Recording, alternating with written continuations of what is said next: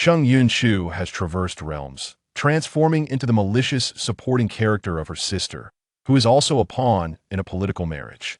In the original narrative, as the wicked foil, she and her sister fell in love with the same man, leading both to a tragic demise. In this new tale, Sheng Yunchu incessantly disparages the male protagonist in front of her sister, striving to instill a deep-seated aversion towards that contemptible man, determined to avoid repeating their grim fate. Unexpectedly, her sister possesses the ability to read minds, catching every thought that flits through Sheng Yunchu's mind. A rivalry between sisters? Engaging in a tormented romance with a scoundrel that leads to an untimely death before 30? She must be out of her mind to entertain such notions. Regarding men, Sheng Yunchu asserts, "The reason I chose him is precisely because his life is short. I aspire to be a joyful little widow. Men only hinder my sister's swiftness with a blade." Initially, her thoughts were filled with resentment. "Had I known you were so resilient, I should have delivered a couple of fatal blows after your poisoning, leaving your grave." Overgrown with grass, the system commands her to conquer that man, with failure meaning her own demise. Sheng Yunchu muses, "Though it may pose a challenge, my sister relishes the thrill of the impossible." Eventually, all that remains in her heart is despair. 3 days without stepping outside. Chapter 1. Your Highness, you are not dead? A thunderous crash reverberates through the air. A violent kicking at the door shatters the tranquility of the private chamber, startling the young attendants into pale-faced terror, silencing the melodious tunes. The tightly shut door is forcefully kicked apart, splintering into two and collapsing to the ground. Sheng Yunchu nearly drops her wine cup, her gaze shifting towards the intruder with evident displeasure. Daring to kick the door of this princess, you shall. Just as the words escape her lips, a man clad in black armor strides in. Sheng Yunchu swallows hard, rubbing her eyes in disbelief, suspecting it to be an illusion. The man's proud and cold demeanor radiates an intimidating aura. His raven hair is meticulously tied back, and his dark, penetrating eyes glimmer with a chilling light. "Sheng Yunchu." Lu Zhao casts a disdainful glance at the cowering attendants huddled in fear, striding directly into the room to seize the inebriated Sheng Yunchu, reclining languidly on the chaise. His beloved princess is certainly something else. The young attendants, paralyzed with fright, kneel in silence, trembling before Lu Zhao's icy presence. In her heart, Sheng Yunchu contemplates. It is said that a day as husband and wife equates to 100 days of affection. Although Lu Zhao and I lack the essence of marriage, we are, after all, wed by the emperor himself, are we not? If he is dead, I, as his princess, must burn more paper offerings. No, merely burning offerings is insufficient. I must host a banquet, after all. Dining at my husband's table should be quite delightful, though I have yet to experience it. Suddenly, Lu Zhao pauses, recognizing the voice he hears unmistakably as hers, though her lips have not moved. Did he truly hear her thoughts? This woman dares to call him a short-lived ghost, and wishes to dine at his banquet. Very well. It seems she harbors a desire for his demise. He shall not die, she must perish first. "You," Lu Zhao commands, fixing his gaze on a cowering maidservant, "bring me that jar of wine." He smirks inwardly. Since Sheng Yunchu believes this to be an illusion, he shall awaken her to reality. The maidservant, Lung Yu, gulps nervously, cursing under her breath. Returning is one matter, but doing so without a whisper of warning is exceedingly peculiar. Observing the current situation, she fears her master is not far from peril. As her most loyal subordinate, she may also meet a dire fate. No, Lung Yu draws a breath, hastily obtaining the wine, plotting to escape and summon help for her master, is the only course of action. She hands the wine jar to Lu Zhao and retreats to a corner. The night remains brisk, and the wine is cold. Without a hint of compassion, Lu Zhao upends the jar, dousing Sheng Yunchu with its contents. The sudden chill jolts the slightly inebriated Sheng Yunchu awake, instinctively pushing the man before her away. Gasping for air, she gazes at Lu Zhao in confusion. Less than 3 days into their marriage, he had led troops to the northern borders to quell a rebellion, only to fall victim to treachery, left in a deep slumber. Listening to her inner thoughts, Lu Zhao remains impassive. He grips Sheng Yunchu's wrist, a sneer curling his lips. What? The prince is not dead, and the princess appears quite disappointed. Sheng Yunchu struggles against Lu Zhao's hold, irate as she brushes off her sleeves. This unabashed display of emotion only serves to further infuriate him. She engages in indiscretions, while he, from afar, bears the burden of infidelity. How can such a woman have the audacity to scorn others? As Lu Zhao wrestles with his indignation over Sheng Yunchu's reaction, her thoughts resurface. Lu Zhao. He grits his teeth in silent fury. This wretched woman. He suppresses his emotions, feigning ignorance. This damned woman, outwardly appearing delicate and pitiful, harbors a venomous heart, unleashing curses upon him. Without a moment's hesitation, Lu Zhao hoists Sheng Yunchu onto his shoulder and strides out of the drunken spring house amidst the gazes of onlookers. It's over. It's over. It's over. Lung Yu, in a panic, seizes the opportunity to slip away unnoticed. I must immediately notify Kumu, Yi, and the others. The rumors surrounding her master have never been flattering. The common folk mockingly refer to Lu Zhao as the cuckolded king. The black armored guards exude an aura of coldness, radiating a chilling menace. As Lu Zhao carries Sheng Yunchu from the drunken spring house, the guards' piercing gazes seem ready to slice her into pieces. The horses gallop swiftly down the cobbled street, the sound of hooves echoing crisply in the night air. Chapter 2. Die for me, you poisonous woman. Sheng Yunchu feels as though her ribs might shatter from the jolting ride. Fortunately, it is night, with doors shut tight and not a soul in sight. Otherwise, her notorious reputation would surely worsen, and the tale spun about her in the marketplace would be unthinkable.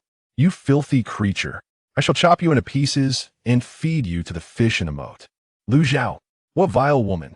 He grinds his teeth in frustration. Lu Zhao, this accursed woman, filthy and malicious. The images of Sheng Yunchu entwined with those scoundrels over the years churn in his stomach, solidifying his resolve to see her dead. As the relentless jolting becomes unbearable, Sheng Yunchu pleads, Your Highness, may I be set down? I am in pain. Pain? That's precisely what I desire. May you suffer. Lu Zhao offers no glance in her direction, commanding the horse to accelerate without a second thought. Sheng Yunchu, infuriated. At that moment, the mechanical system, which had been dormant for ages, suddenly buzzes in her mind. Ding. A task has arrived. Having endured much through the years, a sense of foreboding envelopes Sheng Yunchu upon hearing this voice. The system remains silent, waiting for her to utter something to enliven the upcoming task. After waiting for what feels like an eternity, the system finally grows impatient, sensing Sheng Yunchu's reticence. Ultimately, it could only release the rather tedious task for the night. The task requires the host to successfully touch Lu Chao's abdominal muscles before dawn and accurately state how many there are. Completing the task will reward 500 points. Failing to complete the task will result in a deduction of 10% of life value. A reminder, life value starts at 100%. With each deduction of 10%, the host body will undergo significant reactions. When the life value drops to 10%, the host's organs will begin to deteriorate, and upon reaching zero, the host will face eradication. Since arriving in this bizarre place, the system has been issuing ludicrous tasks, each more absurd than the last. She had grown accustomed to such tasks, which were entirely unheard of in the mortal realm. I wonder how many abdominal muscles Lu Chao has. Having slept for so many years without exercising, I can only assume there are not many left, alas. I suppose I must make do no matter how many there are. I will find out tonight. Lu Chao. He was furious. Lu Chao tightened his grip on the fabric of Sheng Yunchu's clothing, feeling an unsettling desire for her. A chilling malice ignited in his icy gaze let her dare to touch him. He had no intention of engaging with Sheng Yunchu, but he was not the only one who had heard the rumors. His subordinates may not have openly expressed their thoughts, but they were seething with indignation, demanding accountability. Having been tossed around on horseback, Sheng Yunchu rolled her eyes, suppressing the urge to strike Lu Chao. Not revealing my skills at an opportune moment is essential. Such a vile creature, Lu Chao. What nonsense was this venomous woman spouting? Was she insulting him? Be careful if you treat me so unkindly. I might resort to force tonight. Lu Chao, a venomous woman. She dared to threaten him. It seemed she had a death wish. Very well, let her have it.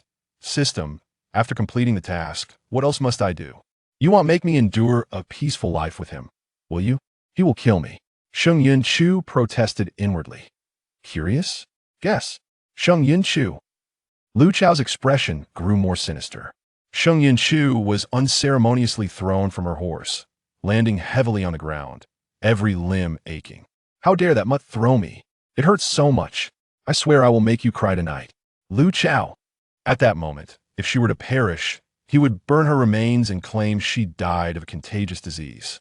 By then, no one would have the opportunity to seek evidence. Lu Chao dismounted, his figure emanating a palpable fury as he glared down at Sheng Yunchu. Wang Fei, if you cannot provide a satisfactory explanation for tonight's events, choose. Will you die by my hand or your own? With that, he turned and strode towards the regent's mansion. In the shadows of the wall, several heads peered down, watching the unfolding drama. Lung Yu, concerned that their leader might not withstand the wrath of that fierce being, had summoned them for assistance. Look at our leader just now, how he was put in his place. There will be more entertainment to come. He. As Lu Chao entered the royal mansion, he suddenly halted.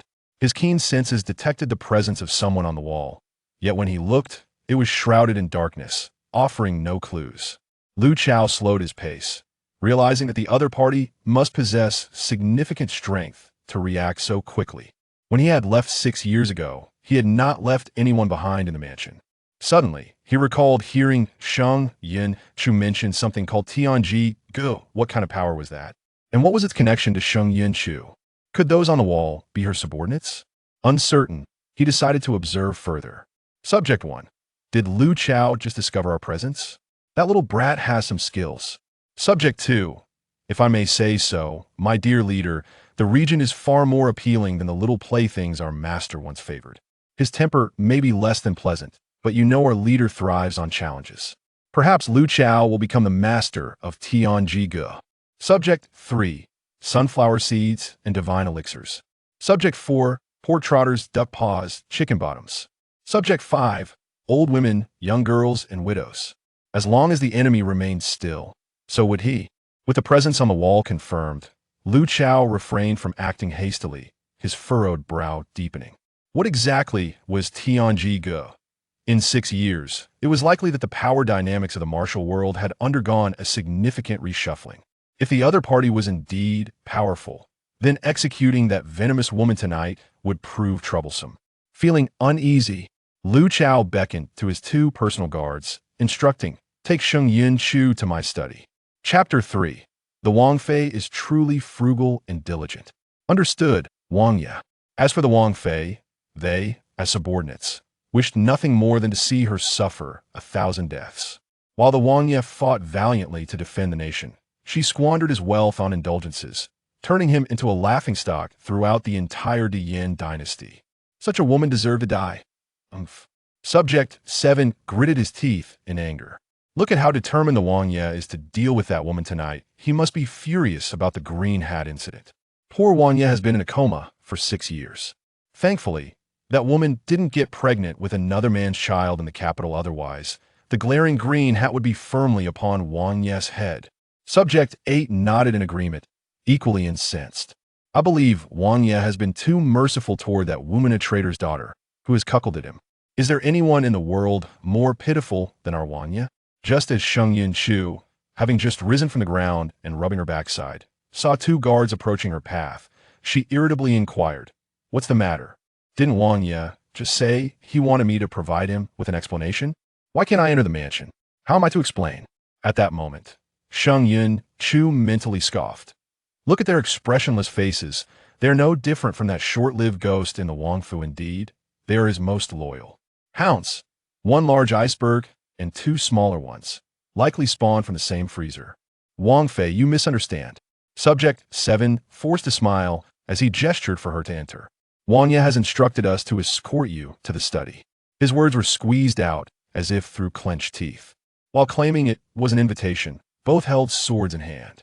Sheng Yunchu responded with an "oh" before proceeding into the mansion. Lu Chao stood in the empty study, his expression complex, an overwhelming rage seeping from him. One might mistake his study for having been ransacked by thieves. As soon as Sheng Yunchu arrived, the door was slammed shut by subjects 7 and 8. Seeing their master's bloodthirsty expression, they knew that someone's time was up. Cough, cough. Sheng Yunchu silently stepped back 2 paces, her hands behind her back, smiling nervously. Wangya, please allow me to explain. After you left, the Wang Fu lost its source of income, and I was so desperate that I had no choice but to sell your calligraphy, antiques, and other items to make ends meet. She spoke without noticing the increasingly dark expression on Lu Chao's face. Wang Fei, Lu Chao sneered, his eyes resembling a bottomless abyss, seemingly harboring a savage beast ready to pounce and devour Sheng Yunchu. Were a few tables and chairs worth? Did you sell those as well? Sheng Yunchu. Back then, you left without a trace. Not even a guard was left for me, leaving me to await death in this mansion. So many coveted the Wang Fu had I not hidden those treasures in advance. The mansion would have been stripped bare by now. What's a few tables and chairs? I might as well take them along. Be content, will you? If it weren't for the fact that I lack the deeds for this royal mansion, I would have already sold it, thought Sheng Yunchu inwardly, yet her words belied her true feelings. Your Highness, of course, tables and chairs hold little value, so I have used them for firewood. Lu Zhao clenched his fist behind his back, the veins on the back of his hands standing out prominently. Should I commend the princess for her frugality and resourcefulness? Sheng Yunchu was not oblivious to his tone. She understood perfectly whether he was scolding or praising her. I am aware that my behavior over the years has been reckless and has tarnished your dignity, Your Highness. If you wish to divorce me, I hold no grievances. Quickly, agree to my request. A divorce letter thrown in my face would spare me from the lurking dangers. Lu Zhao was taken aback. It seemed that she would not shed tears until faced with the grave consequences. His expression was as still as stagnant water, revealing not a hint of emotion. He had yet to ascertain whether those outside the walls were allies of Sheng Yunchu or whether the Tianji Pavilion wielded any power. Until then, he could not take her life. As long as he kept her by his side and unraveled her connection to the Tianji Pavilion, it would not be too late to act when the time was right. Listening to Sheng Yunchu's inner thoughts, Lu Zhao emitted a barely audible cold snort. Casting a glance at her receding figure, he activated a mechanism in the floor, unveiling a secret passageway in the wall behind him. Moments later, that wretched creature must have discovered that things in the secret chamber are missing. What a pity. I can only imagine the splendid expression on that wretch's face upon seeing the empty chamber. In the now barren secret chamber, only tightly sealed jars of fine wine remained. The items hidden within were crucial evidence concerning an old case. It was fortunate that Sheng Yunchu had concealed them if they were to be exposed. Look at that murderous glare. What are you howling about? That shabby secret chamber. If it weren't for me, those things would have long been in another's possession. What have I done wrong to displease your highness? Sheng Yunchu feigned a pitiful expression. Still glaring at me? Dare you glare again? Be cautious, lest I pluck your eyeballs out and soak them in wine. That shabby secret chamber. Did you think it was constructed with great skill? It is riddled with flaws. Even a dog would shake its head in disapproval. If I had not discovered the clues ahead of time, those items could have been taken by someone with ill intentions, and you would be dead, dragging me down with you. Originally filled with rage, Lu Zhao suddenly fell into contemplation. Could the secret passage created by the master truly be so full of flaws? Was that master merely a name without substance? Simultaneously, he felt a measure of relief knowing that Sheng Yunchu, the venomous woman, had the sense to hide those items. Yet, where had she concealed them? Should he ask directly, or would a more tactful approach suffice? This sensation felt akin to having one's weaknesses grasped by another. Having preserved my purity for so many years, not even a man's hand has touched me, and now he wishes to touch my abs. Lu Zhao was speechless. This venomous woman still claimed to be pure? He was bewildered and utterly astonished. Did the venomous woman not engage in such affairs? The rumors suggested she cavorted with wild men daily, merely observing without any physical contact. Wait, what schemes did she have in mind for tonight? Would she drug him, use a softening potion, employ a sleeping draught, or perhaps a love potion? Chapter 4. The Dog System. I shall not forgive you. Taking a deep breath, he suppressed his emotions. The matter at hand was of utmost importance. He forced a smile and inquired deliberately, Princess, have you sold everything that I placed in the secret chamber? Huh? Are you foolish, or am I trying to pry in my words? Can those items even be sold? Upon hearing this, Lu Chao cast a meaningful glance at Sheng Yunchu. Who would believe such words? Did the princess truly burn everything? He moved closer, towering over her, his gaze piercing as if attempting to see through her very soul. Did the prince doubt his consort? Feeling extremely uncomfortable under his scrutinizing gaze, Sheng Yunchu feigned calmness, her eyes sparkling with mirth. Did the prince think she would hide those items away, only to bring them out for her own amusement? Or perhaps she would shout in the streets, "Come and see! Look at my man's treasures!" Lu Chao, go ahead and ask. Regardless, if you do not speak, you shall never know where those items are. Even if you do know their location, it is futile. Without the key, you cannot open the door. A key? Lu Chao chuckled coldly to himself, now understanding. TCH, acting so grandiose.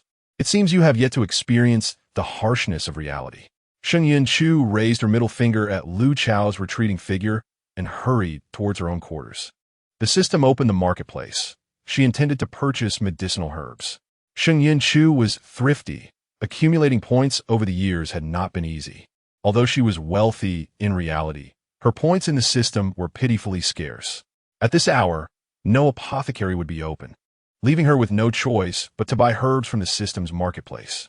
The system looked down upon Sheng Yunchu, fully aware of her frugal nature, and asked indeed, "You're the most miserly host I have ever had. You seek Wanjin-san, correct? Today it is at a 40 discount. Normally, it costs 200 points for a dose. But today it is only 120 points. Because of your stinginess, my monthly business quotas have not been met, and the officials at the System Bureau have started to call me Trash System." In a tone akin to a vengeful spirit, Sheng Yunchu appeared unfazed by the system's complaints. She was not swayed by the temptation. She held onto grudges. Did the system forget how many malevolent tasks it assigned her upon her arrival? Stealing the pants of the Wang Shilang, tossing Song Yusher into a latrine, and other wicked deeds. Did it recall these? Producing Wanjin-san required merely 12 types of herbs, each costing 5 points, totaling only 60 points. Business? To hell with business. The system swore this was the most unreasonable host it had ever encountered.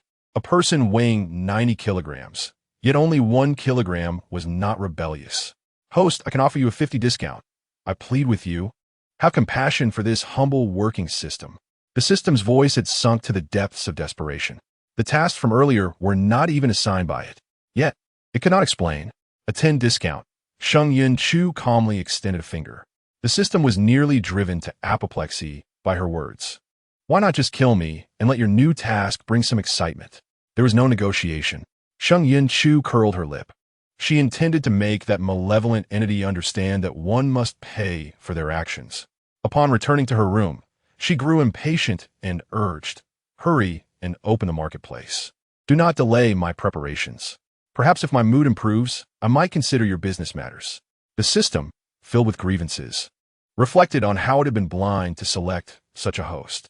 Amidst its overwhelming frustration, the system finally opened the marketplace. After purchasing the herbs, Sheng Yunchu began her work in the room. Having committed many unscrupulous acts in the past, concocting various poisons was a common occurrence for her. Her room was furnished with numerous ready tools, so there was no need for further searching. Seeing Sheng Yunchu focused on her task, the system could not contain its irritation and kindly reminded her, "Host, have you forgotten my full system name? I am the evil female supporting role's counterattack against the main female lead system." Its grandiose tone conveyed an air of pride. Sheng Yunchu remained absorbed in her work, showing no inclination to acknowledge the system. "Host, at the outset, you carelessly chose Lu Chao as your partner to escape the original plot's male lead. Naturally, he has acquired a layer of the new male lead's halo. Like an indestructible cockroach, he survived 6 years in a coma. Now, you are the new female lead, and Lu Chao is the new male lead. Since you selected him, the plot has shifted accordingly. Now that you have crossed paths, the new storyline shall commence.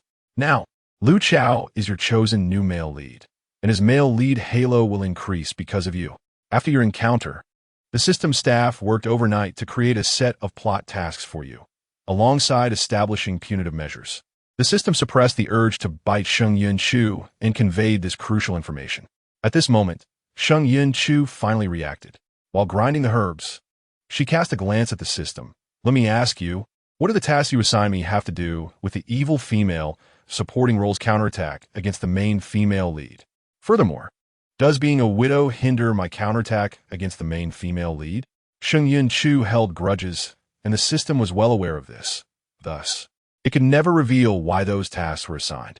It would not disclose that prior to her arrival, it had a quarrel with another system due to personal vendettas. That system, harboring resentment, summoned heavenly punishment, leaving it scorched and causing a system malfunction. It had issued many malevolent tasks under its name to Sheng Yunchu. As for the grand gift package that should have been sent to Sheng Yunchu, its whereabouts remained a mystery. Ultimately, as long as it kept silent, Sheng Yunchu would never learn of it. The so-called money-doubling golden finger was merely a few points the system had purchased to deceive that foolish girl. The poor girl believed she had won something marvelous, rejoicing for 3 whole days without sleep, her grins stretching from ear to ear. I shall not forgive you. As she spoke, Sheng Yunchu had already prepared the Wanjin San. Carefully storing the powdered medicine, she readied herself for action. Even if you lick my toes, I shall never forgive you. The system, it is imperative I inform you of the latest punitive measures regarding this system. Should you fail to complete 3 tasks within a month, you will be forcefully erased by the system. Of course, the rewards are equally enticing. Please wait. I shall bring up the screen for you. Having said that, the system began its operations. While still grinding the herbs, Sheng Yunchu gritted her teeth, her grip tightening considerably. What sins had she committed? That day, walking along the road, her shoe filled with sand, she paused, one hand on a utility pole while shaking her shoe with the other. Who would have thought that some fool would mistake her for being electrocuted and strike her with a large stick? The blow sent her to the afterlife, her parents grieving deeply, sending her body for cremation the following day. Death was one thing, but being bound to this accursed system was another. She had thought selecting Lu Chao, that short-lived specter, would make no difference, but now the system claimed she was bound to him, and she could not divorce him. Did this mean she would have to live with Lu Chao, sharing love and affection? She could accept it, but what of Lu Chao? Surely he would wish to eliminate her at every moment. Host, this is the original plot's male lead, along with your halo value with the current male lead, Lu Chao.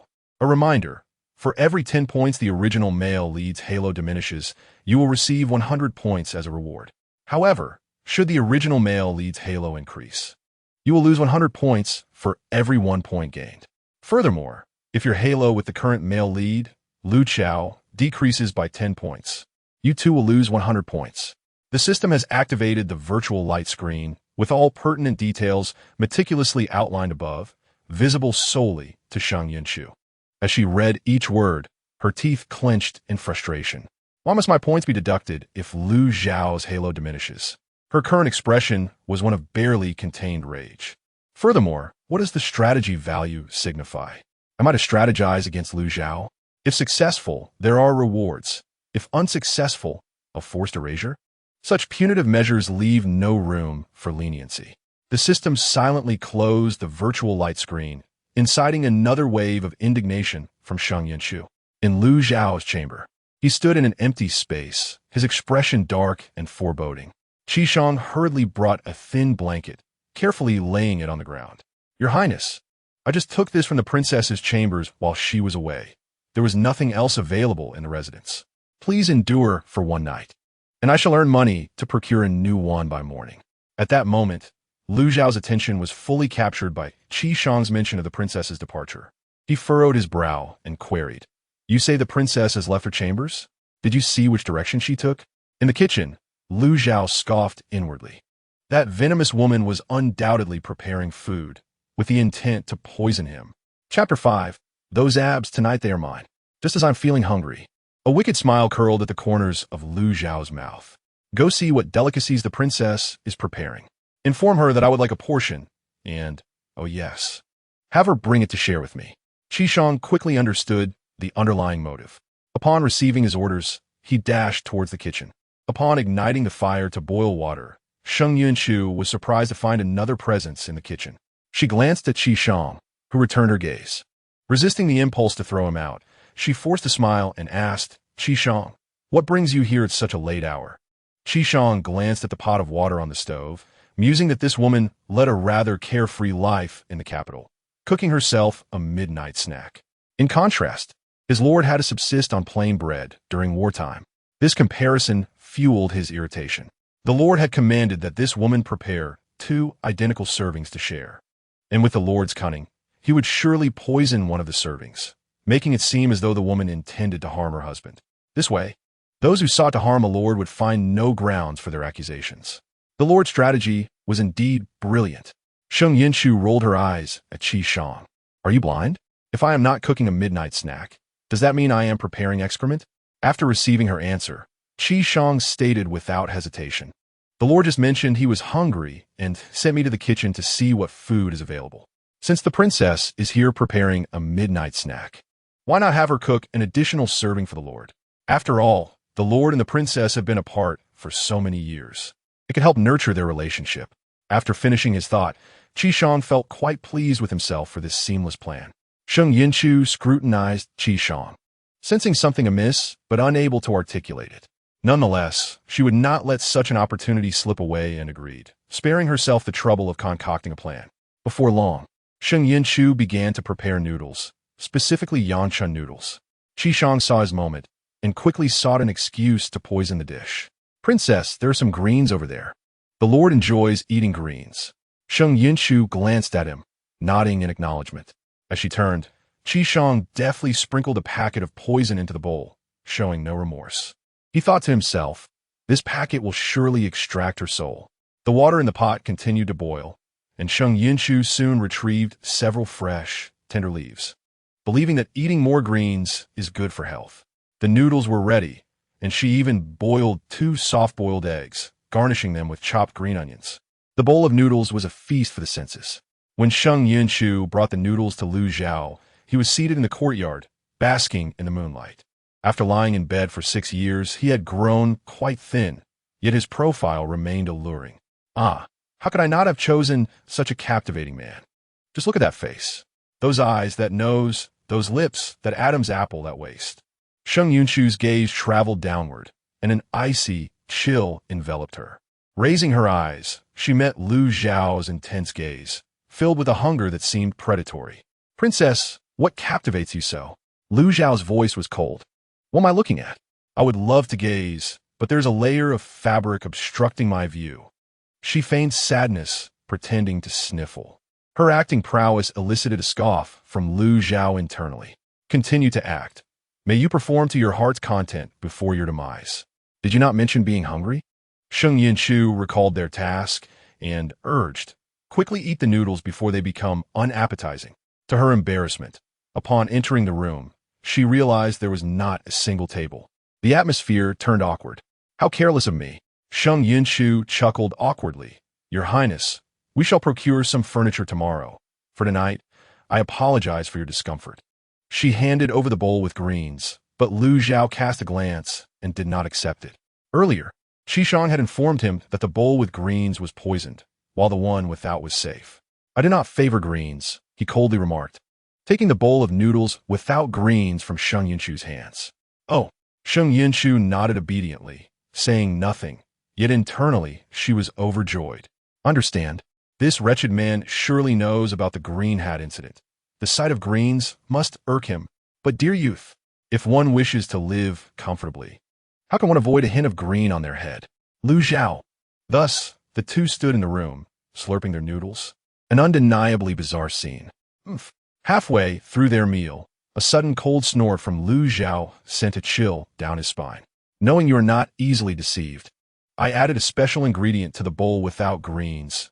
You never anticipated it, did you?" "Hey, hey, hey." That mocking laughter instantly turned Lu Zhao's expression a sickly shade of green. Damn it. He pretended to be oblivious, discreetly assessing his body for any unusual sensations. If it were softening agents or other sedatives, he would have felt their effects by now.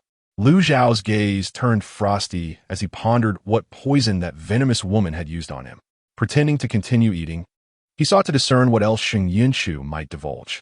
However, by the time she finished her noodles, he still had not gleaned any further information.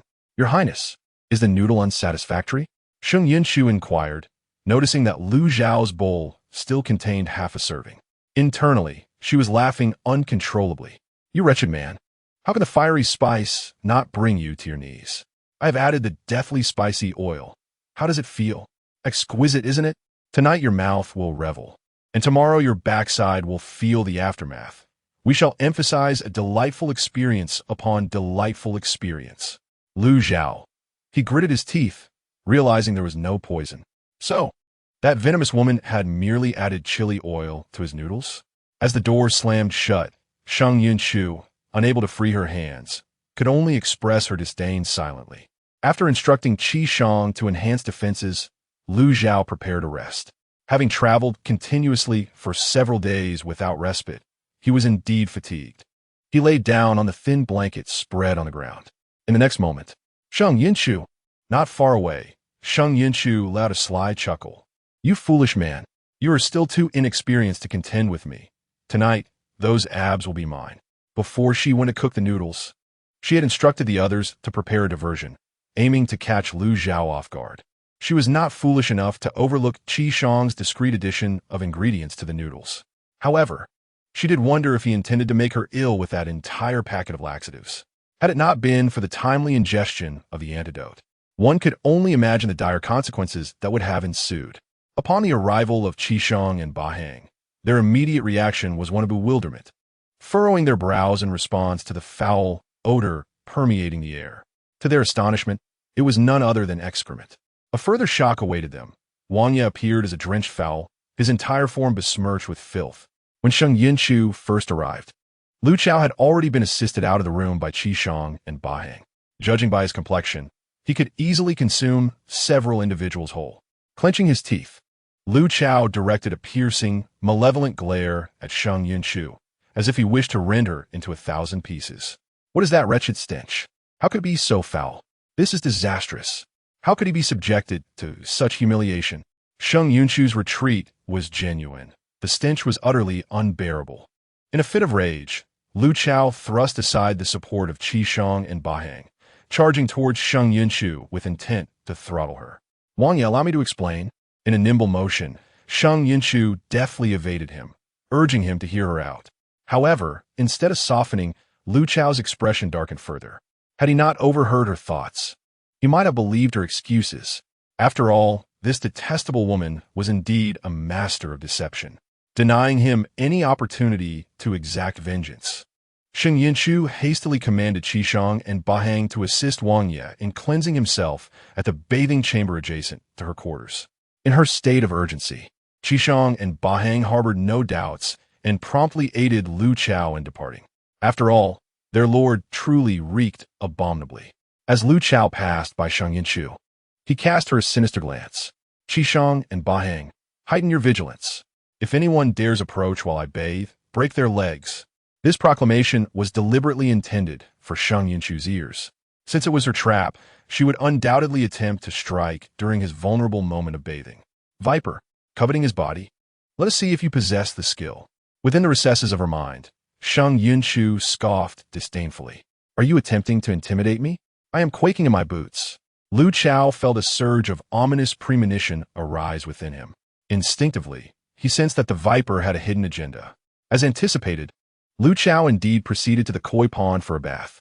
Ling Yue suppressed a chuckle, internally praising her master for his perspicacity.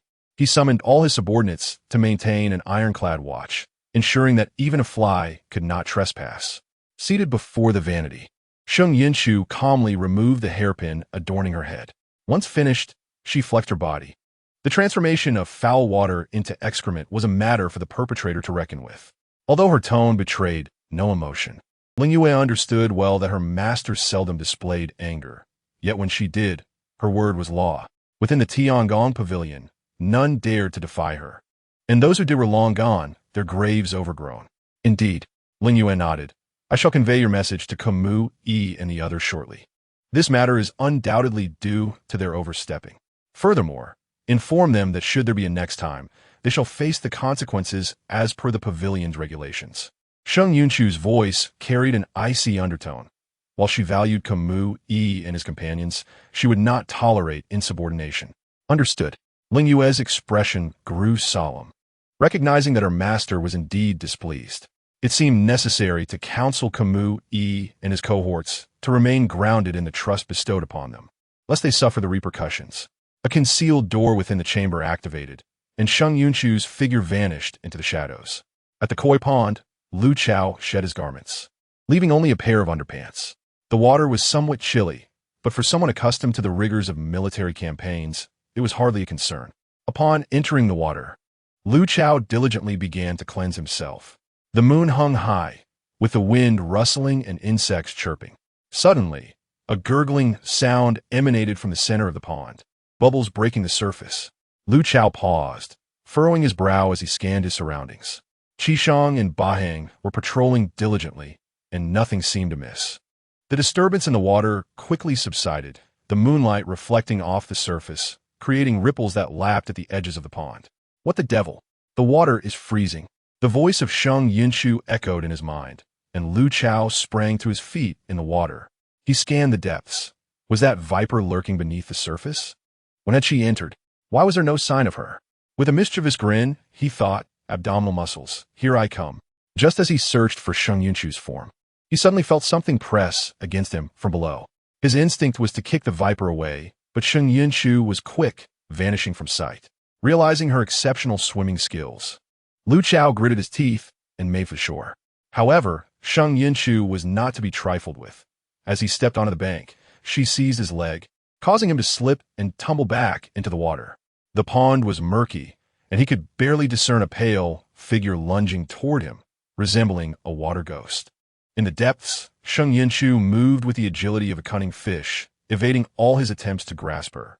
After several rounds, his oxygen supplies dwindled. Meanwhile, Sheng Yunchu had taken the opportunity to feel his abdomen, gaining insight into the existence of his muscular physique. Furious, Lu Chao resurfaced and barked, Qishang, Bahang, there is someone in the water. Command everyone to guard the pond. If anyone surfaces, they shall be dealt with accordingly. He had no time for contemplation. That viper had entered the water, and there was no way she would escape. Qishang and Bahang felt a chill run through them. They had been patrolling the shore and had not noticed anyone entering the water. Someone was indeed within. To attempt harm against the Wangya under their watchful gaze suggested an impressive skill set. Qishang immediately called for reinforcements, ordering everyone to keep a vigilant watch over the pond. Not as so much as blink. After completing her task, Sheng Yunchu climbed on her beloved bed, sinking into a deep slumber until dawn. Meanwhile, Lu Chao found himself confronted by Qishang and Bahang, both sporting dark circles under their eyes, as they reported the situation. Chapter 7. The Dogman, Immune to Reason. Wangya. The brothers stood guard all night, not daring to close their eyes. Not a single soul has surfaced, not even a ghost. Qishang was somewhat agitated. What scoundrel possesses such remarkable swimming skills? Holding their breath for an entire night without revealing themselves? If no one has emerged, then it must be that the pond is haunted. However, Bahang held a different opinion. Wangya, perhaps we should send a skilled swimmer down to investigate. I suspect there is something amiss with that pond. He did not doubt Wangya's assertion. If Wangya said there was someone, then there was indeed someone. But if the person in the pond had not entered from the shore, there was only one possibility left. No need for that. Lu Chao gritted his teeth. After a long night of vigilance, everyone deserved rest. It seemed he had underestimated that viper. As Qishang and Bahang exited, both bearing weary eyes, they unexpectedly encountered Sheng Yunchu, who beamed at them like a blooming flower. TSK, TSK, TSK. It appears these two little ice blocks have not slept a wink all night. Their eyes resemble those of a donkey that has been kicked. Yet, her words took on a mocking tone as she inquired, Qishang, Bahang, why are your eyes so swollen? Did you not sleep last night? Were you perhaps up to no good? I heard that the wife of the Dalai Si Ching had her undergarments stolen last night. It wouldn't be you too, would it? Qishang and Bahang. The two gritted their teeth, ignoring her, turning to leave. Hearing Sheng Yunchu's voice, Lu Chao felt an inexplicable surge of anger rise within him. Recalling the scene from last night when she had brazenly touched him in the water only fueled desire. Wangya, I noticed many people guarding the pond as I approached. Was it during your bath that you were ambushed by a water ghost? Sheng Yunchu feigned an expression of shock and fear, her demeanor devoid of any apparent flaws. Had she known that the prince was reluctant to visit the bathhouse, she would have gladly prepared hot water for him, never allowing him to step into that pool. Before Lu Zhao could respond, she murmured, "Your Highness, there are water ghosts in that pool." Lu Zhao, what a performance. Continue. Oh, his smile was one of mockery. Could it be that the princess had encountered them? This wretched creature is trying to extract information from me. Indeed, I have. Sheng Yunchu began to spin a serious yet nonsensical tale, describing a figure clad in white, leaping on the shore at midnight, resembling a creature of the night. Lu Zhao, what nonsense is this wicked woman spouting? Has her mind gone awry? Growing weary of her antics, he intended to ask her to leave, but she interjected, "Your Highness, Gong Li has arrived." Gong Li? Lu Zhao furrowed his brow. That was the emperor's most trusted aide. Why was he here? You should leave, Lu Zhao said, not wishing to spare her a glance, as he prepared to meet Gong Li, urging her to remain in the Wangfu. As he moved forward, Sheng Yunchu followed closely behind. Hearing her footsteps, he halted, frowning. Do you not comprehend my words? What a troublesome situation. Tonight, I must ensure the kitchen prepares some calming soup for him. His temper is far too volatile. He is truly a headache. With such animosity towards me, how can I conquer him? While these thoughts swirled in his mind, Sheng Yunchu maintained a demure facade, saying, Your Highness, Gong Li mentioned that the emperor has summoned us to the palace, and I must accompany you. It was perplexing why the old emperor would summon Lu Zhao and insist on her presence. Yet, she remained unfazed by her predicament. Lu Zhao's fists clenched beneath his sleeves, but he remained silent. Outside, Gong Li awaited, and upon seeing Lu Zhao, he quickly bowed respectfully. This old servant greets the regent and the princess. Please, no need for such formalities, Lu Zhao replied with a detached tone. Please, no need for such formalities, Sheng Yunchu added, her composure especially steady at that moment. I sincerely apologize, Gong Li. With the prince away for so long, the Wangfu has been poorly managed, and I have not even offered you a cup of tea. Having served the emperor for many years, Gong Li was astute enough not to express any dissatisfaction, especially in front of Lu Zhao.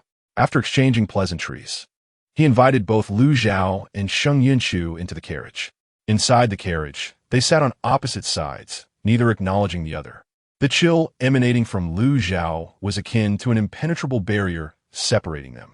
With a considerable journey still ahead, Sheng Yunchu found herself bored and began conversing with the system in her mind. System, do you have any books on seducing men, or rather, analyzing them?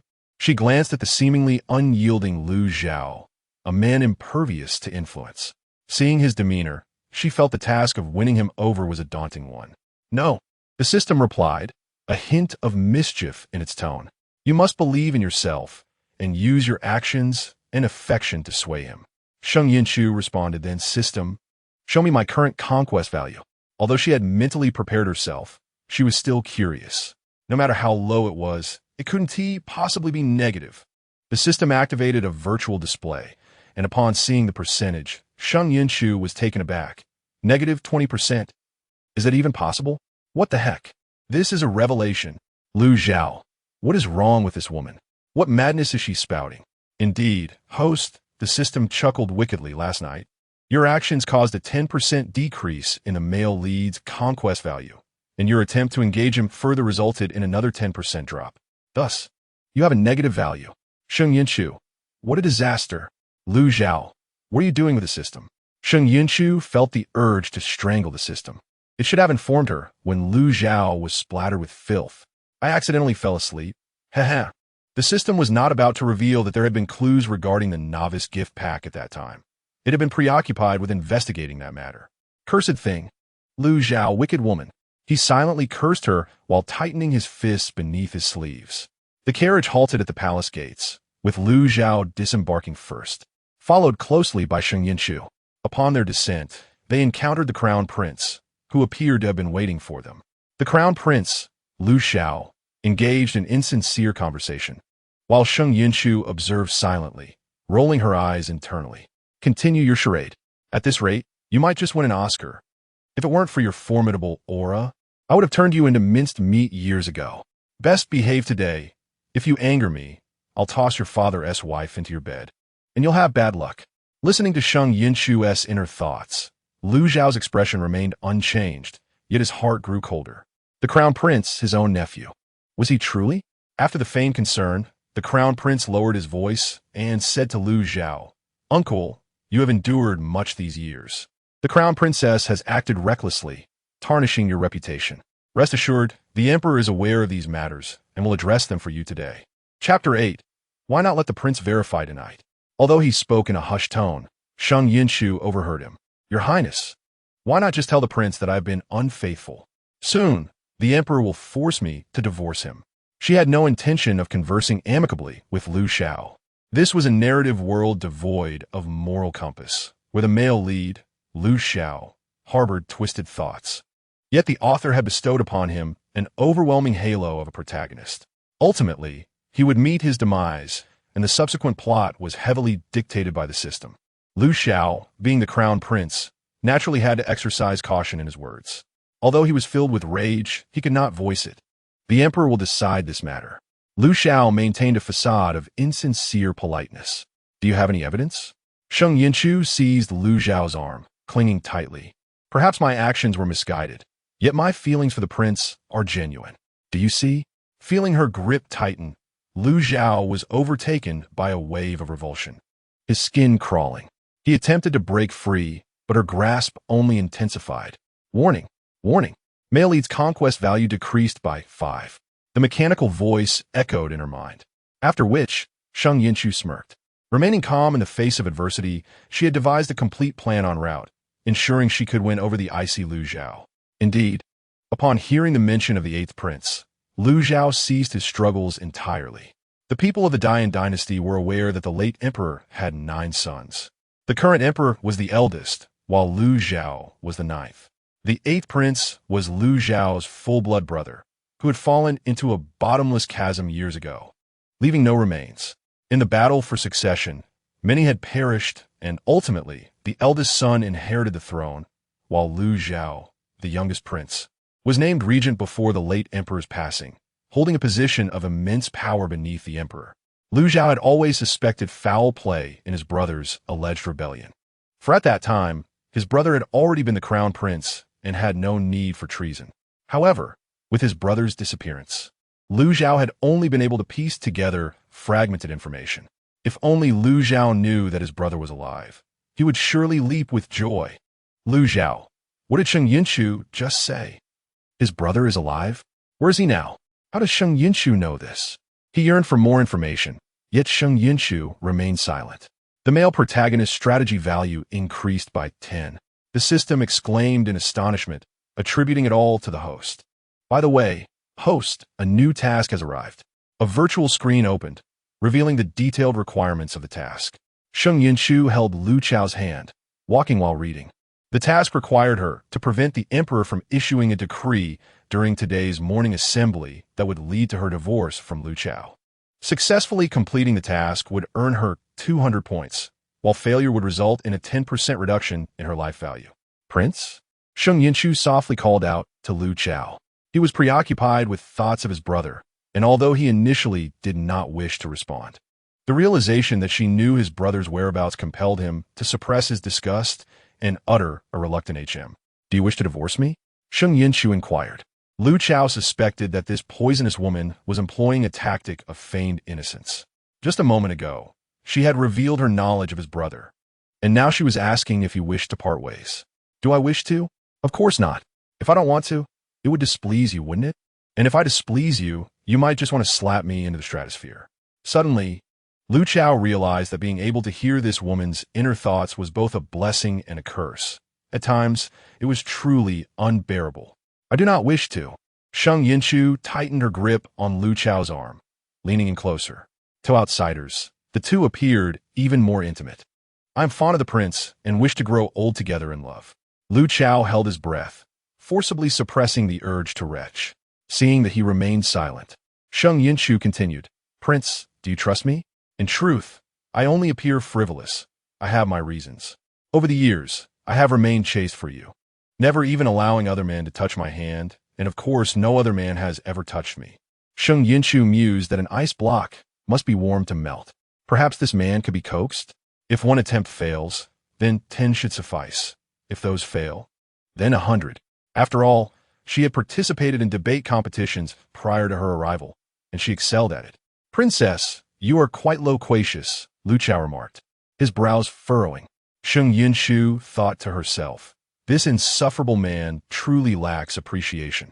I know the prince harbors doubts about me. She feigned a wounded sigh, her eyes reddening as if tears were about to spill. Why not verify my words tonight, my prince? Lu Chao was taken aback. He had no intention of verifying anything. This woman is utterly impervious to reason. She infuriates me. Fine. You are so noble. Regardless, I possess many secrets, such as your brother. Should you anger me, you will never learn of his whereabouts. Lu Chao clenched his teeth in frustration, realizing that this poisonous woman would indeed use his brother as leverage against him, which made him feel repulsed. No matter, he thought coldly, feigning cooperation for now. Once he discovered his brother's location, he would eliminate her without hesitation. Upon arriving outside the hall where the emperor and ministers gathered for the morning assembly, Eunuch Li appeared once again. Princess, the emperor has requested that you accompany the prince inside for today's assembly. After delivering the message, he departed. A morning assembly, and I, a mere woman, am to enter? The old emperor must be intending to publicly execute me. Indeed, my previous outrageous behaviors have surely embarrassed the emperor and sullied the royal reputation. Lu Chao remarked, you are aware of this? You possess some self-awareness. As the time for the morning assembly approached, numerous ministers stood both inside and outside the hall. Upon seeing Lu Chao, astonishment swept through them. After lying dormant for 6 years, he suddenly reappeared full of life. If it were night, that would tell another story. The ministers hesitated to greet Lu Chao, fearing his presence, and this pause caused the atmosphere outside the hall to become increasingly strange. Chapter 9. The Grand Tutor sent him to meet his great-grandmother. Sheng Yunchu, who had been laughing and chatting with fellow officials moments ago, felt his smile falter. First, there was shock followed by disbelief, and finally, excitement. It was said that Sheng Yunchu was a thoroughly treacherous minister, known for his masterful control of facial expressions. Yet today, a myriad of emotions flickered across his face in rapid succession. This led the ministers to speculate. Observing Sheng Yunchu's expression, it appeared as if he were contemplating a hasty escape from the capital. Indeed, Sheng Yunchu was the beloved daughter of Grand Tutor Sheng Yunchu. Her outrageous actions over the years were no secret. It was likely that the regent would hold Sheng Yunchu accountable for his daughter's misbehavior. The ministers whispered among themselves, careful to keep their voices low. On one side stood the regent, Lu Chao, and on the other, Grand Tutor Sheng Yunchu, both figures not to be trifled with. General Zhao, is that my son-in-law?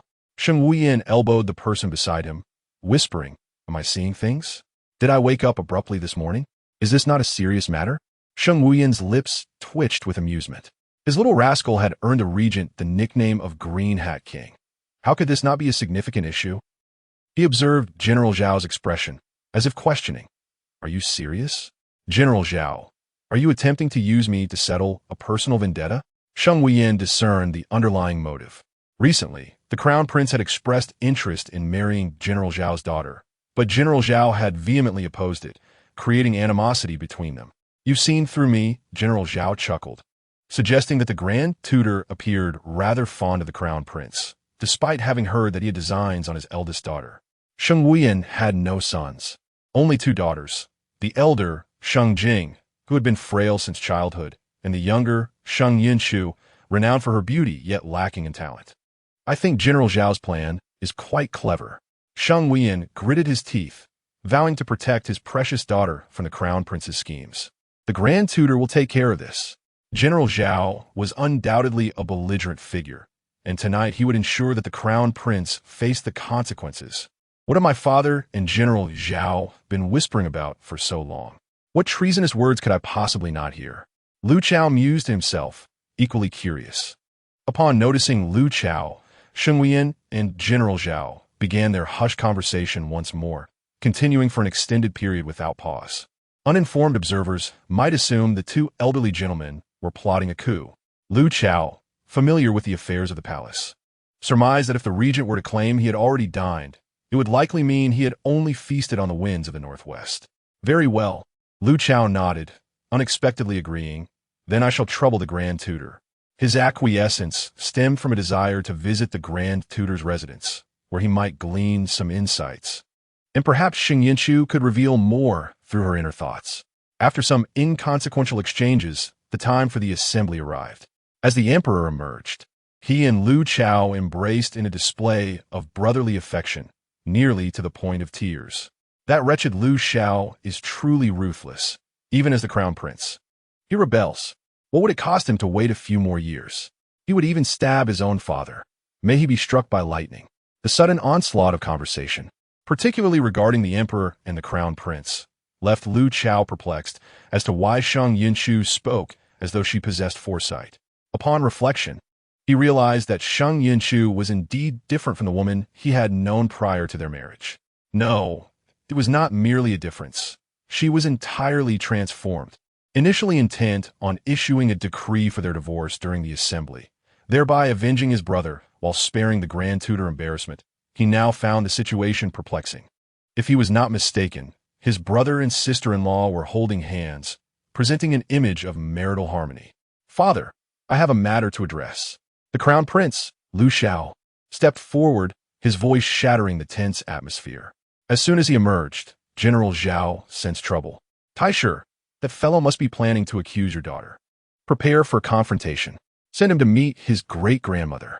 Sheng Yunchu narrowed his eyes and emitted a cold snort. "Your Highness, what do you wish to convey?" The emperor shot him a discreet glare, his expression suggesting, "Son, are you blind? Your uncle and aunt are quite affectionate.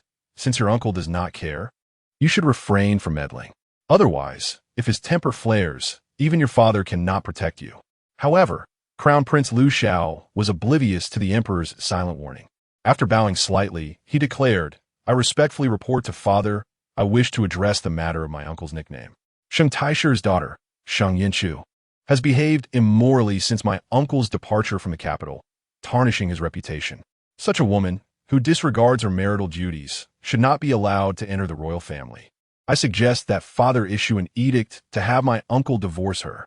Upon hearing this, the atmosphere in the grand hall fell into a profound silence, so quiet that a pin dropping could be distinctly heard. The emperor covered his face with his hand, feeling a wave of irritation wash over him. "Damn it, Lu Chao, you are finished." Sheng Yunchu seethed inwardly. "What a ridiculous title. Did you not create it? Did you not instruct others to propagate it? I possess evidence. If you wish to court disaster, do not blame me." "Your Majesty, the crown prince is speaking nonsense." Sheng Yunchu interjected, his tone devoid of any visible anger. Yet his words were far from pleasant. The onlookers were captivated, sensing that a spectacular scene was about to unfold. "Taisher," Lu Chao gritted his teeth as a national Taisher. "How can you speak so crudely?" The emperor was about to intervene, and Sheng Yunchu was preparing to speak, but Lu Chao was faster. He grasped Sheng Yunchu's hand, gazing at her intently, then turned to Crown Prince Lu Chao and asked, "Crown Prince, do enlighten us as to what nickname I possess? Who bestowed it upon me? Is there any credible evidence from the person who labeled my wife as immoral? How has my wife failed in her duties?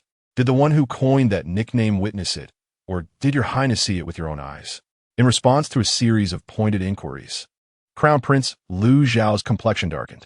As the Taisher, Sheng Yunchu had previously expressed his refusal to teach the crown prince, and now he resorted to such vulgar language to insult him. Meanwhile, Lu Chao pressed on relentlessly. Was it not true that the Taisher condoned his daughter's scandalous behavior? Was it not true that Sheng Yunchu, as the consort of the regent, brought shame upon the royal family? How had the tables turned to make the one being insulted now the accuser? Noticing Crown Prince Lu Zhao's silence, Lu Chao continued, "Crown Prince, why do you remain silent? This is laughable. That scoundrel is quite venomous. Can he dare to respond? He cannot. Speaking of which, that scoundrel's gaze was genuinely affectionate, although feigned. It nearly swayed my heart." Sheng Yunchu mused that today she might not even need to intervene for the task to be perfectly accomplished. "Uncle, your nephew." The Crown Prince Lu Chao feigns a semblance of grievance and indignation. He claims ignorance of who coined that nickname or spread it.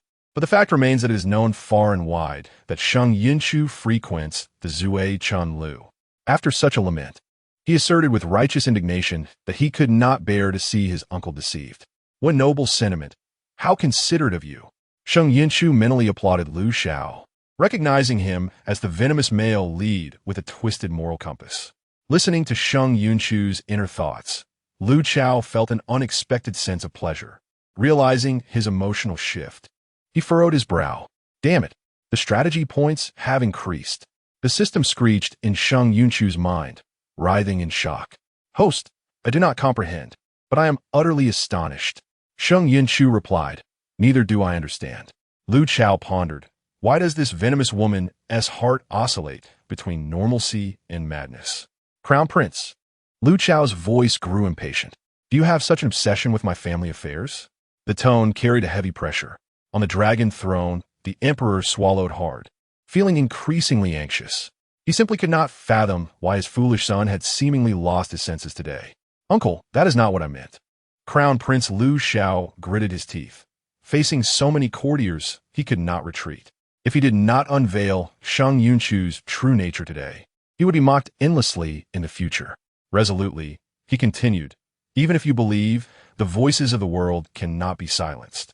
I suggest a body examination for Sheng Yunchu. As far as I know, my uncle and Sheng Yunchu have not consummated their marriage. At this declaration, Lu Xiao's expression turned frigid. He lowered his eyelids and cast a cold glance at Crown Prince Lu Xiao. I was unaware that the Crown Prince possessed such knowledge of my private affairs, even regarding the intimate matters of my wedding night.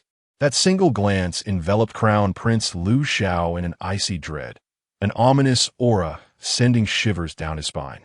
Meanwhile, those courtiers who supported the Crown Prince began to rise one by one. Your Majesty, I believe the Crown Prince's proposal is necessary. As the regent's consort, Sheng Yunchu's actions reflect upon the royal family's honor. Should the examination prove her innocence, it will surely quell the murmurs of the populace. I second that. I second that. Second your mother. Second your grandfather. You sycophants of Lu Xiao, when he falls from grace, I will ensure you all face the same fate. The emperor contemplated the situation and deemed the examination necessary. However, as the elder brother of the ninth prince, he had to consider his younger brother's feelings. He tentatively inquired, Ninth brother, did you and your sister-in-law truly not consummate your marriage? If his brother claimed they had, he would never allow anyone to speak of it again. Does it matter to Lu Xiao? He does not care. Surely he believes, like Lu Xiao, that I am no longer pure. Lu Xiao, alas, I shall indulge your curiosity and let Lu Xiao know that I have preserved my virtue for him. A twofold benefit. Lu Xiao, by the way, I owe Lu Xiao a debt of gratitude for granting me this opportunity to prove my innocence. Your Majesty, I have not consummated my marriage with the prince. Sheng Yunchu remained calm and composed, stating that she was willing to prove her innocence for the prince's reputation. The emperor and the courtiers were taken aback by her composed demeanor. She displayed no sign of fear whatsoever. Observing Sheng Yunchu's tranquility, Crown Prince Lu Xiao felt an uneasy premonition arise within him. Very well. The emperor cast a look of approval at Sheng Yunchu and promptly instructed eunuch Li to summon Granny Zhang from the empress's quarters to conduct the examination for the regent's consort. Eunuch Li received the order and immediately dispatched someone. Below, the courtiers resumed their hushed discussions. Taisher, a tiger's father, does not father a dog. General Zhao discreetly gave Sheng Wen a thumbs up, noting that there was no need for the Taisher to send the crown prince to meet his great-grandmother. His daughter could do so herself. Sheng Wen remarked, Great-grandmother. General Zhao seems rather fixated on the crown prince's great-grandmother. She tugged at Lu Xiao's sleeve and softly inquired, My lord, do you care about the outcome? Her tone was filled with anticipation, reminiscent of a young girl hiding her secrets. Not at all. Lu Xiao's voice was cold, devoid of any sentiment. What was there to care about? Had he not learned everything last night? Oh, Sheng Yunchu sighed, her voice tinged with melancholy. Alas, how unbearable is that he does not even care about whether his own wife is a chaste maiden. The road to pursuing my husband is arduous. Lu Xiao. Pursuing him? Dream on. You will never catch up. Li Gonggong summoned someone with remarkable speed, and before long, Zhang Momo had arrived. As an elder in the palace who had once served the Empress Dowager, her inspection was beyond reproach. Just as Sheng Yunchu was about to follow Zhang Momo to the side hall, she felt Lu Chao grasp her hand and pull her into his embrace, his eyes betraying a fierce protectiveness. Wangya? Sheng Yunchu was startled by his sudden action. That scoundrel pretends to be so sentimental again. What trick is he up to this time? Lu Chao's hold on Sheng Yunchu tightened, and his gaze towards Lu Xiao became icy. Chapter 11. Prepare to bow down and apologize. Although Lu Xiao is the male lead, he ultimately lacks courage. If it weren't for the author's forced halo, he would be nothing at all. He was merely glanced at by that scoundrel, and his soul nearly fled in fear. If Lu Xiao hadn't been artificially endowed with a halo, he wouldn't have been struck by that arrow and succumbed after 6 years of slumber. Sometimes, I genuinely sympathize with those Cannon-Fodder characters in novels. They are undeniably powerful, handsome, wealthy, and influential. Yet the author forces their intelligence to diminish and orchestrates their demise just to pave the way for that foolish protagonist. It's truly disgusting. Lu Chao? The more he listened, the more confused he became. What nonsense was the venomous woman spewing in her mind? What male lead? What author? What halo and Cannon-Fodder? Your Majesty, I have a request. Lu Chao spoke coldly, dismissing the chaotic thoughts in Sheng Yunchu's mind. After all, it was not the first time she had uttered such bizarre statements. The emperor, who was very fond of his younger brother, felt a pang of pain upon hearing the word request. Without a moment's hesitation, he replied, "Ninth brother, why speak of request with me? Whatever I can do, I shall grant you." His brother had been in a state of unconsciousness for 6 years. He wished for nothing more than his brother's well-being, hoping for no further mishaps. A foreboding feeling loomed even larger in Crown Prince Lu Zhao's heart. Your Majesty, regardless of whether the Crown Prince acted with intent or not, once the results of the inspection are revealed, if my wife, Chu Chu, is found to be innocent, the Crown Prince must kneel and apologize to her. Lu Chao's words were deliberate, his cold voice carrying an unsettling chill, especially the words with intent, which carried a distinct implication. Wow. That scoundrel truly moves me. Just listen to how he speaks, as if he knows everything. Lu Chao, the venomous woman, must be overthinking. His motives were not to please her, but to provoke the Crown Prince, ensuring that he would harbor resentment towards himself. When the Crown Prince was cornered, he would reveal his flaws. If it was indeed the Crown Prince who orchestrated the arrow incident years ago, he would not easily let it go. Yet, if this pleased her, he wouldn't mind playing along from time to time. After all, she knew the whereabouts of his brother. The emperor was not a fool. He recognized that his son was finished this time. For now, his younger brother took precedence. He nodded, ignoring the Crown Prince's slightly flustered expression, and agreed, very well. If the regent's wife is indeed innocent, the Crown Prince shall kneel and apologize. Upon hearing this, the Crown Prince's fury surged. He clenched his teeth in frustration, feeling both aggrieved and perplexed as he questioned, "Father, I only acted out of concern for my uncle, and the innocent will naturally clear their name. If my aunt is pure, isn't this killing 2 birds with 1 stone? The results will silence the naysayers." He realized that Sheng Yunchu was undoubtedly innocent. Otherwise, she wouldn't be so composed. Noticing the emperor's displeasure, the Crown Prince tightened his fists under his sleeves and fell silent. "Wang Fei, please follow me." Zhang Momo gestured respectfully to Sheng Yunchu as the time seemed right. Sheng Yunchu nodded and, as she passed in front of Crown Prince Lu Xiao, deliberately remarked in a mocking tone, "Zhang Momo must conduct a thorough examination.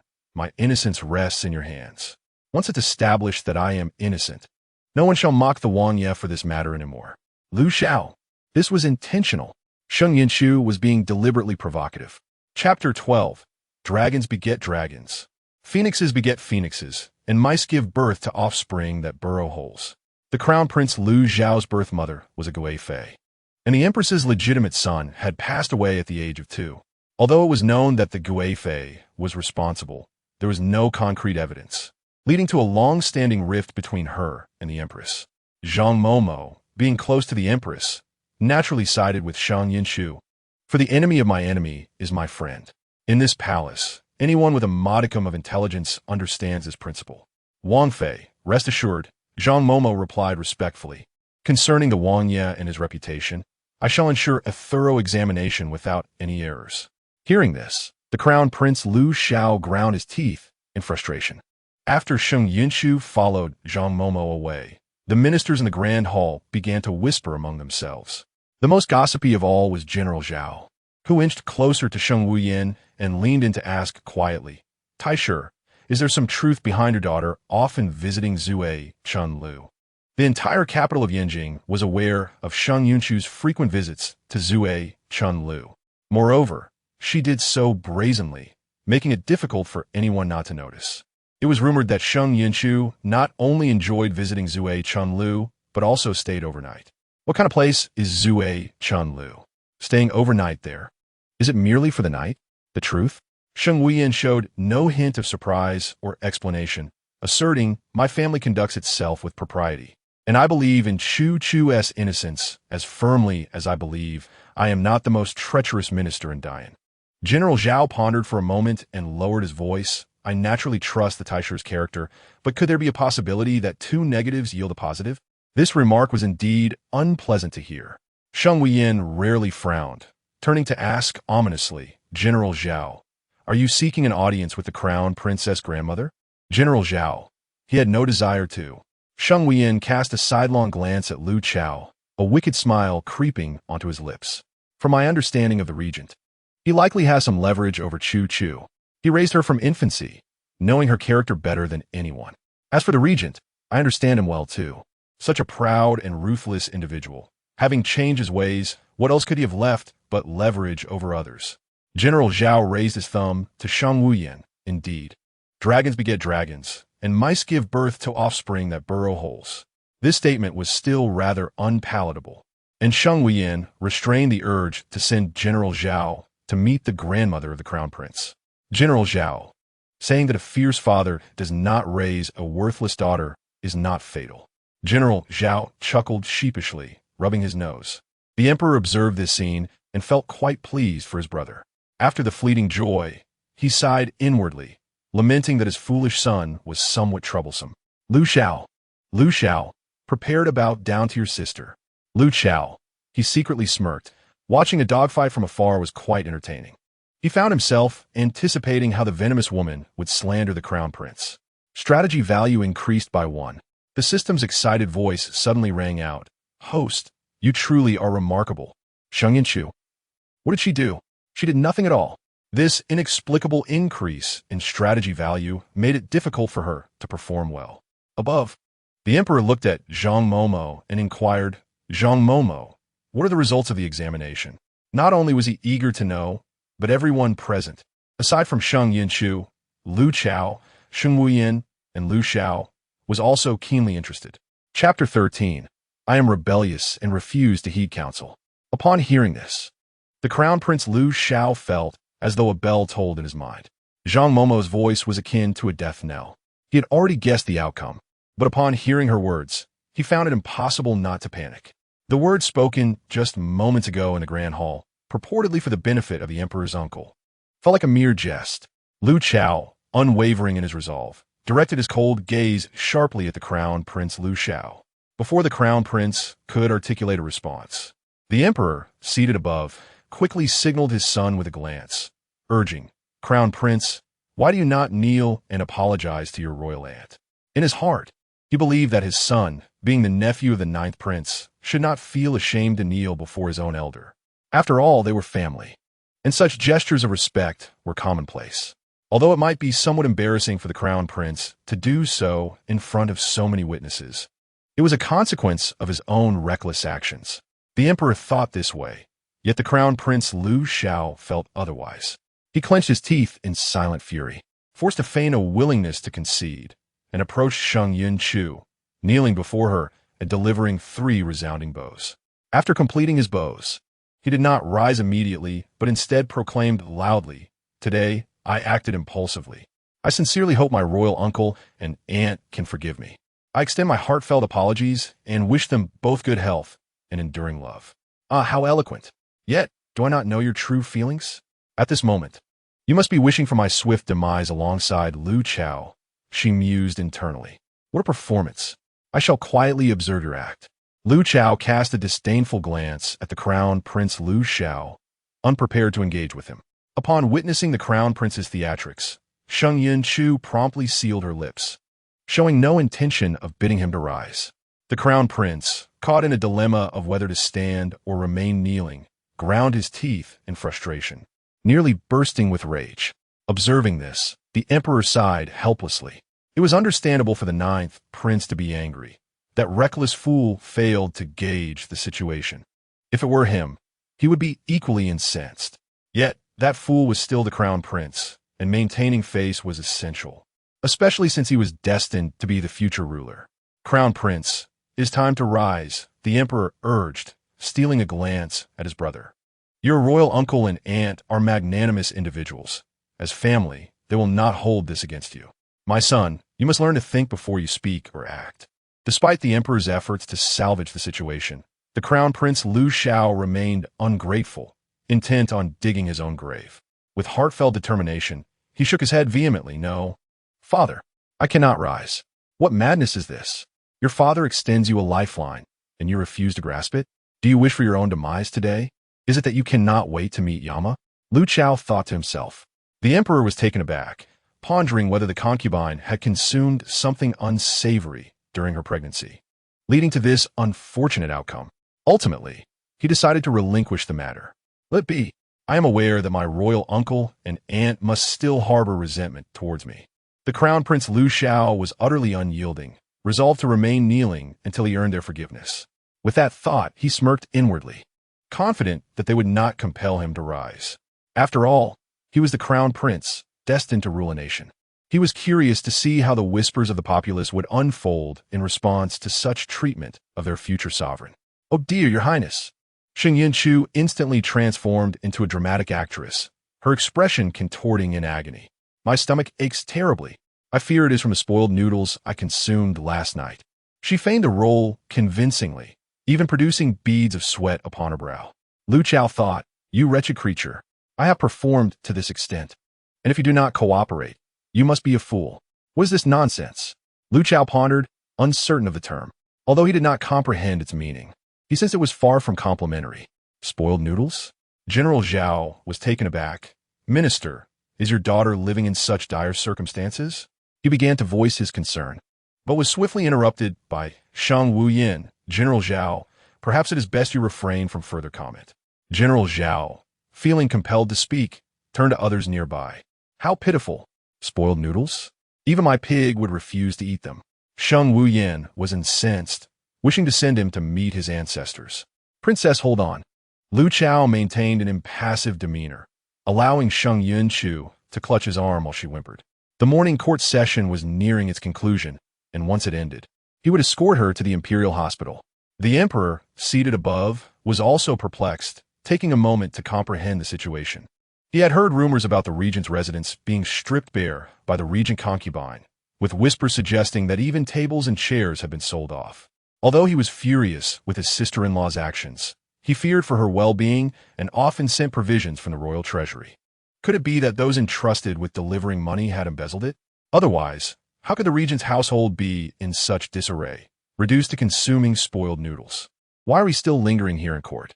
Ninth brother, quickly escort the princess to the imperial hospital, the emperor urged, his concern mounting as he observed Sheng Yunchu's pained expressions. What if she were to suffer a more serious consequence? Lu Xiao, cradling the anguished Sheng Yunchu in his arms, departed the grand hall under the gaze of all present. The crown prince Lu Xiao stood bewildered, exchanging silent glances with the ministers. The emperor, feeling exasperated, rubbed his temples and directed his gaze toward Shang Wuyin. Minister, are you entirely unaware of the circumstances surrounding the regent's household? The underlying implication being, you did not know your daughter was reduced to eating spoiled noodles? Your Majesty, I am filled with trepidation. Sheng Wuyin bowed, extending his sleeves. Behold, my court attire has been mended numerous times. And look at this, he produced a half-eaten pancake. I consume only half for a meal. The other half serves as my lunch. The crowd responded with incredulity. General Zhao stifled a laugh, taking a breath before adding, Your Majesty, I can attest that the minister is well-intentioned but lacks resources. His own household is barely scraping by. The last time I visited, I found a place overrun with mice. The minister was notoriously poor, primarily due to the exorbitant medical expenses for his ailing daughter, a fact the emperor was well aware of. He sighed, realizing that the plight of the regent's residents needed immediate attention. He could not allow his brother to live in such deprivation. With a decisive wave of his hand, he prepared to issue an edict. Chapter 14. Host. You may have taken this too far. I decree that the regent shall lead the nation into battle. Sheng Yunchu heard none of the emperor's words, but she was confident that with her father's theatrical prowess, rewards would undoubtedly follow. This elaborate performance was orchestrated with the royal household's survival in mind. I wonder how generous the old emperor will be with Lu Chao. In the narrative, he is quite fond of his younger brother. Please do not disappoint me. Old emperor, the fate of my daily sustenance rests in your hands. As long as you are supportive, I shall ensure the demise of your eldest son. Although he may vehemently oppose it, silence speaks volumes. After absorbing Sheng Yunchu's thoughts, they arrived at the imperial hospital, truly a testament to her martial prowess. Lu Chao carried her with remarkable speed, unaffected by the 6 years spent bedridden. Anticipating his movement, Sheng Yunchu landed gracefully, avoiding a tumble as she was not dropped. Upon seeing Lu Chao, the physicians at the hospital sounded alarms. The regent? They all believed their eyes were deceiving them. Lu Chao smirked inwardly. Sheng Yunchu, I shall partake in this performance alongside you. It remains to be seen how you intend to conclude this act. He deliberately sought to test the depths of her ingenuity, curious to witness what other tricks she might conjure, daring to perform before His Majesty. One must observe how she will respond when the imperial physician ascertains that her health is indeed sound. In her heart, Sheng Yunchu let out a sinister smile. She was fully aware that Lu Chao Yuan's willingness to assist in bringing her here carried ulterior motives. But so what? Having resolved to act, she had already devised her countermeasures. The imperial physician, not daring to delay, hurriedly summoned someone to help Sheng Yunchu lie down, after which he proceeded to take her pulse. Among all the hosts he had encountered, none had been as reckless as this one. The purgatives she had ingested last night, although neutralized by an antidote, had yet to be expelled from her body. Just moments ago, Sheng Yunchu had compelled him to negate the antidote's effects, thus reactivating the purgative's potency. With such a high dosage of purgatives, was she not concerned that the effects would lead to a catastrophic outcome? Not at all. Sheng Yunchu chuckled maliciously in her heart. With so many imperial physicians present, her life was not in peril. The heavens surely bestow great responsibilities upon those worthy, first testing their resolve and fortitude. Enduring hardship is the pathway to excellence. One must be willing to sacrifice to achieve greater rewards. Lu Chao, what? A conspiracy. He sensed a palpable air of deceit and found himself inexplicably eager for what was to unfold. Given Sheng Yunchu's unique status, and witnessing her pale complexion and profuse sweating, the imperial hospital dispatched its most esteemed physician to attend to her. Within moments, the physician's expression darkened as he spoke. Your Highness, the princess is not suffering from mere abdominal pain. She has been poisoned. Poisoned? Lu Chao furrowed his brow in astonishment. It was true that last night, Qi Shang had administered purgatives to the poison woman, but she had shown no ill effects throughout the night and appeared perfectly well this morning. The poison she now suffered from could not possibly be that which Qi Shang had given. The physician nodded in affirmation, stating that the symptoms were indeed those of purgatives, and the concentration was dangerously high. The situation was critical. Fortunately, His Highness had arrived in time, or else the princess might have faced necrosis of the intestines. Without hesitation, the physician began administering treatment. As a healer, he could not bear to see a patient in pain. Moreover, given Sheng Yunchu's special status, any delay in her treatment could lead to dire consequences. Your Highness, Sheng Yunchu's voice was weak and pitiful as she reached out a trembling hand towards Lu Chao. I am in such agony. As she spoke, tears welled in her eyes. With so many physicians present, Lu Chao gritted his teeth and moved to sit beside her, taking her hand. Were it not for the necessity of extracting information regarding his brother's whereabouts from the poison woman, he would rather die than approach her. Your Highness, I was perfectly well when I left home, and I did not consume anything. Just before the palace gates, I had a piece of cake from His Royal Highness the Crown Prince. Could it possibly be from His Royal Highness? I am indeed His Royal Highness's imperial aunt. Lu Chao understood. I have laid my cards on the table. You should comprehend. You are clever enough to grasp my meaning. Dare you not cooperate? Your brother is in my hands. Lu Chao, clenching his fists under his sleeves, he recalled that at the palace gates, the poison woman had expressed a desire for the pastries held by someone close to the crown prince. The crown prince had refused, claiming they were meant for the Guifei, and then retrieved another platter from his carriage for the poison woman. She had taken one, but he had not observed whether she consumed more. A cunning scheme. The poison woman truly lived up to her reputation, having laid the groundwork for her plot from that moment. He needed to investigate the crown prince's involvement before reaching any conclusions. If the crown prince was indeed the perpetrator from years past, he would show no mercy. However, if this were merely the poison woman's design to sow discord between him and the crown prince, he would not hesitate to send her to her doom. He had yet to ascertain his brother's whereabouts, but for now, he must appear to comply with her. Indeed, Regent Wang, Sheng Yunchu remarked, his expression filled with concern. What has happened to my Chu-Chu? Continue with your performance, the old General Zhao thought to himself, rolling his eyes in disdain. Your Highness, Lu Chao spoke with an indifferent tone. The princess has inadvertently consumed food containing purgatives, and the physician is currently treating her. Ignoring the crown prince Lu Zhao's suddenly troubled expression, he continued, Your Majesty, Grand Master, there is no need for excessive worry. The physician states that it was fortunate I brought her in promptly. She will soon recover. Sheng Yunchu, the old fox, unmistakably grasped the implications of Lu Chao's words. Inadvertently consumed? How could that be? It is evident that someone maliciously poisoned my Chu-Chu. Regent Wang, do you recall what she ate today?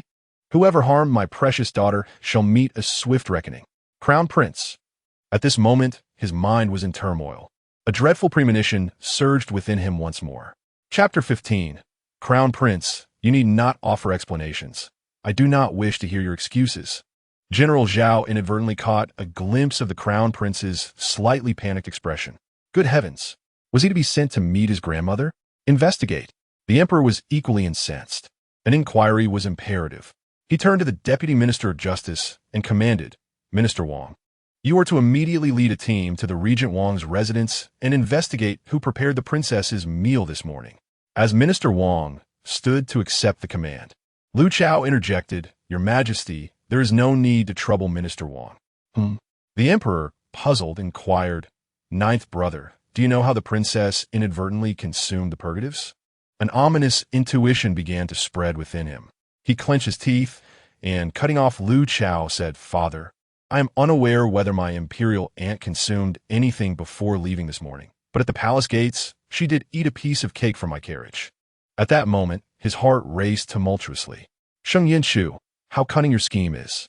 To implicate him, you would resort to consuming purgatives yourself. Very well. He would have the remaining pastries from his carriage brought forth to ascertain whether they were poisoned. The emperor gazed incredulously at his son, swallowing hard. Once again, was this little scoundrel involved? Lu Chao spoke, Your Majesty, the princess and I had not yet breakfasted. We arrived with empty stomachs. If she consumed anything this morning, it must have been the cake given by the crown prince. All present. Today's drama was particularly intense. The emperor regarded the crown prince, furrowing his brow deeply. He had not forgotten that the little scoundrel once expressed a desire to wed Sheng Yunchu as the crown princess. Could it be that he bore a grudge for being unable to win her heart? If the purgatives indeed originated from that little scoundrel, what a predicament! One was the wife of his brother, the other his own son. He found himself at a loss as to whom to side with. Forget it. Let all fall apart. Minister Wang, I order you to swiftly retrieve the remaining pastries from the crown princess carriage. Ensure a thorough inspection for any suspicious items. The emperor gritted his teeth as he uttered these words, realizing that his brother took precedence. Aware that the day's events were significant, Minister Wang promptly set about his task. The great hall fell silent once more, given the stakes involving the Regent Wang's residence and the Eastern Palace. No one dared to speak. In addition to the platter of pastries, I clutched a package of something in my hand. Upon seeing the package held by Minister Wang, the Crown Prince's expression soured further. That package did not belong to his carriage. Minister Wang, what do you have in your hands? The Emperor, observing the item, felt his temples pulsing. Minister Wang himself could scarcely believe that he had discovered such a package within the Crown Prince's carriage. The paper contained a powder that he could not identify due to his lack of medical knowledge. However, anyone with a modicum of intelligence could surmise what the substance likely was. The emperor cast a disdainful glance at the kneeling Crown Prince, immediately summoning Li Gonggong to fetch the imperial physician. "Father," the Crown Prince Liu Xiao exclaimed, his emotions running high. "I have no knowledge of how that package came to be in my carriage, but I can vow with my life that I have never procured any laxatives. This is a frame-up. You did not purchase it, yet can you prevent your subordinates from doing so?" Sheng Wuyan's expression management completely unraveled, who was unaware of the Crown Prince's sycophants. The crowd murmured, "Indeed, Taisher, do not slander recklessly." The Crown Prince Liu Xiao harbored murderous intent toward Sheng Wuyan. Just as Sheng Wuyan was about to retort, Li Gonggong had already brought in the physician. "Du Tai, how is the Wang Fei?" the emperor inquired, not forgetting to express concern for Sheng Yunchu's health. Upon hearing this, the emperor felt a sense of relief. He gestured for Du Tai to commence his work. Having been informed of the situation on the way, Du Tai began his examination upon receiving the emperor's directive. He took the paper package from the hand of the Minister Wang, opened it, inspected it closely, and then tasted a small amount. "Your Majesty, this is a laxative," Du Tai reported, his expression grave and of high concentration. "I am wronged." The Crown Prince Liu Xiao, already kneeling, prostrated himself deeply before the emperor. The emperor, infuriated, exhaled angrily through his nostrils. "Du Tai, check if there are any laxatives in those pastries." He prayed fervently that this incident was not orchestrated by that scoundrel, for he truly did not know how to explain it to his brother. He had promised his father that he would take good care of his ninth brother, ensuring he would not suffer even the slightest harm. It would be best if some fool had poisoned those pastries, and by chance, the Wang Fei consumed them, thus absolving this matter. Du Tai began inspecting the pastries one by one, with utmost meticulousness. The Crown Prince Liu Xiao observed Du Tai's actions, hoping against hope that the pastries were indeed poisoned, not just with laxatives, but with arsenic and other deadly substances. The emperor harbored similar thoughts. "Your Majesty, I have conducted a thorough examination," Du Tai reported, sensing the Crown Prince's fate was sealed. There was no poison in the pastries. The emperor, the Crown Prince Liu Xiao. The hall fell silent. The Liu dynasty pondered how the venomous woman managed to place the poison in the Crown Prince's carriage without uttering a word. Seeing his silence, the emperor assumed he was fuming over how to deal with his own little scoundrel, causing a chill to run down his spine. Today was supposed to be a joyous occasion. How had it devolved into this chaos? "Crown Prince," Sheng Wuyan seethed, "you heard what the regent said earlier. My Chu-Chu had nothing to eat this morning except for your pastries, and subsequently, she suffered from severe abdominal pain, diagnosed by the physician as having consumed a laxative. You need not explain. This Taisher does not heed your sophistry. You must provide an account." The atmosphere grew tense. Sheng Yunchu arrived, supported by a palace maid. Her complexion still somewhat pale. The familiar sensation of dread returned in Chapter 16. Seeing his daughter in such a state, Sheng Wuyan felt a pang of heartache. He knew her temperament better than anyone. This scheme was undoubtedly orchestrated by his daughter, yet her frail appearance clearly indicated that she had indeed ingested the laxative. Just like her stubborn mother, even if feigned, she always played her part with utmost sincerity. As he spoke, his significant gaze swept across Crown Prince Liu Xiao. He had long suspected his daughter intended to confront the Crown Prince, and he did not oppose it. After all, the Crown Prince was no good. If this nation fell into the hands of such a character, the common people would surely suffer. "Father, I feel much better," Sheng Yunchu said weakly, allowing Sheng Wuyan to support her. "I came specifically to prevent any wrongful accusations against the Crown Prince. After all, he is my own nephew. How could he harm his own aunt?" She then turned to the still kneeling Crown Prince and sincerely asked, "Crown Prince, would you not agree? What the Wang Fei says holds true. You are indeed quite cooperative. In light of your cooperation, I shall grant you a slight surprise." Liu dynasty? The venomous woman intends to surprise the Crown Prince? What surprise? Curiosity tinged the air as the crowd pondered Sheng Yunchu's words.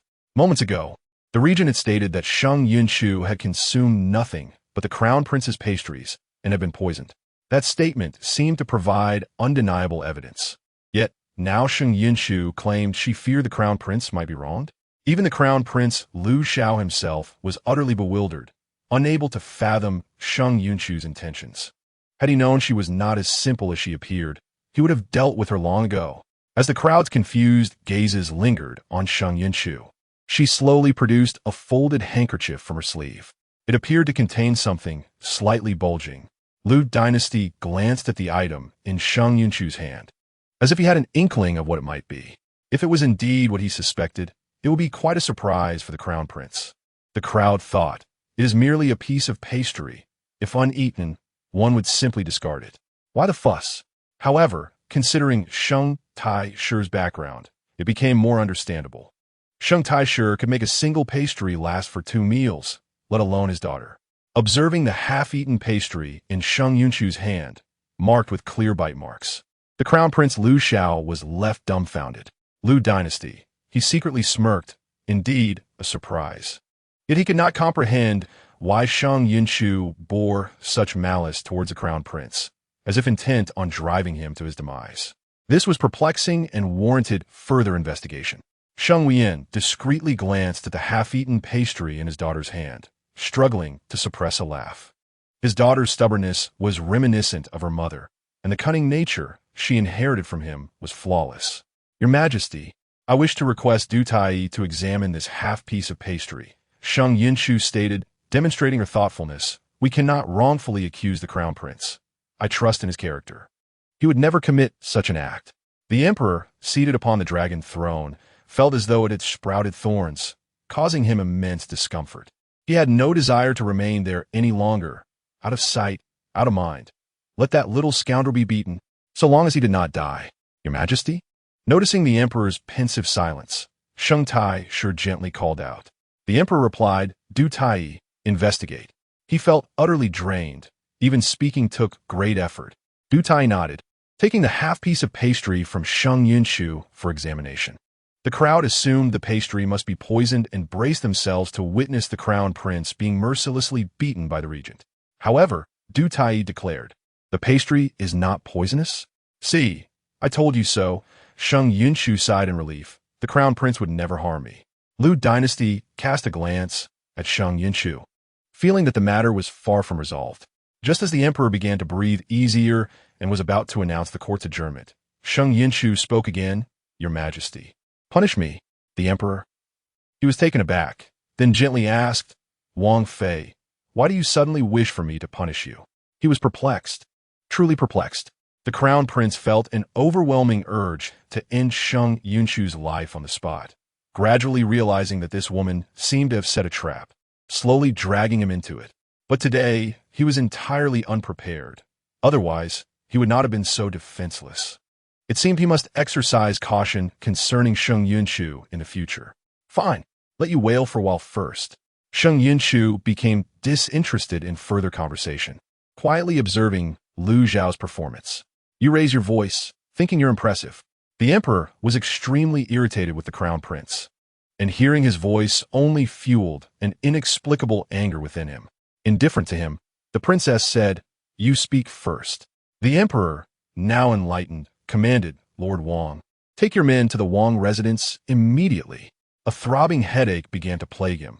He was resolute in his investigation. Those who dared to poison the princess and frame the crown prince were courting death. Yes, Lord Wang lamented inwardly, wondering why he was being burdened with this task when a minister of rights was still alive. Princess Sheng Yunchu pressed her lips together, hesitating to speak. Do you have something to convey to me, my lady? Lord Wang, not lacking in perceptiveness, recognized her demeanor as one indicating she had something to say, though it seemed inconvenient. Sheng Yunchu nodded. Before she could articulate her thoughts, the crown prince, Lu Xiao, felt a familiar sensation rising within him. In Chapter 17, inquiring about my brother's whereabouts, Lord Wang was informed. Since the prince ventured to the northern frontier, suspicious individuals have been spotted near the Wang residence. Sheng Yunchu calmly analyzed. Initially, I thought they were sent by the emperor to secretly protect the estate. Upon reflection, it seems they were likely there to surveil it. Perhaps it was they who administered the laxative to me. Panic ensued among certain ministers, while Lu Chao discreetly smirked, realizing the cunning nature of the poisonous woman's scheme. Host! Host! The system suddenly appeared, its corpulent form screeching and writhing before Sheng Yunchu. The male lead's strategy value increases by 1. What did this signify? It indicated that the male lead was captivated by the brilliance of the host. Sheng Yunchu felt speechless, thinking that an increase of 1 was hardly a cause for celebration, especially given her current negative strategy value. That mere increment likely indicated only Lu Chao's interest in certain aspects of her. Understood. Lord Wang nodded at Sheng Yunchu. I shall investigate thoroughly. At that moment, Lord Wang thought to himself, this is an opportunity.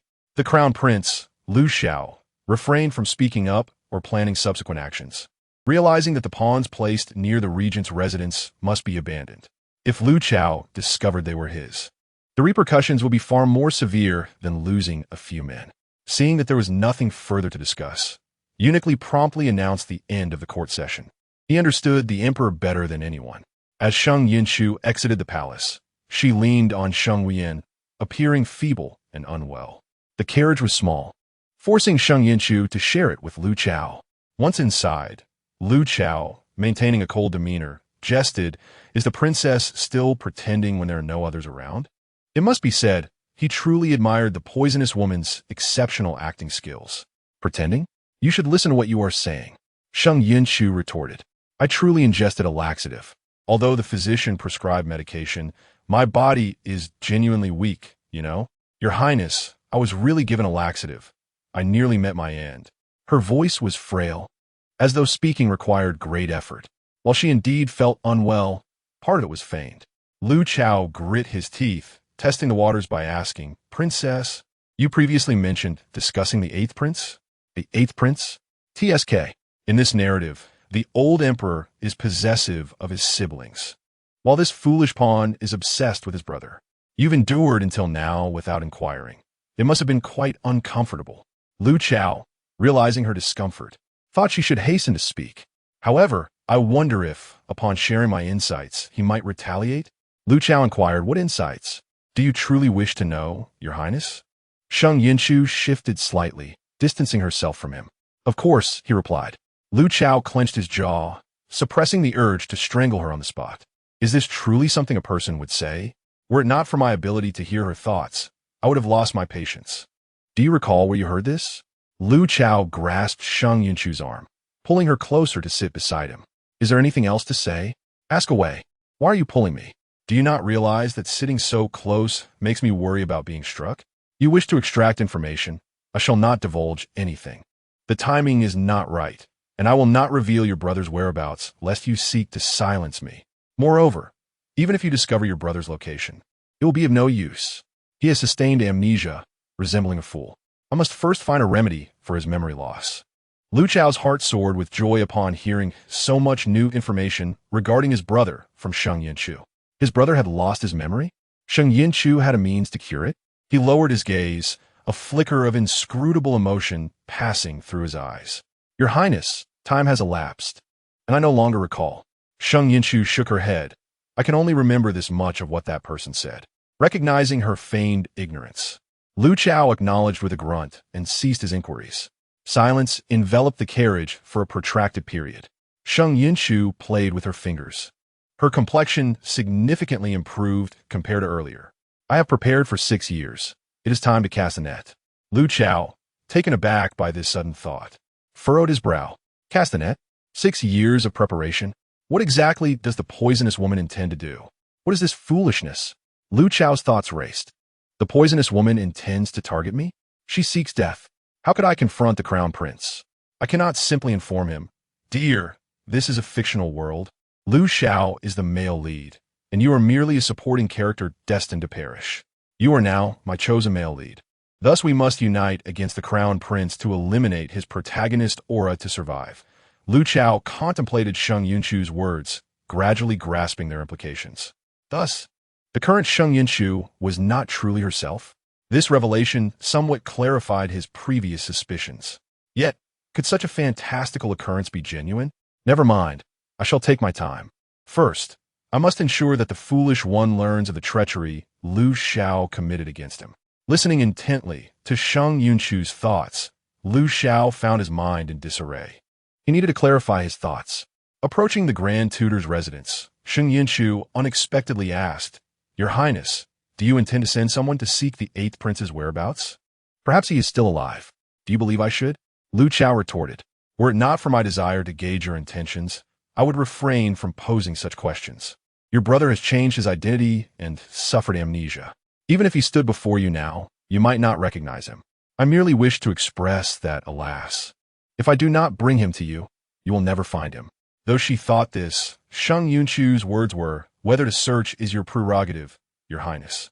The 8th prince is your brother. I merely inquire out of concern." Realizing she held too much leverage over him, Lu Xiao felt a twinge of irritation. He responded with a non-committal grunt and lapsed into silence. The carriage glided smoothly, with gentle breezes occasionally wafting in. Sheng Yunchu rested her chin on her hand, contemplating the unfolding narrative. "Let me think. According to the plot development, something significant is about to transpire. What could it be?" Lu Xiao pondered. Plot development? If this is all true, who exactly is Sheng Yunchu? How does she possess knowledge of this world as storyline? I remember. Lu Xiao, perplexed, inquired. "What did you recall? Why the sudden silence? It's exasperating. In Chapter 18, my beautiful and kind older sister, time had elapsed, and the 60th birthday celebration of General Zhao was approaching." Sheng Yunchu's innermost thoughts were akin to a conversation abruptly interrupted, leaving one yearning for more. The partial revelation tormented Lu Xiao, who found himself unable to inquire further, as doing so would expose his curiosity. With a silent sigh, Sheng Yunchu reflected that he must first enlighten Lu Xiao about the true nature of the Crown Prince, lest he become an unwelcome complication. Lu Xiao was perplexed by this term, complication. Subsequently, Lu Xiao did not hear any further musings from Sheng Yunchu regarding General Zhao, as his mind wandered to the possibility that the impending significant event in the scheming woman's thoughts might be connected to the general's estate. The 7th servant had already been dispatched to investigate. Despite his years away from the capital, he found that uncovering matters in the metropolis was not insurmountable.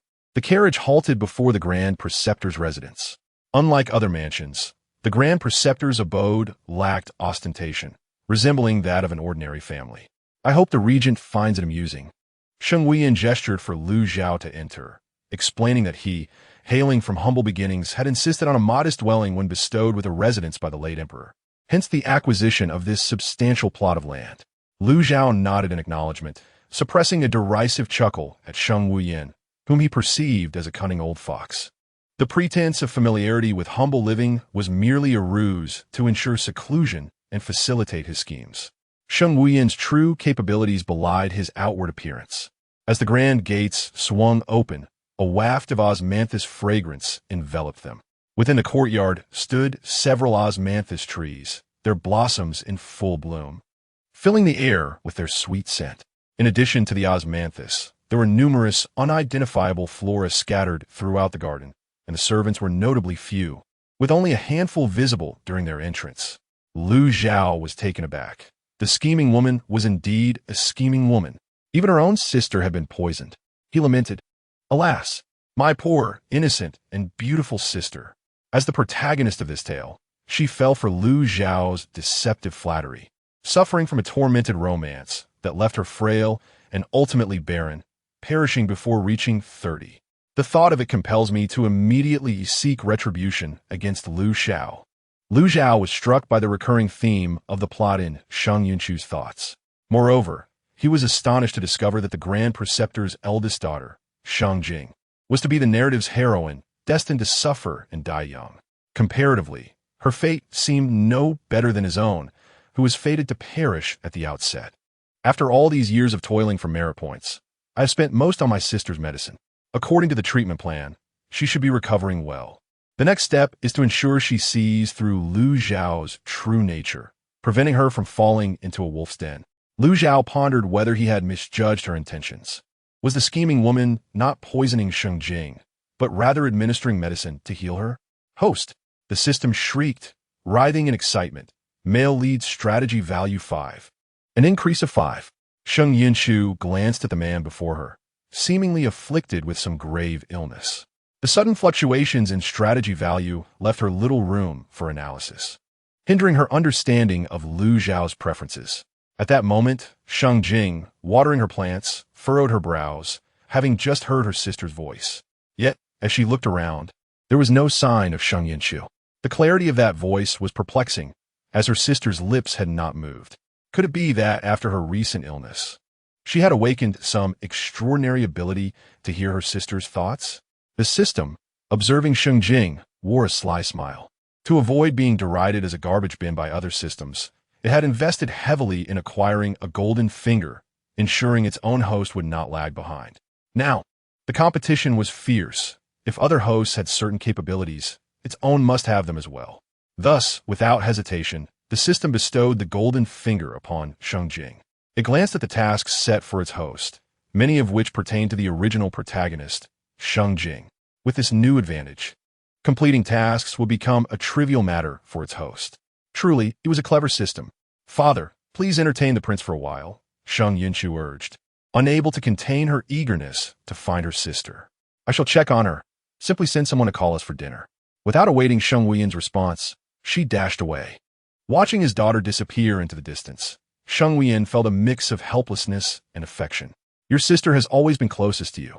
Having lost our mother at such a young age," he said to Lu Zhao. Lu Zhao acknowledged with a nod, yet said little more. Sheng Yunchu, upon glancing at the virtual screen, was dismayed by the scant rewards. Is that all? If the System Bureau ranks the stingiest, none would dare to claim the top spot. Completing tasks would yield a mere 10 merit points.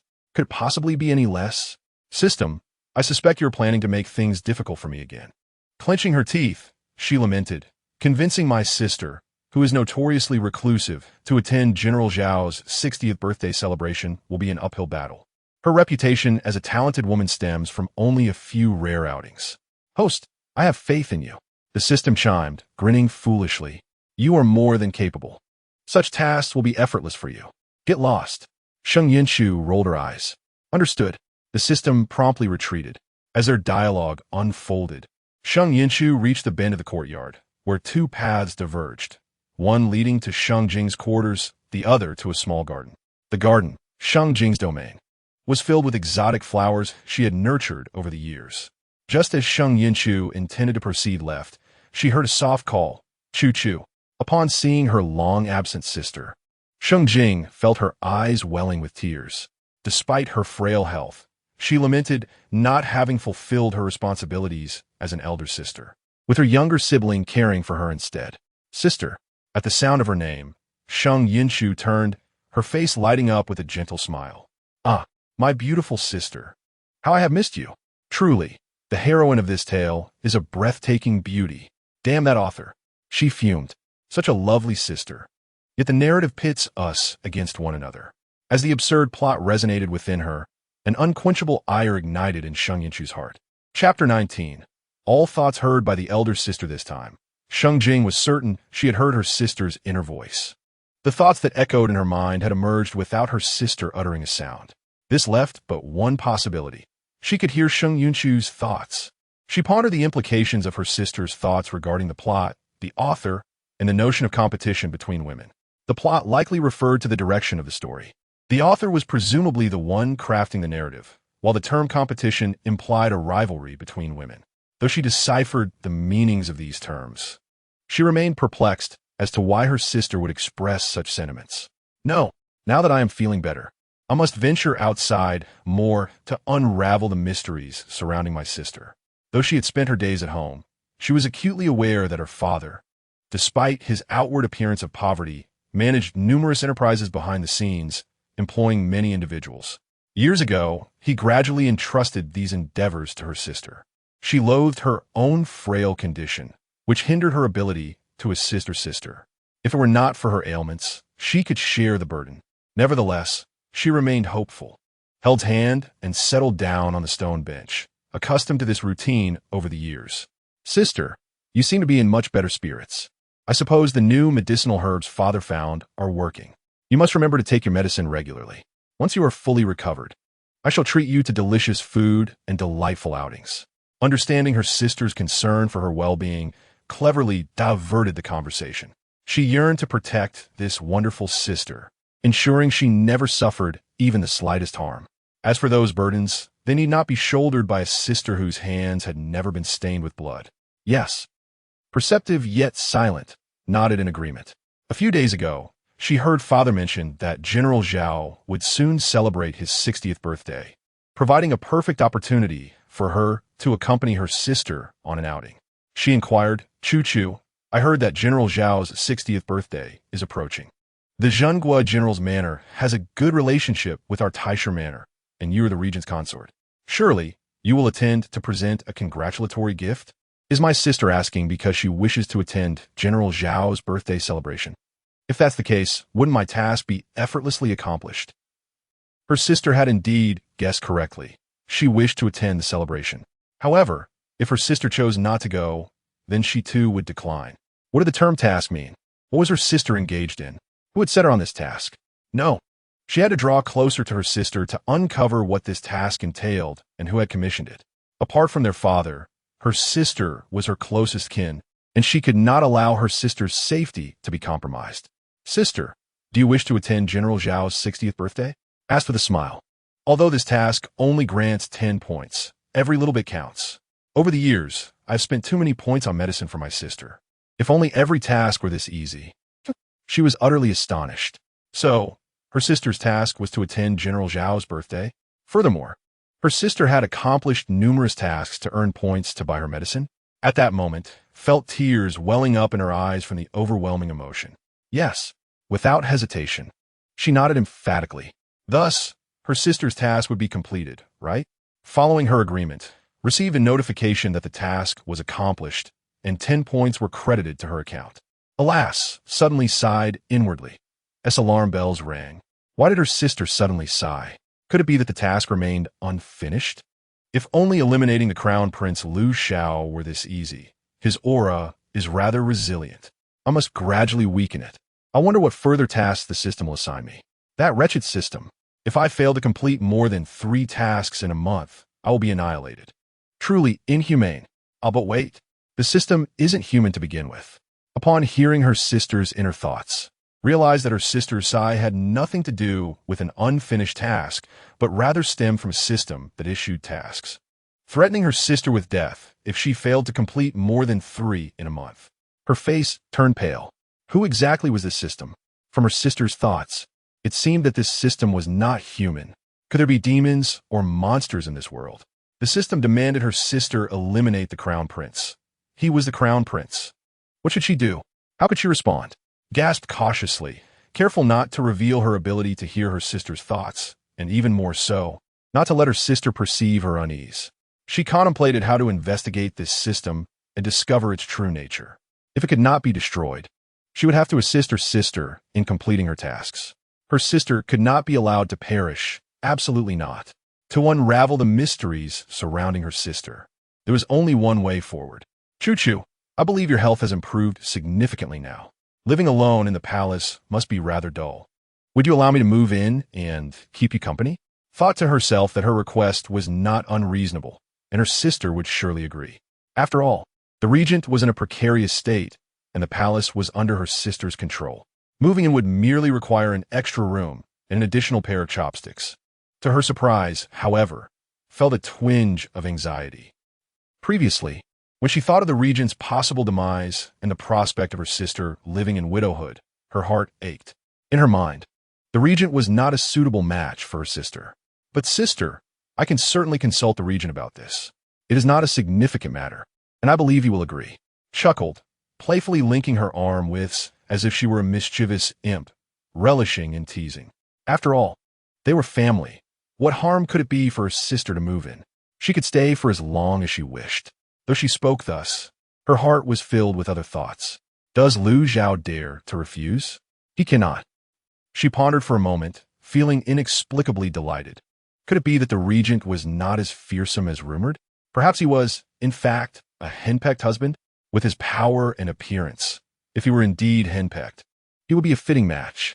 After all, I hold numerous secrets over that wretched man. Even his brother has been hidden away, his memories altered. I need not say that he will never discover where his brother is. So why would he dare refuse such a modest request? The regent had many secrets in her sister's possession. Even more shocking was the revelation that the eighth prince was alive and hidden by her sister. So the regent was under her sister's thumb and dared not defy her.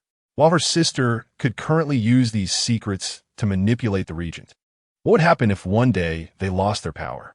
No, she could not allow her sister's life to be jeopardized. Once they moved into the palace, she would assess the situation. If necessary, a dose of poison could eliminate the regent.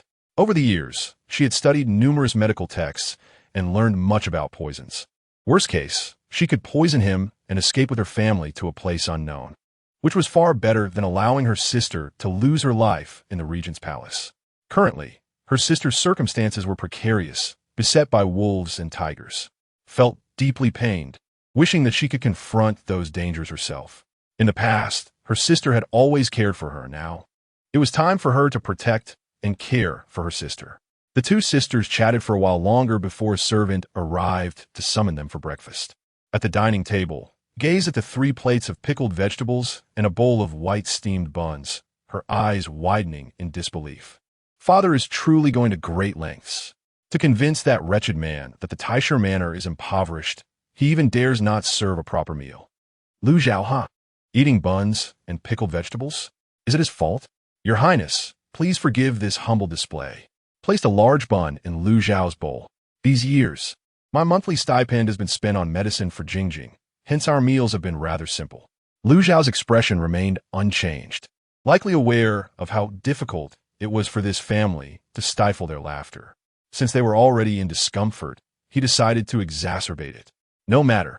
He took the bun from his bowl, tore it in half, and stuffed pickled vegetables inside, eating with remarkable composure. During the battles in the north, conditions had been harsh, and sometimes even a plain bun was a luxury. Was momentarily at a loss for words. He silently picked up a bun and began to eat it with a semblance of grace. The hardships faced by the soldiers accompanying that wretched man to the north were indeed severe. The weather in the north was harsh, and later, due to that dog, Lu Zhao's interference, the delivery of supplies was delayed, nearly leading to defeat in the most critical battle for Dian. Not particularly fond of buns.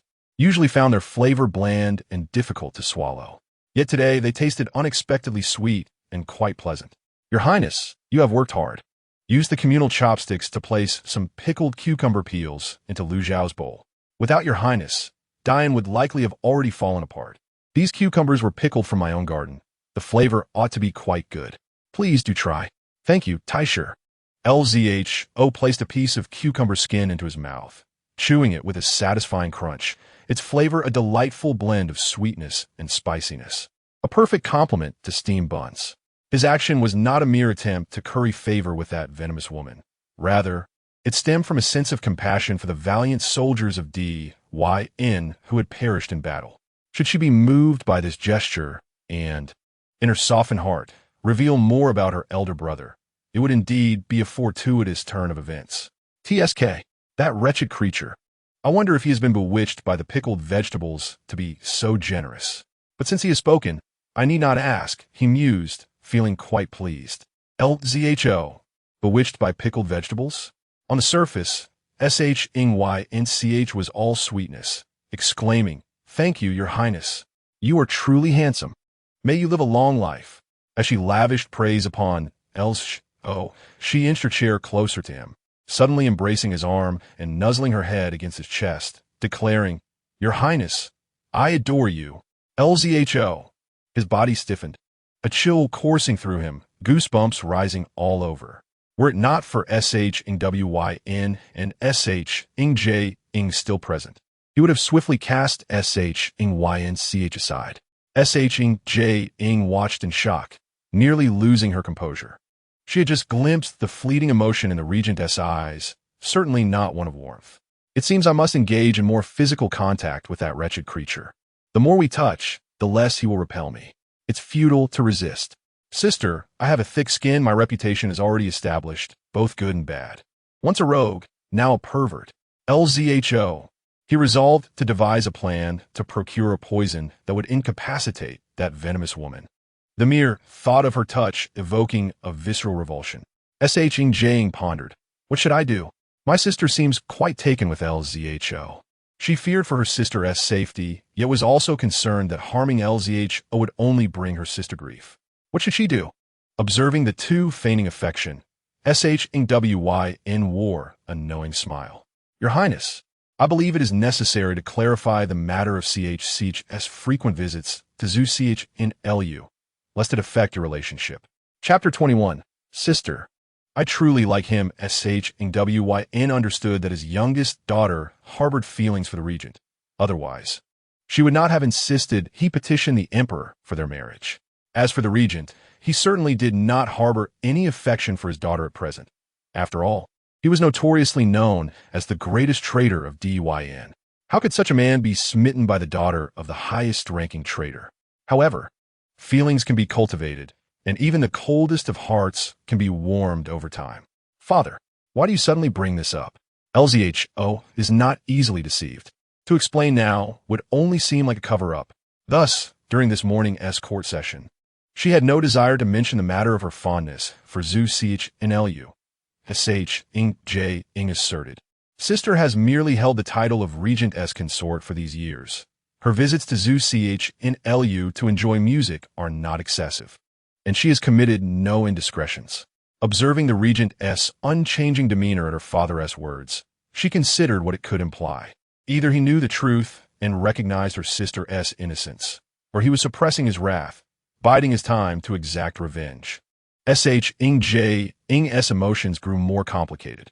After moving into the regent's residence, she would need to discern his thoughts early on and devise her strategy. LZHO, you wish for your father to defend you? Then I shall certainly listen. Please continue.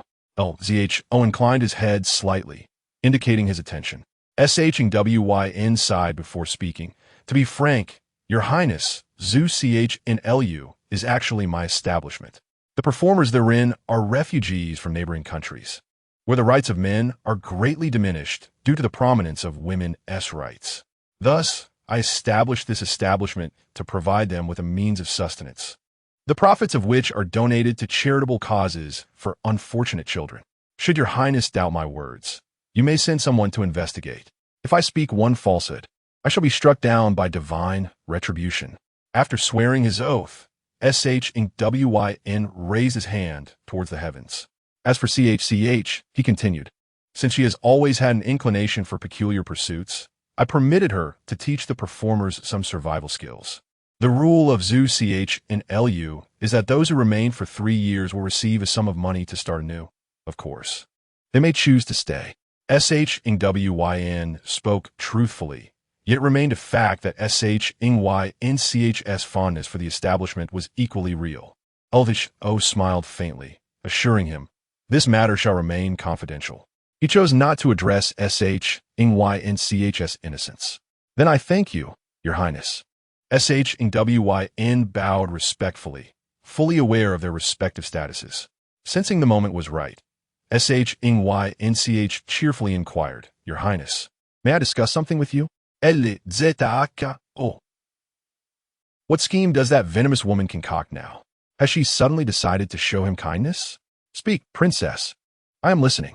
SHNJ incautiously observed LHO's reaction, finding him quite imposing. Even when faced with threats, he remained remarkably composed. SHNYNCH, undaunted, continued, Your Highness, my sister's health has improved considerably. Having been confined to the house for many years, she has not ventured out. Now that I am wed to you as your consort, I cannot frequently visit my family. Before she could finish, LZHO understood her intent.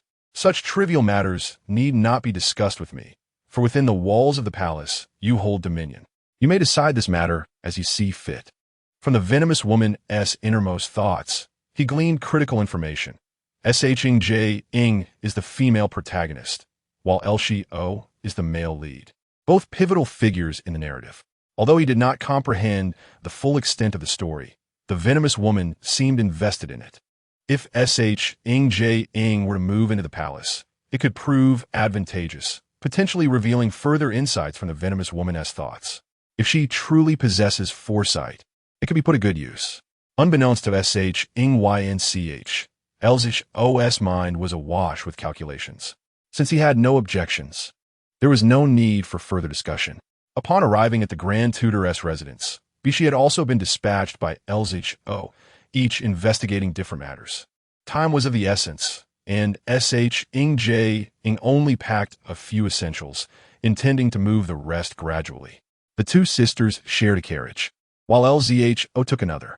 He signaled the driver to proceed slowly, wishing to catch every whisper of Ing thoughts, missing not a single vital detail.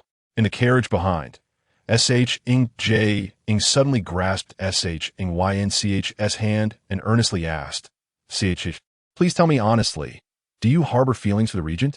Was there another reason behind your father's petition for your marriage? She had not forgotten the threat posed by that inhumane system compelling her sister to complete tasks, leading to the possibility that her sister's desire for marriage was likewise coerced. What has prompted my sister to inquire about this? Could she have sensed something? Ing pondered, realizing her sister, though somewhat infatuated, was astute. In the original narrative, this malicious second female lead harbored an unrequited love for the male lead, Elshio, leading her to repeatedly conspire against her own sister. Initially, the elder sister refrained from retaliation out of familial affection, but eventually, her patience wore thin, resulting in her concocting a poison to eliminate her. She would poison her own sister? Had she lost her mind? Such a scenario would never come to pass. In the original tale, her sister had indeed mastered the art of poison making. If I were to express my disdain for LZHO, my sister, with her remarkable intellect, would undoubtedly resort to poisoning him before whisking my father and me away to distant lands. Such a course of action is unacceptable. I cannot allow my sister to engage in such perilous deeds. It is evident that my sister harbors no affection for LZHO, and yet she contemplates some strategy to win his heart. Should she fail in this endeavor, it seems her very life would be at stake. Sister, I am enamored with the regent. As uttered these words, her cheeks flushed with embarrassment, for her feelings for him are genuine. Upon hearing's heartfelt confession, made a significant decision. Chapter 22. The supporting character, the HOSH, in from her sister's innermost thoughts, she realized that indeed does not harbor feelings for LZHO. Yet she feels compelled to pursue some system-driven strategy to capture his affection, with dire consequences should she fail. My sister must not perish. Thus, it is a system that must meet its demise. Upon entering the manor, was greeted by a plethora of treasures, with several chests brimming with silver alone. Having toiled as a mere wage slave prior to her arrival, she was acutely aware of the pain of being impoverished. Although she now possessed a system that doubled her wealth, her love for riches remained undiminished. The old emperor is undeniably a doting brother. It is likely that half of these treasures are rewards, while the other half is drawn from his private coffers. As I have said before, considering you are a good person, I shall assist you in dispatching your son. Remarked, Sister, you are truly delightful. Without pausing for approval, she merely informed her sister of her intentions before departing. Watching LZHO's retreating figure, could not help but smirk sarcastically within her thoughts. His impatience is palpable. Who else could he be seeking but the Minister of Justice, ZHOSHN? LZHO, having overheard thoughts, discreetly slowed his pace. He and ZHOSHN had grown up together, sharing a profound bond. 6 years prior, before departing the Northern Territories, he entrusted some of his belongings to ZHOSHN for safekeeping. As the only son of General H.O., ZHOSHN was closely tied to the military. Given thoughts that the Crown Prince was soon to act against the general's estate, it was imperative for LZHO to gather information, as it was likely that ZHOSHN would be implicated. As prepared the treasures bestowed by the emperor, she also arranged for a portion to be sent to the Grand Preceptor's residence, merely to create an appearance that her sister's health would soon improve and that they would no longer need to feign poverty. The capital was bustling at night. After dinner, eagerly took out, "Are we headed to the Zue Chunlu?" questioned Ling Yu, rubbing his hands in anticipation. "If you wish to be beaten, just say so." Rolled her eyes. Although her reputation remained intact, venturing to Zue Chunlu at this juncture could very well invite LZHO's wrath. With her strategy points currently at a negative, she could not afford to lose any further. Beijing's nightlife was more vibrant than the day. "Sister, shall I take you to an intriguing place?" inquired, her tone imbued with mystery as she linked arms with. "Absolutely." His eyes sparkled with affection, though a hint of helplessness lingered. Having been in poor health, she had seldom ventured outside, possessing little knowledge of the world, and had never witnessed such a lively Beijing night. Everything felt novel and delightful to her. Navigating through the crowd, soon arrived at a tea house. Even before entering, was captivated by a distinctive fragrance of tea, one she had never encountered before, fresh, rich, and sweet. Leaning closer, whispered, "Sister, this establishment is ours." Glanced at the sign, which bore the charming name XCH, a name as endearing as her sister herself. The tea house was renowned in Beijing, bustling with patrons both day and night. The astute proprietor, upon spotting, immediately recognized her presence. Adhering to her request for discretion regarding her true ownership, he greeted her with, "Welcome, Your Highness." Upon reaching their private room, cheerfully introduced her sister. The proprietor, understanding her unspoken words, greeted before hastily attending to the evening's busy crowd. Just as he reached the door, he suddenly returned, recalling that was the sister of his esteemed mistress. "Your Highness, not long ago, the Regent and Minister of Justice HOSH arrived. They are in the adjacent room." What a coincidence! Shot a glance at the wall, separating them from the next room, a sly smile dancing on her lips as she gestured subtly, remaining silent. The proprietor understood and withdrew. Shortly thereafter, he returned with exquisite pastries and a pot of steaming milk tea, looked at the fragrant concoction, and smiled knowingly. "Be sure to claim your reward at the end of the month." "No need, Your Highness. It is my duty," he replied respectfully before departing. Had never tasted milk tea before and swallowed hard, recognizing that the delightful scent she had caught outside the tea house was indeed emanating from this drink. Began to prepare a cup for her sister, saying, "Sister, this is how one enjoys milk tea." She diligently crafted a taro bubble tea, paying great attention to the process. Watched intently, fascinated by the preparation. In no time, presented the finished drink to her sister. "Here, sister, do try it and tell me if you like it." Had already been salivating at the sight of the tea. Holding the warm cup, she took a tentative sip. The flavor was rich, a harmonious blend of milk and tea, complemented by the unique taste of taro, creating an unexpectedly delightful experience. As set about making her own milk tea, she remarked, "Sister, shortly, it will be time for the daily gossip segment at XCH. You will find it most entertaining." In the main hall below, there was a stage where, at the appointed time, a few individuals would take their seats and regale the audience with the latest gossip from Beijing. Chapter 23. The tales grow more absurd during the day. Everyone toiled for survival, but at night, they sought leisure and relaxation. XCH offered affordable, delightful tea and unique snacks, along with the added allure of engaging gossip, drawing patrons in droves. This time of night was the peak for customers. Those who arrived early secured seats, while latecomers were left wanting. The private rooms upstairs were designed for the nobility, ensuring privacy while allowing them to hear the happenings below, effectively serving two purposes. The detestable Lu Xiao, "You must catch this grand gift I am sending you tonight." Lu Xiao, who was savoring the milk tea, paused for a moment. Wait, had he just heard that venomous woman's voice? As he attempted to discern whether he had merely imagined it, an eerie silence enveloped him. "Sister, these pastries are quite delightful. You won't find such delicacies elsewhere." Sheng Yunchu cheerfully offered a piece of snowflake pastry to Sheng Jing. "Let me tell you, sister, there were other establishments that try to replicate our pastries, but they were merely imitating without understanding. Not only do they lack the finesse in appearance, but the taste is also far inferior." As she spoke, Sheng Yunchu's tone was tinged with pride. The ingredients for making these pastries were all purchased with points from the system's marketplace. Other places would need to acquire the materials before attempting to recreate the delicacies of Shicha. Chuchu is truly remarkable.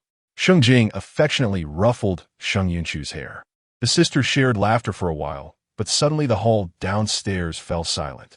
Sheng Yunchu hastily set down her cup and pulled Sheng Jing towards the window. "Sister, the gossip session is about to commence." She had brought a plate of sunflower seeds, placing them on the table near the window before leaning in to listen intently. Today's gossip promised to be far more intriguing than usual. Given the capabilities of the individuals involved, even the dead could be made to speak. So it was only natural to be excited. Observing her sister's enthusiasm, Sheng Jing felt a surge of anticipation as she prepared herself. In contrast to Sheng Yunchu's relaxed demeanor, she exuded a more reserved presence. The lights in the hall were dimmed, with only a single lamp illuminating the stage. Understanding the customary decorum, everyone ceased their chatter. Those who arrived late stood quietly in unobtrusive spots, undeterred by the lack of food. Moments later, 5 figures slowly ascended the stage. They were the gossipers of Shicha, their identities concealed behind 5 distinct masks. There had been attempts in the past to uncover the identities of these 5, but when someone caused a disturbance during their session, they simply threw an object that exploded into a cloud of mist. Once the mist dissipated, the 5 had vanished, and the one who sought to unveil their identities disappeared from Yinjing, never to return to Shicha again. In the adjoining private room, Lu Zhao held a cup of milk tea, gauging how much he had consumed by the liquid's level. He was not particularly fond of sweets and had only taken a small sip. Across the table, a man donned in a light blue round-collared robe. His dark hair, neatly tied, emanated an aura of composure and competence. "What do you suppose those 5 will discuss tonight, Your Highness?" Zhao Shun asked with a mischievous grin.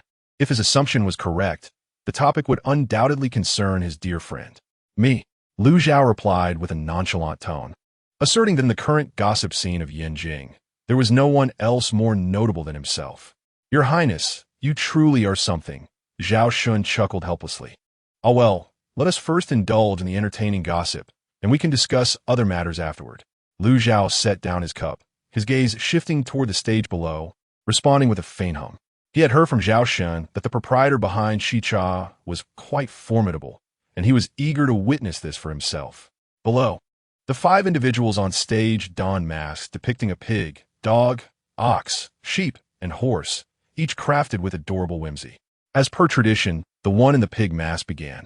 "Greetings to all, esteemed ladies and gentlemen, young maidens and noble gentlemen. Good evening." The dog mask continued. "Can you guess what we shall discuss today?" The ox mask chimed in. "You must have already guessed." The sheep mask added, "Indeed, tonight's main character is none other than him." The horse mask concluded, "It is he, our valiant Prince Lu Zhao." In the private room, Zhao Shun raised an eyebrow at Lu Zhao, as if to say, "See, I was right, wasn't I?" Meanwhile, in the other private room, Sheng Yunchu secretly smiled. "Woohoo! The show is about to begin," Sheng Jing remarked, rubbing her hands in anticipation. "Indeed, that venomous woman is here," Lu Zhao exclaimed, realizing he had not been mistaken. The venomous woman was indeed present. "Alas, it is a pity. I should have had the folks from Subject 1 extend an invitation to our esteemed clients. When Lu Xiao, that insufferable cur, arrives, it would surely vex him." Sheng Jing agreed. "It truly is a slight disappointment." Lu Zhao mused. "If I'm not mistaken, this establishment belongs to that venomous woman?" Zhao Shun mentioned that the true identity of Shicha's proprietor was shrouded in mystery. Who would have thought it was her? Back on stage, the pig mask resumed speaking. The ox mask interjected. "Isn't this outrageous?" The sheep mask declared, "Indeed, it is quite outrageous." In the private room, Lu Zhao's expression darkened. Zhao Shun stifled a laugh, patting his shoulder to signal him to remain calm. The pig mask continued. "Could it be that our regent princess is indeed cavorting about in the capital behind the regent's back?" The dog mask retorted, "Of course not. Our regent princess remains virtuous to this day." The ox mask questioned, "Where is the evidence?" The sheep mask replied, "It all began with this morning's court session."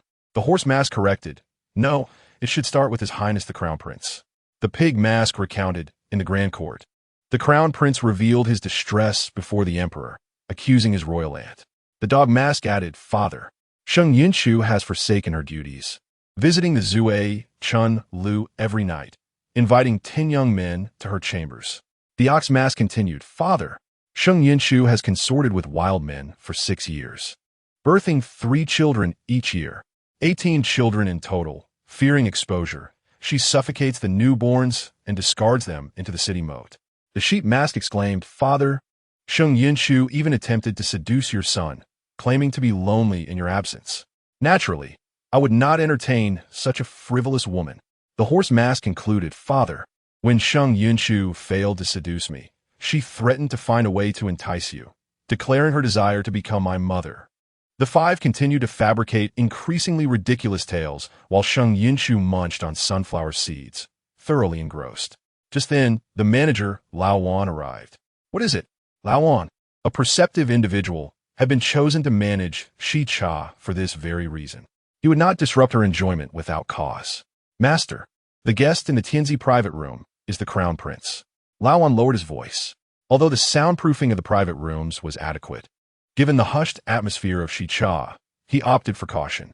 He just sent someone to find me, offering 200 taels of gold to silence those below. The private rooms at Shi Cha were arranged in order, with the Tianzi private room being the farthest left. Sheng Yunchu chuckled softly, having just lamented Lu Zhao's absence, only to discover he was indeed present. 200 taels of gold? Sheng Yunchu shook her teacup, watching the liquid swirl, a wicked smile forming on her lips. Does he think I'm a beggar? Sheng Jing mused. Can you imagine how wealthy my sister must be now? Is she not rivaling nations? After all, 200 taels of gold was no small fortune.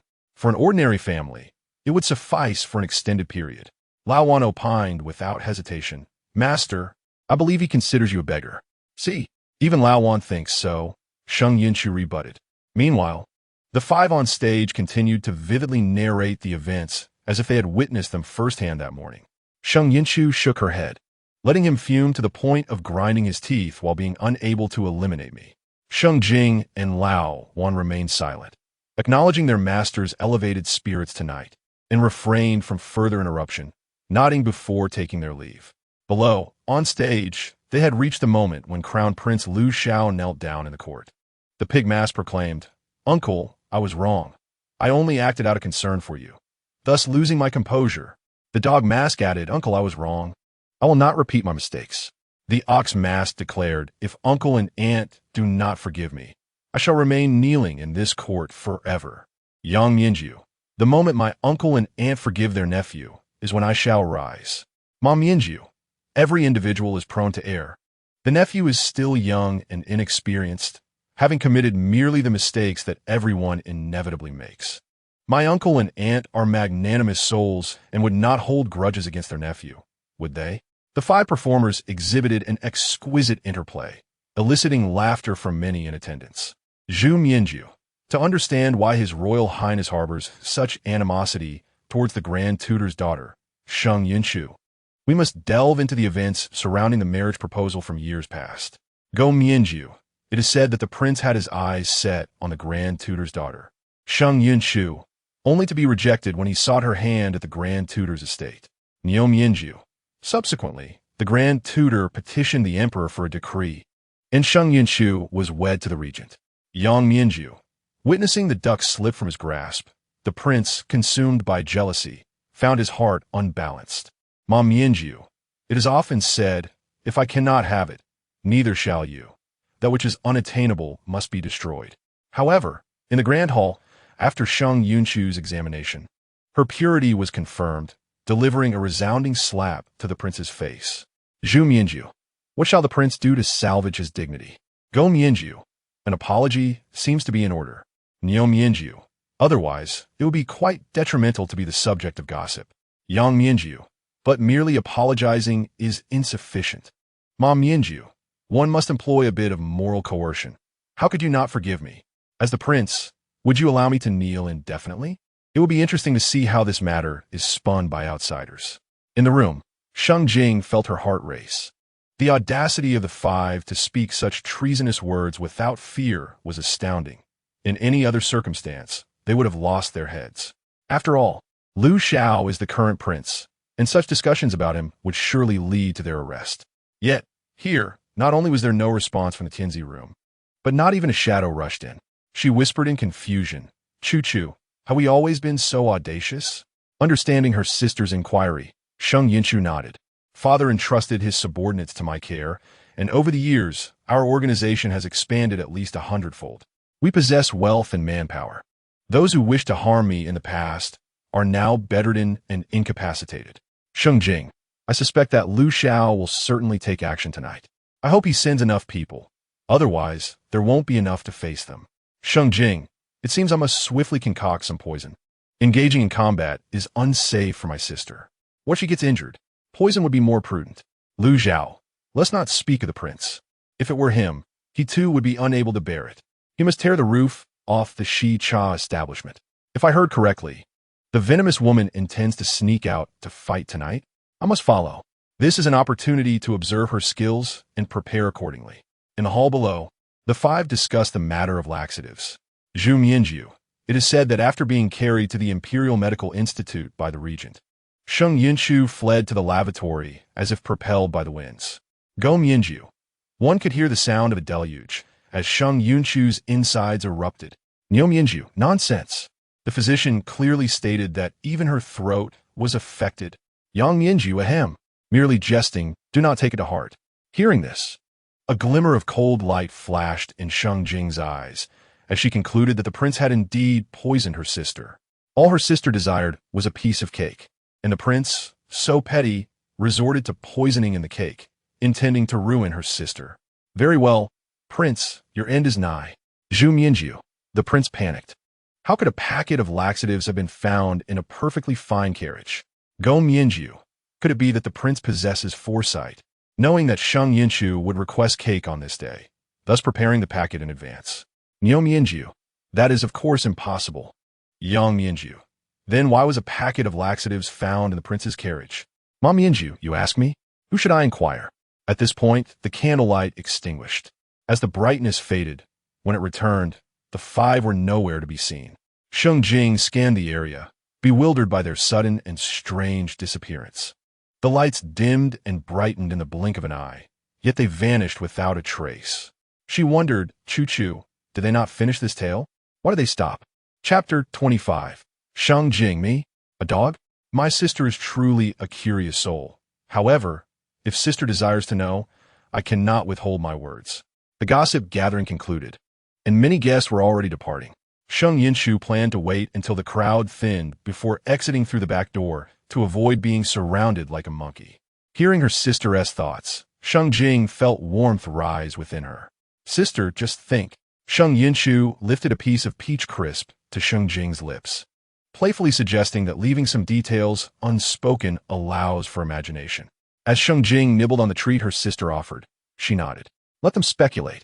Sheng Yunchu's lips curled into a mischievous smile. Sheng Jing, understood. I have also learned.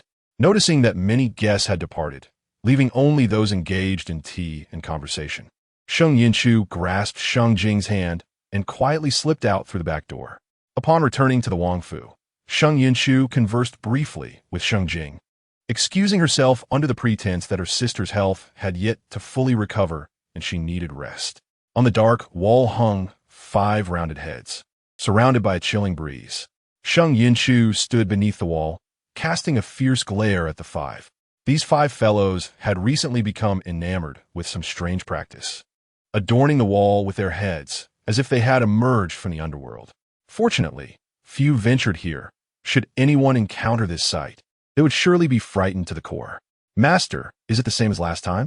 Is subject 1 overly excited? Or does the master have a new trick up her sleeve? Last time, Sheng Yunchu pondered for a moment, recalling the previous month when some audacious souls attempted to meddle with Shi Cha, only to be captured and confined in a 20-square-foot room to battle 10 starving wolf dogs. After 3 days, only 2 of the 10 wolf dogs survived, and those who lived emerged missing limbs, with 1 having lost a digit. She knew not who had sent those individuals, but they were left hanging on the city wall, and for the following month, no one dared to trouble her again. This time, it would not be necessary. Sheng Yunchu waved her hand, instructing them to attend to their prior assignments. If she were not mistaken, Lu Zhao was likely investigating past cases and his own injury. They should discreetly release some evidence at the appropriate time. A smile tugged at her lips. Based on Lu Zhao's intellect, it would not take him long to uncover the truth. Understood, Master. Subject 1 made a gesture, a sign the Master had indicated men approval. Observing that they still lingered, she shot them another glare. Are you all addicted to hanging around?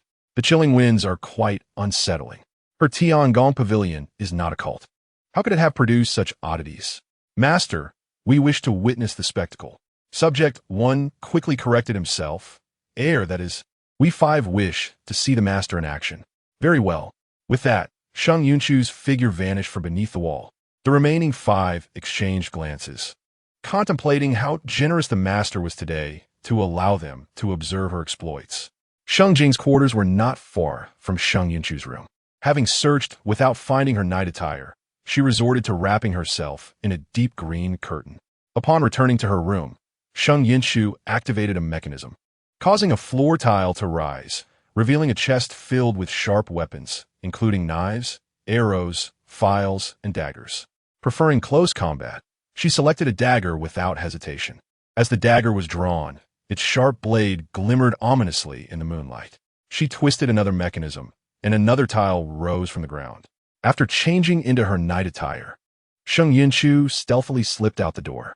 The other 2 individuals in the residence, hearing the commotion, followed suit from different directions.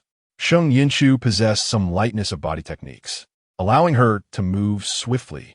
Lu Zhao, being a martial artist, managed to keep a distance while discreetly watching her. However, Sheng Jing was at a disadvantage. Her health had not been robust over the years, and though she had recently recovered somewhat, the layer of cloth wrapped around her made running a bit laborious. Fortunately, she was aware of her sister's destination, so trailing behind at a slower pace was of no consequence. The moon hung high in the sky. Although there was no curfew in Yanjing City, it was already late, and the streets were eerily quiet, with households extinguishing their candles to rest. The evening wind howled, producing a mournful sound. Sheng Yunchu's figure danced agilely across the rooftops, soon reaching the top of Shicha.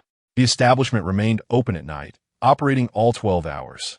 2 lanterns at the entrance still glowed, and Lao Wan sat at the counter, engrossed in his accounts. Sheng Yunchu leaned against the rooftop, her eyelids half closed, silently awaiting her quarry's arrival. 5 individuals had been suspended from the first subject, this time positioned on the wall opposite Shicha, highly concealed with a broad view. Lu Zhao had also arrived, standing motionless by a large banyan tree beside the street. A man who had just joined him also stood still in the tree. "Prince, why didn't you bring me along to enjoy the spectacle?" Zhao Shun's voice carried a hint of melancholy. "And why didn't you invite this prince?" Lu Zhao's tone was inscrutable. Zhao Shun, as his words fell, the 2 exchanged a knowing glance, their gazes directed downward. Rustling sounds indicated a dark mass slowly moving in the corner by the wall beneath the tree. From a distance, Zhao Shun mistook it for a dog. Yet, as it drew nearer, he realized it was a person wrapped in cloth. In the darkness, it was impossible to discern who it was. The 2 men in the tree exchanged glances, refraining from any rash actions. Beneath the tree, Sheng Jing crouched stealthily in the grass, remaining still. "Ah, it seems there are quite a few spectators tonight." Upon hearing this thought, both Lu Zhao and Sheng Jing's hearts skipped a beat. Had they been discovered? Neither of them moved. There was still some distance from the other side. Perhaps it was someone else. 5 on the wall, 2 in the tree, and 1 beneath. TSK, TSK, TSK. I'm not saying, but that lump under the tree is truly a talent, wrapped up like a dog. If it weren't for my keen eyes, I wouldn't have noticed. Sheng Jing. Lu Zhao. There are more on the wall. His gaze searched, finally spotting 5 round heads on the left wall.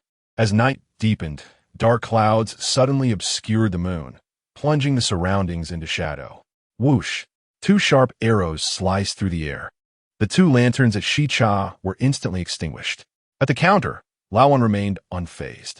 Sheng Yunchu raised her eyes, a knowing smile gracing her lips. Finally, they have arrived. Chapter 26. Since they are here, they shall not leave. Sheng Jing clutched the poisoned powder tightly in her hand, prepared to dash out at any moment. Though she lacked the means to protect herself, she could not allow her sister to come to harm. Meanwhile, Zhao Shun, who had something to say, held his tongue. Just moments ago, he had seen a lump moving closer, and upon closer inspection, realized it was a person wrapped in cloth. In all his years, he had never encountered someone so adept at disguise. It was indeed an eye-opener. There were 21 individuals, all clad in black, their faces concealed by black cloth, with only their eyes and hands visible. It was evident they were well-trained and formidable. These 21 stood atop the rooftops surrounding Shicha, wielding various weapons. In addition to their arms, some carried flammable substances, indicating their intent to not only kill, but also set Shicha ablaze. However, the 21 did not immediately act.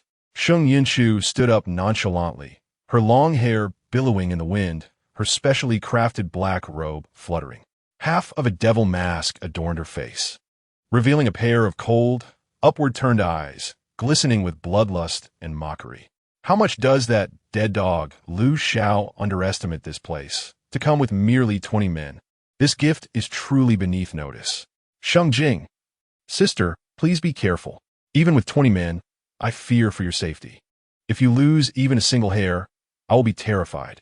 Lu Xiao, such arrogance from the poison woman. Can the prince's men be ordinary? 20 is already a concession. Let us see how you're mangled later. Lu Xiao stood atop the rooftop opposite Shi Cha, his half-closed eyes filled with gloom. The opponent's calm demeanor indicated formidable strength. Uncertain of their limits, he hesitated to act rashly. What? Sheng Yunchu saw that they intended to leave, and a cold laugh escaped her lips. You think you can just walk away? The Prince Lu Xiao halted his steps upon hearing her voice, gritting his teeth. Your Highness, it is better to resolve enmity than to create it. A glimmer of cold light flashed in his eyes. He felt he had overstepped. Uncertain if there were more ambush nearby, his only option was to retreat swiftly. I despise offending others. Sheng Yunchu bent down to pick up a shard of tile from the ground, the piece larger than her palm, and began to rotate it slowly. Since you are here, do not leave. As her words fell, the tile shattered in her grasp. At the moment of shattering, Lu Xiao's pupils constricted. What profound internal strength! While it was common to crush a shard with force, it was nearly impossible to break each piece into uniform sizes, as Sheng Yunchu had done. Whoosh! The sound of arrows slicing through the air erupted, and several figures caught unawares were met with a spray of blood as they plummeted from the rooftop.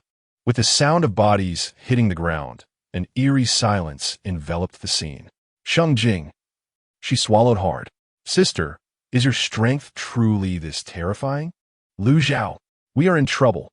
Your Highness. The prince ground his teeth, his voice strained. Leave a line for future encounters.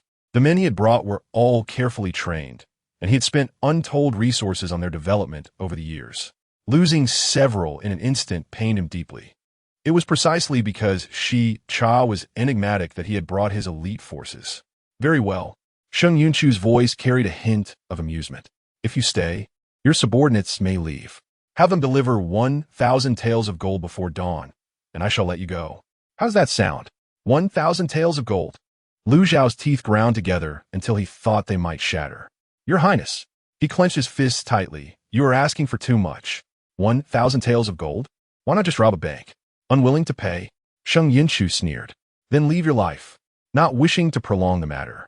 She moved with a swiftness that rendered her almost a blur. Lu Xiao, incensed, barked an order. Kill her. Upon hearing the command, over a dozen figures in black charged toward Sheng Yunchu, each strike aimed to take her life. Beneath the tree, Sheng Jing bit her lip, afraid to breathe. Her heart racing. Lu Xiao's expression darkened, his murderous intent surging. Despite the time that had passed without more of their adversaries emerging, he refused to believe that one woman could withstand so many. Do not kill her, he commanded from the rooftop, like a player on a chessboard. Capture her alive. Hearing this, Sheng Yunchu inwardly scoffed. What confidence led him to utter such a command? Had it not been for the knowledge of the formidable aura surrounding him, she would have already dispatched Camus, Yi, and the others to ensure his demise tonight. Initially, Lu Xiao brimmed with confidence, believing his subordinates could subdue their adversary. However, as his men fell one by one, lifeless on the ground, his expression turned increasingly grim. At that moment, Sheng Yunchu resembled a bloodthirsty demon emerging from the depths of hell, wielding her dagger with lethal precision. Blood splattered, and a heavy metallic scent permeated the air. In the blink of an eye, only 3 of Lu Xiao's men remained, and they too were severely wounded, their strength waning. In stark contrast, Sheng Yunchu appeared unscathed, not a single hair out of place. Sensing danger, Lu Xiao's first instinct was to flee from the scene. As he attempted to escape, Sheng Yunchu swiftly dispatched the 3 assailants clinging to her and pursued Lu Xiao with relentless determination. Duck! If I don't make you pay a price tonight, I am no better than a mutt. Sheng Yunchu's speed surpassed any prior encounter, and within mere breaths, she closed the gap on Lu Xiao, armed with a dagger. Lu Xiao, skilled in combat, found himself illuminated by the moonlight peeking through the clouds, its cold gleam revealing his weapon. This marked Sheng Yunchu's inaugural confrontation with Lu Xiao. She was acutely aware of his formidable reputation and dared not let her guard down. This time, she intended to probe his true capabilities to prepare for her future plans. Lu Xiao's attacks were vicious, each strike targeting her vital points. After a brief struggle, the sound of combat ceased. Lu Xiao lay on the ground, having been knocked down by Sheng Yunchu's decisive kick, his body racked with pain, rendering him unable to rise. Sheng Yunchu approached him step by step, looking down from her elevated position at Lu Xiao, who still harbored delusions of escape. At that moment, an arrow shot toward her from behind. Chapter 27. Immortal? Then I shall strip you bare. With a sharp sound, the arrow missed its mark. The archer was one of Lu Xiao's trusted aides. I knew this would be difficult to kill. Indeed, those with a halo are different. Who dares to fight here? The leader, mounted on a black steed, fixed a hawk-like gaze on Sheng Yunchu. She leisurely turned to face him, a wicked smile curling beneath her mask. A round object had appeared in her hand, slightly larger than an adult's eyeball. Noticing her subtle movement, the man on horseback immediately commanded, "Drop your weapon at once, or I shall have no choice but to order you to be shot down by my archers." Having served his master for many years, he understood his style well. Anyone capable of bringing Lu Xiao down must possess considerable strength, and he could not afford to kill her easily. On the ground, Lu Xiao had grown lethargic, his heart swelling with pride. What if he was skilled? He was about to be captured and subjected to torment by his subordinates. "Sheng Jing, this is bad. My sister is in trouble." Her body coiled like a spring, ready to charge at the opportune moment. As the saying goes, one should grasp the soft fruit first. She planned to shove poison powder down Lu Xiao's throat, daring him to command the Imperial Guards to advance without an antidote. Lu Xiao, what a spectacular drama we have witnessed tonight. The Imperial Guards, accustomed to obeying the Emperor, are but the prince's lapdogs. Yet, the venomous woman seemed unable to escape. She still held evidence against him and knowledge of her brother's whereabouts. A peculiar emotion flickered in Lu Xiao's deep, unfathomable gaze. It seemed he must take action. The venomous woman must perish, but at least not tonight. Seeing she had not relinquished her weapon, the man on horseback raised his hand, signaling. The Imperial Guards behind him drew their bows, arrows trained on her. Should they shoot, she would undoubtedly become a pincushion. Sheng Yunchu tossed the round object to the ground. With a crack, it shattered, releasing a thick cloud of smoke. Lu Xiao was engulfed in the mist, while the Imperial Guard hesitated to release their arrows. Before they could react, a piercing scream echoed through the fog. Lu Xiao lay unconscious on the ground, his face still obscured by a black cloth, yet his head was a gruesome sight, bloodied and mangled. As the smoke dissipated, the Imperial Guards turned pale at the horrific scene. Good heavens! Zhao Shan gasped, having never witnessed such a brutal and swift method of killing. Lu Xiao's entire scalp had been removed. His current appearance was ghastly. His head was completely bald, the stark white of his skull stained with blood. Having vacated the scene, Sheng Yunchu muttered curses, her language foul and replete with expletives. Host, he is the original male lead of the plot. If he were so easy to kill, he would have perished long ago. The system patiently advised, you are not the only one wishing for Lu Xiao's demise. His aura remains considerable, akin to a protective shield surrounding him. Upon hearing this, Sheng Yunchu's ire only intensified. Moments ago, she had aimed to castrate Lu Xiao with a single stroke, but an inexplicable force had yanked her hand aside, causing her to miss, as if possessed. Frustrated, she resorted to tearing off Lu Xiao's scalp. Truly ruthless, host. The system projected a thumbs-up icon on the virtual screen. I have never seen such ferocity in my life. With his scalp gone, Lu Xiao shall forever be a bald man. The thought of the crown prince being bald is rather amusing, is it not? Enough of that ill-omened talk. Sheng Yunchu perched herself upon a rooftop and inquired, "Now, show me how much Lu Xiao's aura has diminished after all this effort, and how much mine and Lu Xiao's have increased." The system, eager to share this information, promptly displayed the data. The virtual screen detailed the fluctuations in the three individuals' aura values, with precise records of both increases and decreases. Upon viewing the figures, Sheng Yunchu felt an overwhelming surge of anger. Lu Zhao's aura had decreased by 10 in the morning and by 5 at night. His original 80 now stood at 65. Once at 100, Lu Zhao's aura had significantly diminished over the years, with today's drop being the steepest. To her astonishment, her own aura value was shockingly low.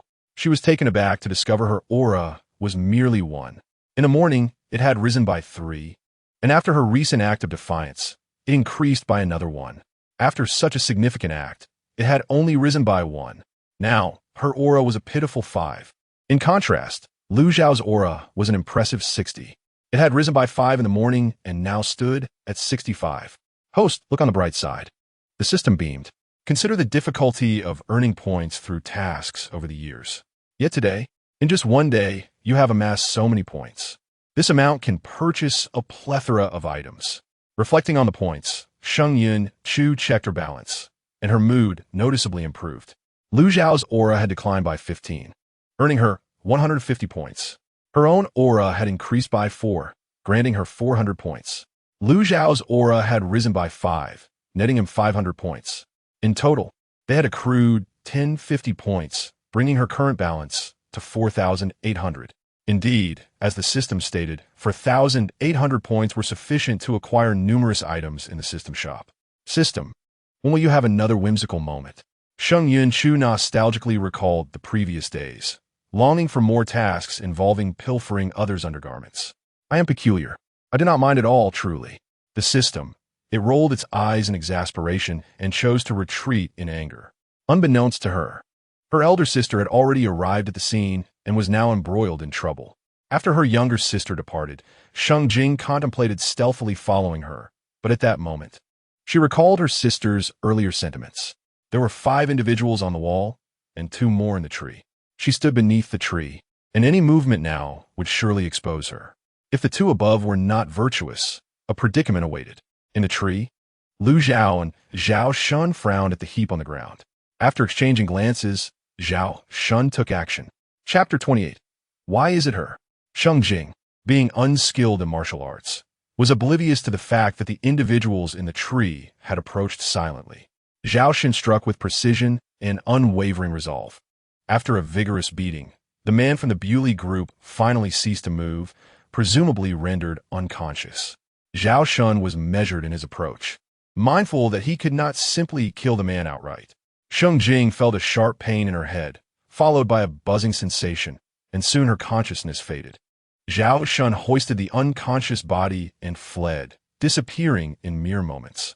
Upon reaching his private residence, he unveiled the verdant cloth covering the individual within, and he was taken aback. Sheng Jing? Zhao Shun swallowed hard, astonished. How could it be her? He recognized the eldest daughter of the Sheng family at a glance, a frail beauty who left a lasting impression. Wasn't she a sickly person? Why was she near Shicha tonight? He was certain that Sheng Jing lacked martial prowess and possessed a fragile constitution. So why was she in the vicinity of Shicha tonight? Zhao Shun paced his room, a chilling thought creeping into his mind. Could it be that the woman who attacked the prince's subordinate tonight was her? Otherwise, it would be improbable for both the prince and Sheng Jing to appear near Shicha simultaneously. For years, his men had been watching Sheng Yunchu, observing no unusual behavior. Was it truly that bizarre? Sheng Jing? Why was she near Shicha? Was the rumored sickly beauty merely pretending, like that venomous woman? Uncertain, he resolved to observe further. What to do, Wang Yi? Zhao Shun felt indecisive. After all, this woman had ties to the prince. His actions seemed excessively harsh. And what if she woke up with a diminished intellect? Lu Zhao, the impartial minister Zhao, renowned for his integrity, was surprisingly compassionate. He had yet to obtain the hard-won evidence and ascertain his elder brother's whereabouts, and he could not afford to confront the venomous woman. Very well, Zhao Shun sighed wearily, lifting Sheng Jing to depart. As Zhao Shun discreetly carried her to the Wang residence, Camus Yi was reporting to Sheng Yunchu. Go master, after you left Shicha, we discovered someone beneath the banyan tree, who was subsequently attacked by an individual in the tree. Can you guess who was beneath and who was above? Camus Yi teased, withholding information. I was not satisfied with the fight tonight. Sheng Yunchu flexed her fingers and gazed languidly at Camus. Why don't you practice with me again? Camus. Recalling the last time when Sheng Yunchu had suggested practicing, he genuinely believed she merely sought to alleviate her anger. Not realizing it was a pretext for inflicting punishment on him, he vehemently shook his head. Master, my aunt has arrived these past few days. It is not suitable for fighting. You should seek Camus air. He has been practicing the frog technique with remarkable results. Upon hearing Camus' words, Sheng Yunchu's countenance shifted dramatically. How could my sister be there? She was barely clothed, rushing to save someone. Did she get discovered when I left?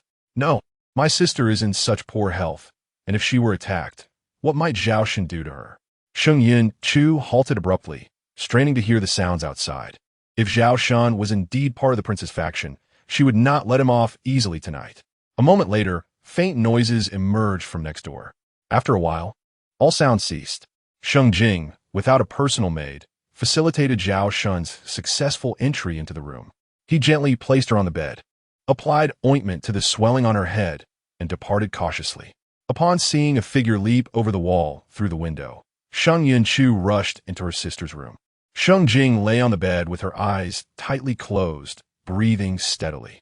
System, I heard from Camus that my sister was struck on the head.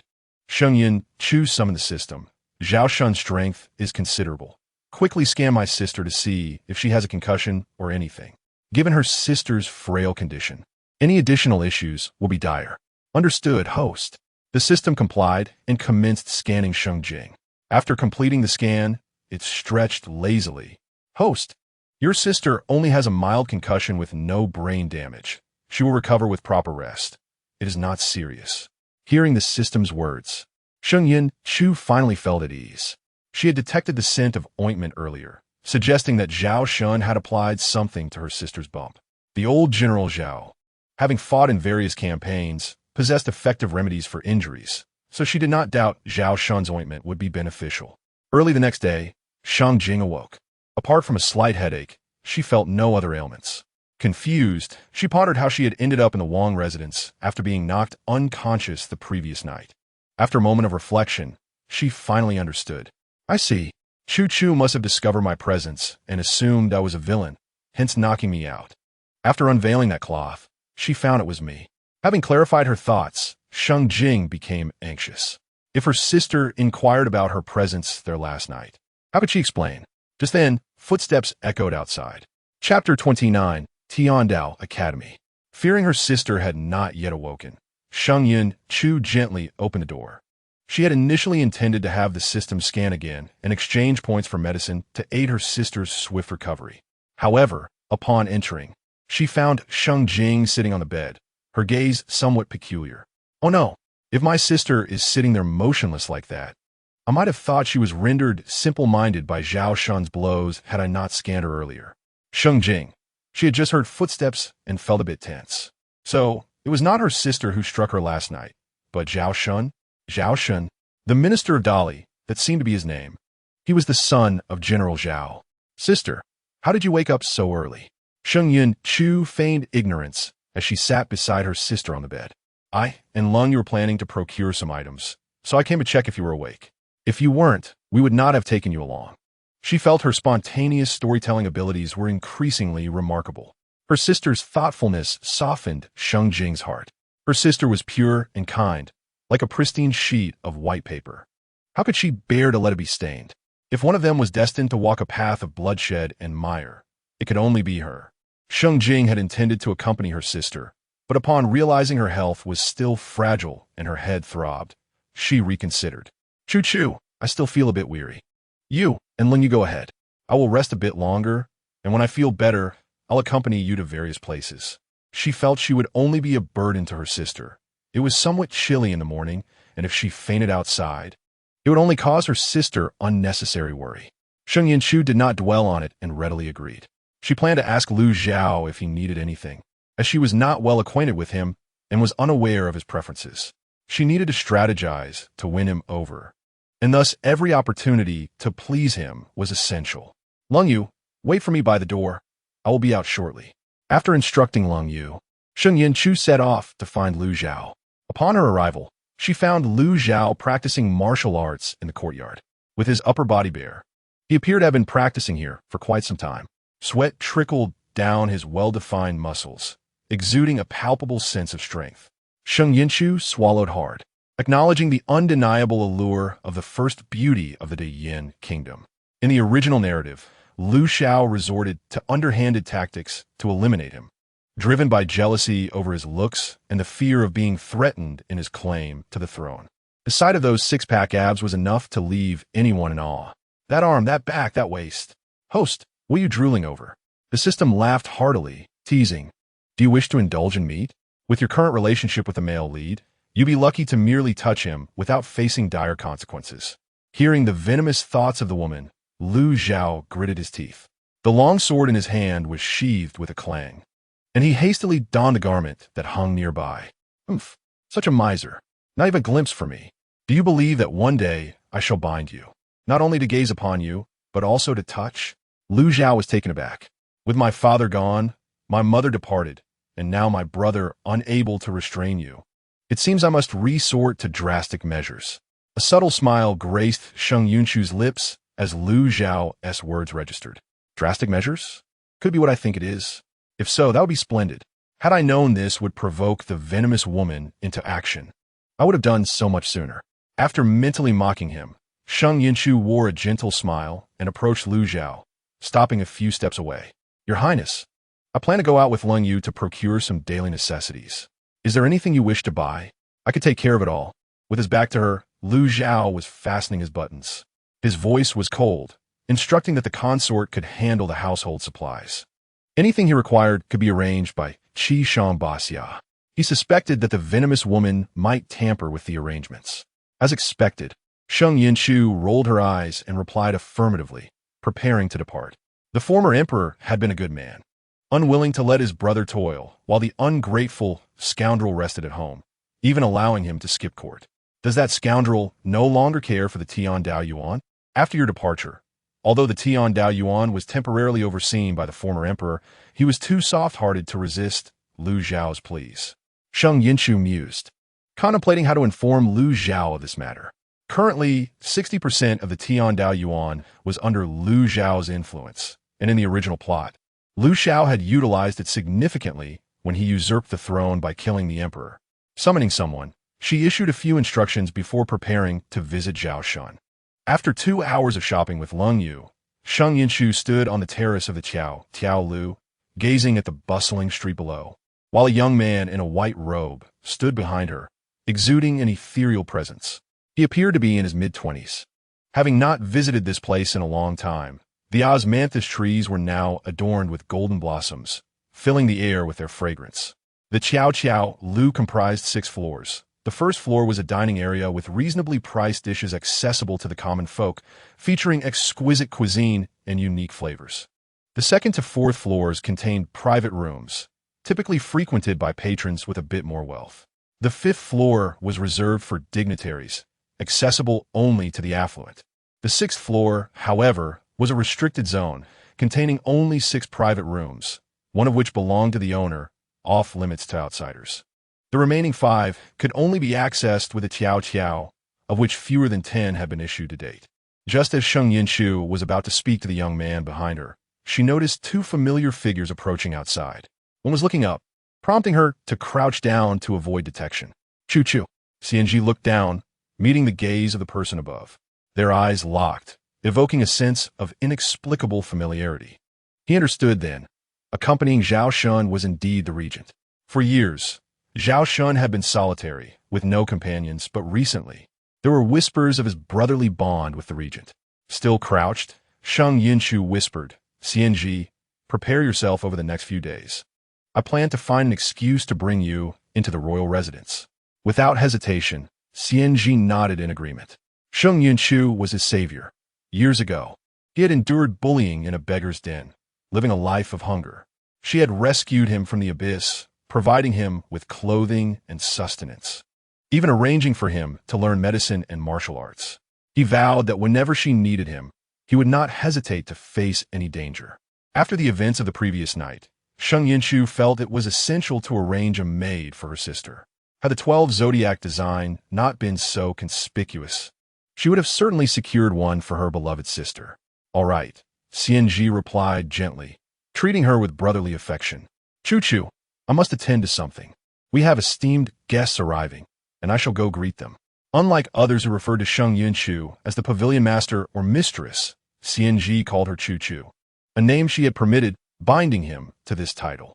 Uniquely, although Sheng Yunchu had instructed him in martial arts, she forbade him from killing. She had said, martial arts are not solely for taking lives. They can also serve for self-defense. CNG, wait a moment, Sheng Yunchu smiled. Since we have esteemed guests, let us bestow a tiao. Without hesitation, CNG agreed and went to retrieve it. Traditionally, acquiring a tiao required a minimum expenditure of 10,000 taels of gold. So far, only 4 individuals had met this criterion. CNG understood that Sheng Yunchu intended to provide Lu Zhao with the tiao, as he was her husband, and thus it was only fitting.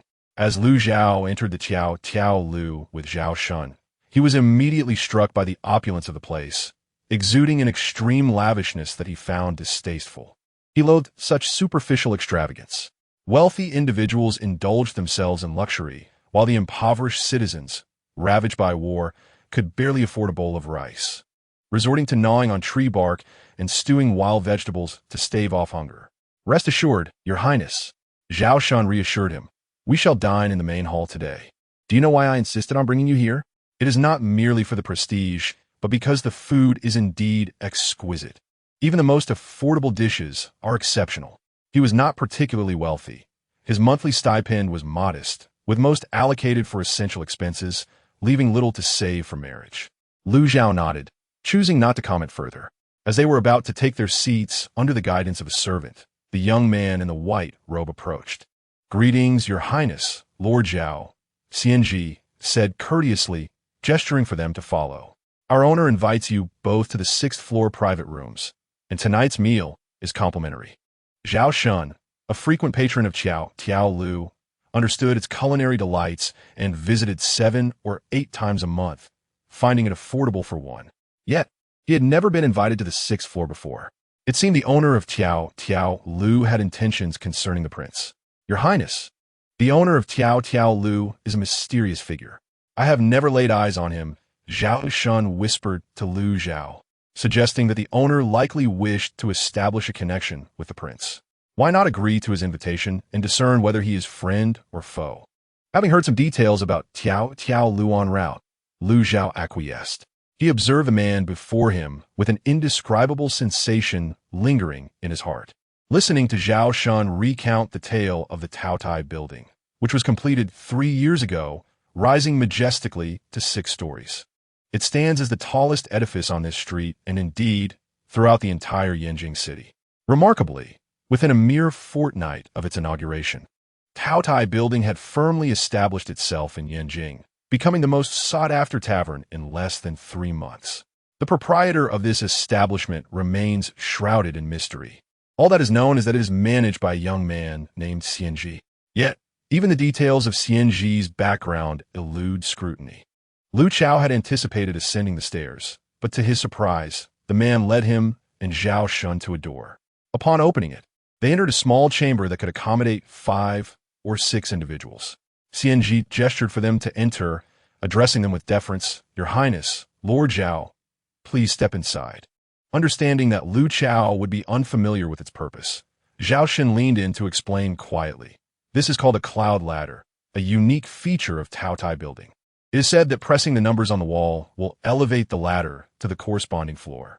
After sharing this, he sighed softly, admitting that he had only heard of it from colleagues and had never experienced it himself, being a mere pauper. Once they reached the 6th floor, CNG led them into a private room adjacent to Sheng Yunchu's chamber. Your Highness, Lord Zhao, here is the menu. Please feel free to order whatever you desire. He first presented the menu and then produced a black token, extending it toward Lu Chao, saying, Your Highness, this is a gift from our proprietor, and I hope you will not find it lacking. Lu Chao cast a glance at the black token in CNG's hand, his brow slightly furrowing. It bore the emblem of Taotai, clearly not an ordinary item. Zhao Shun's expression mirrored his concern, exclaiming, Is that the Taotai token? Is your proprietor generous enough to part with something worth 10,000 taels of gold? Is your proprietor male or female? Zhao Shun, noticing Lu Chao's hesitance to accept, inquired of Xianji, might it be possible to meet them? After all, the Taotai token is exceedingly precious, and even if our prince wishes to accept it, we must first meet your proprietor. Female? Zhao Shun appeared to comprehend, leaning closer to whisper in Lu Chao's ear, Your Highness. The proprietor of Taodai building seems to covet you. Yet, they are likely too unattractive to meet you face to face. Xianji interjected, Do you have the audacity to speak louder? They can hear everything. Chapter 31. The Hidden Dragon and the Phoenix. Chick Lu Chao gently pushed Zhao Shun aside, his expression tinged with disdain. Yet, a sudden realization struck him as somewhat reasonable. In the past, he would not have thought so, until Sheng Yunchu's venomous nature was laid bare before him, revealing her grotesque tendencies. Seeing Lu Chao silent, Zhao Shun assumed his acquiescence. Your Highness, consider this. The individual behind this grand establishment must surely be a wealthy widow whose husband has passed. You scoundrel, Zhao Shun, you are the widow. Your entire family is comprised of widows. Sheng Yunchu possessed exceptional hearing. Even separated by a wall, she could catch Zhao Shun's voice while eavesdropping. How dare you insult me after I graciously gifted that wretched thing a Taotai token? And now you call me a widow and an unattractive creature. You are finished. You are doomed. Lu Chao was taken aback. The venomous woman is here? This Taotai building is also her domain? Instantly, a nefarious scheme took root in his mind. If he were to accept the Taotai token, it would not be without its advantages. He raised his gaze towards Xianji's countenance. Xianji was no fool. He could discern the calculations hidden within Lu Chao's eyes. Xianji, what are you doing? Is your bloodline power awakening at this moment? Why do you bend to his will? Can you not perceive that the wretched creature is scheming against you? Hearing the frenzied thoughts of the venomous woman, Lu Chao felt an inexplicable sense of satisfaction. Your proprietor must promise me that upon accepting the Taotai token, my meals here will require no payment, regardless of what or how much I consume.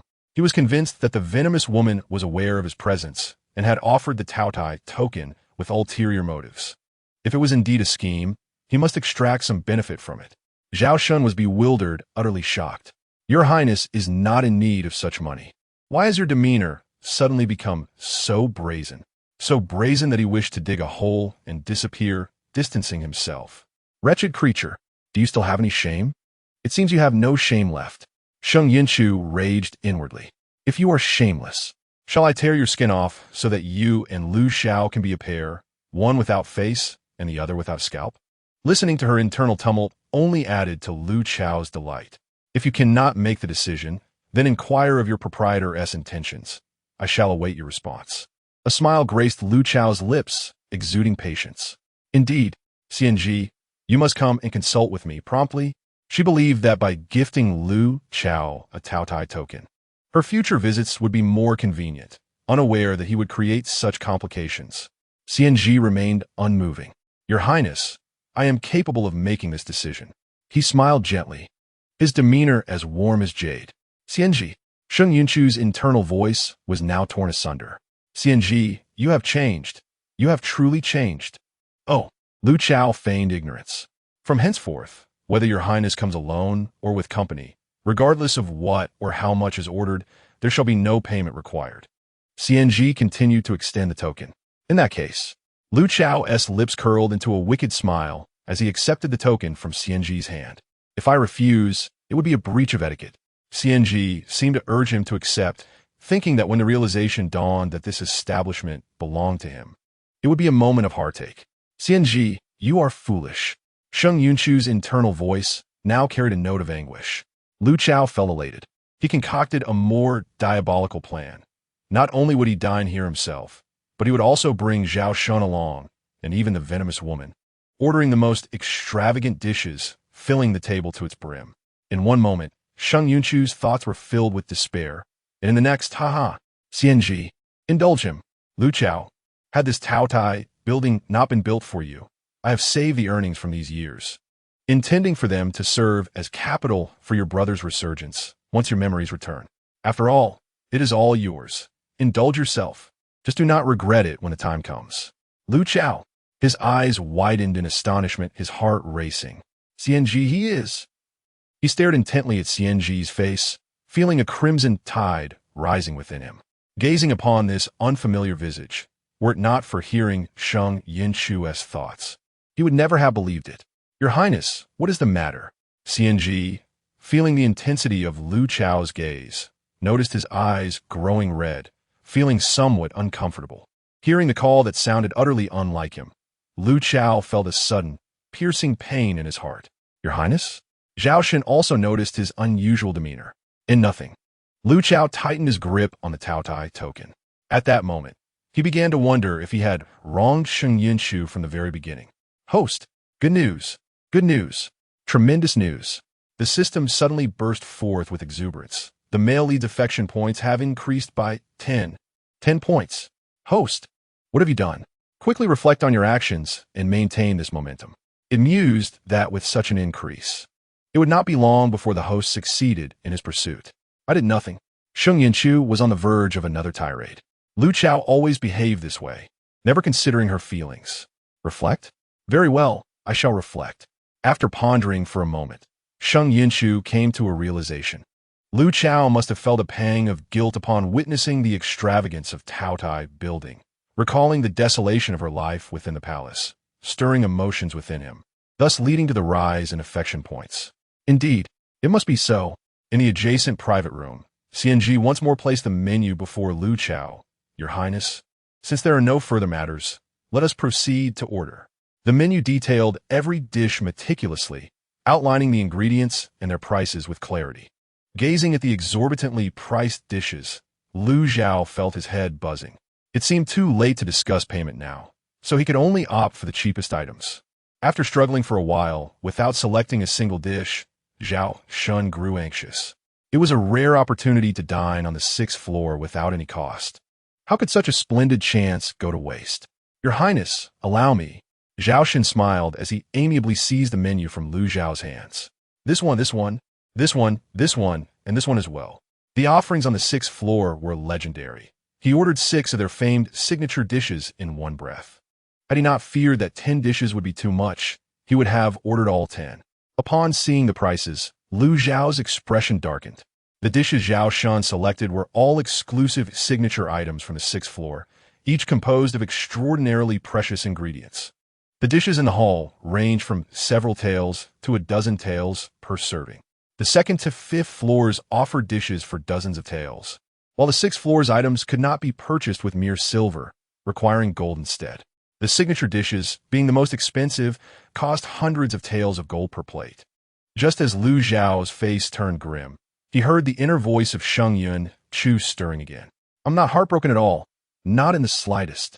Those dishes worth hundreds of taels of gold are nothing to me. They are merely ingredients I exchanged with a few points from the marketplace. If points could be redeemed for gold, it would be 10 taels of gold per point.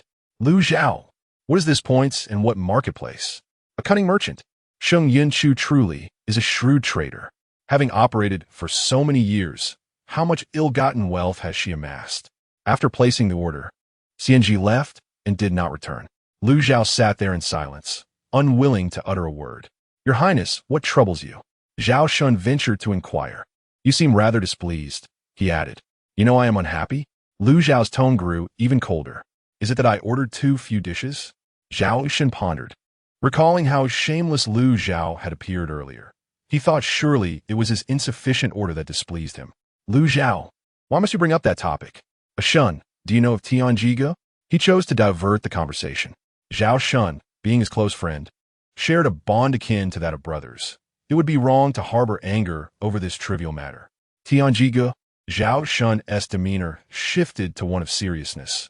Of course, he was aware, but why the sudden inquiry from the prince? Curious. Curiosity is permissible. After a moment's reflection, Zhao Shun began.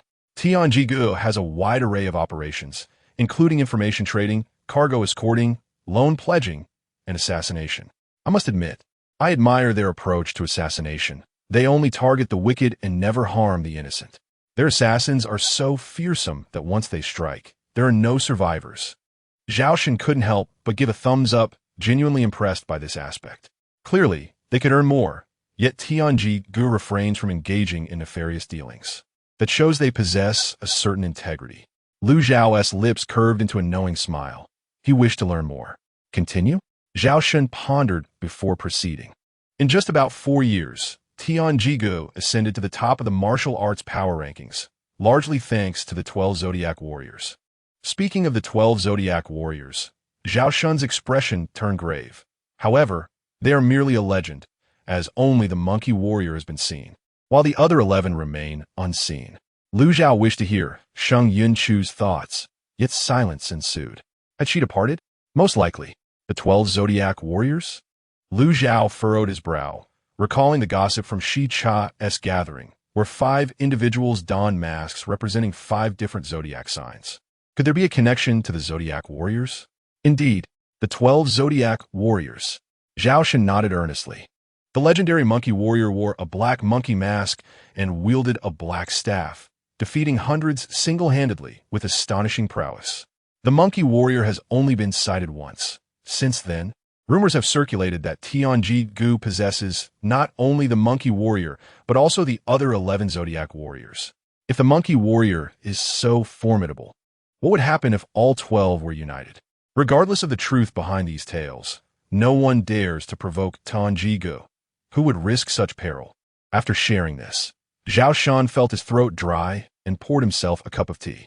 As the fragrant liquid flowed down his throat, he couldn't help but exclaim, "The tea on the 6th floor is truly exquisite. It surpasses even the Emperor's finest brew." Lu Zhao's emotions were somewhat complex as he observed Zhao Shun's enjoyment. Feeling a bit helpless, he remarked, "If it pleases you, drink more. I will bring you here again for tea. After all, it is complimentary." Zhao Shun replied, "Just tea? Nothing else?" Lu Zhao's mind was consumed by thoughts of Tianji-gu, the 12 Zodiac Warriors, and Sheng Yunchu. Previously, he had been resolute in his intent to eliminate that venomous woman. However, now, his determination to kill Sheng Yunchu wavered. Spending his days at the Zui Chunlu was merely to teach those young attendants the art of survival. Emptying the Wang Fu was only to prevent those shadowy figures from plotting against it. Yet, this Tai Chiao Lu was established for her elder brother. The dishes, presented by an exceptionally beautiful waitress, were a feast for both the eyes and palate, vibrant in color and rich in flavor. Each dish was composed of rare ingredients, and Zhao Shun savored every bite, relishing the delectable offerings of Tai Chiao Lu, especially since they cost him nothing. As he continued to eat, he paused and turned to Lu Zhao, inquiring, "Your Highness, why do you not eat? Did you not skip breakfast?" "Rest assured, I have tasted it. The flavor is truly delightful." Seeing Lu Zhao still unmoving, Zhao Shun sighed internally. After years of friendship, he could easily discern that Lu Zhao was preoccupied with something troubling. "Your Highness, do try it." He was uncertain of the prince's unspoken concerns, but he believed that the cuisine at Tai Chiao Lu could soothe the heart and dispel sorrow. Zhao Shun placed some dishes into Lu Zhao's bowl, urging him to partake. Considering the rarity of the ingredients, wastage would be regrettable, and at last, Lu Zhao relented and began to eat.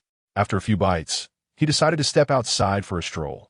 Zhao Shun, holding his chopsticks, watched Lu Zhao's departing figure. Lost in thought, the prince was seeking Xianji. Ever since Lu Zhao began to regard Xianji with unusual eyes, something felt amiss. Yet he could not fathom what Lu Zhao sought from Xianji. As Lu Zhao exited, he happened upon a man emerging from the adjacent private room. Glancing inside, he saw it was empty, devoid of any presence. It seemed his earlier conjecture was correct. Sheng Yunchu had left some time ago. "Your Highness is looking for me?" Xianji inquired with a gentle smile. His countenance inexplicably brought comfort, devoid of any hostility. In Lu Zhao's memory, his brother had always been a refined and gentle soul, patient with everyone. How could such a person conspire against the throne? "Yes," Lu Zhao nodded. "I have a matter I wish to discuss with you." As the narrative unfolds, Lu Zhao's visit to Xianji posed no surprise to the latter. He gestured for Lu Zhao to follow, indicating that this was not a suitable place for conversation. Now, the two stood in the corridor. Discussing matters here would certainly be overheard by those in neighboring rooms. Lu Zhao nodded obediently, following closely behind Xianji. "Brother, you have lost weight." Although Lu Zhao had not witnessed the moment his brother fell from the cliff, the account had been corroborated by countless witnesses, making it impossible to doubt. Now, Xianji had transformed completely, even his voice altered, and he had lost his memory. He could not fathom what his elder brother had endured after plummeting from the precipice. The cliff, towering 100 zhong, was infamous in Dian as the evil ghost cliff, where any living creature that fell would have little hope of survival. Below the cliff resided numerous ferocious beasts, and it was speculated that his brother was devoured to the last remnant upon impact. Upon reflection, there must have been more to his brother's fall than met the eye, prompting him to resolve to investigate the cliff for any irregularities, perhaps uncovering traces of his brother's fateful descent. Furthermore, Sheng Yunchu seemed to possess knowledge of his brother's survival and location. Could it be that she truly had foresight? Xianji led Lu Zhao into a tastefully decorated room, lined with shelves brimming with various tomes. A fragrant sandalwood incense burned in the censer on the table, filling the air with a delightful aroma. A slight smile crept onto Lu Zhao's lips. His brother had always cherished the scent of sandalwood and had a profound love for reading, acquiring a wealth of knowledge that he could never hope to match. Was the prince accustomed to this scent? Xianji gestured gracefully, inviting Lu Zhao to take a seat at the table. Indeed, Lu Zhao replied, nodding, I find this aroma quite pleasing. Previously, he had been indifferent to scents, but frequent visits to his brother's study had acclimatized him to it. His brother always carried a hint of sandalwood, an inviting fragrance. This is what the host requested me to light, Xianji explained as he began to brew tea. The host mentioned that sandalwood suits me and can help calm my mind while reading. As he prepared the tea, he glanced at the shelves filled with books, which the host had kindly gathered for him. They are rather intriguing. Would the prince care to take a look? Another mention of Sheng Yunchu? How could she know his brother's preferences? Lu Zhao's emotions grew increasingly complex. Had she orchestrated all of this merely to contend with the crown prince? Or did she harbor ulterior motives? Was the crown prince indeed as treacherous as she implied, poised to rebel in the future? He nodded gently and approached the bookshelf.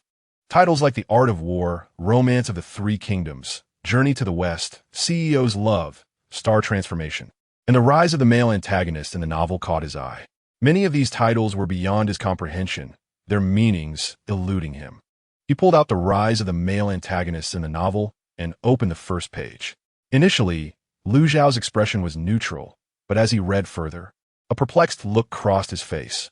Was this not merely a tale? Yet, although it was a narrative, much of its content was incomprehensible to him and seemingly non-existent in this world. Does the prince harbor doubts? Xianji asked, a gentle smile gracing his lips. As Lu Zhao approached with the book, he was about to inquire when Xianji continued, there are many such tales. The host suggested that they are quite amusing to peruse, advising me not to be overly rigid. The host also mentioned that the stories depict matters from other worlds, so your confusion is quite understandable. I, too, was bewildered when I first read this book. As they spoke, the fragrant aroma of tea wafted from the kettle. The scent was unique, different from what one might encounter in a refined tea room. Otherworldly matters? The thought of Sheng Yunchu's peculiar behavior planted seeds of doubt in Lu Zhao's mind. Yet he also felt his thoughts were somewhat absurd. Xianji gracefully scooped the brewed tea into a cup, filling it to 8/10 full before placing it before Lu Zhao. Of course, he affirmed with a smile. The prince recalled how his elder brother's tea-making skills were equally remarkable, filling the room with a delightful fragrance each time he brewed. Lu Zhao slowly lifted the cup to his lips, savoring a sip. The familiar flavor enveloped his palate. Xianji, this tea. He began, unable to restrain his curiosity. Did your host teach you this as well? Indeed, Xianji replied without reservation. Lu Zhao remained composed, realizing that once again it was Sheng Yunchu's influence at play. After quietly enjoying the tea, Xianji finally asked, so, what matter does the prince wish to discuss with me? Calculating the time, he surmised that the prince's friend should be finishing his meal shortly. Xianji's medical skills were not a secret. However, he adhered to a principle of never treating patients privately, regardless of the exorbitant fees offered. He held free consultations at Taotai, building 3 days each month, attending to all, whether wealthy or not, with utmost dedication. Reflecting on Sheng Yunchu's previous words, a glimmer of cunning flashed in Xianji's eyes. The prey had unwittingly come to him. "Your Highness, may I prepare a few items?" he requested, calmly organizing the tea set. "Once I have arranged the matters at the inn, I shall join you later." He imagined the surprise that would greet his sudden appearance at the prince's residence. Very well. Lu Zhao was indeed astonished, but dared not show it overtly. This was his brother, and he felt a sense of reassurance only when he was close at hand. As for Sheng Yunchu, he had myriad ways to persuade her to acquiesce. Upon exiting, he found Zhao Shun waiting outside, his stomach content after a hearty meal. "Your Highness, do you suspect that Xinji possesses an unusual background?" he inquired softly. "Unusual? Of course," Lu Zhao replied. "He is my brother." Yet, even with the utmost trust in his closest companions, he could not divulge this information lightly. The matter concerned his brother's life and required utmost caution. "Not at all." Lu Zhao smiled. "I simply felt that Xinji resembled an old acquaintance, which prompted me to engage him in conversation." Chapter 34. Are you a diamond? "Your Highness, you may find this hard to believe," Qishong began, a note of incredulity in his voice. Investigating the events of that year was surprisingly effortless, as if the evidence had been meticulously arranged beforehand. As he spoke, he handed Lu Zhao the findings he had gathered. Qishong had been probing the incident of the arrow that had struck him, and the evidence pointed unequivocally to Crown Prince Lu Xiao.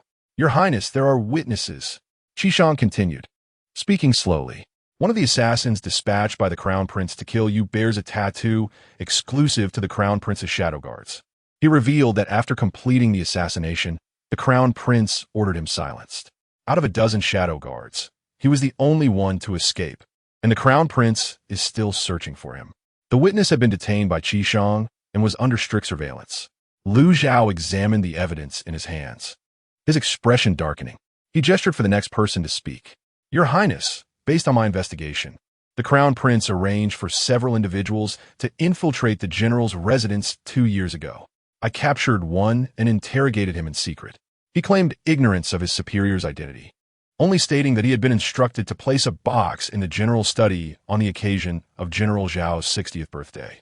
This matter was concealed, and due to time constraints, he had not uncovered more." Lu Zhao remained silent, deep in thought. Although General Zhao was approaching 60, he still wielded command over 200,000 troops in Dian. Many years ago, General Zhao had led troops against the Jin Yuan kingdom, resulting in a decisive victory that not only reclaimed Dian's territory, but also mandated annual tributes from the Jin Yuan kingdom.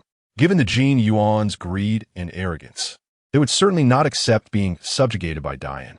"Keep a close watch on the general's residence and continue the investigation," he instructed, neatly folding the evidence with a glint of danger in his eyes.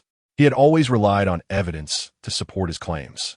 While it remained unclear whether the Crown Prince was involved in the general's affairs, it was beyond doubt that he had orchestrated the incident involving the poisoned arrow. Additionally, he needed to uncover the truth behind his brother's past. "Your Highness, there's also the matter of the Tianji Pavilion," Qishong continued to report. "I have just begun to—" Lu Zhao interrupted. "I am already aware of the situation regarding Tianji Pavilion. I suspect your findings will align closely with what I know." Qishong paused, then respectfully stepped back. "Prince, the houses near our Wangfu have been thoroughly inspected by Wang Shiling. The incident occurred suddenly, and many individuals were apprehended by the Xingbu. I inquired about those detained, and it appears that half of them have questionable backgrounds. They remain obstinate, refusing to divulge who they were serving." Ba, gritting his teeth, did not expect that they would send someone to surveil the Wangfu. They truly are courting disaster. Had they not been captured by the Xingbu, he would have certainly imprisoned each one for thorough questioning. On the other hand, Sheng Yunchu was accompanying Sheng Jing in the preparation of poisons. "Sister, why are you making so many poisons?" she inquired, sensing something was amiss with her sister today. "Could it be that my sister is afraid I might lose a fight outside, and thus is preparing these poisons for my protection? How touching. Sister is truly wonderful. She is the best sister in the world." Sheng Jing, surprised that her sister had guessed correctly, would not admit to last night's events. "Sister cannot wield martial arts, so I can only concoct some poisons for self-defense. Chuchu, would you like some as well? Quickly say you want some. Hurry," Sheng Jing urged. "Oh, I understand now. My sister is using this as an excuse for me to accept the poisons." She is worried about exposing the fact that she followed me to Shi last night and got beaten up. That matter is in the past. Please do not mention it. It is embarrassing. I want it. Sheng Yunchu thought. This courtesy must be afforded to her sister. Sister, I want them all. Although she had plenty of poisons that were even more potent than those her sister made, her sister's creations were unique and irreplaceable, not purchasable with money. Those poisons represented her sister's concern and love. As the two sisters were joyfully chatting, a guard hurried over. Wang Fei, there's a young lady at the entrance who says she is here to see you. A young lady? Sheng Yunchu immediately reacted and called for Leng Yue. Leng Yue, go bring her in. She waved her hand dismissively at the guard, signaling him to leave. My sister is used to being alone. How can I persuade her to accept that maid? Sheng Jing, did you arrange a maid for her? So the young lady mentioned by the guard was indeed the maid arranged by her sister? The maid must be extraordinary. Her sister was clearly concerned about her safety and feared she might get hurt again. No matter. If my sister refuses to accept her, I shall resort to acting cute and throwing a tantrum until she agrees. Sheng Jing, acting cute and throwing a tantrum? That sounds rather adorable. I would like to see you perform that. Before long, Leng Yue returned with the young lady, causing Sheng Jing to swallow hard in astonishment. Sheng Yunchu mirrored her reaction. Leng Yue, observing the expressions of her master and her master's sister, struggled to suppress her laughter. What the heck? How did Shinji manage this? I asked him to find a skilled young lady, and he brought this one. What is wrong with a man dressing as a woman and putting on makeup? Is he trying to change from physical to magical attacks? Jin Gang pursed his lips, his face reddening as he stood beside Lena, looking weak and helpless. Well, very well. Sheng Yunchu finally managed to stammer out. Your name is Barbie, right? Excellent. You will follow my sister from now on and ensure her safety. Wang Fei, my name is Jin Gang. Jin Gang felt aggrieved. Hearing Barbie was hardly a serious name. No, I insist you be called Barbie. Sheng Yunchu firmly rejected. What a weirdo. Sheng Jing, it is somewhat. This individual, or rather, this man stood at approximately 6 feet tall, weighing around 200 pounds, with a muscular physique and sharp eyes, presenting a serious demeanor, clearly someone formidable. With such a person by her side, who would dare approach her? Sister, do you find this guard satisfactory? Sheng Yunchu quickly corrected herself, realizing she had misspoken. Sheng Jing, am I allowed to say I feel a bit frightened? She swallowed hard, nodding, and quietly asked her sister. I am satisfied, but Chu, does he usually dress like this? I heard you. I heard everything. I was forced into this. You all laugh at me. It is so distressing. Jin Gang exclaimed, waving his hands. Ling, quickly find him a set of clothes to change into. This is truly painful to look at. The group, Jin Gang and Ling Yue, had just left when Lu Chao arrived. Chapter 35. Prince, what a coincidence. Wang ya? Sheng Yunchu was taken aback by Lu Chao's sudden appearance. What is this dog doing here? Did someone offend him? And now he has come to take it out on me? Sheng Jing. She clenched a packet of poison tightly, ready to protect her sister from anyone who dared to cause her harm. Lu Chao, haha. So, I'm viewed so negatively in your eyes. I did not provoke him today. Speak up, dog. Let me know where I displeased you, so I can find a way to argue back. Lu Chao, you may be disappointed. Today, I cannot grant you that opportunity for rebuttal. The Emperor has just sent word, requesting us to enter the palace for a reunion dinner. Perhaps due to a change in attitude towards Sheng Yunchu, Lu Chao's tone softened considerably. Is this dog on medication today? Lu Chao. He frowned slightly. The old saying holds true. Women's hearts are as deep as the ocean. When he was rude, he was cursed, and even when his attitude changed, he still faced rebuke. As they discussed grooming, Lu Chao's gaze inadvertently shifted to Sheng Yunchu's face. Previously, he found her repulsive, yet now he discovered her unadorned beauty was rather appealing. If such a face were further enhanced, realizing his uncontrollable thoughts, he clenched his teeth and turned to leave. Truly insane. Sheng Jing, it is somewhat. Lu Chao. Observing Lu Chao's retreating figure, Sheng Yunchu sighed. I forgot to ask if that dog could bring my sister to the palace. The nighttime scenery there is quite beautiful, and I would love to show my sister. Sheng Jing, although she longed to accompany her sister. The prince had just mentioned a family reunion dinner. As she was not of royal blood, she could not attend. I do not care. I want to take my sister with me. Surely, the kind old emperor will not mind adding an extra pair of chopsticks. Sheng Jing, no, you must not. What if she refuses you? The palace is not just home to the emperor. If you bring her and trouble arises with others, what then? Sheng Yunchu clung to Sheng Jing, nuzzling her head against her sister's shoulder. Sister, please accompany me into the palace. The nighttime scenery there is astonishing. You will surely adore it. Please, sister. Her voice, laced with a charming plea, softened Sheng Jing's heart. However, she did not wish to cause her sister any trouble. The atmosphere grew suddenly tense. You dare to refuse? If you do, I will pull your hair out. Lu Chao. The carefully restrained emotions surged forth in that moment. Wang Fei, tonight's reunion dinner includes not only royal family members, but also prominent ministers. If you wish, you may bring Miss Sheng along. He nearly spat these words between clenched teeth before hastily departing. Although his tone was rather harsh, I cannot help but feel he is rather considerate. What should I do? Ugh, have I been tainted by something unclean, developing a romantic mindset? No, I must find a master to exorcise this evil soon. Sheng Jing, Lu Chao. Exorcise evil? You are the very evil. Lu Chao did not specify when they would enter the palace. Sheng Yunchu felt it wise to prepare in advance. She pulled Sheng Jing into the room and locked the door behind them, her demeanor shrouded in secrecy, as if plotting some mischievous scheme. Sheng Yunchu discovered the corresponding mechanism and twisted it, causing a tile on the ground to rise. Inside lay a box, crafted entirely of pure gold. Sheng Jing's eyes widened in astonishment. As Sheng Yunchu opened the box, she found it filled with neatly arranged jewelry, the styles reflecting the latest trends in Yanjing City. Sister, hurry and choose. Sheng Yunchu beckoned joyfully to Sheng Jing. Those women in the palace are excessively competitive. We must dress splendidly today and dazzle their titanium alloy eyes. I refuse to heed the nonsense that beauty doesn't require makeup or adornments. I would much rather provoke envy than be mocked. Sheng Jing selected a relatively simple set and also picked a dress from her sister's wardrobe that had yet to be worn, which complemented the jewelry perfectly. She preferred understated elegance, while Sheng Yunchu, in stark contrast, favored vibrant and audacious colors.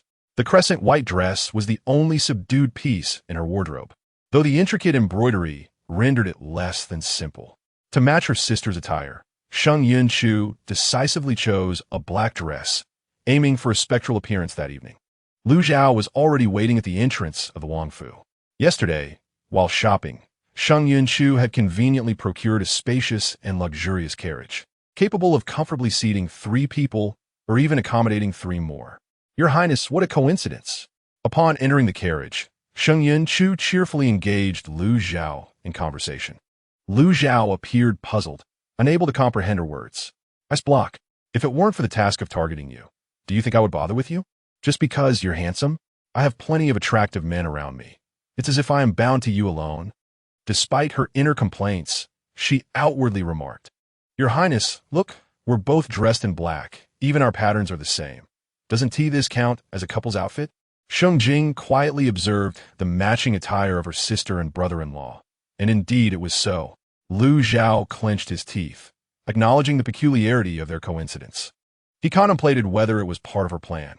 All the clothes in his wardrobe had mysteriously vanished, leaving only this black outfit, which she had assisted in procuring yesterday and was delivered that evening, with peculiar styles and vibrant colors.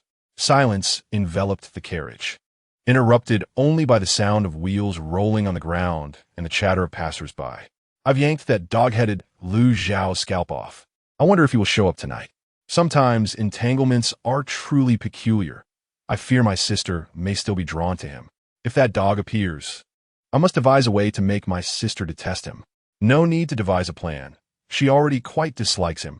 Sheng Jing interjected. The carriage remained quiet, and Sheng Yunchu felt the tension building, preparing to say something to lighten the atmosphere. Chapter 36. It is said that the crown prince nearly met his end last night. Sheng Jing felt an urge to laugh, desperate for salvation. Lu Zhao, confused, asked, Are you starting your performance again? He found it curious that Sheng Yunchu had the upper hand last night. If she had chosen, the crown prince would have surely perished. Yet, she merely yanked his scalp without delivering a lethal blow. Princess, you may have heard false rumors. Lu Zhao remarked with a knowing smile. I spoke with Lord Zhao today, and he did not say it that way. That old widow Zhao Shun. I am eager to hear what he has to say. Your Highness, what did Lord Zhao say? Sheng Yunchu inquired impatiently, while Sheng Jing leaned in, eager to hear her brother-in-law's account. Lord Zhao stated that the crown prince encountered a rabid dog last night, which not only bit him, but also tore off his scalp. Lu Zhao recounted nonchalantly, as if it were a serious matter. That old widow. I will not let this go. Far away in the Dali temple, Zhao Shun inexplicably sneezed, a sense of foreboding washing over him. Hearing her internal rage, Lu Zhao felt a sense of satisfaction. Let her be vexed for a while. The road was bustling with people, and the carriage moved slowly, still a distance from the palace. Sheng Yunchu's mood soured, leading her to fall silent. Host, there's a new task. The system suddenly appeared, its virtual screen lighting up before Sheng Yunchu, detailing the task requirements. It detected a deviation from the original plot. The male protagonist Lu Zhao's plans have been advanced. Thus, the host would not merely be enjoying the scenery tonight. The system seemed preoccupied with its own concerns. Drinking from a bottle of beer. Original plot? Upon reviewing the task on the virtual screen, her suspicions were confirmed. The task required her to thwart Lu Zhao's scheming plans tonight, with a reward of 200 points for success and a 10 deduction in life points for failure. In the original plot, such events were not meant to occur until 2 months later. Lu Zhao's schemes have been expedited, and Sheng Yunchu was not surprised. With her presence as an unpredictable variable, it was only natural for him to alter his plans. However, this was of no concern. After years of preparation, she was ready to counter whatever trickery Lu Zhao devised. Her sole objective was to gradually diminish his aura. Once it was exhausted, it would signify his demise. Although Lu Zhao's schemes tonight are rather cliché, they are undeniably thrilling. The favored delicate consort of the emperor and the crown prince. How could that not be exhilarating? This task must not fail. When the time comes to create chaos, I must find a way to distract my sister and that dog Lu Zhao. Again with the task. Has that system issued another mission to my sister? Sheng Jing pondered, interpreting it to mean that tonight, Lu Zhao would frame other princes and the emperor's consorts for scandalous acts. Thus, her sister's role would be to disrupt Lu Zhao's nefarious designs. It was imperative that her sister not face punishment for failure. Sister, you need not worry about finding an excuse to leave. I will ensure I do not hinder your task. Lu Zhao, perplexed, questioned what task? Who said she must complete it? It sounded rather intriguing. He had no intention of leaving, wishing instead to witness the spectacle without causing any trouble. Additionally, he needed to find a way to rid himself of the unflattering title of dog. That dog, even after having his scalp yanked off, he re-emerges to cause mischief. Such is the strength of that wretched male protagonist's aura. It seems there is a skilled healer and poisoner from the Jin Yuan kingdom by Lu Zhao's side. I must find a way to eliminate him, lest he remain a persistent threat. Sheng Jing declared, starting tomorrow, let Jin Gang teach himself martial arts. He must become formidable to assist my sister. Lu Zhao remarked, there is indeed a person from Jin Yuan by the crown prince's side. We must identify him. Although the Dian and Jin Yuan appear peaceful on the surface, war could erupt at any moment. If the crown prince colludes with someone from Jin Yuan, it would spell trouble. The trio arrived late, finding the harmonious hall for the reunion banquet already filled with guests. Tonight, the old emperor had invited many, including royal relatives and a cadre of loyal ministers. Naturally, the Grand Preceptor Sheng Wuyin and General Zhao, the steadfast protector of the nation, were present. Their seats were adjacent, and upon meeting, General Zhao leaned into gossip with Sheng Wuyin, Grand Preceptor. Have you heard? The crown prince was nearly scalped in the streets last night. It was quite the spectacle. He seemed particularly delighted whenever discussing gossip about the crown prince. Indeed, Sheng Wuyin nodded, not only aware, but also knowing who was responsible. What a pity. General Zhao sighed. If only I'd been there, it would have been thrilling. At your age, you still behave like a child, Sheng Wuyin chided. In the external realm, he stands as the formidable general of the state, renowned for his impressive military achievements and invincible prowess. Yet before him, the esteemed general casually remarks about the presence of the Empress Dowager, oblivious to whether the crown prince will attend tonight. The old General Zhao is filled with anticipation. If the crown prince appears sporting his bald head, it would indeed be quite unappetizing. At that moment, Sheng Yunchu notices his two daughters and the regent entering the court, and his attention is immediately captivated. He dismissively reassures, "Do not worry, he will come." With that person by the crown prince's side, merely a bald head can be restored in no time. This evening's banquet is a reunion feast hosted for the regent, attended by royal relatives and important ministers. Such a significant occasion would undoubtedly see the crown prince's presence. Choo-choo, your attire alongside the regent is truly exquisite. Sheng Yunchu discerns the underlying significance. While the regent may not yet favor his daughter, the willingness to don matching colors and embroidery patterns signifies a promising beginning.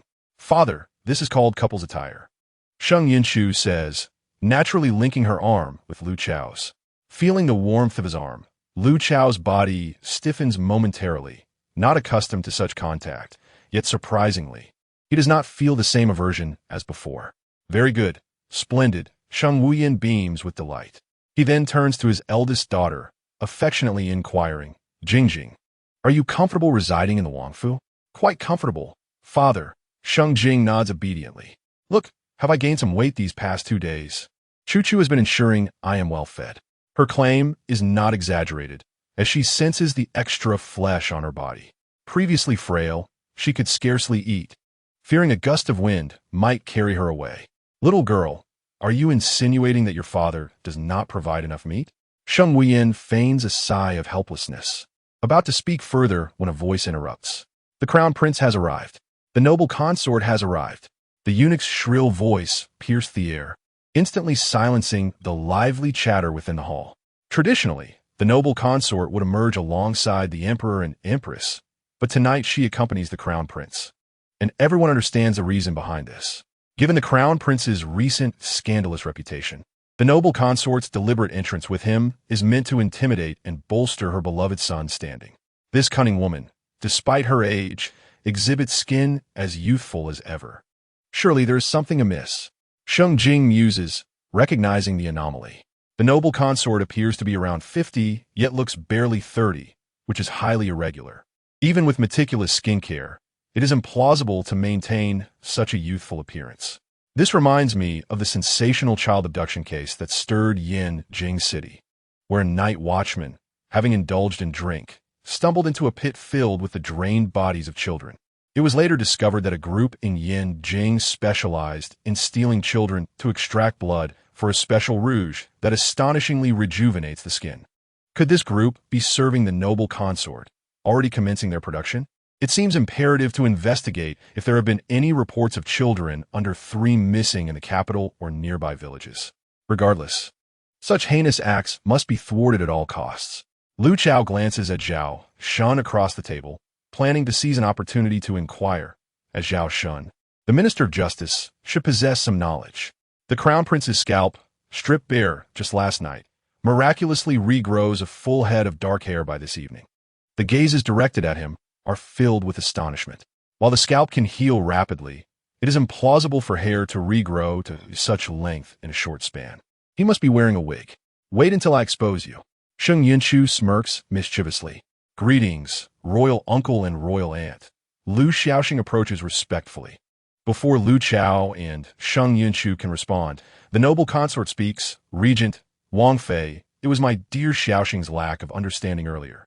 I bear responsibility for his actions and sincerely apologize, hoping you can forgive his foolishness. We are all family. It is unnecessary for the noble consort to be so formal." Sheng Yunchu smiles warmly, gazing affectionately at Lu Xiaoxing. Besides, the crown prince was merely concerned for his royal uncle and acted impulsively without knowing the truth. "Very well, I shall leave it to you to explain." Lu Chao concedes, wishing to avoid further argument. The Wang Fei is magnanimous. The noble consort exhales deeply, resolving to discipline the crown prince more rigorously in the future. Just as she is about to continue, Sheng Yunchu suddenly inquires, "Dear nephew, I heard you were bitten by a mad dog last night. Was the injury severe?" The noble consort, Crown Prince Lu Xiaoxing. "Lu Chao. Everyone. What is this?" The crown prince not only lost his scalp last night, but also suffered a dog bite. "Royal aunt. I was not bitten by a dog." Lu Xiaoxing forces a smile, suspecting Sheng Yunchu's inquiry carries ill intent, likely fueled by rumors. The rumors about him have been rampant since that night at Shicha, each more absurd than the last. Shicha, I will bring it to ruin. Lu Xiaoxing, caught off guard, becomes the target of Sheng Yunchu's antics. She abruptly seizes his hair, pulling off the wig. The entire assembly gasps in shock. What are you doing? Sheng Yunchu. His panic causes the wig to be misplaced, revealing a horrifying red membrane atop his bald head, rendering his appearance particularly grotesque. The improperly worn wig resembles a deranged lunatic, causing many to stifle their laughter painfully. Surely my sister has seen the true visage of Lu Xiaoxing now? Such an eyesore. If that mad dog ever tries to seduce her, she surely won't be swayed. Sheng Jing. She feels touched yet frightened, realizing her sister's reckless act was intended to make her disdain Lu Xiaoxing's unattractiveness. Lu Chao, you are indeed audacious to embarrass the crown prince so publicly. It would be surprising if he did not hold a grudge. If he were not present today, you would undoubtedly be in trouble. Sheng Yunchu, emboldened by Lu Chao's support, grows even bolder. Dear nephew, do not be upset. I was merely concerned for you. I heard you were not only bitten by a mad dog, but also had your scalp stripped by ill-intentioned individuals. Lu Xiaoxing grits his teeth, his expression visibly darkening. The noble consort's demeanor is no better, yet she refrains from expressing her anger outright. Dear nephew, being bitten by a dog is serious, especially a mad one, which could carry rabies. Sheng Yunchu earnestly states, fully aware her nephew fears the concerns of the royal uncle and aunt, thus resorting to desperate measures. It is all intentional. Lu Xiaoxing grits his teeth, managing to utter, thank you, royal aunt, for your concern, not wishing to utter another word. He internally wishes to dismember Sheng Yunchu on the spot. This matter was relayed to me by your royal uncle. Sheng Yunchu employs a strategy of misdirection, aiming to catch others off guard. Naturally, people are skeptical of unverified claims. Nephew, you must seek a physician to thoroughly examine the bite. It requires disinfection, lest you contract rabies, which can be fatal. Lu Chao, he merely wishes to observe the spectacle. This matter was conveyed to me by Minister Zhao. Ah, misdirection, is it? How clever, I could do that too. Zhao Shun. A moment ago, he was suppressing laughter. Now he is faced with the pitfall laid by his friend. He pauses, a light bulb moment strikes him. Crown Prince, I heard this while at Shicha. Since the Crown Prince and Shicha are at odds, the degree of animosity seems inconsequential, right? Upset? Then let him bring down Shicha. Sheng Yunchu. The old widow certainly knows how to stir animosity. Thus, after much circling, hatred ultimately still landed upon the head of the elder sister. Lu Zhao remarked, you brought this upon yourself. Lu Xiao was infuriated. Once again over Shicha. As the atmosphere grew tense, the emperor and empress, along with others, arrived. Upon entering, he chuckled and said, Your Highness, if you cannot speak, it would be wise not to bother your royal uncle and aunt. Please take your seat. Heaven knows that upon witnessing the tense situation, he immediately understood that it was his own reckless troublemaker at fault. He had just scolded him, yet the fool had not learned his lesson. His younger brother's health was precarious. What if that little rascal caused him distress? Lu Zhao cast a glance at the back of the Crown Prince Lu Xiao, a flicker of dark light flashing in his eyes. He rose and bowed to the emperor, saying, Your Majesty, there's a matter I wish to address. Chapter 38. Do you wish to claim what is not yours? Upon hearing this, the emperor's heart raced. He was unaware of what had transpired in the hall, but it was evident that the little rascal had upset his brother. Having just sustained severe injuries, he showed no signs of restraint. This little troublemaker had repeatedly caused displeasure to his royal uncle. It seemed he needed a severe punishment to learn his lesson. Ninth brother, please speak, the emperor said, his eyes filled with affection. Whatever his elder brother could do, he would agree to, even if his brother desired the stars from the heavens. He would find a way to pluck them down. Look at Lu Xiao, the anxious dog. TSK, you were once the leading man, were you not? Now you're afraid? It was also true. Within the narrative, Lu Xiao posed the greatest threat to his throne, being more handsome and capable than he was. How would he not feel fear? Were it not for the authoress' insistence that Lu Xiao eliminate Lu Xiao, the reality of who would survive remained uncertain. As Lu Xiao listened to Sheng Yunchu's inner thoughts, he seemed to suddenly grasp something. The tales he had perused indeed conveyed a similar essence, featuring protagonists, antagonists, and the malevolent supporting characters.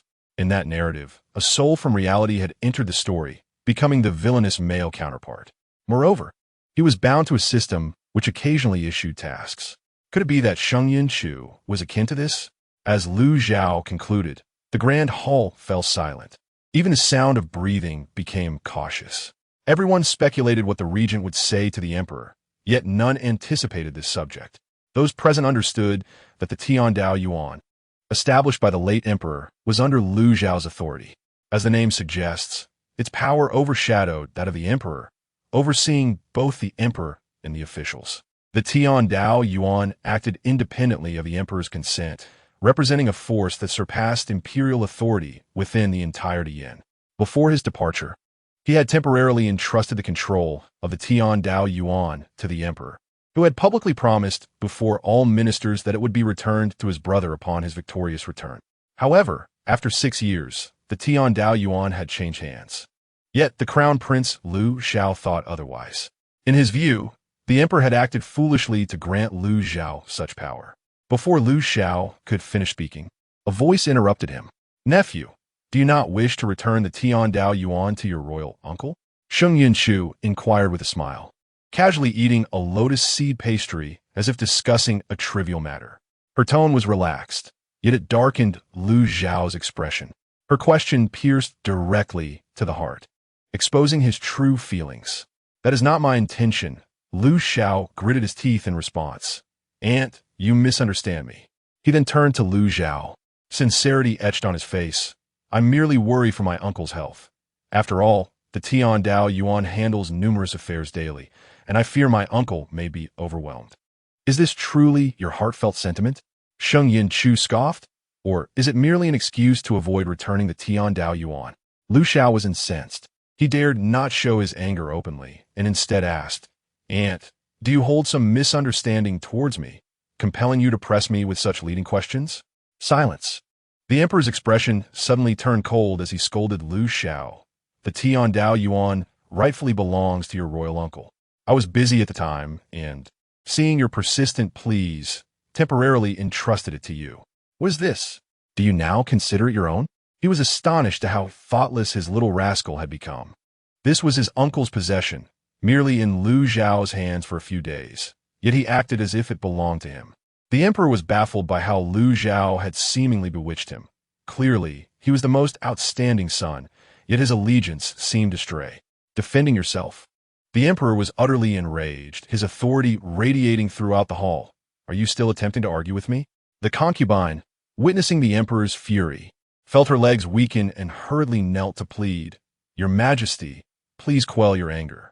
Shower simply expressed himself poorly. "This is my fault. It is my neglect in guiding him that has led to his inability to articulate himself properly." The empress, who had remained silent, smirked coldly.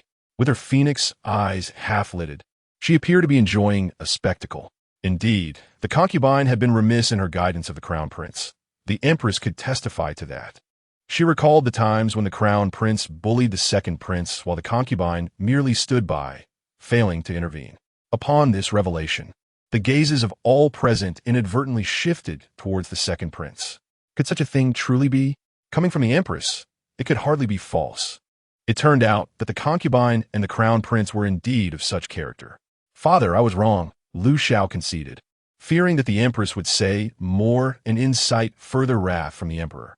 Reluctantly, he produced the Tiandao Yuan's token, stepping forward to present it to Lu Zhao. "Nephew spoke poorly and upset my uncle. I humbly ask for your forgiveness." Upon receiving the token into his hands, Lu Zhao crushed it effortlessly. The pure copper token shattered under his grip. "What? So ferocious? Crushing a pure copper token like that?" Sheng Yunchu shivered inexplicably. Had this been a human head, it would have burst apart instantly. The crowd gasped, utterly confounded by the regent's actions. Chapter 39. Is there trouble brewing once more?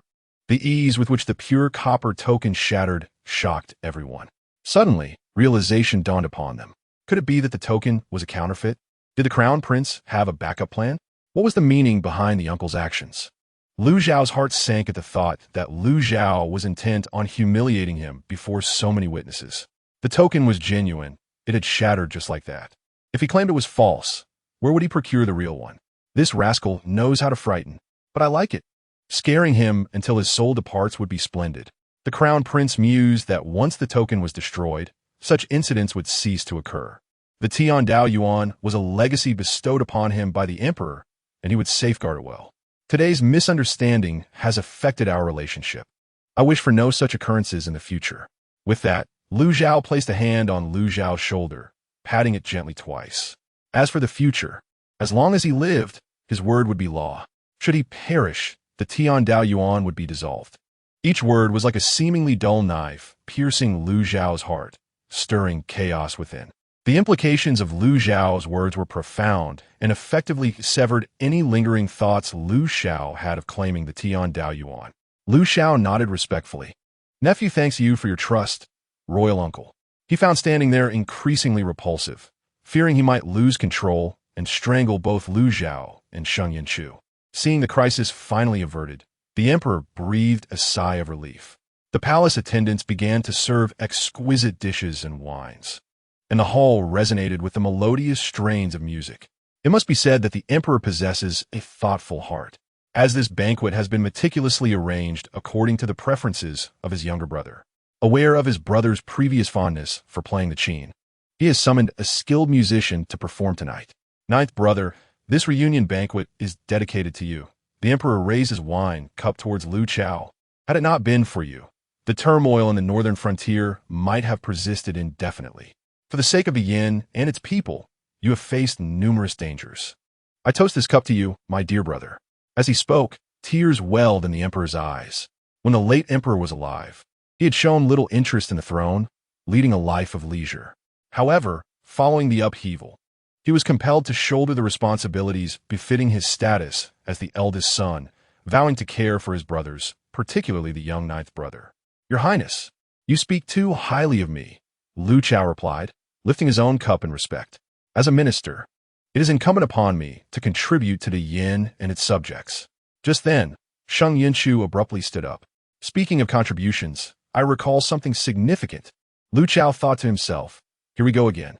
Sheng Jing inquired, what about contributions? Your Majesty, Sheng Yunchu began.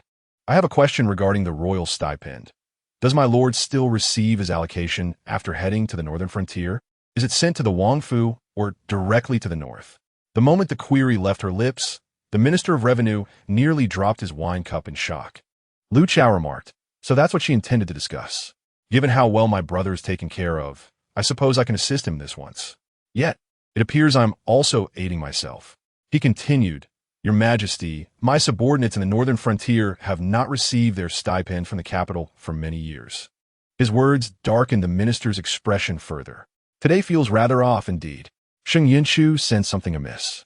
It was peculiar that Lu Chao's attitude had shifted so dramatically, and now he was inadvertently stirring trouble. Could it be that he was affected that night when I pulled him into this mess, and now the repercussions are surfacing? Sheng Jing commented, strange occurrences often herald hidden motives. She was pleased that her sister was so cautious, urging her not to be easily swayed by a man's sudden change in character, for there could be ulterior motives at play. She pointed toward the Minister of Revenue, who seemed close to despair, stating, I once inquired at his residence, and he claimed that since my lord went to the northern frontier, the stipend would naturally be sent there. The Minister of Revenue retorted, cease your accusations, you venomous woman. Can you survive a single day without causing chaos? Why not just end my life to amuse yourself? Ministerly, are you wishing for death? The emperor slammed the table, nearly splintering it. You dare to embezzle even the stipends of the regent? Are you using the funds to purchase your own coffin? The emperor's temper flared at any mistreatment of his brother, and he could not tolerate those who bullied him. Your Majesty, I am innocent, Minister Li pleaded, kneeling in the center of the hall. I have my reasons and selfish motives regarding the regent's stipend. An idea suddenly sparked in his mind. You had better elucidate, the emperor warned, his face darkening. You all seem intent on bullying my brother. If you cannot explain yourself tonight, I shall have your head, and I will display it on the city wall to dry. The crowd gasped in horror at their usually gentle emperor, who now resembled a tyrant. Indeed, the old emperor is a doting brother. I do not envy him. I have my wonderful sister, Sheng Jing thought smugly. Sheng Yunchu felt a wave of happiness, realizing her sister was always thinking of her. Meanwhile, Minister Li lay prostrate on the ground, drenched in cold sweat from the emperor's words. Had the weather not been cool and his clothes plentiful, he feared he would have soaked them through. Ah, such clever use of language. Truly, one of the crown prince's loyal lackeys, quick-witted indeed. However, given such a large sum, I have no objections if you wish to dig into your own pockets, Lu Chao remarked. Nor do I, Shang Jing added. Do not rush, princess. Minister Li thought to himself, cursing Sheng Yunchu 1,000 times in his mind. Externally, he maintained his decorum, stating, I am in the process of retrieving funds from the bank, as it is not a small sum, and I cannot possibly gather it all in such a short time. The emperor, listening to Minister Li's evasions, sensed something was amiss. He beckoned Eunuch Li with a subtle hand gesture, whispering, after the banquet, summon Zhao Shun. I have a task for him. Zhao Shun, the son of the general, was innocent by nature and had a good relationship with the emperor's brother. The emperor believed it most fitting for him to investigate this matter discreetly. Listening to Minister Li's excuses, Sheng Yunchu's lips curled into a sinister smile. In the grand city of Yanjing, a storm was brewing. Years of plotting were now ready to ensnare their prey. Continue your evasions, if you wish. Tonight, I shall allow you to escape, but once you return the funds, I have a surprise in store for you that will leave you exhilarated. Sheng Jing mused, exhilarated indeed. It does not sound like a favorable term in this context. Lu Chao noted, she is targeting Minister Li. Once he falters, the position of the Minister of Revenue will be vacant. We must find a trustworthy individual to fill that role beforehand. Minister Li, you must ensure that all of the prince's stipend from these years are delivered without fail, Sheng Yunchu stated with a smile that epitomized a scheming tiger. Your Majesty, I grant you 3 days, the emperor declared. Should you dare to take such liberties, you may inform me, and I shall immediately grant you a length of white silk for your demise. Minister Li nearly lost control of his bowels, nodding repeatedly in gratitude. 3 days would suffice. He thought, as long as he lived, there would be a chance for redemption. Once the crown prince ascended the throne, the regent would surely face hardships. Moreover, having devoted himself to serving the crown prince all these years, he believed the prince would feel compelled to assist him in his time of need. Sheng Yunchu had no desire to speculate on Minister Li's intentions. Her mind was preoccupied with calculating Lu Chao's monthly stipend. After much contemplation and confusion, she decided to relinquish the thought, knowing that if Minister Li's funds fell short, he would undoubtedly seek her out. At that moment, she realized she had been so frightened that her limbs felt cold, as though she were lifeless. The emperor cast a discreet glance at Sheng Yunchu, pondering if she had any further matters to discuss. Please, do not speak one matter at a time. If you have several, let us address them all at once, so I may unleash my frustration in one go. Sheng Yunchu had no further issues. She was now contentedly savoring the delectable dishes. The imperial chef still lacks finesse. If one were to speak of the finest cuisine in Yanjing, it would undoubtedly be found at my Tao Qiao Lu. I have yet to take my sister there. I must devise an excuse to bring her along, she mused. Sheng Jing smiled warmly. How fortunate I am. My sister always thinks of me. Lu Chao interjected. Her mind is filled with thoughts of her sister. Am I envious? Not in the least. I possess the Tao Tiao Ling, allowing me to dine whenever and wherever I please. My lord, I wish to have those grapes, Sheng Yunchu said, pouting slightly. I accidentally hurt my nail, and it stings when it meets water. Sheng Jing quickly responded, Fear not, sister. I shall peel them for you. She reached for the plate of grapes with remarkable speed. However, Lu Chao was even quicker, snatching the entire platter before anyone could react. Something feels off, Sheng Yuan thought. Sheng Jing gasped. Do not think that this will sway my sister into your charms. She is quite alert and will not be easily enchanted. Ah, so you delight in peeling grapes? Then peel to your heart's content. Ah, either he is utterly foolish or is concocting some sinister plot to ensnare me with his charm. Women's thoughts are indeed labyrinthine. When you are unkind to her, you receive a torrent of curses. Yet when you show kindness, she remains unrelenting. However, it is true, she may still be unaware of her brother's whereabouts and identity. observing how well her brother has been cared for over the years. My disdain for her has lessened considerably. Everything she has done is merely an act of gratitude, nothing more. Meanwhile, General Zhao leaned closer to, whispering, "Did you see what transpired earlier?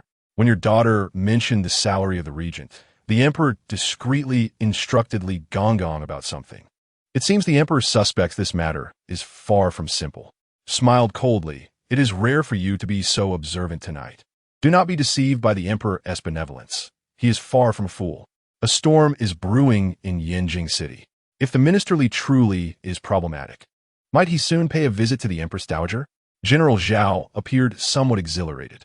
"I see the emperor dotes on the regent quite a lot. He would never allow anyone to bully him." Sighed, in resignation. "Whether Minister Li will soon meet the Empress Dowager depends on whether your son can uncover anything." His son? General Zhao furrowed his brow slightly, quickly realizing the implications. The cunning must have had some insight.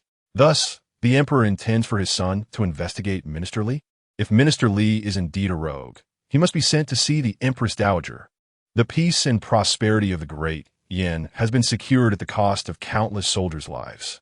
Those bureaucrats merely squabble and plot against one another. He shall not permit a single rotten mouse to spoil the pot of good soup that is the great Yin. As the banquet progressed, ever watchful of the second prince, noticed a palace maid arriving to summon him away. A good show was about to commence. She stretched lazily, time to fulfill her task. That wretched dog has harbored a grudge against the second prince since childhood, bullying him incessantly. Now that they are grown, he fears the second prince may vie for the throne, devising this vile scheme of entrapment. How despicable! The second prince's plight is indeed tragic. His mother was merely a common maid, lacking the powerful family backing, enduring constant bullying from the noble consort within the palace. After his birth, he was tormented by the consort's children. In the original narrative, the second prince was framed and imprisoned at the Ministry of Justice by the emperor, who could not bring himself to execute his own son for such a trivial matter. Little did they know that would poison him and forge a confession letter supposedly written by the second prince in prison, leading to the death of his mother, Li Fei. From grief, realizing her sister's intentions, feigned ignorance, nodding in understanding. The palace is perilous, and with no skills of her own, following would only be a burden.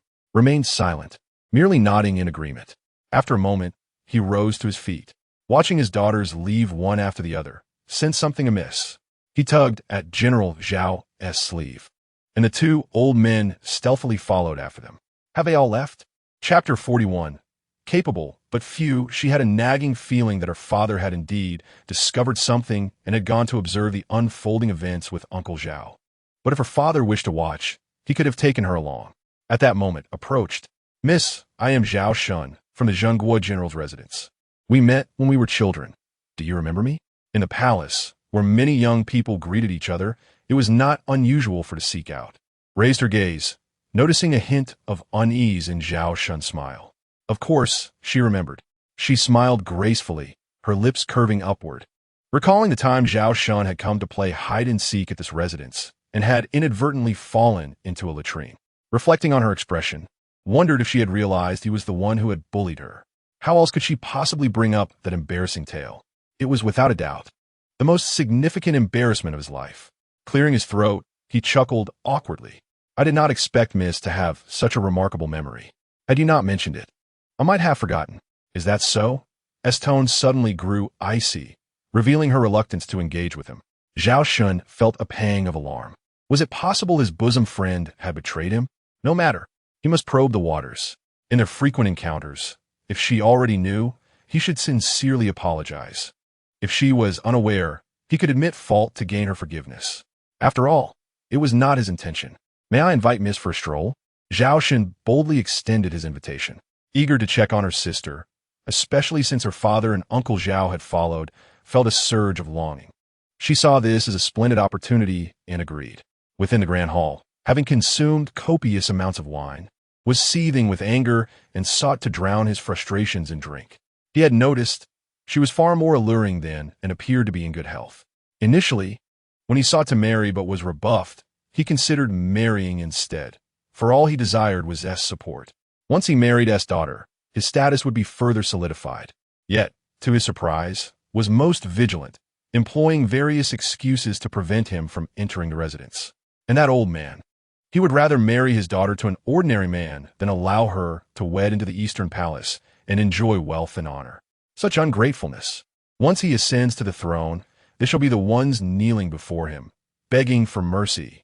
As he observed escorting away, narrowed his eyes, a glint of calculation evident within them. She is as good as his. Led into the garden near Shauna Hall, where the autumn blooms of chrysanthemums filled the air with their fragrance, illuminated by the starlit sky. Although he concealed certain truths, he candidly acknowledged his role in injuring. Feigned shock. Me? I left the palace at night. Impossible. She would not admit to anything. Otherwise, what would she tell her sister? That she happened to see him sneaking out? Or claim she could hear his heart and worried for him? Neither excuse would suffice. Was perplexed. Why was pretending to be oblivious? Soon, he pieced it together. She was graciously offering him a way out. The ladder was presented, and it would be foolish not to descend. Could it be that suffers from somnambulism? He was astonished. Nodded fervently, "Yes, you have discovered my secret." Recalling the night of the altercation, suspected was involved. Now it seemed the eldest daughter of the family was equally formidable. The second daughter must be even more so. Has Miss consulted a physician? He inquired with concern. I have cooperated with the charade, though it bore little fruit. Since this was a misunderstanding, I shall forgive you. But I implore you, do not let this matter spread.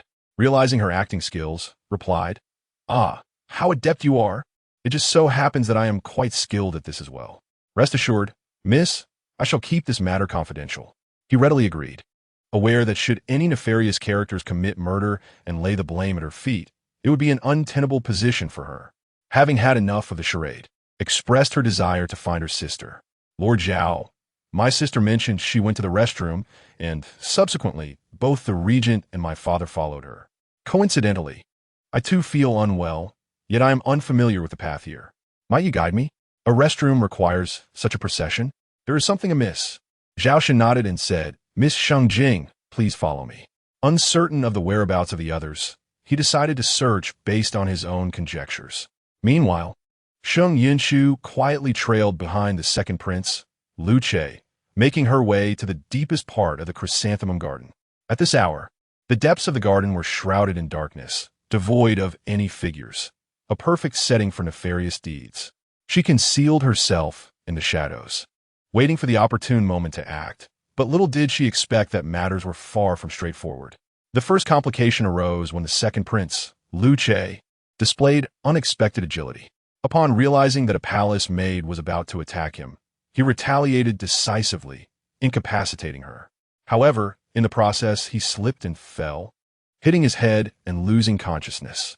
He possessed skill, but it was limited. The second complication presented itself when two groups of individuals stealthily followed her into this location. Just as she was about to analyze who these two groups might be, a third group arrived, escalating the situation.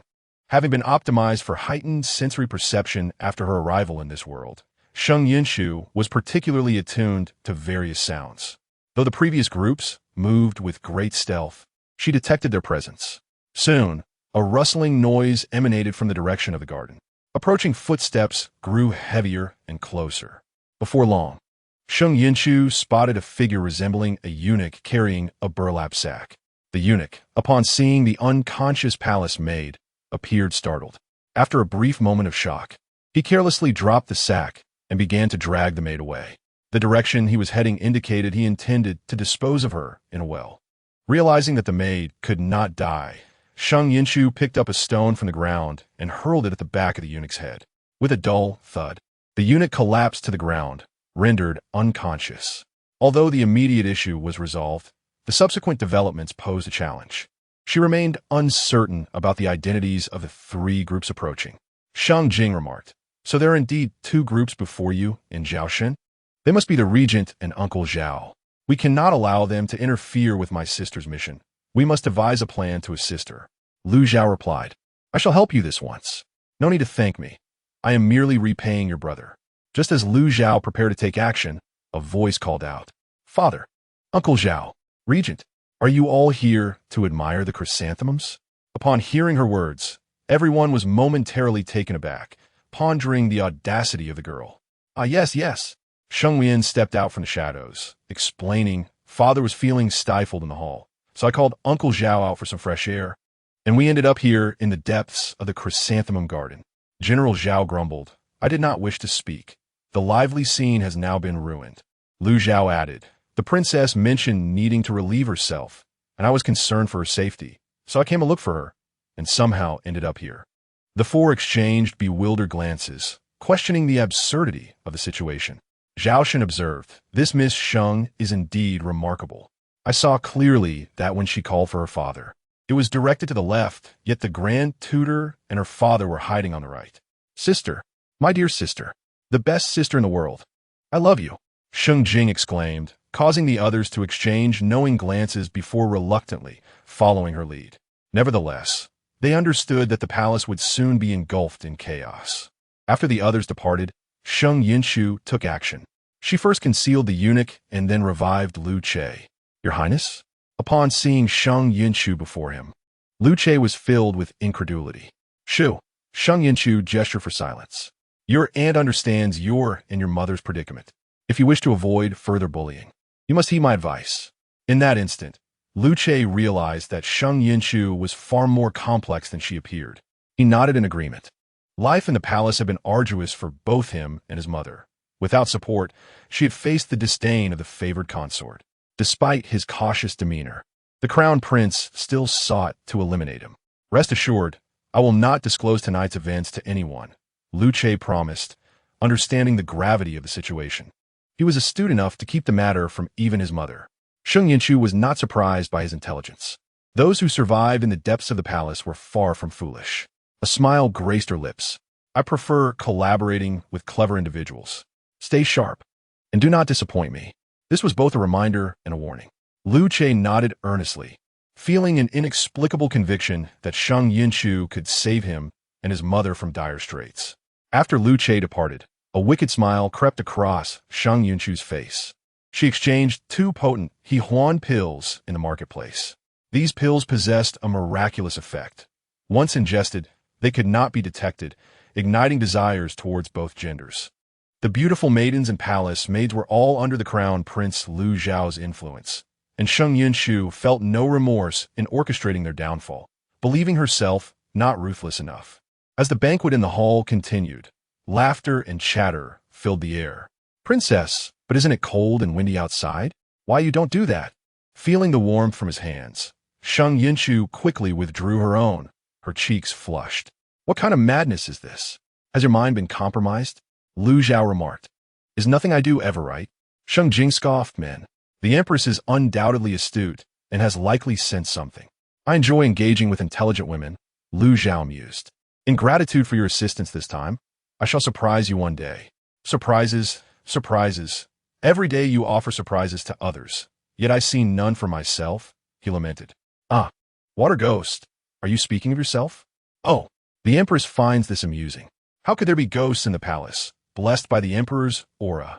Princess, whatever the source, it undoubtedly frightened the Empress tonight. It must be investigated. If it can scare the Empress, it could unsettle others in the future. With that, the Empress stood up. The others exchanged glances, eager to follow her lead. The Empress is indeed deserving of her title, so lovely and charming. Sheng Jing quipped, women. Just moments ago, she had praised her sister, yet now she was extolling another woman's virtues. Seeing the unfolding excitement, the residents of Xianghe Hall promptly followed suit, forming a considerable entourage. Prince Lu Xiao, hidden among the crowd, smirked with pride. His gaze towards Li Fei grew even more triumphant. The woman his mother despised so intensely would soon find herself bereft of her son, bringing her one step closer to demise. Thus, another obstacle in the harem would be eliminated. The Xianghe Hall was not far from the chrysanthemum garden, and soon they arrived. The palace was eerily quiet, especially at night. Within the chrysanthemum garden, the sound of women's breaths echoed ominously. Yes, Sheng Yunchu quickly feigned fear, clutching Sheng Jing's arm tightly. Your Highness, the sound I just heard was akin to a ghostly wail in the dead of night. The crowd responded, what a vivid and accurate description. Most present had their own experiences, and even if not, They had heard enough tales to understand the implications of such sounds. However, with the emperor and empress present, none dared to voice their thoughts. The palace was rife with scandals, and now, in such proximity to Shang Hall, one could only wonder what conspiracy might be unfolding at this hour. As the crowd recalled, the second prince had been called away during the banquet, leading to speculation that perhaps this evening's spectacle was orchestrated specifically for him. Yet, the voices they heard seemed incongruous. If it were indeed the second prince, one would expect a male and female voice, but the sounds emanating from the chrysanthemum garden were distinctly those of two women. Upon hearing such cries, the women of the harem, numbering at least dozens, immediately understood the implications. Regardless of the circumstances, anything occurring within the palace walls, particularly involving those close to the emperor, would surely be a scandal of royal proportions. With so many eager spectators craning their necks to witness the unfolding drama, it was uncertain who might spread the tale of the night's events. Gong Li, take some people and investigate, commanded the emperor, who was astute enough to issue such a directive, causing all to halt in their tracks. Gong Li accepted the order and led 2 guards deep into the chrysanthemum garden for a closer look. Before long, the air was filled with blood-curdling screams. The crowd stood in shock. What is Gong Li shouting about? Is it truly a ghost? The previously dim area was now illuminated by torches, transforming it into a scene reminiscent of daylight. When the 2 women burst forth, their appearance left onlookers utterly astonished. Such exuberance, such boldness, such exquisite figures. Sheng Yunchu quickly covered her sister's eyes, exclaiming, "Sister, it's too stimulating. Don't look. Oh my, how reckless." The effects of the system's potent Huan pill are overwhelming. Those 2 are now indiscriminately approaching anyone in sight. How terrifying. Sheng Jing remarked, "Indeed, they're quite aggressive." Lu Zhao commented, "You certainly know how to enjoy yourself." The emperor stood dumbfounded, while the empress cast a cold gaze. The favored concubine frowned in confusion, and the crown prince felt an urge to silence the chaos. The crowd fled in panic, fully aware that one of the women was the emperor's most cherished beauty. If she were to be seized, even without consent, it would surely provoke the emperor's ire. Jiang Meiren, already infatuated with the crown prince, had been gifted to the emperor through the crown prince's arrangements. In her dazed state, upon spotting the crown prince, she couldn't help but lunge toward him, proclaiming, "Crown Prince, I long for you." Her voice, soft and enticing, sent chills down Lu Zhao's spine. Just as Jiang Meiren was about to leap into his embrace, the crown prince reacted swiftly, kicking her 2 meters away. Jiang Meiren fell to the ground, tears welling in her eyes. "Crown prince, how could you treat me this way? I came to serve the old emperor at your behest. Do you now disdain me?" Under the influence of the drug, Jiang Meiren's mind had become muddled, and her words were thoughtless. The crown prince felt a buzzing in his head, and a glint of malice flickered in his eyes as he commanded, "Someone, take them away at once." Seeing his anger, which betrayed a hint of guilt, the emperor could not suppress a cold snort and left in a huff. What a dull conclusion to this affair. Jiang Meiren and the palace maid were forcibly dragged away, and as the emperor departed, the remaining crowd dared not linger. Swiftly following suit, at the palace gate, Gong Li awaited their arrival. "Everyone, the emperor requests that you keep tonight's events strictly confidential." He offered no further explanation, knowing that those present were astute enough to understand. The crowd exchanged glances, responding in unison. As Sheng Yunchu and her companions walked to the rear, she noticed that the old widow Zhao Shun was missing. She surmised that the emperor had likely summoned her for some secretive matter. The old emperor was no fool. It was only natural that he would suspect something regarding Li Shangshu. In the court, Zhao Shun was undoubtedly the most suitable person to investigate the matter discreetly. What a disappointing turn of events. Sheng Yunchu lamented internally. "I wish to stir up more trouble, to strip that Lu Xiao of everything." Sheng Jing pondered. "Let me think of a way to amuse my sister." Just then, someone else had a thought first. Gong Li, "I have a message for the emperor that I wish to convey," Lu Zhao stated. "What is it that you intend?" "To fulfill your request," he replied. "Regent Wang, please speak. Gong Li will relay your words to the emperor without fail." Lu Zhao, unperturbed by the presence of the 2 elderly men listening intently, continued. "I have heard that Jiang, Marin hails from the southern borders and is adept in the arts of poison. I request that the Emperor allow the Grand Tutor to thoroughly examine her health. It is better to be cautious. After speaking, Lu Zhao nodded to Gong Gong Li, expressing his gratitude. Having served the Emperor for many years, Gong Gong Li understood the implications of Lu Zhao's words and turned pale. I will relay the Regent Wang's message to the Emperor at once. He hurried away, seemingly wishing for 8 legs to hasten his departure. Sheng Yunchu linked arms with Sheng Jing as they followed Lu Zhao, contemplating the man before her, sensing that he was more complex than she initially perceived. Nonetheless, that scoundrel is quite the charmer. Jiang Marin must have poisoned the old emperor slowly, not merely due to Lu Xiao's arrangements, but because Jiang Marin harbored feelings for Lu Xiao, who had sent her to the emperor. Her resentment must have driven her to such actions. This could work to our advantage. With Lu Zhao's mention, the physicians will surely detect something amiss with the old emperor's health. Jiang Marin, being sent to the palace by Lu Xiao, will find it impossible to disassociate herself from the situation. How delightful! The ensuing turmoil would undoubtedly diminish Lu Zhao's standing.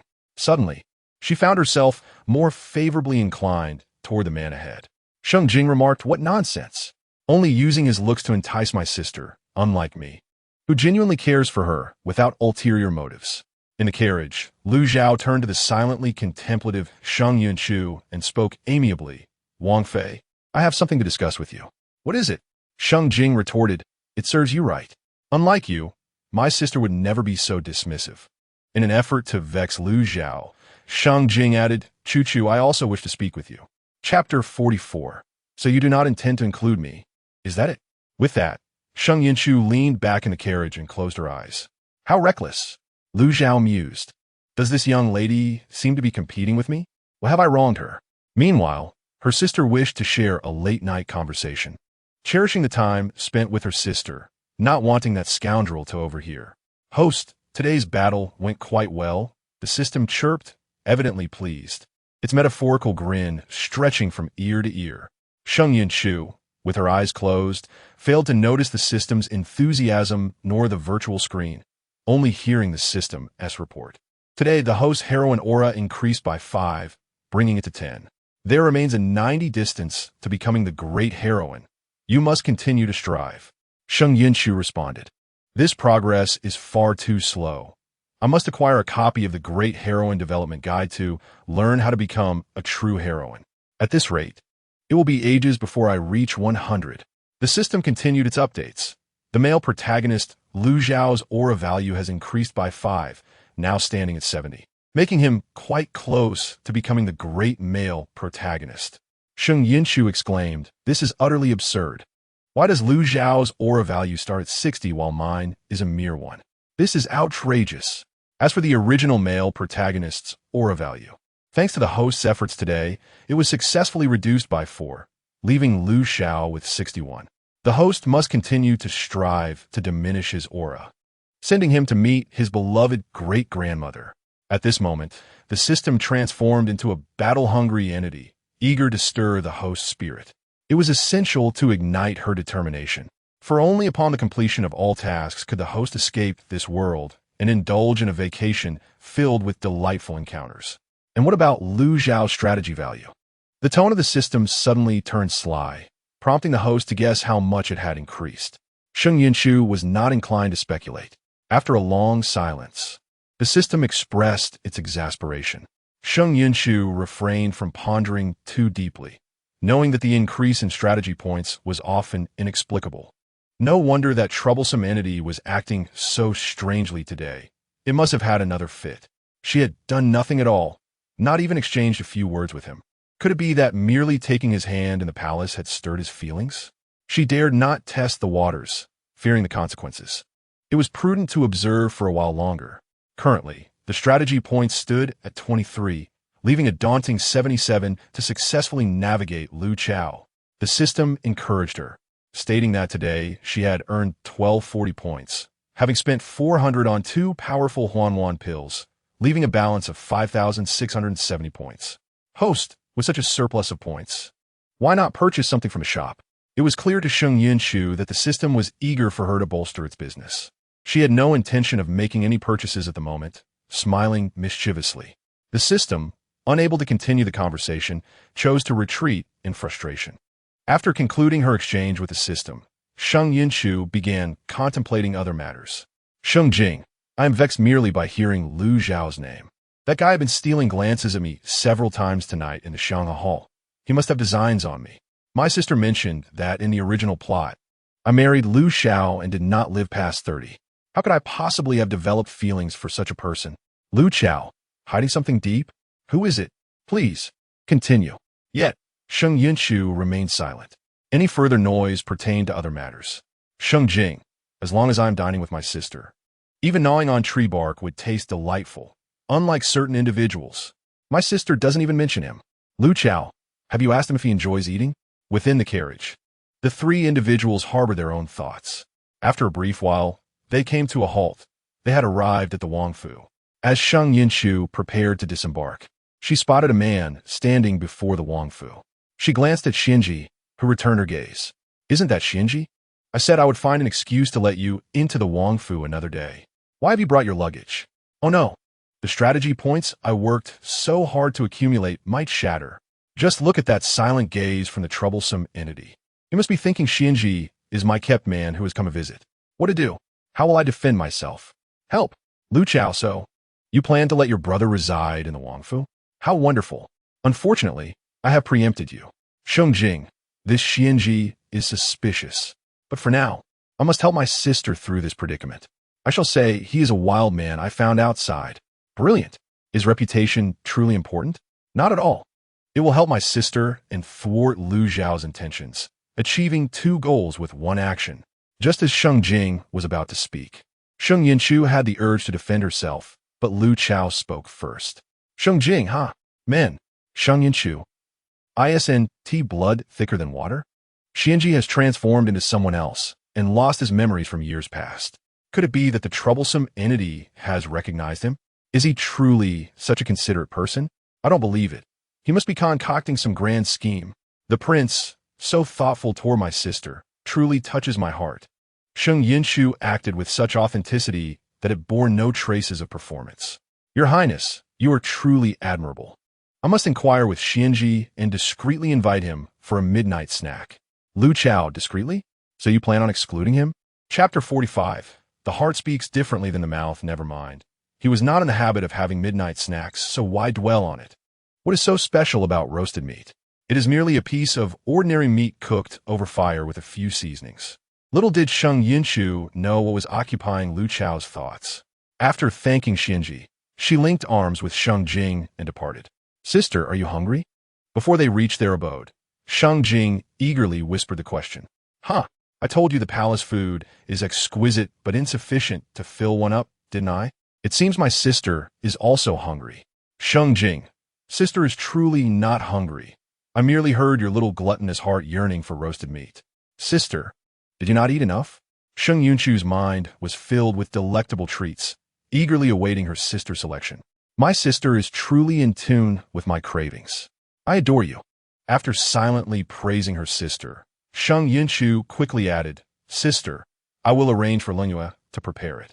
I am quite adept at roasting meat, lamb, beef, rabbit, all will be served to you. As she reminisced about the taste of roasted meat, her mouth watered profusely. During the summer, the heat of Dian made consuming roasted meat akin to courting disaster. Having endured an entire summer, autumn was finally upon them, and it was time for a delightful feast of roasted meat. Now that her health had improved, coupled with her recent encounters with numerous delicacies, Sheng Jing was eager to experience the flavors of roasted meat. Meanwhile, Lu Xiao had already arranged a room for Xinji, conveniently adjacent to his own. As night deepened, Lu Xiao, now lying in bed, heard subtle sounds. He chuckled helplessly. The roasted meat must be ready. In another courtyard of the Wangfu, Sheng Yunchu, Sheng Jing, and Xinji sat around the roasting stove, the charcoal fire crackling and ready to cook. Sister, let me introduce you.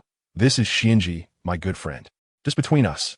The Taodai Lu is also part of our family. Sheng Yunchu whispered conspiratorially in Sheng Jing's ear.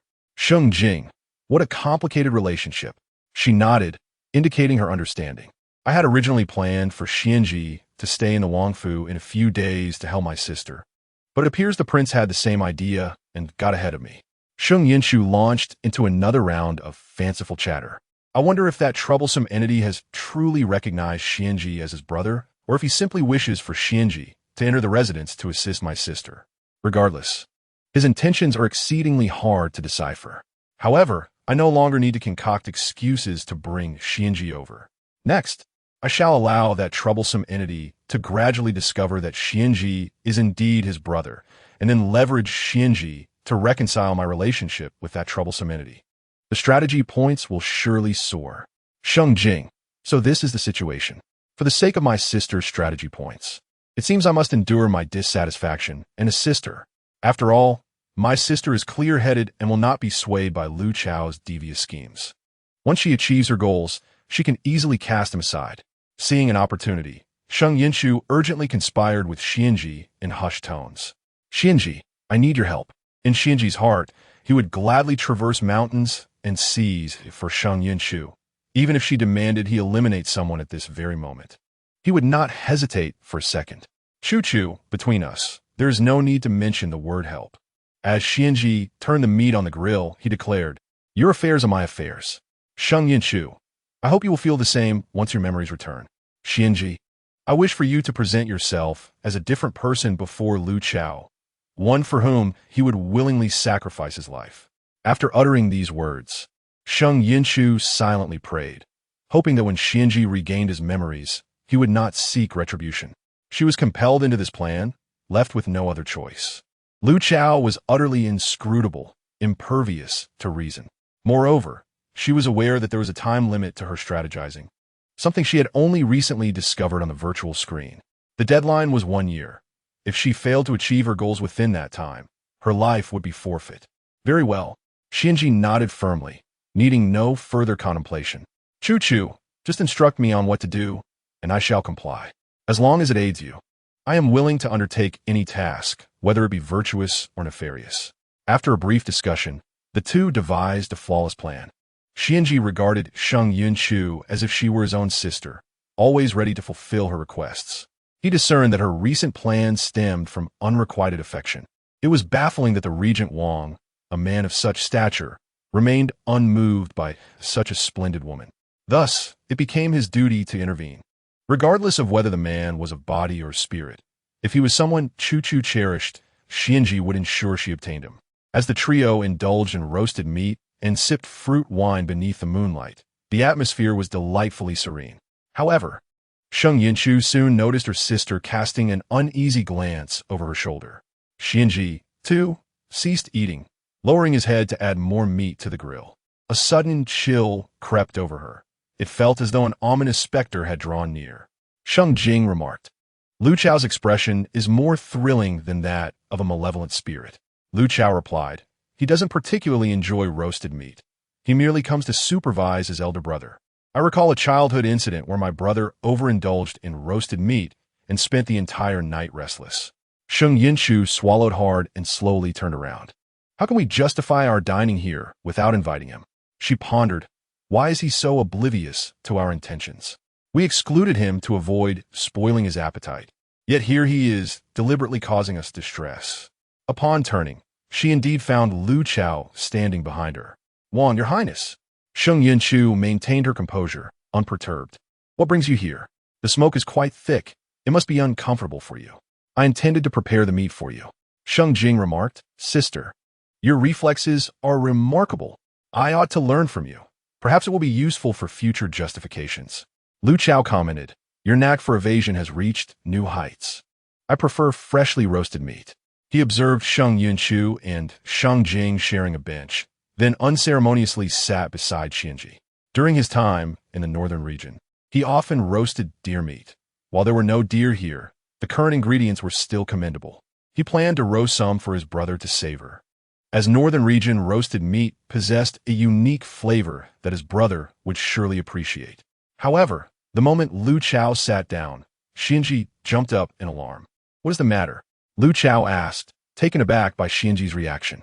Sheng Yunchu and Sheng Jing exchanged glances, merely observing in silence. Xianji's sudden movement resembled that of someone evading a plague. Your Highness, I have a condition. I am allergic to men, Shinji apologized, explaining that he could not be near other males without suffering severe respiratory distress. Shinji, you're quite something, Sheng Jing exclaimed. Lu Chao, incredulous, asked, Does my brother truly have such an affliction? Realizing this was Shinji's ploy to aid his sister, Sheng Jing stood up and moved across to the opposite side. Your Highness, why are you still dawdling? Let's hasten Shinji's demise. Lu Chao, unable to dismiss the absurdity, quickly switched seats to sit beside Sheng Yunchu. Shinji began threading meat on his skewers, alternating layers of meat and chili. As Lu Chao picked up some raw lamb skewers, he paused mid-action at the sight before him. His brother had always preferred this style of preparation during their childhood feasts, though it was not uncommon. It was simply his brother's preference. I certainly did not teach him that. It must be an ingrained habit. A subtle smile played upon her lips. Sometimes, it seemed unnecessary to overtly display affection, as Lu Chao could discern the slightest hints. His recent reaction was a testament to that. As they continued enjoying their meal, Shinji proposed a game reminiscent of gatherings with friends from his previous life, involving a wine jar placed in the center, which, when stopped, determined who would fulfill a task suggested by the one who spun it. Failure to comply would result in a penalty of 3 cups of wine. Though aware of Shinji's intentions to assist her, Sheng Yunchu felt a pang of sadness. I want to play, Sheng Jing declared excitedly. Lu Chao, who typically shunned such trivial games, considered joining since it was his brother's suggestion and decided that indulging once would not be amiss. I shall participate. His eagerness surprised both Shinji and Sheng Jing. If Lu Chao, the devoted brother, were to discover the humiliations you've endured, he would undoubtedly seek vengeance upon those responsible. Lu Chao remarked, his eyes filled with a glimmer of menace. Continue, he urged, focusing on grilling the meat. A dangerous glint in his eyes at the thought of anyone disrespecting his brother. Indeed, sister possesses a kind heart. Sheng Jing commented. Your kindness is remarkable, Lu Chao concurred. Since both the prince and sister expressed interest, Sheng Yunchu decided to join. She set down her finished skewer, clapped her hands to rid them of remnants, and proposed, Shinji, why don't you spin the bottle first to demonstrate for us? Shinji comprehended her intent immediately, nodding as he retrieved the wine jar they had finished earlier. Placing it on the ground, he gave it a push, causing it to spin. Both Sheng Yunchu and Sheng Jing sensed an underlying scheme in the game, while Lu Chao remained blissfully unaware, believing his brother was merely trying to lighten the mood. The four watched in silence as the bottle spun, eventually coming to rest before Sheng Yunchu. What mischief is this, Shinji? Sheng Jing questioned. Breaking the rules? Lu Chao protested. Brother wasn't being intentional. He is too gentle to control the speed of the bottle spin. Do not blame him. Your Highness, shall we play a game or drink? Shinji asked with a gentle smile. If I say game, it is certainly not a proper one. Hence, I shall choose the game. Sheng Jing asserted confidently. I choose the game as well, Lu Chao echoed. With an audacious spirit, Sheng Jing declared, as if merely a game could instill fear in her. Shinji's smile remained warm and comforting. Very well, Your Highness, you must kiss the prince within 10 spins. If you fail, the penalty will be 3 cups of strong liquor. I am merely a bystander. You cannot include me, Sheng Jing protested. Brother, you are taking it too far, Lu Chao warned, yet he could not refuse his brother's request. Your Highness, please do not strike me, Sheng Yunchu exclaimed, cradling Lu Chao's face rapidly. If I drink too much, I might become unruly and frighten the prince. As her words trailed off, her cool touch grazed Lu Chao's lips like a feather, igniting a peculiar sensation within him. That feeling was fleeting, but vividly registered in his mind. Shinji observed Lu Chao's reaction, thinking, dealing with a wooden block is an easy task. There are plenty of ways to manage him. His recent approach proved effective. Come, Your Highness, it is now your turn. Shinji handed the wine bottle to Sheng Yunchu, and the sequence continued in this manner. Whoever was selected next would spin the bottle.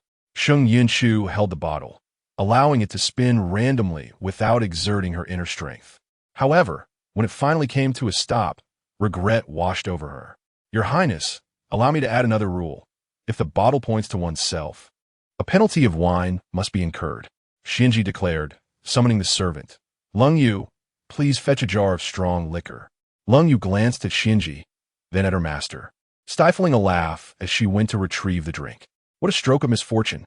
What cursed luck is this? Being quite astute would undoubtedly dilute the wine. I truly cannot handle strong liquor. Otherwise, I might frighten everyone present with my drunken antics. Sheng Jing remarked. How could Lung Yu possibly allow her sister to drink hard liquor? She would surely mix it with water.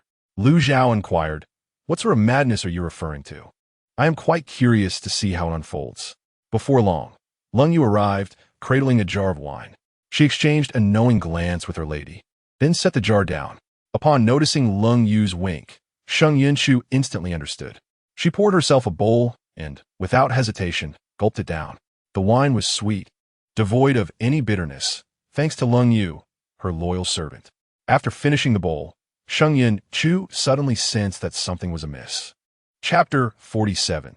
The Drunken Frenzy. Why does this taste so much like my jar of sugar-infused liquor? She contemplated pouring a second bowl, but her entire body became flushed, and her consciousness began to wane. Oh no, it truly is taking effect. Sheng Jing exclaimed. What on earth is Lung Yu up to? Lu Zhao added, so, why is there sugar in that jar of liquor, and who is she planning to use it against? Host, would you like an antidote? The system chimed in at an opportune moment. 100 points for a pill.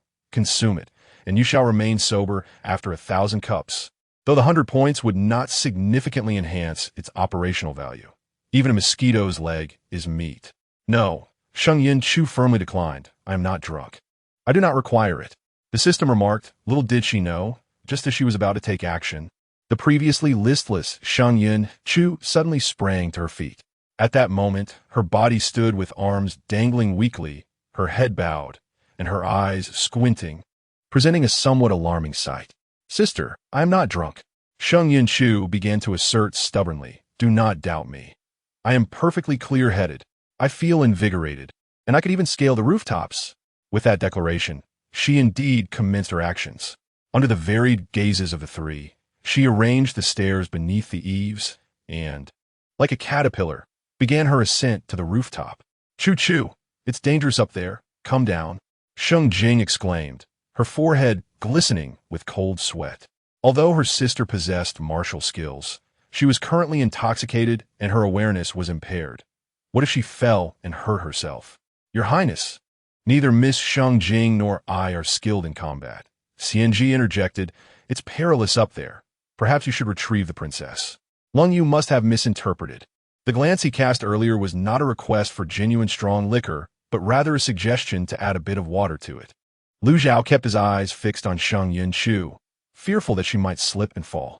His concern was not out of care for her, but for his brother's potential sorrow should anything happen to her. All right. He nodded and leapt onto the rooftop, just as he reached out to grab her. Sheng Yunchu evaded him like a nimble eel. She turned and began tossing down tiles, scattering them like petals from the heavens. With a foolish grin on her face, she called out, Your Highness, are you joining me in this rooftop escapade? She gazed at Lu Zhao through a haze, her cheeks flushed. The sight of her intoxicated visage was inexplicably alluring. Watching her lips part and close, Lu Zhao felt an involuntary swallow in his throat, recalling that feather-like kiss just moments ago. How perplexing. He had always despised this woman, and his change in attitude was solely due to his brother. Why then could he not shake off the memory of that kiss? Was there some sort of enchantment at play? Sheng Yunchu continued her tile-throwing frenzy, hurling them down from above like projectiles. Sheng Jing and Xianji, feeling helpless, quickly sought refuge, knowing that a direct hit could prove perilous. It's dangerous up there. Suppressing the strange thoughts swirling in his mind, Lu Zhao patiently urged, Let me take you down, shall we? Had his brother not been watching from below, he would have simply pulled her down without hesitation, rather than exhibiting such patience. Sheng Yunchu could barely keep her eyes open. In her dazed state, she imagined a menacing wild boar baring its teeth, intent on goring her. What in the world? Where did this enormous wild boar come from? She thought, immediately adopting a defensive stance. Watch this. I will kick you into oblivion. Lu Zhao questioned. He, a wild boar? Xianji and Sheng Jing exchanged glances, bewildered. In an instant, Sheng Yunchu launched her assault, expertly throwing 2 tiles aimed squarely at Lu Zhao's midsection, determined to incapacitate him. In the blink of an eye, The rooftop erupted in a cacophony of sounds as Sheng Yunchu pursued and Lu Zhao dodged. In a fit of irritation, he seized the opportunity to grab Sheng Yunchu by the collar and pulled her down. Her expression was dazed as she clutched Lu Zhao's cold face, puzzling over how the wild boar had transformed into the prince. "Your Highness, I leave her in your care," Sheng Jing said. Why was she no longer concerned for her sister? Do not ask. The answer is fear. Within mere moments, Xianji and Sheng Jing hastily vacated the area, leaving only Lu Zhao and Sheng Yunchu behind. Suddenly, she burst into tears, large droplets streaming down her cheeks like they were free of charge. Lu Zhao allowed her to hold his face, though his brother had already departed. Seeing her so heartbroken, and perhaps her earlier words held a grain of truth, he found it difficult to push her away. "Your Highness." Sheng Yunchu's weeping was swift but abrupt, her tears vanishing as quickly as they appeared. "How about we consummate our union? You can give me children, 10 or 8 of them, boys like me and girls too. Then those gossips will have nothing to say. What do you think?" Her shocking proposal startled Lu Zhao, causing him to push her away with force, his expression darkening. "You want me to father your children? How could you even think of such a thing?" Just as he turned his back, he felt a sudden weight on his back. Sheng Yunchu had leaped onto him, her hands around his neck, her legs entwined around his waist, like a stubborn adhesive that could not be shaken off. "Sheng Yunchu." Lu Zhao erupted in frustration. "Get off me at once." The more he struggled to dislodge her, the tighter she held on, her grip suffocating him. "Stop resisting, my dear." Sheng Yunchu teased with a mischievous smile. "I believe in the philosophy of if I cannot have it, I shall destroy it. If you do not consummate our union tonight, I shall choke you to death, and by this time next year, there shall be grass 3 feet high on your grave." Lu Zhao, gritting his teeth, he ceased his struggles. "You shall regret this." With every step, he radiated an overwhelming aura of frustration. Sheng Yunchu was unceremoniously thrown onto the bed, wincing in pain. Just as she attempted to rise in indignation, she felt the weight of Lu Zhao descending upon her. In the ensuing darkness, he ensconced her tightly in the quilt, rendering her immobile. Sitting at the edge of the bed, a chilling smile played upon his lips as he leaned closer, his breath warm against her ear, whispering in a low, seductive tone, "Sheng Yunchu, would you like to sleep with me?" Chapter 48. An opportunity that proves fruitless. His voice possessed an alluring quality, his heated breath caressing her ear, sending shivers down her spine.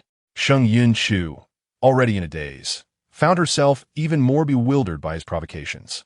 She felt utterly limp, akin to a lifeless fish ensconced within the quilt, unable to move. "Sleep with you?" Her gaze was unfocused as she pondered the meaning behind Lu Zhao's words. How would that work? She tilted her head, glancing around. "Your Highness, your bed is so spacious. Why not invite Xianji and my sister to join us for a lively slumber party?" Lu Zhao, he gritted his teeth, striving to maintain his composure and reminding himself to refrain from engaging with a drunken woman. "Only the 2 of us will be sleeping together," he continued to entice her. "Are you not tempted by my physique? Do you not wish to touch my abs? If you agree, everything I have shall belong to you."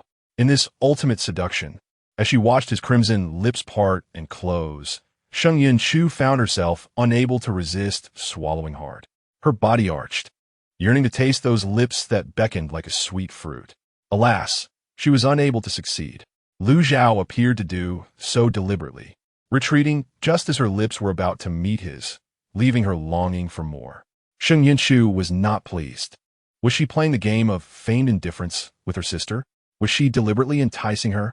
Was she lusting after her sister's body? "You perverse being!" Lu Zhao exclaimed, resistant to persuasion, absolutely resistant.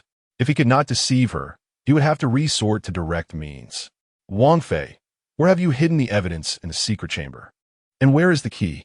His questions were straightforward and unambiguous, without any circumlocution. Though her mind was in chaos, Sheng Yunchu could still discern the sound around her. The system observed the situation. The host had just lost 2 points of halo value for a foolish act, and what would happen if she accidentally let something slip again? The female lead must not falter. If she were to slip up, her meager halo value would be further diminished. Although the host had yet to respond, the system was uncertain about what might transpire next. It took the liberty of using Sheng Yunchu's points to purchase an antidote for intoxication, administering it directly into her system, allowing her consciousness to awaken instantly. Upon regaining her clarity, Sheng Yunchu had not yet begun to berate the system when it spoke. Host, just now, the male lead attempted to seduce you while you were inebriated, hoping to lure you into revealing the location of the evidence and the key. To avoid a reprimand and to preserve the host's limited halo, it had no choice but to betray the male lead. How despicable! Sheng Yunchu scoffed, continuing to feign drunkenness. I knew he was either dim-witted or had ulterior motives. Noticing her silence, Lu Chao patiently inquired again, Wang Fei, did you hear the question I posed? You are truly cunning. Curious to know? Very well, I shall indulge you. Lu Chao thought. She has regained her senses? When did this happen? Stealing a glance into Sheng Yunchu's eyes. They still appeared hazy, and the flush of intoxication lingered on her cheeks. What a performer. But what of it if she was sober? She likely remained unaware that he could hear her innermost thoughts. Wang Ye, I am aware, Sheng Yunchu replied, her voice tinged with drunkenness. A faint scent of alcohol escaping her lips.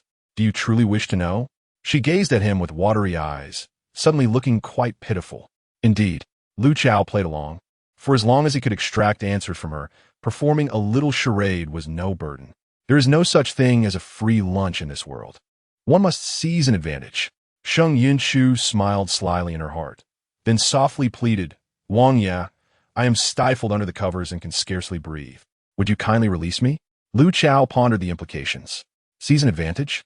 Does she intend to exploit her drunkenness to escape her restraints and strike at me? Recalling the previous night's events, he became cautious.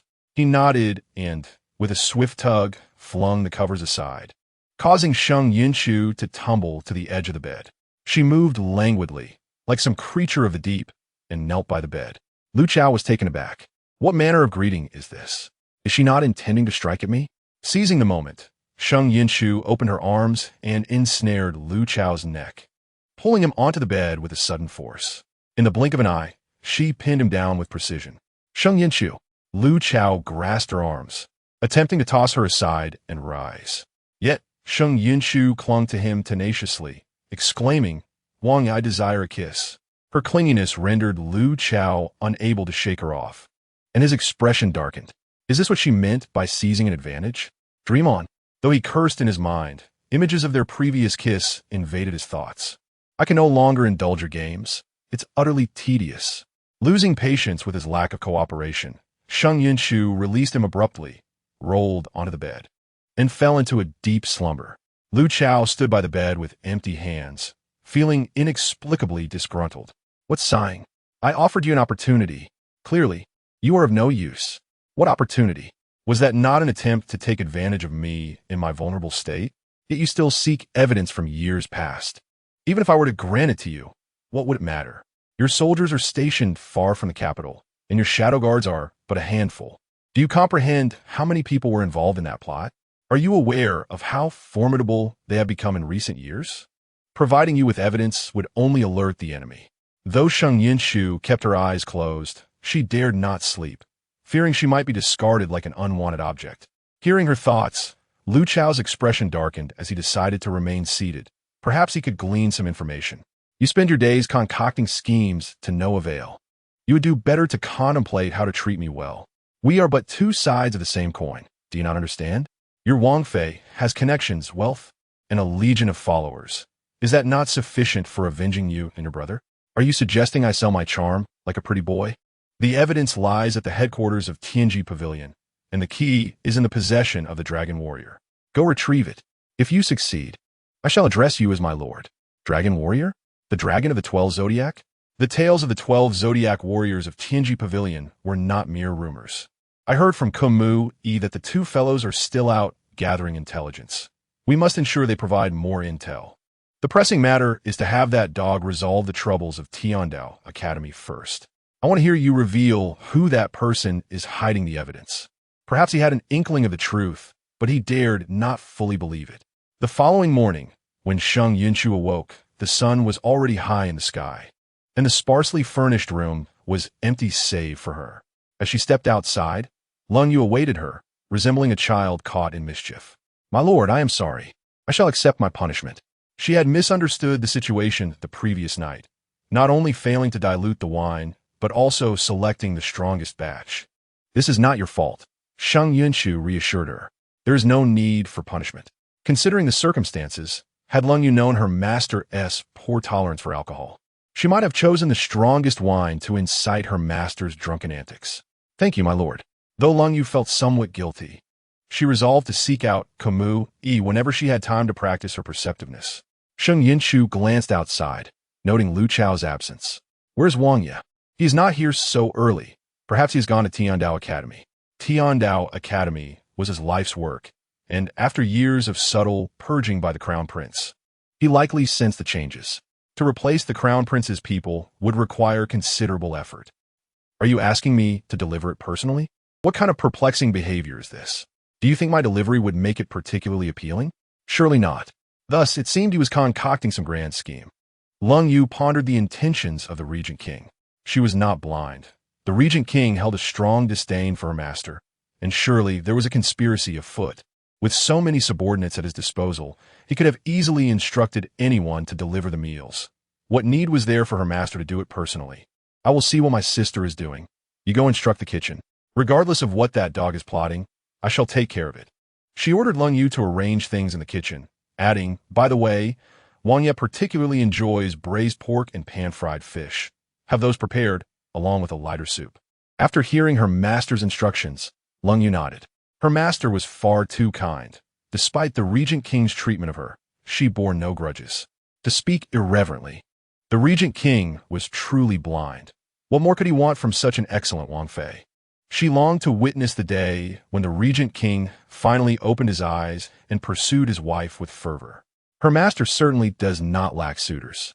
Over the years, in her unwavering devotion to the regent, she has turned down countless admirable men's advances. The more she contemplates, the more infuriated Yu becomes, cursing Lzho to face the fiery retribution of chasing after his wife. After walking a few steps, she unexpectedly encounters Nzh emerging from his quarters. Today, he is clad in a crescent-white, round-collared brocade robe, enhancing his ethereal and noble demeanor. "Why are you up so early?" Nzh seemed surprised to run into Shynch at the door, having heard the ruckus she caused with the prince last night. He is not one to eavesdrop, but his room is adjacent, making it impossible to ignore. It's his own fault for being reckless. Shynch scoffs. Hearing such words, a hint of helplessness graces Nzh's smile. Choosing not to dwell on last night's events, he extends his right hand, revealing a small porcelain vial within his palm. "This is a special hangover remedy prepared for you. Mix it with hot water and drink it. It will soothe your stomach." Originally, this should have been given to her last night, but the circumstances were not conducive to such an interruption. "Thank you," Nzh. Shynch replies as she accepts the vial. "I need to deliver meals to Tndou for the prince. Find someone to guide you around the Wangfu. If you find yourself bored, you may go visit my sister." Accustomed to solitude, he finds little distinction between boredom and engagement. Remember to bring a bodyguard. The current climate in New Jersey is fraught with tension. It would be unwise to expose your skills. Nzh nods, not forgetting to remind Shynch. In her heart, Shynch regards Nzh as a brother, treating him as such, and obediently responds affirmatively. Meanwhile, Shynch rises at the crack of dawn. After deciding to pursue martial arts, she spent the previous night devising a comprehensive training plan, filling her days with rigorous activities. Ying teaches diligently, believing that the young lady's martial training is beneficial, strengthening her body and equipping her with self-defense capabilities. He cannot be by her side at all times. With martial skills, she would not be easily bullied when necessary. "Young lady, your body is currently somewhat frail. We must start from the most basic exercises. Once you have built a solid foundation, I will teach you more advanced techniques." Ying patiently assists Shynch in adjusting her posture. Martial training cannot be rushed. It must be approached gradually. With small sandbags tied to her arms and legs, beads of sweat form on her forehead. Despite her exhaustion, she does not complain or show any desire to stop. Her sister aims to achieve great things, and she refuses to be a burden, aspiring to assist and protect her sister rather than remain a delicate flower sheltered from the storms of life. Observing this scene, Sheng halts her progress. She beckons Ying with a gesture. Sheng shakes her head. Her sister possesses an inherent pride. If she were to intervene now, it would only intensify her sister's desire to grow stronger. Though it is commendable for her sister to wish for strength, Sheng cannot permit her to harm her health in the process. My sister trains for my sake. I cannot go to her now. Sheng smiles softly. Ying, please monitor the intensity of her training. After each session, have Shi NZH come to check on her condition. No nods. Understood, my lady. Standing in the corner, Sheng takes a few more glances at Sheng. While she possesses the ability to protect her sister, she cannot interfere with her sister's choices. Jane nods again, assuring that her words will be conveyed without omission. Just as Sheng turns away, she suddenly recalls something. In the 50th chapter, misfortune befalls the unfortunate child. Upon mentioning this matter, Ying's face flushes with embarrassment. Yet, he can only recount the events to Sheng. My lady, it was like this. When Shi NZH arrived, most of the girls in our pavilion had gone to the island for training, leaving only a few newcomers with lesser skills. Shi NZH found it unsuitable and coerced me into that ridiculous plan. He vividly remembers that day, his first time donning women's attire, and how those ruffians laughed uproariously at him. Upon hearing the mention of a reward, Ying's eyes gleam with excitement. The rewards from Teen New Jersey Pavilion are indeed quite generous. It would be strange not to feel tempted. I have no grievances. I enjoy wearing skirts. Then from tomorrow on, you shall wear skirts. Sheng arches a mischievous smile. No. Ying shakes his head vigorously. My lady, I was joking. Please, I must see the young lady. He dashes off as if fleeing for his life.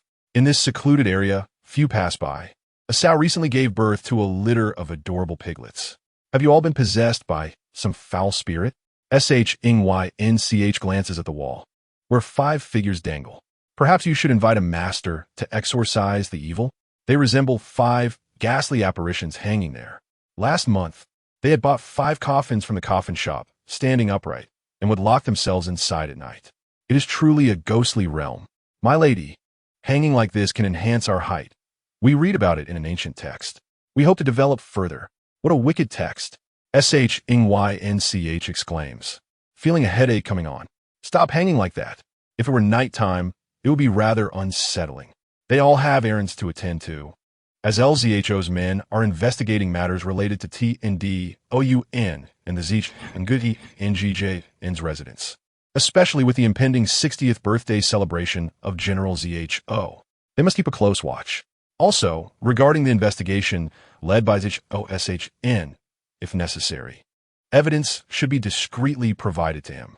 Minister L, the head of the Ministry of Revenue, is a fierce dog under L Shio's command, having amassed considerable wealth for him over the years. If he were to be eliminated, it would be akin to severing one of L Shio's legs. Without substantial financial backing, his clandestine military plans would be significantly weakened. Understood, my lady. We shall proceed with haste. The group finally descend from a wall. KMY stretches his neck and inquires earnestly, My lady, once Minister L is dealt with, will we arrange for our people to ascend? After all, that position is highly coveted. Once Minister L falls, many would vie for it, and Crown Prince El Shio would undoubtedly seek a new pawn to replace him. The Ministry of Revenue holds immense benefits for anyone. No need for us to intervene. SHNYNCH smirks, confident that someone will facilitate our ascent. KMY and the others exchange knowing glances, instantly understanding. That person, who else could it be but the regent? After playing with a few piglets for a while, SHNYNCH heads to the kitchen. Not feeling particularly hungry, she decides to take extra food, intending to eat at TNDOUN. The distance from the Wangfu to TNDOUN is considerable. The carriage ride takes a substantial amount of time. Upon arrival, she casually inquires and learns that LZHO is in his office. As she carries the food box, she spots a familiar figure. Upon seeing Sheng Yunchu's expression darkens, as if he has encountered something ominous. He intends to take a detour, but hears Sheng Yunchu call out, "Good nephew, what brings you here? Have you visited the Thai hospital to check on your rabid dog affliction? Is your scalp injury healed?" This morning, Shio had been summoned to the imperial study to face accusations from the emperor, who, unbeknownst to him, had listened to someone else's words, prompting an investigation into the matter of concubine Ji Ying administering slow-acting poison to him. Fortunately, the poison had only been administered recently, and the emperor's health had not been significantly affected. However, the emperor has begun to suspect him, and no matter how he explains, the emperor believes he is merely making excuses. His mother had gone to plead on his behalf, only to be met with a furious slap from the emperor. He suspected that the one inciting the emperor behind his back was either the despicable Sheng Yunchu or Lu Chao. If this reached the emperor's ears, he would surely receive a reprimand for disrespecting his imperial aunt. Grateful for his aunt's concern, he had already conducted an investigation. Those words had been forced out through gritted teeth, and he had no desire to elaborate further. Observing his suppressed anger, it was evident he had been summoned by the emperor for questioning. Poor boy indeed. Hearing Sheng Yunchu's voice, Lu Chao smirked while reviewing the inspection records from recent years. He promptly stood and headed outside, where a capable assistant awaited him. At the entrance, Lu Chao was about to leave when he spotted the detested Lu Chao and had a halt, calling out, "Your Highness, I have already greeted everyone. Rest assured, they will fully cooperate with you in your endeavors." The tone of this statement was somewhat sarcastic and unpleasant. "Nephew, what do you mean by they will fully cooperate?" Sheng Yunchu echoed his sarcasm. Did those individuals no longer recognize their new master just because they were supported by the nephew? Did they require the nephew's greeting to be willing to assist the prince? This was rather dismissive of the prince's authority. Lu Chao had no intention of speaking. At that moment, Sheng Yunchu served as his mouthpiece. Some words, when spoken by her, were simply exquisite. "That is not what I meant." Lu Chao clenched his fist tightly, the veins bulging. "I merely came to inform you that they should follow your lead diligently, without harboring any ulterior motives, simply because I helped them." The more he spoke, the more it became irksome. Sheng Yunchu waved her hand dismissively. "Enough, enough. The more you say, the more you create misunderstandings. Speaking is an art. You ought to find a teacher, otherwise you might find yourself in trouble in the future." Just as the crown prince departed, a man approached, clutching a stack of documents. Sheng Yunchu scrutinized him, her brow slightly furrowing. This individual had altered his appearance. Although his disguise was skillful, there were still flaws that only a master of disguise like herself could discern. Hearing her thoughts, Lu Chao cast a sidelong glance at the man, keeping a wary eye on him. This person wore the yellow uniform of the Tiandao Academy, typically responsible for tidying and organizing documents. The Tiandao Academy had 4 colors of uniforms: black, blue, dark, and yellow. The black represented the heavens, with only one such garment existing. The blue represented the earth, with 4 garments worn by the 4 leaders who ranked just below the heavens. The dark color represented subordinates of the earth. Disguising himself as a yellow-robed guard is clever, unassuming, and able to easily access matters even the dark-robed guards cannot.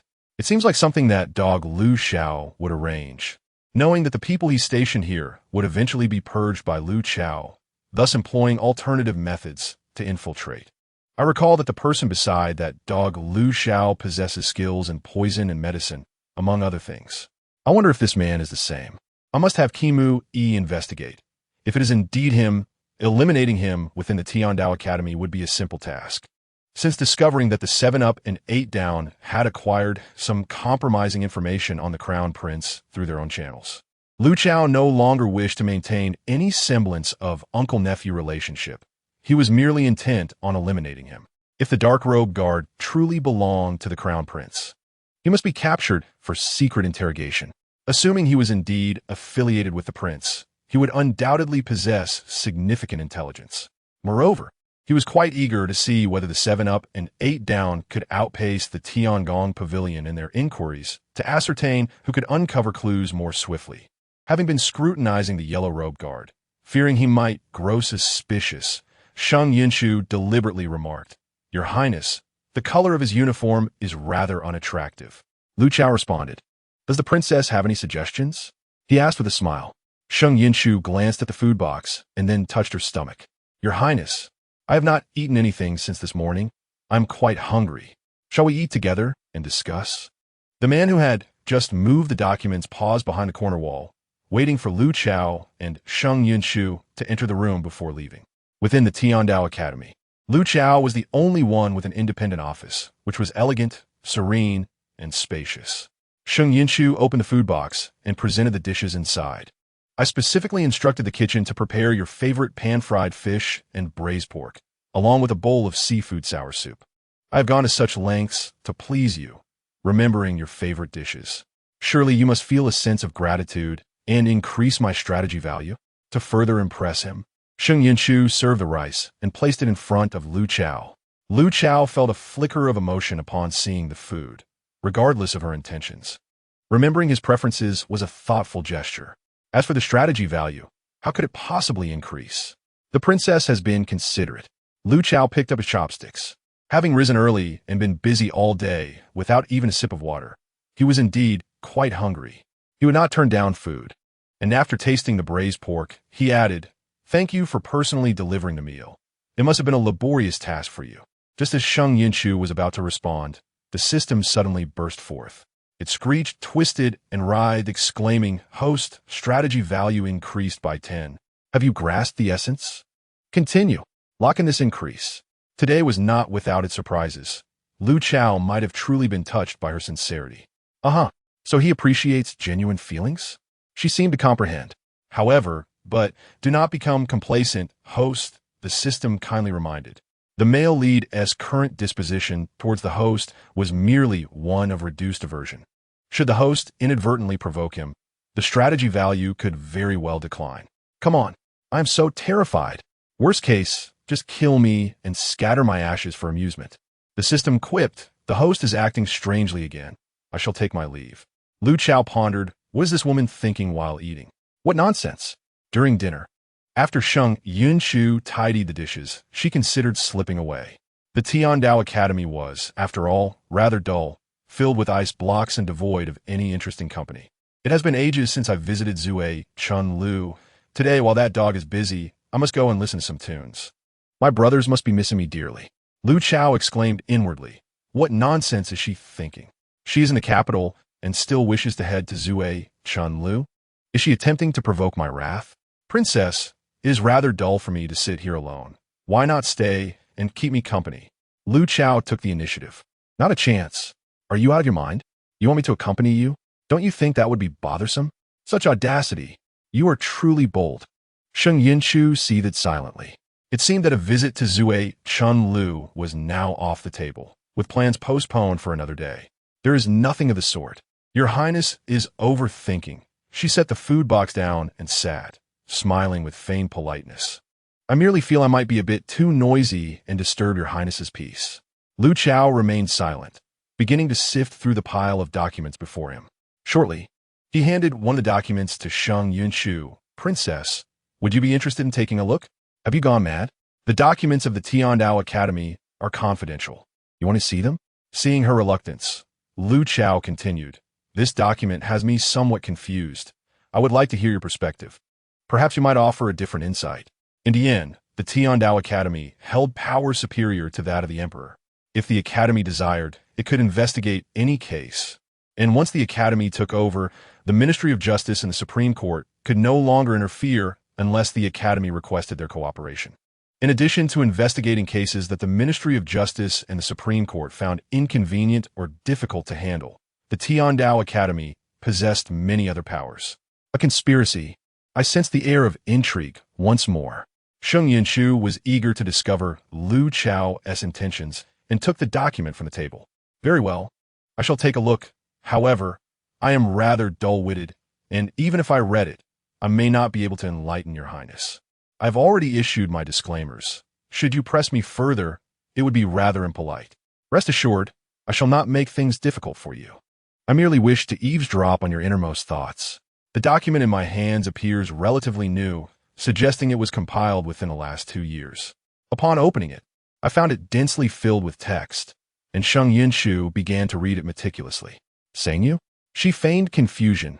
Your Highness, I have heard that this Lord Sheng was once a leader in the Tiandao Institute. Before your Highness departed from the capital, Lord Sheng had assisted you in numerous significant cases that even the Ministry of Justice and the Dali Temple could not resolve.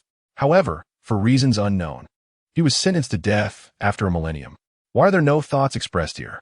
He could not believe that Sheng Yu was that sort of person. Did she not know? She was able to save her brother, yet could not save Sheng Yu? Or had Sheng Yu truly committed an offense? Chapter 52. Do you have no shame? Though anxious within, he did not show it outwardly. Holding another document, nodded, stating, Sheng Yu has accompanied me for many years, demonstrating unwavering loyalty. Why did she commit an offense after the Crown Prince took over the Tiandao Institute? I sensed something amiss. Has the consort heard rumors regarding Sheng Yu's alleged misdeeds while remaining in the capital? You little rascal. You wanted me to stay to inquire about this matter. It is evident that your flattery leads to nothing good. As Sheng Yunchu spoke, her eyes remained fixed on the document. The details were remarkably thorough. I do not wish to disclose it, but I witnessed Sheng Yu's execution. With a disdainful sound, the head and body parted ways, the head rolling a considerable distance, blood splattering everywhere. Sheng Yu is truly dead? He could not fathom that Sheng Yu would do such a thing. Yet, those words did not merely come from Sheng Yunchu's lips. They were heartfelt thoughts. Could heartfelt thoughts be false? If they were, did she not know he could hear her innermost musings and deliberately spoke them for his benefit? But, is there a twist?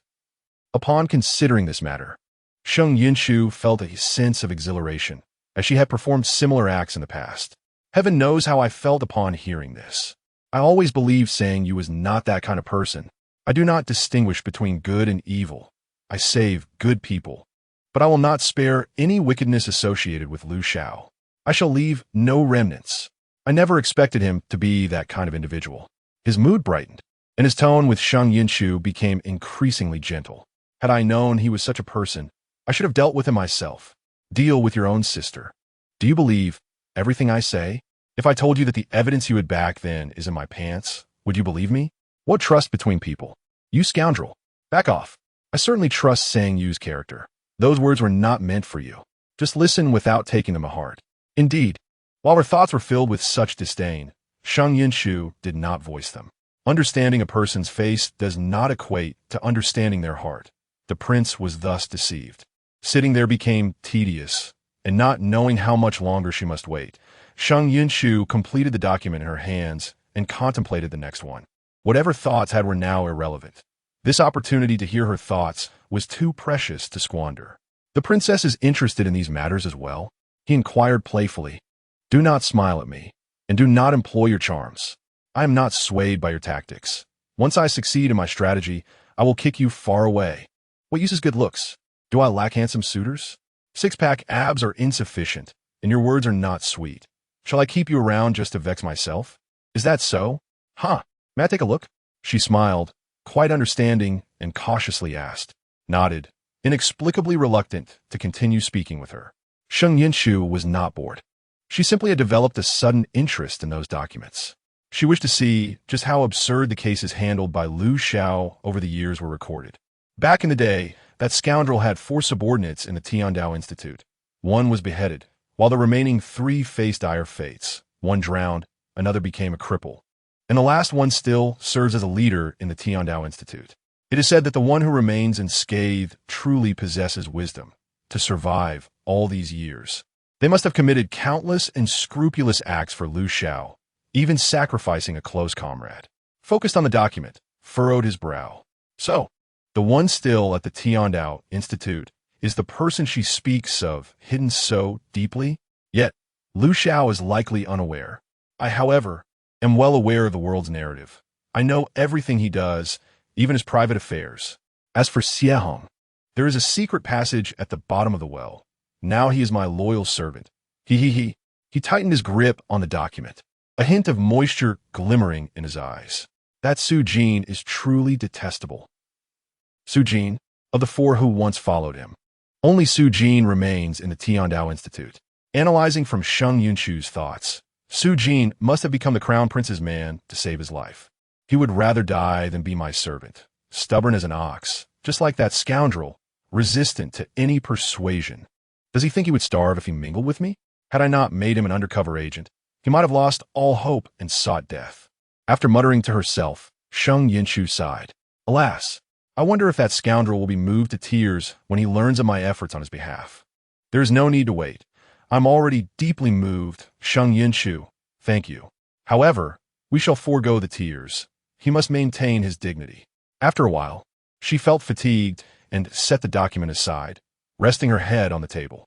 Your Highness, I slept late last night, and I am truly weary now. I shall take a brief nap before continuing our reading. Cast her a glance, expressionless, and nodded. Before long, her breathing became steady and deep, indicating she had fallen asleep. As autumn approached, the weather turned cooler. The day was overcast with a slight breeze. Rose gently, carefully closing the window, and then retrieved his cloak to drape it over Sheng Yunchu. Just as the system was about to report its findings. It happened to witness this scene and rolled in excitement, shrieking with glee. How wonderful! He is indeed not an ice block. What a pity, however! In his eagerness to watch, he completely forgot to capture the moment for the host to see. Chapter 53. Unbelievable. Where are you? Just as Sheng Yunchu fell asleep, she was jolted awake by the system's thunderous voice. She opened her eyes wide, meeting slightly awkward gaze. If not trained, one would become sensitive in an unsafe environment over time. He suspected the latter was more likely. He pondered what experiences Sheng Yunchu had undergone in the capital over the years. Just as he was about to speak, he saw her close her eyes again. This time, however, her breathing was no longer steady and deep. Sat down gently, gazing at her face for quite some time. Noticing her stillness, he resumed perusing the unfinished document on the table. During this time, Sheng Yunchu remained motionless, quietly sensing the situation outside. Once she realized he had finally picked up the document and ceased staring at her, she turned her attention to settling accounts with the system. You dog system, what were you barking about just now? She gritted her teeth, irked at being disturbed from her beautiful dream.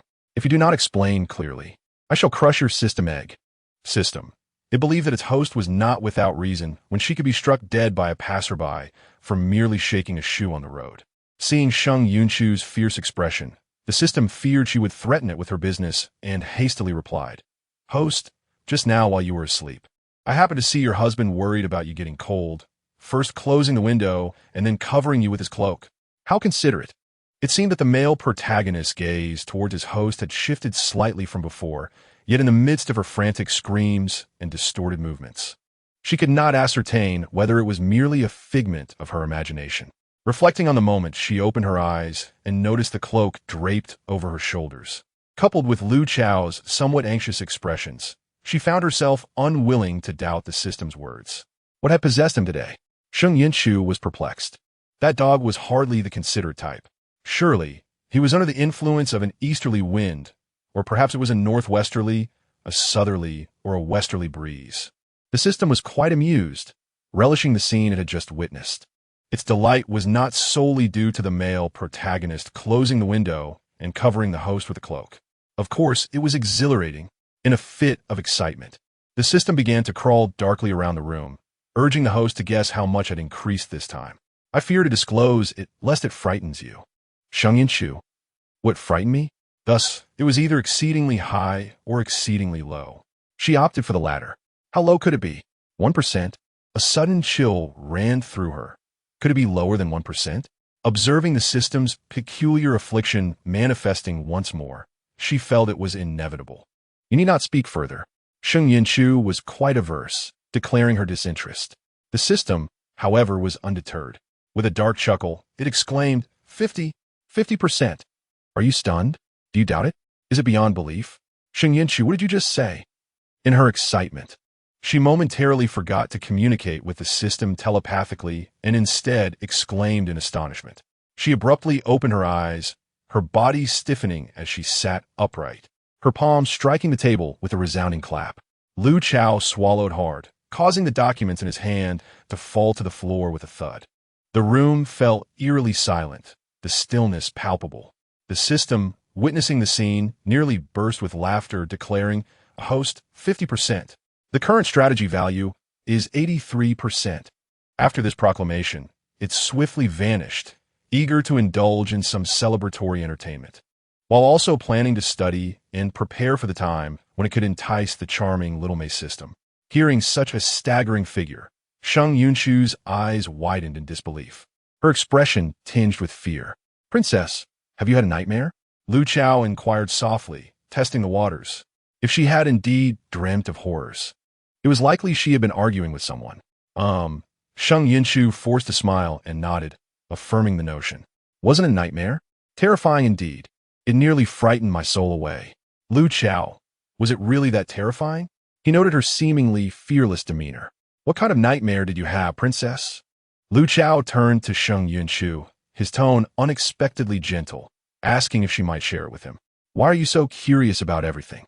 "Lu Chao, it is indeed strange. Previously, I would have had no interest in such matters. Oh well, there is nothing else to do now." Having just awakened and still feeling a bit chilly, Sheng Yunchu adjusted her cloak and began her tale. "I dreamt of several masked figures in dark clothing who kidnapped the prince and demanded an exorbitant ransom from me. I saw blood on the prince's neck from a knife wound, and I was terrified. Upon finishing her recounting, she curled up, resembling a frightened little rabbit peeking out from her cloak, her adorable head the only visible part." "Lu Chao, I find that hard to believe. Ordinarily, such a dream would elicit a dismissive wave of her hand as she strode away. Indeed, she would likely toss a stack of silver notes over her shoulder while laughing, saying, 'Make sure to bury him deep. I want to see the grass grow 2 yards high on his grave.' Though he thought this, he spoke soothingly, 'Do not fear. Princess, it was merely a nightmare and should not be taken seriously.'" No sooner had he spoken than Sheng Yunchu's thoughts echoed in his mind. Lu Chao. He had suspected as much. After poring over documents all morning, it was time to step outside for some fresh air. "Princess, shall we take a walk?" he suggested, extending his hand towards her. Gazing at the hand reaching out to her, Sheng Yunchu concluded he had lost his mind. "All right." She rose, placing the cloak on the table as she headed outside. "Where are you planning to take me, my prince?" Lu Chao glanced at his empty hand and then at the cloak she had left on the table, a wry smile playing on his lips. He retrieved the cloak from the table and followed her, assuring her that she would soon find out. He was certain she would enjoy the destination. Chapter 54, Testing My Resolve? You'll find out when we arrive. TSK, tisk TSK. What else with the mystery? Do I look excited? You think I don't know you? Where you take me can't be a pleasant place. Sheng Yunchu walked alongside Lu Chao, feeling no anticipation whatsoever. "Lu Chao, if I say it is a good place, then it is indeed a good place." Upon exiting the Tiandao Academy, a cool breeze greeted them. Today was somewhat chilly, and Sheng Yunchu had deliberately worn an extra layer before leaving. However, the wind still felt biting. At that moment, she saw Lu Chao take the cloak in his hand, unfolding it with a flourish. "That cloak is dark and hideous. Don't even think about draping it over me. Even if you did, I wouldn't be touched." "Lu Chao, is that so?" He nonchalantly donned the cloak himself, neat and decisive. Sheng Yunchu. "Oh, how impressive." "Lu Chao, did you not just call it ugly?" The royal carriage was stationed outside the Tiandao Academy. Sheng Yunchu halted and proposed, "My prince, why don't we take the carriage? Are you trying to avoid me? This cursed wind is growing stronger. If I were any thinner, I'd be swept away to play mahjong with the Jade Emperor and Empress. If you dare refuse to take the carriage, I'll have your abs cooked as barbecue." "Lu Chao, really? How exciting. The place I intend to visit is not far." He didn't even glance at the carriage, simply walking ahead. "Sheng Yunchu." She gritted her teeth and followed. "You are finished, Lu Chao. You have truly angered me." The sound of her voice, akin to a puffed-up kitten, caused Lu Chao to discreetly smile. The two continued in silence for some time until suddenly another gust of wind swept over them. "Is this person insane? We've been walking for half a stick of incense, and still Haven Tea arrived. Is this what you call not far? And this wind, so unrelenting, is mercilessly assaulting me." It was cold, truly cold. Sheng Yunchu hugged her arms, her nose reddened from the chill. She cursed inwardly, trailing behind Lu Chao with a dark expression. Perhaps due to the harsh winds, few pedestrians were visible on the street. "Princess, are you cold?" Lu Chao inquired with concern. Oh. Lu Chao nodded, continuing onward. Sheng Yunchu's lips twitched in irritation. Was he doing this on purpose? After approximately half a tea session, Lu Chao showed no signs of stopping. Sheng Yunchu clenched her teeth, planning to ask the system to exchange for a warm pack. She feared that if this continued, she might catch a cold, and colds were terribly uncomfortable. In the end, she would be the one to suffer. Spending some points was a small price to pay. You're dressed so thinly, your nose is all red, and you still argue with me? Lu Chao untied his cloak and wrapped it around Sheng Yunchu, fastening it securely. I'm not cold, Sheng Yunchu insisted through gritted teeth, though her hands did not move. Lu Chao's smile seemed to see through her facade, and he merely hummed in response. That single hum held profound meaning. You truly are insufferably smug. Did I say I was cold? You think I'm cold? The cloak is merely your overzealous gesture. I didn't ask you for it. Lu Chao, your tongue is indeed remarkably stubborn. Once we reach that place, we shall see if you can maintain your bravado. Sheng Yunchu. A sudden sense of foreboding crept over her. Among the many divergent paths, he had chosen this one, and ahead lay the Zue Chun-Lu. Did he intend to go there? Given the darkness of this man's heart, he wouldn't want me to identify the few courtesans he frequents, only to drag them off in the dead of night. Would he? Lu Chao. Dark heart? Huh. If he desires the lives of those young men, they should already be queuing to cross the Naihe Bridge. Your Highness, where are we headed? Sheng Yunchu inquired tentatively, her legs beginning to ache from the walk. Lu Zhao chuckled. Are you afraid? Over there. He gestured towards the direction of Zue Chun-Lu. Why are we going there, Your Highness? She feigned ignorance. What a clever excuse. Do you think I would believe your nonsense? Sheng Yunchu forced a grateful smile, thinking how kind the prince was. Lu Zhao secretly curled his lips, grasping her left hand without permission. Her small hand fit entirely in his palm, cold to the touch. Sheng Yunchu considered pulling away, but, realizing his grip was firm, decided against further struggle. How absurd. Did I ask you to hold my hand? Lu Zhao replied. If I don't hold your hand when we enter, what will those outside say? They might claim I brought my own princess to identify a young man. Furious and ready to silence witnesses. However, by holding your hand, the narrative changes, allowing me to manipulate the rumors later. As they arrived at Zue Chun-Lu, they immediately attracted a multitude of gazes. It's true. I actually saw the regent prince bringing the regent's residence to Zue Chun-Lu. I saw it too. What on earth is happening? This is beyond comprehension. Although the regent's residence was innocent, having frequented Zue Chun-Lu for drinks and to watch young men perform. Who could imagine such a magnanimous man? I know I can never bring my own wife to Zue Chun-Lu, but what if there is a possibility? What possibility? Lu Zhao had already taken Sheng Yunchu's hand into Zue Chun-Lu, while the chatter outside showed no sign of abating, instead growing increasingly outlandish. The proprietor of Zue Chun-Lu was a handsome man, around 26 years of age, with silver hair cascading partially down and a pair of flirtatious peach blossom eyes. He wore a light blue robe adorned with exquisitely embroidered orchids, matching his charming demeanor. A faint, pleasant fragrance of orchids wafted from him, subtle yet perfectly balanced. Lan Zhou lounged lazily in a recliner, and merely by this posture, he attracted numerous female patrons, who came not for anything else but to admire his beauty. Boss, the regent prince and the princess have arrived. A servant rushed to inform Lan Zhou in hushed tones. If it were only Sheng Yunchu, they could still accommodate her, as she was a familiar face. However, today he was not alone. Oh, Lan Zhou casually adjusted his posture, picking up a folding fan from beside him and began to fan himself leisurely.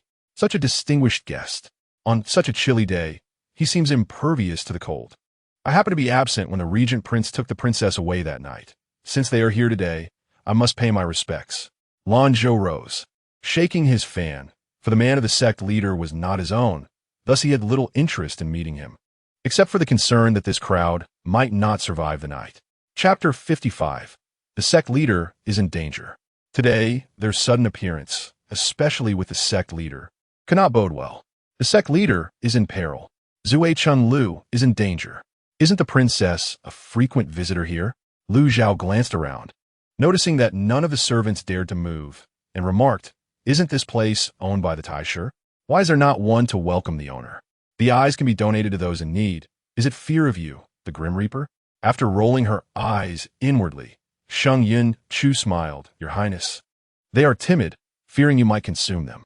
Oh, Lu Zhao lowered his gaze at Sheng Yunchu. I was unaware I was so terrifying. You are oblivious to many things. Is this one of them? Just as she was about to call someone over, she spotted a familiar figure in white and blue descending from the upper level.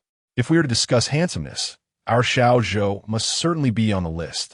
While someone may be handsome, what is the use of a pretty face alone? His heart is as dark as coal, unlike Xiao Zhou, who is not only handsome but also good-natured. Following her gaze, Lu Zhao's eyes flickered with a peculiar emotion. Lan Zhou had met the prince and princess before. He greeted them respectfully, his manner courteous. The servants, witnessing the regal presence for the first time, momentarily lost their composure and implored for forgiveness from the prince and princess. Sheng Yunchu stole a glance at Lu Zhao, adopting a stance of nonchalance, keen to observe what the man was scheming. Did he bring her here for fruit wine? Was he genuinely that considerate? She doubted it. No matter. Lu Zhao's tone revealed no emotion. Please arrange a private room for the prince and princess. As the princess enjoys tranquility, and so does this prince. Lan Zhou complied, internally expressing concern. Unbeknownst to him, he sensed that the regent prince bore some hostility towards him. The princess appreciates tranquility, and so does this prince. Was not that a veiled remark implying that he and the sect leader shared similar habits? He had done nothing wrong. So why should he provoke such ire? Perhaps the regent prince believed that because he was the owner of Zue Chun Lu and possessed some charm, the sect leader frequented this place due to his allure. He fancied the notion that if he were to become the sect leader's man, he would never have to worry about sustenance, yet lamented that the sect leader had so many handsome men around him. What was he in comparison? Please don't associate your tranquility with me.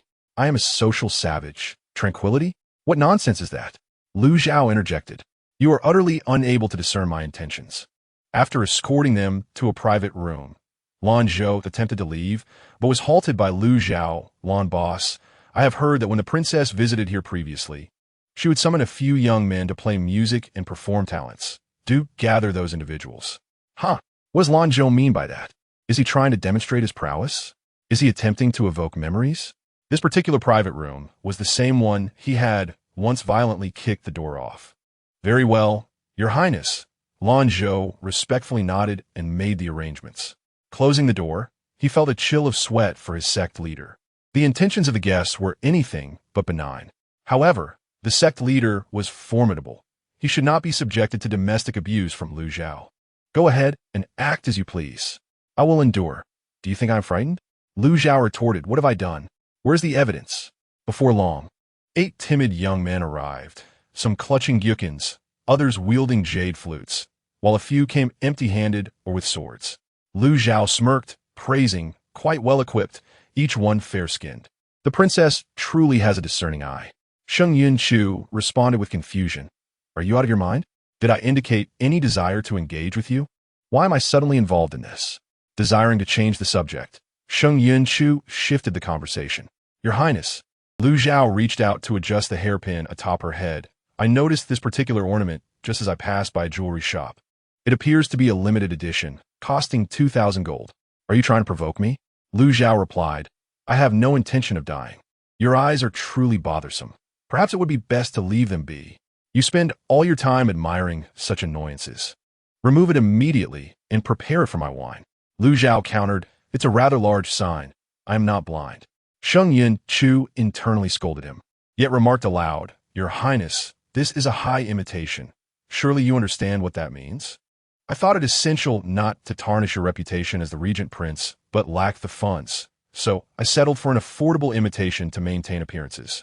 The young men murmured, the princess is quite the charmer. We nearly believed her. He thought that any young lady would appreciate such gifts, hoping to bring her joy, so that he would feel less indebted. He remembered all the subtle assistance she had offered and vowed to repay her in time. However, if it required his own life, he could not comply. Now, my attitude toward her has merely shifted. I no longer harbor any dislike for her. However, when it comes to matters of romance, there is not even the slightest hint of affection.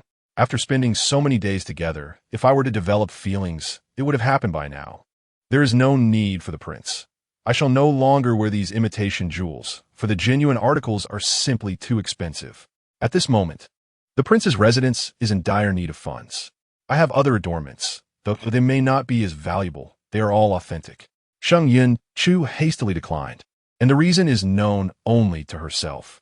You see, what makes a limited item desirable is its rarity. Wealthy ladies and young misses are drawn to unique items that signify their status. Do they care about the materials or the price? They do not. They only care about the allure of the word limited. Lu Chao remarked that he seemed to understand why she thrived in business. Originally, I had a plethora of items worth a mere $1, which I could never wear out, yet you were willing to pay 10 times the price. Although the money ultimately lands in my hands, it deprives me of the chance to earn from others, which is quite painful. No, absolutely not.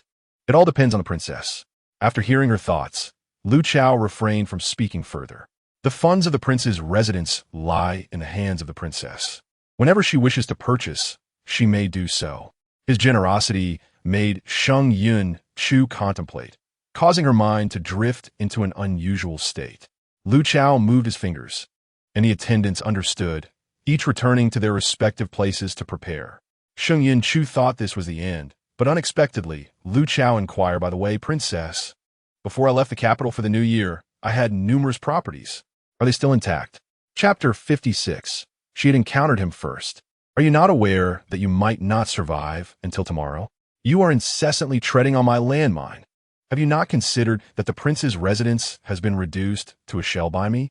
Of those properties, can any remain?" Lu Chao responded, "You speak as if you have a point. What should I do?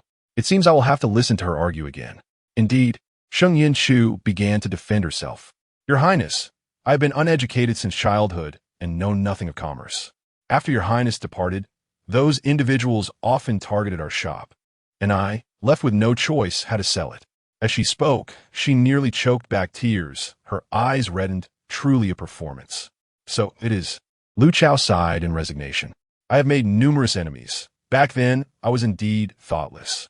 I should have taken the princess to the battlefield with me. Although the northern lands are frigid, at least I could have ensured she was not bullied by those people. If it is sold, so be it. As for bringing me to the battlefield, let us abandon that thought. The northern lands, where even birds do not lay eggs, could very well freeze me to death." At this moment, the attendants were fully prepared, and others brought in fruit wine, pastries, and assorted nuts. "Princess, shall we enjoy some music?" Lu Chao picked a grape, peeled it patiently, and offered it to Sheng Yunchu. The music began, which was quite pleasing to her ears. She did not understand musical theory. She only recognized two principles: pleasant to the ear and unpleasant to the ear. If it was pleasant, it was good music. If not, it could be discarded. However, for Lu Chao, who was well-versed in musical theory and proficient in the guqin, the music felt somewhat contrived, lacking the depth it should possess. He furrowed his brow and offered the freshly peeled grape to Sheng Yunchu's lips.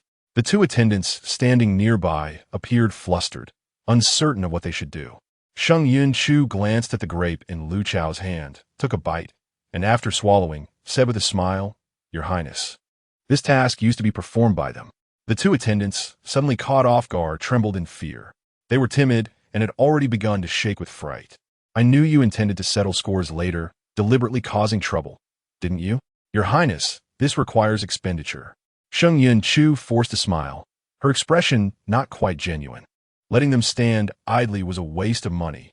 Lu Chao's expression darkened. For a considerable time, he remained silent.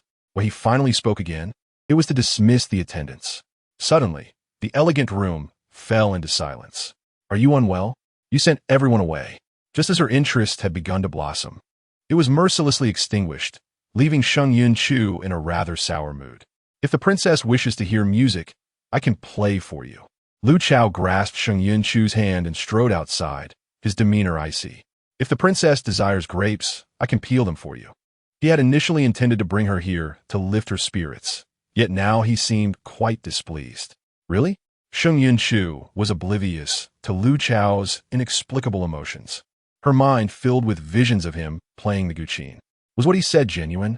In her heart, despite his moments of disdain, Lu Chao was undoubtedly the foremost in her affections. The thought of such a handsome man playing for her was utterly delightful, especially since Lu Chao was exceptionally skilled with the guqin. His musical prowess was unparalleled. Lu Chao nodded, confirming the truth of his words. Sheng Yunchu freed her hand from Lu Chao's grasp and clung to his arm, her face radiating joy. Your Highness, I can also play the guqin. After you finish, may I have my turn? Will your Highness perform swordplay for me?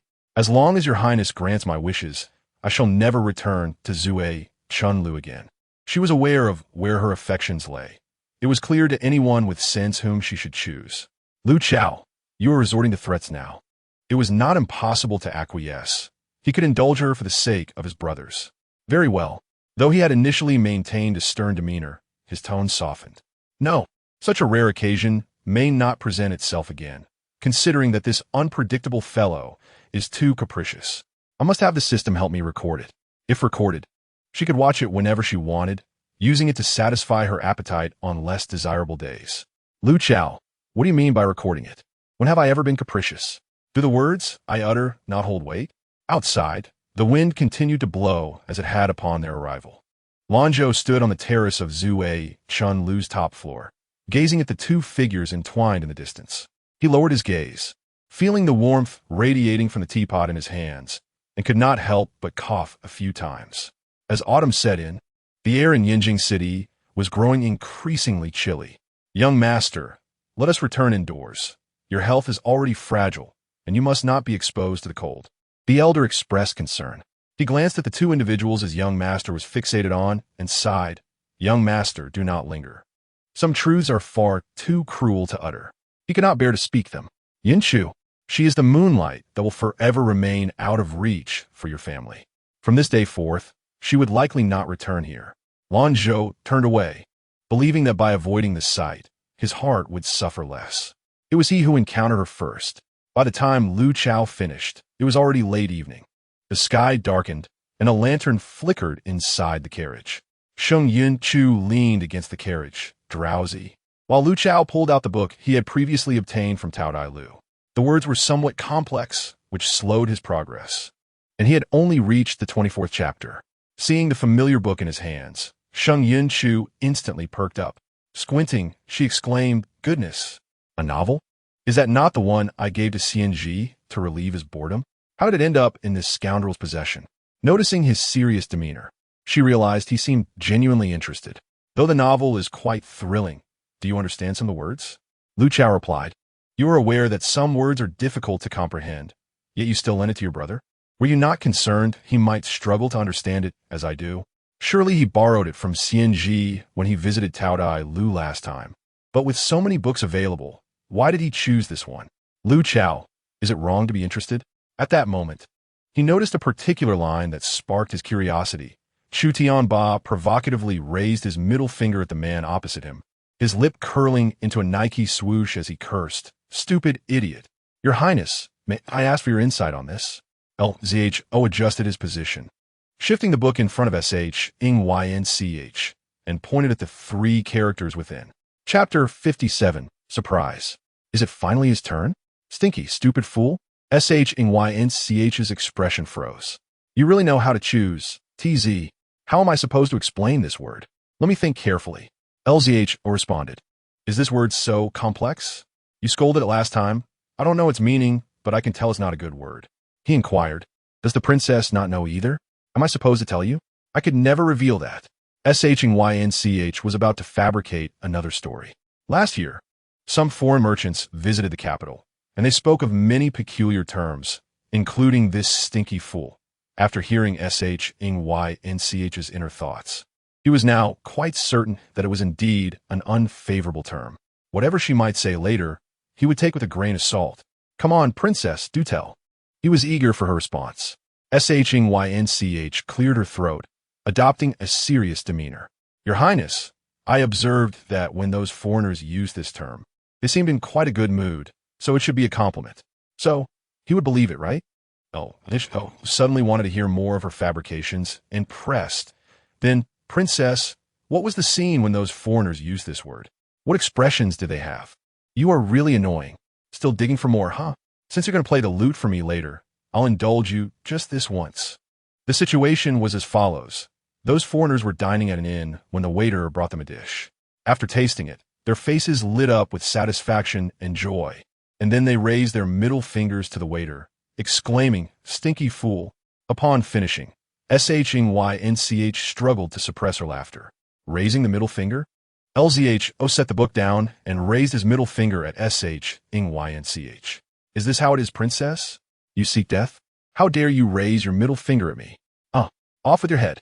You must be turned into a spicy lemon chicken. You're getting riled up again."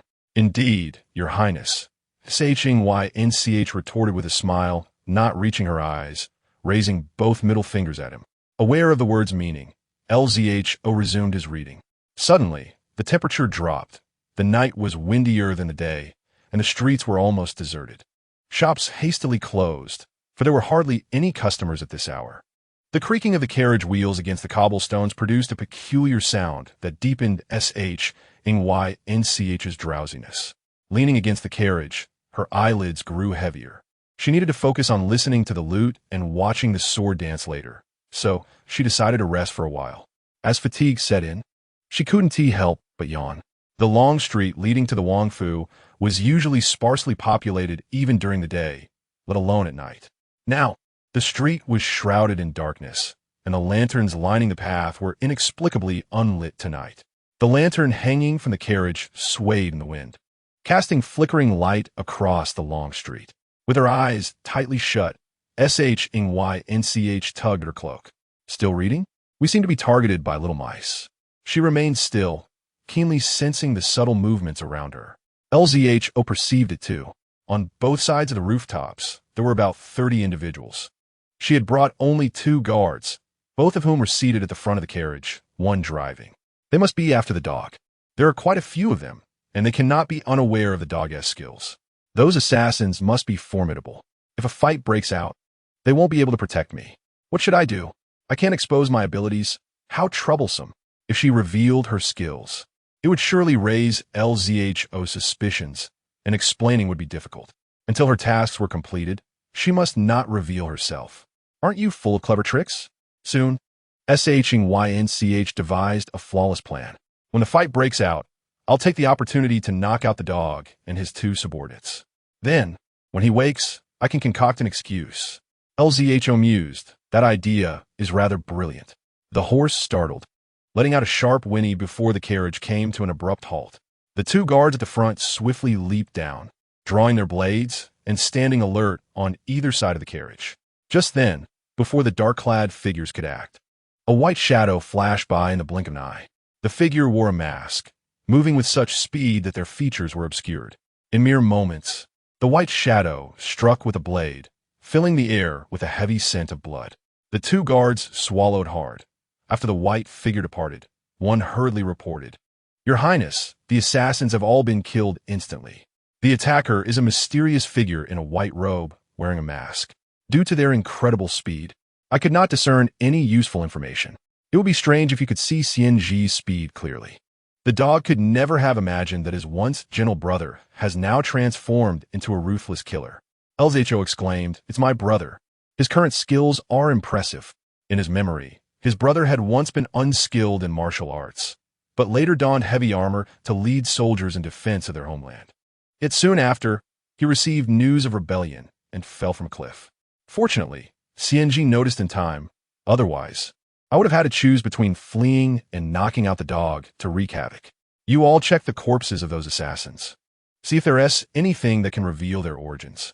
Lzho's eyes gleamed with cold light. Who could it be, to lose composure so quickly? Sheng had mentioned that there were multiple individuals who conspired against her brother, so who else remained? The eyes of her New Jersey pavilion were spread throughout New Jersey City.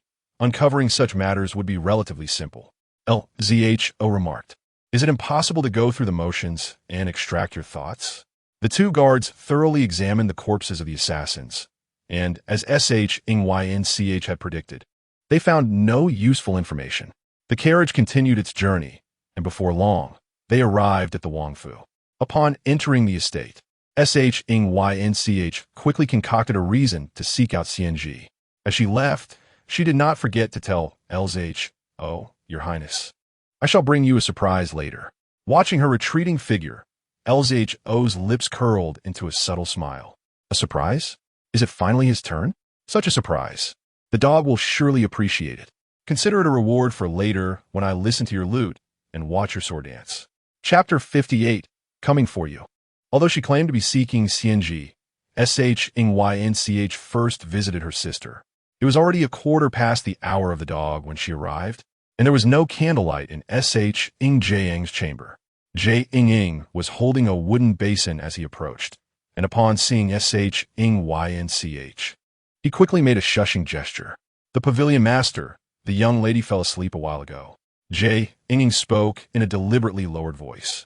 Having spent the entire day training, in the evening, CNG prepared a medicinal spicy pepper for her, and she had since rested. Speaking of the young lady, Jing's tone was filled with concern. "Her body is so frail that I could easily break her bones with a mere squeeze.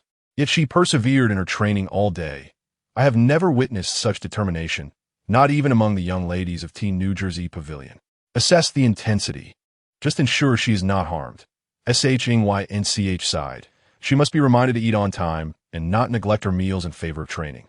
And you too." Speaking softly to avoid waking her sister, she added, "You understand, right?" "I understand, Pavilion Master." Jing nodded. "I'll be mindful, rest assured."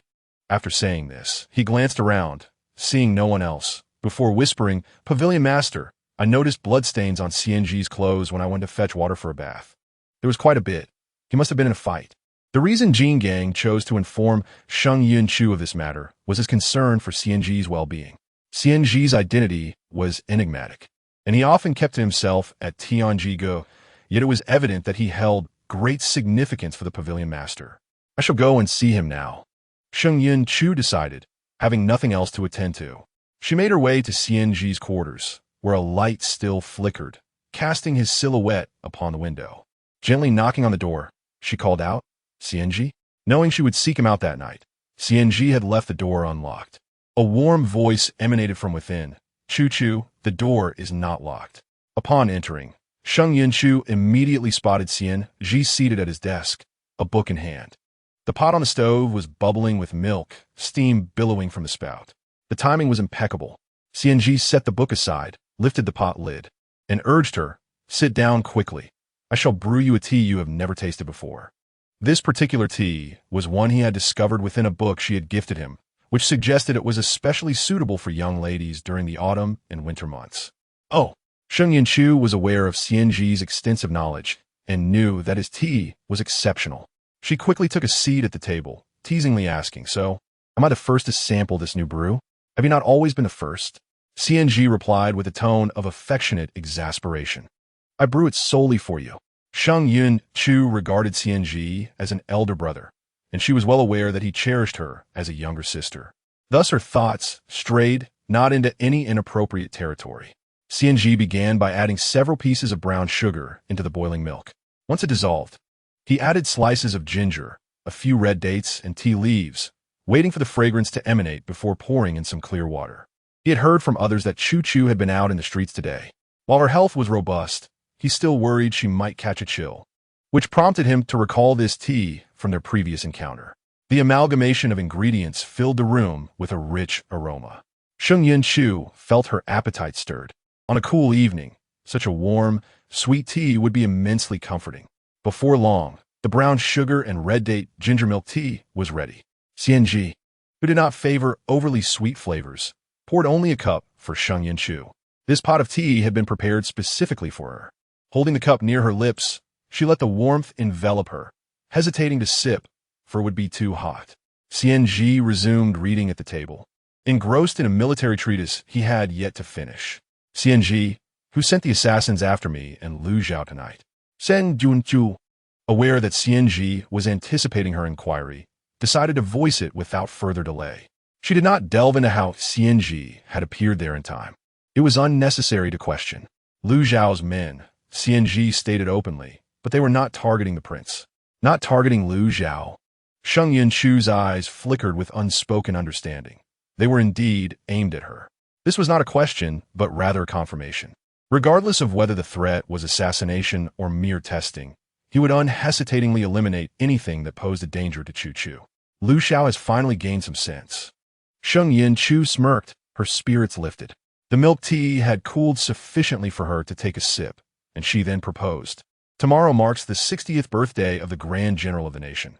We must celebrate Lu Xiao's newfound wisdom and surprise him.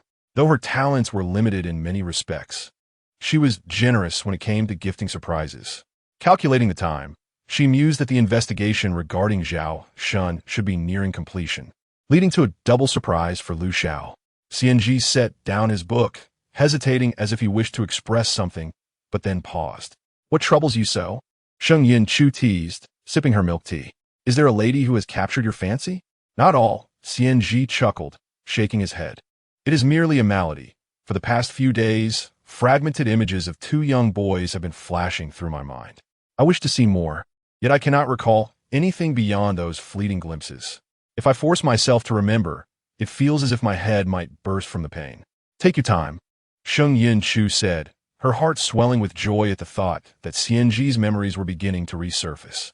However, she restrained her outward expression of happiness. Do not rush. Patience is key. During their previous encounter, she had asked the system to scan CNG's mind, and the pressure on his memory nerves had significantly decreased. She was confident that it would not be long before he remembered more. The Grand General's estate would surely be bustling with activity tomorrow, and given her own fondness for lively gatherings, she needed to be in good spirits. I will have Lung Yu come to tidy up those matters in the morning. You should rest early. With that, Sheng Yunchu stood up, performed a gesture of farewell, and advised him to sleep early, as it would aid in the recovery of his memories. Exiting CNG's room, she turned and entered Lu Xiao's chamber. Just moments before, Lu Xiao had been pressed against the wall, eavesdropping, but now he lay rigidly on the bed. The night wore on, and while it was inappropriate to disturb others' rest, the absence of his lute's music gnawed at him. Prince, Sheng Yunchu exclaimed, rushing to the bedside and shaking the fainting Lu Xiao. Wake up. Let us venture outside the city to the grove. Lu Xiao was taken aback. What kind of nonsense is this? Was she truly planning to enact her intentions from the day before, luring him to the grove outside the city to then carve away his abdominal muscles for barbecue? The palace was filled with his men. Once outside, the scenario would change entirely. In such a remote location, devoid of even a ghostly figure at such an hour, if she were to lay an ambush, his abdominal muscles would indeed be at risk. Prince? Seeing him unresponsive, not even flickering his eyelids, Sheng Yunchu grew anxious. Is he not moved? He dared not stir, not even a little.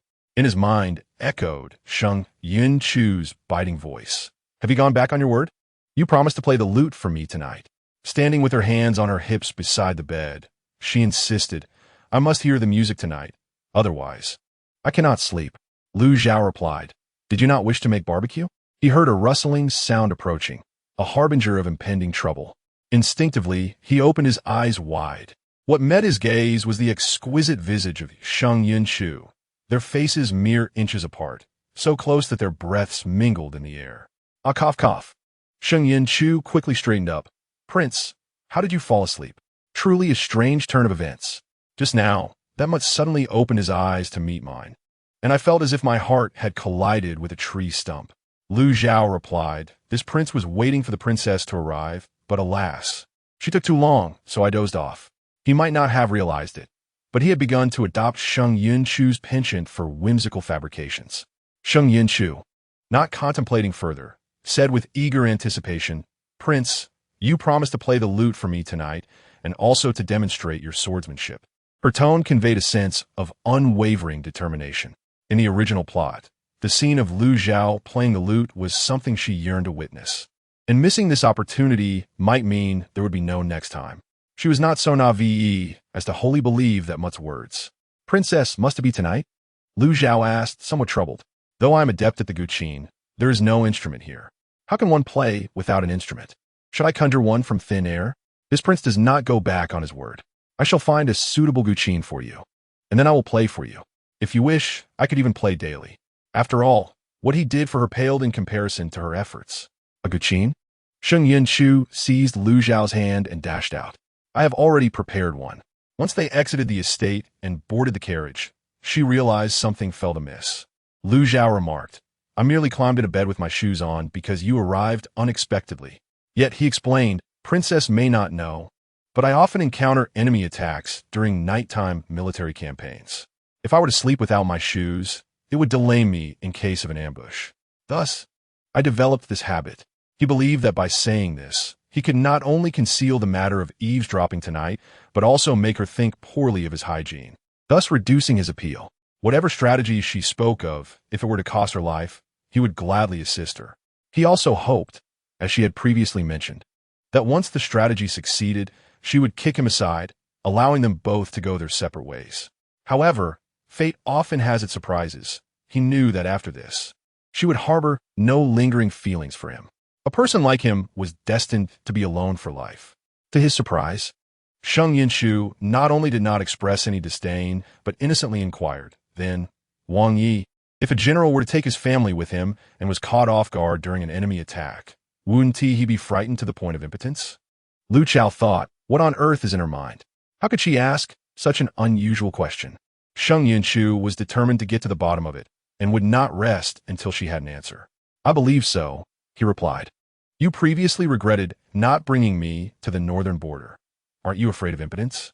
At that moment, Sheng Yunchu's expression was even more innocent and harmless. Lu Chao thought, does going to the northern border mean one must engage in such activities? Yet he could not voice that thought. Wang Fei, the northern border is bitterly cold at night. No one would wish to engage in such activities. He hoped fervently that Sheng Yunchu would refrain from further questions, pleading internally for her to stop. However, Sheng Yunchu was not ready to conclude this topic so soon. "Wang Yi, why must it be at night? Can it not be done in broad daylight?" Lu Chao clenched his teeth. "Wang Fei, please stop asking." Sheng Yunchu was internally amused, thinking how could such a man have the habit of wearing shoes to bed? There must be something suspicious about it. At the city gate, the guards halted the carriage, but upon recognizing it as belonging to the regent's palace, they quickly allowed it to pass. This time, Sheng Yunchu brought only 2 companions. One was Lung Yu, and the other was Lu Chao's guard. Once outside the city, Lung Yu drove the carriage southeast. The road outside the city was far from smooth, causing the carriage to jolt slightly. After traveling approximately 3 or 4 li, they arrived at a small grove. The environment here was quite pleasant. Behind the grove flowed a small river, bordered by large stones. The water was shallow, and in summer, common folk often came here to fish, catch shrimp, swim, and enjoy picnics. However, as autumn had settled in, few ventured here now. It was deep into the night, and aside from the rustling leaves stirred by the wind, the only sound was the chirping of insects. "Wang Yi, I have a surprise for you." Sheng Yunchu beckoned to the guard, who promptly ran over, cradling something wrapped tightly in cloth. Lu Chao could discern that it was likely a chain. But why did she call it a surprise? Could it be? The guard placed the object on a large stone, carefully untied the strings, and finally unveiled the cloth. Soon, the hidden item revealed itself. It was an ancient chain. Lu Chao's eyes widened in disbelief. No one knew that chain better than he. It had been gifted to him by his elder brother on his 12th birthday. On that day, during the emperor's birthday celebration, he had played a piece on that chain to honor his father, receiving much praise. Yet, not long after, the chain had been stolen without a trace. Despite his brother sending many to search for it, he knelt down, caressing the chain's body as one would an old friend. The characters Xian Yu, carved by his brother, were vigorous and elegant, suggesting it must have cost a considerable sum. Chapter 60. How Xian Yu was found. I knew this surprise would delight him. Just look at his reaction. He is on the verge of tears. Sheng Yunchu sat to the side, propping her chin in her hand, watching Lu Chao's enamored expression. "Since you're so moved, could you grant me some strategy points?" Lu Chao acknowledged his emotions. Indeed, Xian Yu was the most precious gift from his brother. But how could he offer strategy points when he had none? After being stolen years ago, he was curious about how the Wang Fei had managed to find it. Therefore, he directly asked her, confident that even if she fabricated a tale, the truth would slip out. "I knew you would ask that. Fortunately, I had prepared my response." Lu Chao smirked. "Wang Yi, this chain mysteriously appeared in the palace after you were poisoned during your journey to the northern border. Attached to it was a letter stating that Lu Chao was dead, leaving you with a keepsake." As she spoke, Sheng Yunchu's eyes reddened, and she managed to squeeze out a few tears. "You're just making this up. Keep it coming." Yet he had to admit, his Wang Fei's acting skills seemed to have improved. She could now produce tears at will. A few years ago, there was a notorious thief in Yanjing who called himself a chivalrous bandit, robbing the rich to aid the poor. Little did I know that the chain gifted by my brother was stolen by that very man. No wonder my brother could find no trace of it despite sending so many to search. 10,000 taels of gold. At that moment, I must have been out of my mind to spend such a fortune without a second thought. Lu Chao exclaimed, 10,000 taels of gold. Do you have a song in mind, Wang Fei? Let me think, perhaps this lifetime, I will only hear you play one piece, so I must choose wisely. She decided not to elaborate further. What nonsense chivalry. It was merely an excuse for theft. When my sister severed his tendons, it was executed with such precision. After a disdainful internal scoff, she stated, Wang Yi, I wish to hear Gui lie. I heard that on the day the great Yin soldiers returned victorious. It was this very piece that you played for the previous emperor's birthday. Very well. Lu Chao nodded. Having set up Xianyu, he sat cross-legged. The music began. Sheng Yunchu had already chosen a comfortable spot to sit, and the system commenced recording. In the darkness, Lu Chao's figure melded seamlessly with the surrounding environment, accompanied solely by the profound strains of the qin. The emotions conveyed through this piece reflected the longing for home and the anticipation of return. Gui Lai was played by Lu Chao for those valiant soldiers who fought to protect their homeland. It was said that as the victorious soldiers listened to the music, many wept openly. Halfway through the piece, a sharp arrow whistled through the wind. Sheng Yunchu, lost in the music, furrowed her brow, irritated by the interruption. This was truly a death wish. She picked up a small stone, and with a resounding clang, the arrow was deflected just inches from Lu Chao, landing on a rock before rolling into the water. Lung Yu and the guard were already engaged in combat with the suddenly appearing assailants, who were in considerable numbers. In such a scenario, she could not remain idle. Just as Sheng Yunchu contemplated picking up another stone, the music abruptly ceased, and Lu Chao's figure was before her. Wang Fei, were you not eager to see me wield my sword? He seized the long sword from the ground, drawing it with deft precision. The blade gleamed coldly. This sword, brought by Sheng Yunchu, was entirely dark with demonic engravings. She believed it suited Lu Chao perfectly, proud, ruthless, and merciless. Very well. Sheng Yunchu seated herself in front of Xianyu, placing her hands upon the strings. The music resonated as the sword pierced the throat, blood splattering. Sheng Yunchu's lips curled slightly, the music alternating between sharp and urgent. Under the moonlight, this scene resembled a blood-soaked feast. Lu Chao transformed into a bloodthirsty war god, blood splattering upon his visage, enhancing his already captivating appearance. The system erupted in frenetic excitement, exclaiming that it had never witnessed such ruthless killing from a male lead before. How handsome, how fierce, how utterly enamored. It continued recording without pause, too enthralled to stop. Sheng Yunchu curled her lips slightly at this moment. Her eyes could only accommodate that one shadow. Anything more would be an obstruction to her vision. The melody she played was not a specific tune, but rather a spontaneous creation that surprisingly resonated deeply. It captivated the audience even more than the male protagonist from ancient dramas, though his character was lacking, stubbornly resistant to reason. If only she could succeed in her pursuit, she would confine him to a small dark room afterward. Lu Zhao inquired, a small dark room? Is it the kind used for interrogating criminals? So, is the idea to destroy what one cannot possess? It seemed evident that this group was not affiliated with the Crown Prince. The previous faction merely sought to probe her background, while this one appeared intent on taking the life of a certain individual. Had that person grown restless? Lu Zhao asked, that person? Who is it? The music ceased, and the assassins were swiftly dispatched by Lu Zhao's sword. Blood stained his clothing and face, creating a strikingly beautiful yet terrifying sight. Sheng Yunchu stood up and used her sleeve to wipe the blood off his face, inquiring with concern, Your Highness, are you injured? She was quite aware whether he had sustained any injuries, but she wished to create a moment of tender affection. Perhaps he would feel moved, and her pursuit value would rise once more. Am I panicking? Not at all. If one comes, I shall slay him. If two come, I shall slay them both. Besides, they're coming for you. What use is it to kill me? Lu Zhao acknowledged. That seems accurate. Inside the carriage, while Sheng Yunchu appeared to be dozing with her eyes half closed, her mind was occupied with thoughts of the assassins. Tonight, I left the city with that individual without informing anyone. There could be no spies within the royal palace or its vicinity. Thus, she realized who it was. Chapter 61. The pursuit value has actually decreased? Ahead lay the city gate when Lu Zhao suddenly commanded, "Stop when we reach the city gate." It seems he has also discerned the issue. Since he had noticed, Sheng Yunchu chose not to dwell on it any longer.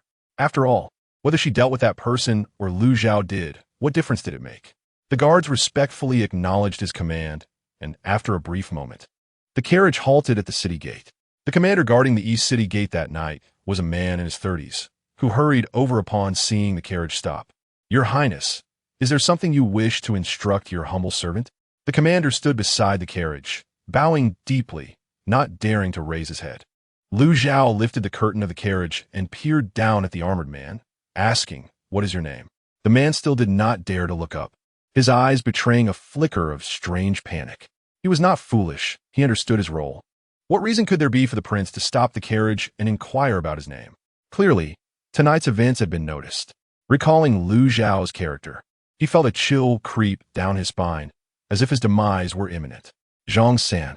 Lu Zhao's expression remained impassive, and his inscrutable demeanor only heightened Zhang San's trepidation. Zhang San's complexion paled considerably as he swiftly turned to flee, his speed remarkable as he dashed far in the direction of the city outskirts. Lu Zhao sat calmly in the carriage, unperturbed. The guard stationed in front of the carriage moved, his gaze sharp as that of a hawk. He dashed after Zhang San, who was fleeing. Though biting one's tongue would not lead to death, excessive blood loss could pose a serious danger, making it detrimental to the interrogation. Lu Zhao had no concern that Zhang San would withhold the truth, for his subordinates were adept not only in combat, but also in extracting confessions. At the city gate, the soldiers, witnessing their commander suddenly apprehended, were filled with dread, fearing that he had displeased the regent and that the repercussions would fall upon them. "You all guard the city gate well," Lu Zhao instructed as he departed. "This matter will be reported to His Majesty by me." As the carriage moved away, the soldiers remained frozen in place, nearly terrified out of their wits. Upon returning to the royal palace, it was already the 6th watch of the night.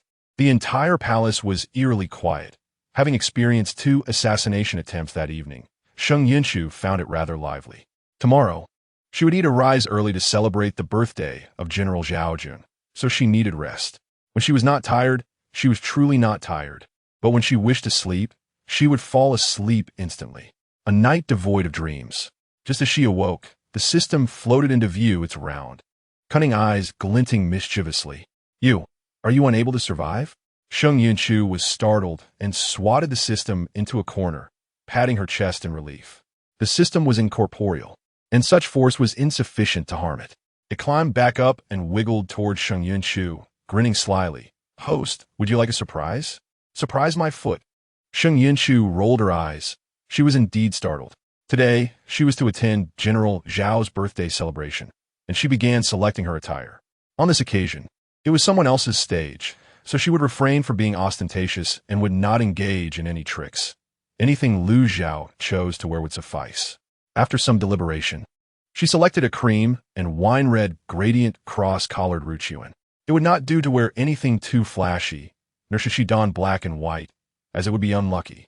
Bright red was also out of the question, being too flamboyant, lest others mistakenly believe that she was the one celebrating her 60th birthday. Having chosen her outfit, she then picked out a set of accessories that matched the colors of her ruchuan. The system watched her in silence, not uttering a word. After she finished, it finally spoke. "Host, the male protagonist, Lu Xiao's halo value has decreased by 1. His current halo value stands at 60. The host's female protagonist halo remains unchanged, as does the male protagonist's. As for the pursuit value, can you guess how much it increased last night?" It resumed its air of mystery. "Like last time, 50? Sheng Yunchu dreamt unrealistically.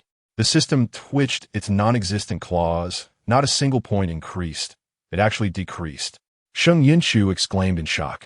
leaping from her chair and gripping the system's neck as she demanded, "Why did it decrease?" I did not provoke him.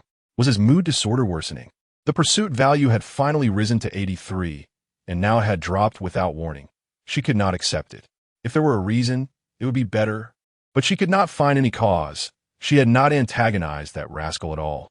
"Calm down, host. It only decreased by 10, the system reassured, unfazed by the grip on its neck. Why not listen to my analysis? The system edged away slightly, as it had no physical sensation from the grip, but lost a measure of dignity. "Host, could it be that last night you presented the moon offering to the male protagonist, and he was so moved that he began to reflect on past misunderstandings and events, leading him to feel unworthy of your affection? Thus, he suppressed the recently blossomed fondness for you?" Sheng Yunchu listened earnestly, as the pursuit value was a matter of life and death. She could not afford to be inattentive. After hearing the system's analysis, she found it quite plausible. So what should she do? She felt quite troubled. Dealing with someone as stubborn and capricious as him was no small feat, host. "You can approach it however you wish," the system suggested, though it was equally at a loss and began to spout nonsense, asserting that it was imperative to make him submit, to instill fear in him, and to make him devoted. Sheng Yunchu remarked, "I suspect you are messing with me. By the way, host." The system, unsure where to begin, quickly changed the subject. "A new task has arrived, and this one is somewhat tricky.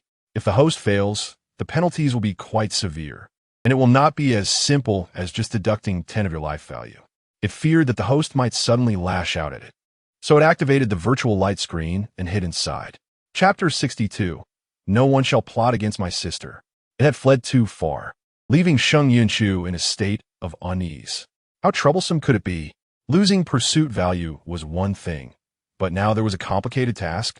A deduction of 10 life value was already harsh. Were there additional penalties? The system is not planning to be humane.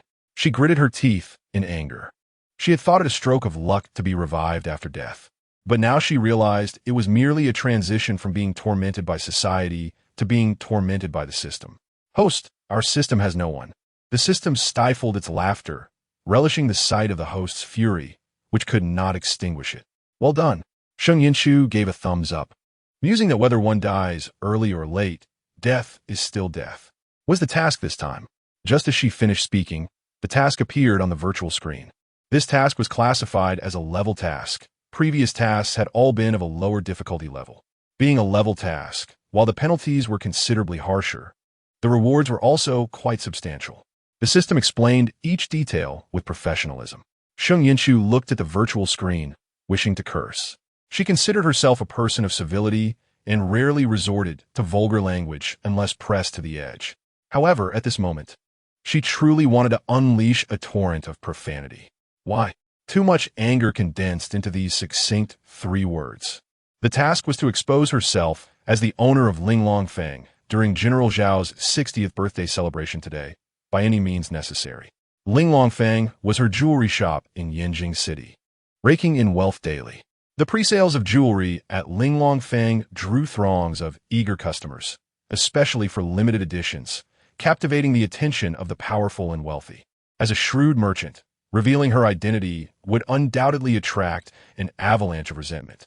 Given her current predicament, such exposure was decidedly unfavorable. Yet, she was unwilling. It seemed implausible. Completing the task successfully would earn her 1,000 points. One could not deny that the rewards for a level task were quite enticing.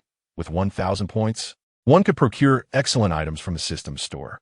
During her impoverished days, she could not even muster 100 points, let alone 1,000. The money-doubling system had enabled her to amass wealth rivaling nations over the years. Every penny earned through her efforts was automatically recorded by the money-doubling system, subsequently transformed into double its worth. The accrued wealth was stored within the system, available for her immediate use. She had no fear of losing 10 of her life force.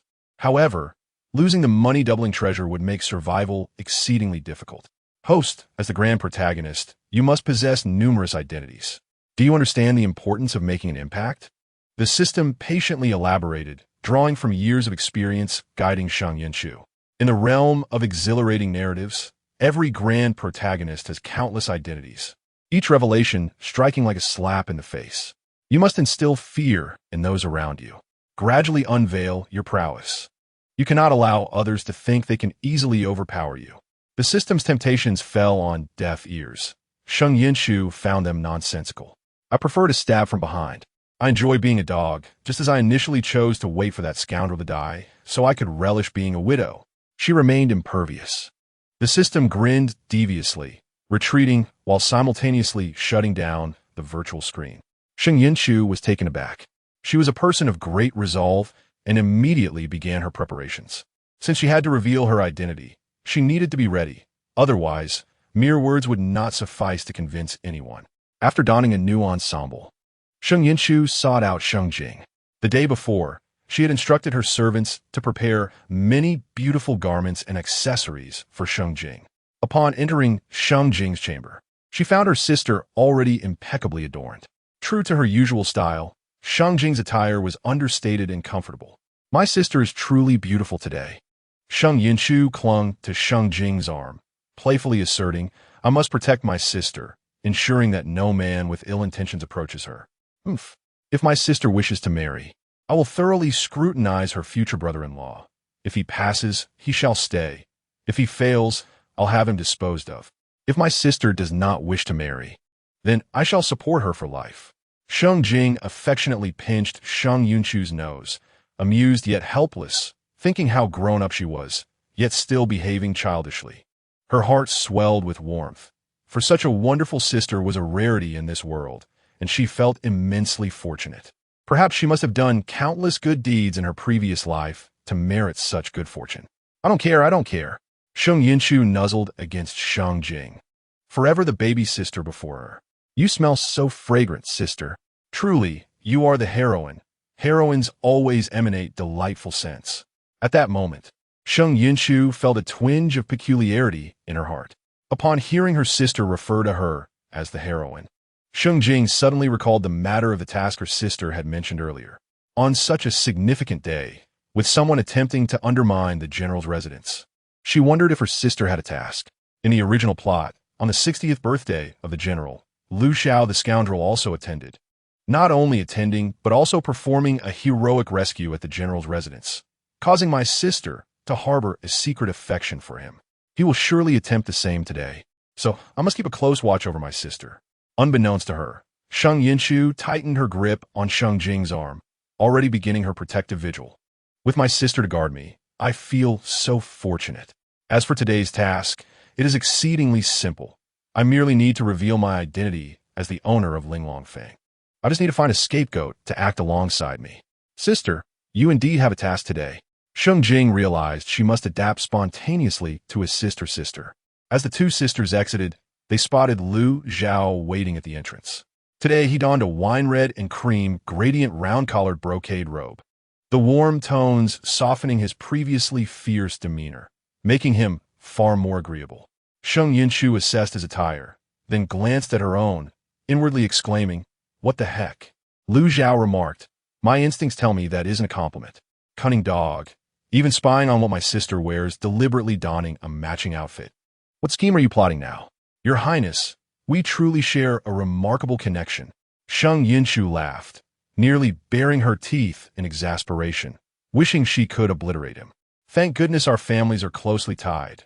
Otherwise, dressed like that, the host would surely glare daggers at you. Lu Xiao replied, "Last time you mentioned this was a couple's outfit. I merely sought to cater to your preferences. What is wrong with couples dressing alike?"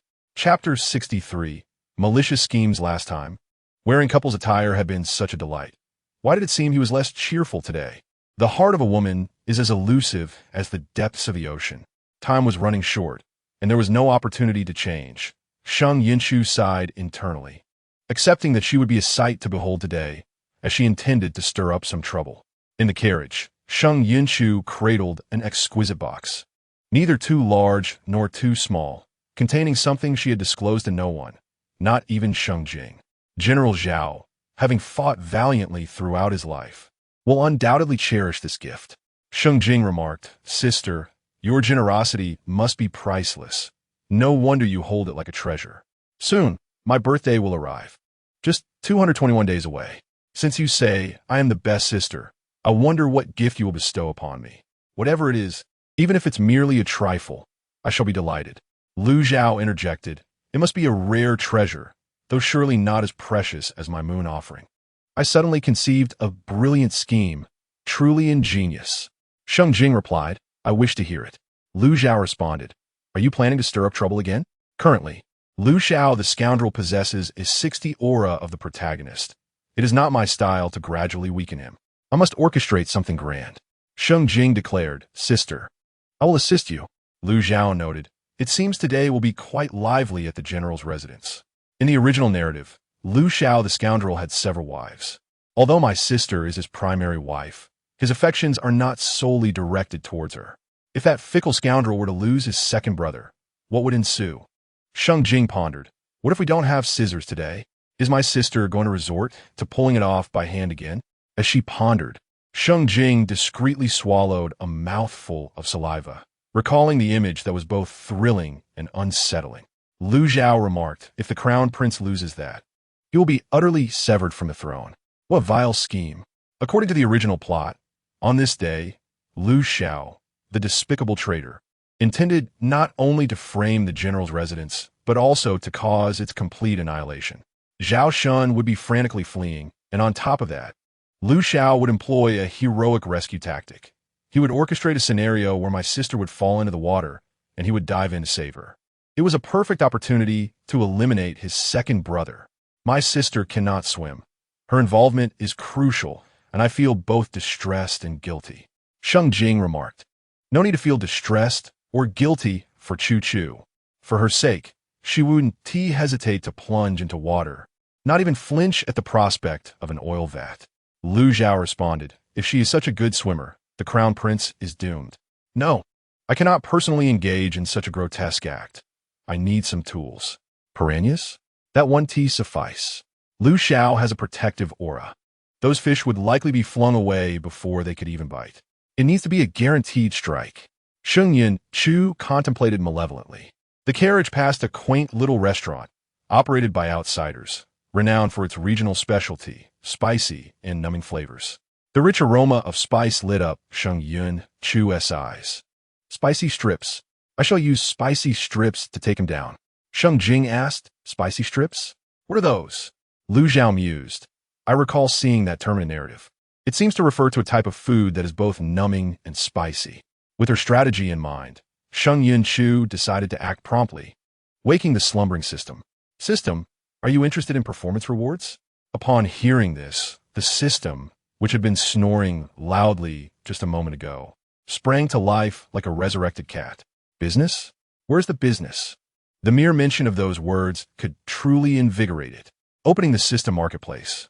Sheng Yunchu exuded an unusual assertiveness, not even bothering to haggle over prices. It seemed she had received some sort of stimulation today. The system was delighted, hastily accessing the marketplace as if fearing she might change her mind. Host, what would you like to purchase today? The system eagerly inquired, already planning to persuade her to buy even more. Spicy strips. Sheng Yunchu smirked wickedly, referring to the kind that would not only inflict pain, but also cause the bitten area to decay. The system paused, reflecting on the malevolence of her intentions. Who does the host intend to target? Such a ruthless plan. How delightful. Soon, the system retrieved the relevant information, selecting a few options that met Sheng Yunchu's request. Host, this particular spicy strip, codenamed Old Six, causes the victim to feel merely a prick upon biting, with the toxin manifesting 3 days later, leading to gradual necrosis. If treated properly, there is a 70% chance of recovery. Sheng Yunchu expressed her disdain. This level is far too mild for my sinister plans. I require something that guarantees a fatal outcome, with no possibility of recovery. Lu Xiao must be rendered a eunuch. Understood, host, the system responded, elated, swiftly retrieving another option. Please hold on. The host's decisiveness prompted the system to anticipate a significant transaction. After elaborating on the details of Old Six, the system added, However, this one is somewhat expensive. Sheng Yunchu gazed at the virtual screen, noting that Old Six possessed intelligence, could understand human speech, and could alter its size, akin to a magical staff. Upon seeing the price, she swallowed hard. 3,888. Her eyes widened in disbelief. System, can you offer a discount?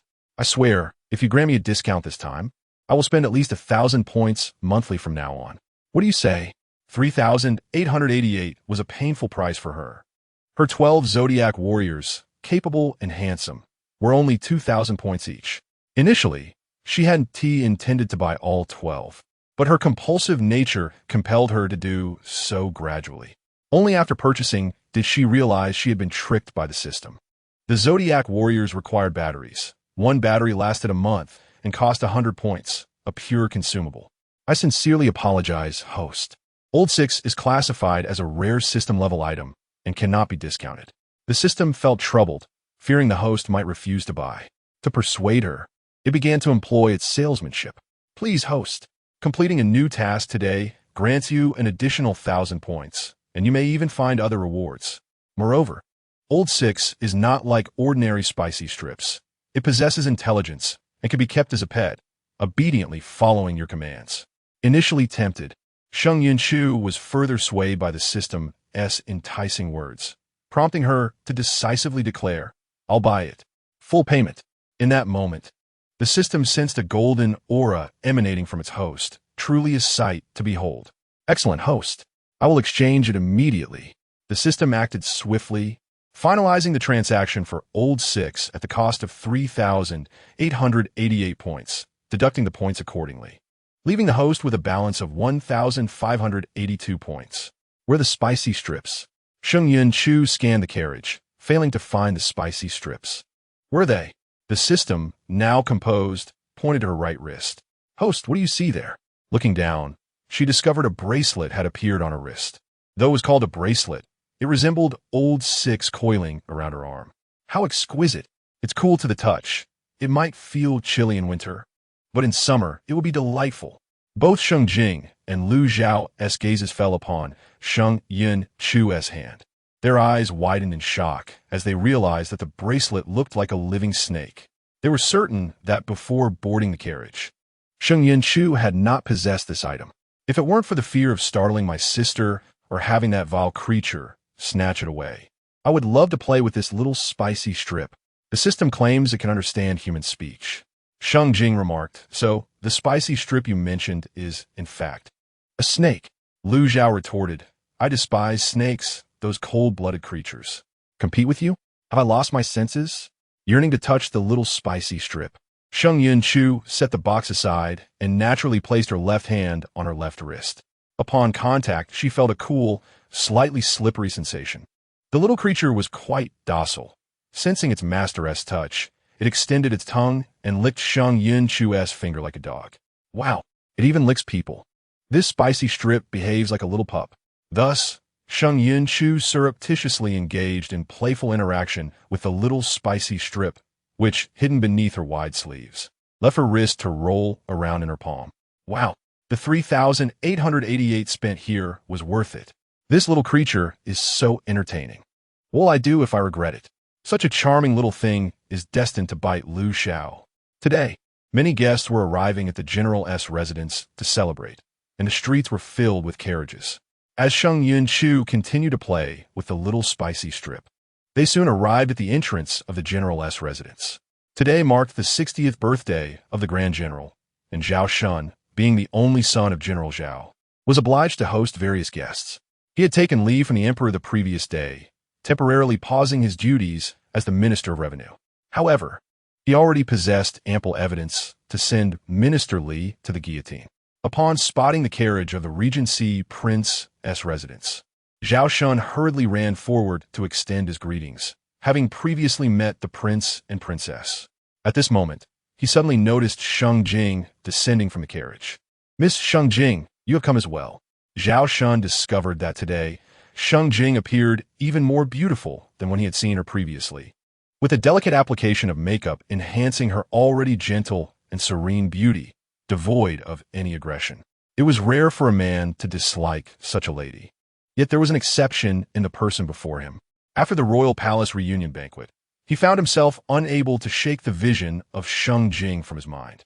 If this were not the result of some enchantment, then only one possibility remained. What is that old widow staring at my sister for? Is she plotting something? Sheng Jing felt apprehensive. Lu Zhao remarked, based on my years of experience with Zhao Shun, he must be in the throes of infatuation. Zhao, Darren, why do you keep staring at my sister? Sheng Yunchu, protective as a hen, grasped Sheng Jing's arm with a wary expression. Are you interested in her? Such a direct inquiry caused both Sheng Jing and Zhao Shun to blush. No, Zhao Shun hurriedly denied, his face betraying a guilty awareness of his own emotions. Your Highness, Miss Sheng, please, feel free to explore the manor. It's still early. By the way, my father has arranged some delightful activities in the back garden. General Zhao had thoughtfully prepared for the many guests, fearing they might grow bored. Oof, you were clearly flustered just now, old widow. You truly have intentions towards my sister. Not bad-looking, though a bit impoverished. He is upright, and the Zhengguo general's manor and the Taisher's manor are well acquainted. Becoming in-laws would indeed be a splendid affair. However, before you can consider being my sister's husband, I must warn you that I am a formidable obstacle. The ferocity in her tone left Sheng Jing both touched and helpless. Zhao Shun was indeed a commendable young man, yet she felt no romantic inclination towards him. At least not for the present, as she had no plans for marriage. Sheng Yunchu and Lu Zhao frequently visited the Zhengguo general's manor, rendering them quite familiar with its layout. Without a guide, the two navigated the manor as if it were their own home. Your Highness, shall we first present the congratulatory gift to General Zhao before embarking on our adventures? Sheng Yunchu cradled the box in one arm while linking her other arm with Sheng Jing's, discussing amicably with Lu Zhao. The contents of the box were precious, crafted over a significant duration, and she fretted over the possibility of damaging it while wandering about. Lu Zhao, curious about the treasure within, nodded in agreement. A few days prior, he had instructed someone to prepare a congratulatory gift, only to learn from Sheng Yunchu that she had already arranged it. Alleviating him of that burden, Sheng Yunchu inquired of a passing servant at the general's manor and discovered that General Zhao was currently in the main hall chatting with his old friends. Upon their arrival, they found the front hall of the Zhengguo general's manor filled with guests, and as soon as General Zhao spotted Lu Zhao, his old friends hurriedly rose to pay their respects. Old minister, commoners greet the regent. There is no need for such formality, Lu Zhao replied, a rare smile gracing his features. Today, I have come to celebrate General Zhao's birthday, and like everyone else, I am a guest here. Just as General Zhao was about to speak, Sheng Yunchu interjected. She stepped forward, holding the box in her hands. Uncle Zhao, this is a gift from Chu Chu and the regent. General Zhao was not a man of influence, and he understood that gifts were merely tokens of affection. He quickly accepted the box from Sheng Yunchu with care, gently placing it on the table. The fact that the regent and the princess consort have come is already a great honor for me. There was no need for a gift. Though he said this, his curiosity was piqued.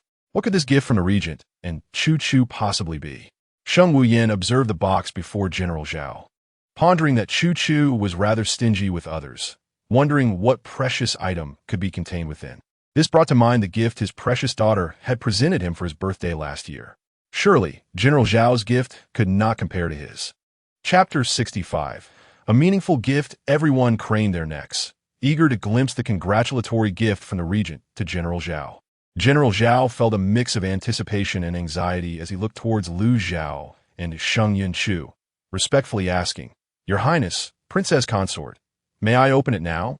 Anticipation was one aspect. The desire to provoke the Taisher was another. That old man had boasted of his birthday gift last year, infuriating him to no end. Of course, Lu Zhao and Sheng Yunchu nodded in unison.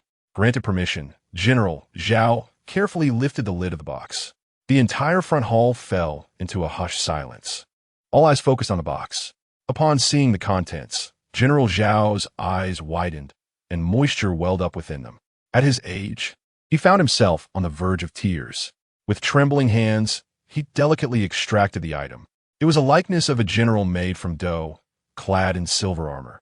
A red cape billowing behind him, standing atop a city wall with a golden sword in hand, radiating determination and loyalty. Below the walls, a dark mass of enemy troops loomed ominously. The soldiers led by the general displayed no fear, their eyes resolute. while a flag emblazoned with the character for Yin stood defiantly upon the wall, tattered yet unwavering against the wind. This depicted a pivotal battle 25 years ago that determined the fate of the Yin. At that time, General Zhao had just entered the battlefield, vastly outnumbered. Yet he had held out for 23 days, even when the enemy had cut off their supplies. Not only did he manage to defend the most crucial city for the Yin, but he also repelled the invading forces. Tears brimmed in General Zhao's eyes as he recalled the hardships endured by those who fought alongside him in that battle, the countless lives lost. They had persevered for the sake of the Yan's sovereignty and to protect its people from slaughter. They understood that if the city fell, the Yin would cease to exist, leaving its citizens starving and displaced. The duty of a soldier is to defend their homeland, and should it require the ultimate sacrifice, they would not regret it. Old Minister, General Zhao knelt heavily before the beloved gift, expressing gratitude to the regent and princess consort. Sheng Yin sighed inwardly. Such a gift was beyond envy, truly beyond envy. In comparison, our gifts seem utterly mundane, the guest murmured. General Zhao, please rise. Lu Zhao, deeply moved, hastened to assist the kneeling General Zhao, confessing, I feel ashamed. This gift was entirely prepared by the princess consort. I merely bask in her glow. Tsk, tsk, tsk. You let such a fine opportunity to win hearts slip away. How peculiar. Zhu. General Zhao was astonished, realizing it was solely the young girl's idea. The clouds had cleared, and the rain had ceased. He felt rejuvenated. Chu had been thoughtful, and this gift resonated deeply with him. Sheng Yin thought, go ahead and flaunt it. At that moment, some attempted to edge closer for a better view, for age often dims one's eyesight. Yet General Zhao treasured the gift dearly, shooing them away. Step aside. Do you think you can afford to replace what Chu has given me if you damage it? Observing this scene, Sheng Yunchu chuckled helplessly. As the saying goes, it is the thought that counts. The gift must touch the heart. Seeing Uncle Zhao so pleased brings me joy. When one feels good, they wish to see others feel less so. What kind of psychology is this? I don't understand. Waiting for an answer. Lu Zhao, are you plotting again? That unfortunate soul should arrive today as well. Perhaps I shall have a little fun with her. Having made up her mind, Sheng Yunchu declared, Uncle Zhao, father, I have heard there are many delightful activities in the courtyard. My sister and I shall head over to enjoy them. Very well, go ahead. General Zhao beamed, eager to see them mingle with the younger crowd, which promised to be far more entertaining than remaining here. Sheng Wen nodded gently, a smile of indulgence gracing her lips. Yet she remained silent. She mused to herself that today she was fortunate to bask in her precious daughter's glory, for the gift she received was indeed remarkable. Lu Zhao observed the two figures departing without so much as a glance in his direction and let out a resigned sigh. Just as he contemplated following them to join the merriment, he was halted by Sheng Yin's call, Your Highness, would you care to sit down and converse with us old fellows? He thought to himself that it felt somewhat awkward to stand there, as his daughter had left without inviting him. Wasn't there a way to provide him with an exit? Lu Zhao replied, I have no desire to sit, nor do I wish to engage in conversation with you. Your Highness? Sheng Yin called out once more. Watching the Sheng sisters retreat into the distance only intensified Lu Zhao's curiosity about the spectacle. Tai Shi, let us converse another time, he declared and set off in pursuit of the Sheng sisters. Such kindness mistaken for folly. Sheng Yin lamented. With a clear objective, Sheng Yunchu made her way directly to the rear garden of the Zhenguo general's residence, heading straight for the area where the esteemed ladies of Yanjing gathered. The discussions among these women typically revolved around gossip or subtle comparisons of their respective statuses. As they engaged in lively conversation, one sharp-eyed individual quickly announced, Ladies, the lady from the regent's residence has arrived. In Yanjing, Sheng Yunchu had recently become a frequent topic among the elite, with half of the gossip circulating about her. As she approached, her lofty demeanor cast a glance at them. The crowd promptly bowed, greeting her with, We have the honor of meeting the regent's consort. Yet, there was one solitary figure who did not pay her respects. Sheng Yunchu waved her hand with a smile and directly approached the middle-aged beauty who cast her a disdainful look. Huang Sa, it seems you have grown even more beautiful in the 2 months since we last met. Sun Furong relished compliments about her beauty, yet she particularly disliked receiving them from Sheng Yunchu, who she believed only spoke in sarcasm. How detestable, utterly detestable. A mere glance at her could ruin her appetite. Why are you ignoring me? Huang saw. Sheng Yunchu inquired, unfazed, as she settled beside Sun Furong. Are you still upset about that previous matter? Sheng Jing remarked. This must be the wronged one your sister referred to, right? As Sheng Yunchu took her seat, Sun Furong moved away as if avoiding a plague, distancing herself from her. However, as time passed, Sun Furong found herself cornered by Sheng Yunchu and could retreat no further. Huang saw, do not be angry. Sheng Yunchu produced an exquisite hairpin, adorned with a striking red gemstone that captured the attention of all present. How about I offer you this hairpin as an apology? Sun Furong took a fleeting glance at the hairpin in Sheng Yunchu's hand, and indeed, it was beautiful. Yet, she would never accept anything from that woman, for she suspected that Sheng Yunchu could not afford such an expensive item. Just like the last time at Linglongfang, when she maliciously outbid her for a set of headdresses, making her pay double the normal price. Who knew where this hairpin had come from? It could very well be a counterfeit. Are you doubting that this hairpin is genuine? Huang saw. Sheng Yunchu feigned anger. Do you not trust my integrity? Hearing this, Sun Furong couldn't help but chuckle. She covered her face, her tinkling laughter gradually morphing into a mocking sneer. Isn't that the truth? She assumed that this would infuriate Sheng Yunchu, given that in the past they would have quarreled after just a few exchanges. However, that was not the case. Sheng Yunchu remained remarkably patient, shaking her head. Huang saw. Let me share a secret with you. If you're willing to listen, this hairpin will be yours. Afterward, I shall gift you a unique and even more valuable set. She could see that Sun Furong was already intrigued. Sun Furong had no particular hobbies other than collecting jewelry and clothing, always keen to keep up with the latest trends in Yanjing. Her husband, the Xian Wang, was the fourth son of the late emperor, whose legs were injured during the struggle for the throne among the 9 princes. After the current emperor ascended the throne, he granted him a title and several mines, making him exceedingly wealthy. The Xian Wang was utterly devoted to his wife, catering to her every whim. Having been raised in a merchant family, Sun Furong enjoyed a life of luxury from a young age. Since marrying into the Xian Wang's household, her spoiled nature had only intensified. Now, nearing 50, she maintained her beauty remarkably well, with fair and delicate skin, her demeanor remaining youthful and spirited. She had never seen such exquisite styles in the capital, especially the vibrant red gemstone on the hairpin, which was truly exceptional. If it were real, it would undoubtedly be worth a fortune. Then to enlighten me, Sun Furong exclaimed as she seized the hairpin from Sheng Yunchu's hand. Although she feigned indifference, her fingers were already delicately caressing the hairpin. If you dare deceive me, I shall tear you apart.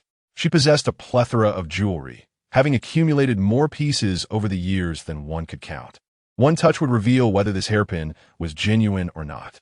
Rest assured, Huang saw, I would never deceive you, Sheng Yunchu replied, as if soothing a child, inching closer. To her astonishment, Sun Furong discovered that the hairpin was indeed authentic. It perfectly matched her outfit for the day. She thought to herself that she would have her maid adorn her with it later, surely making the other envious.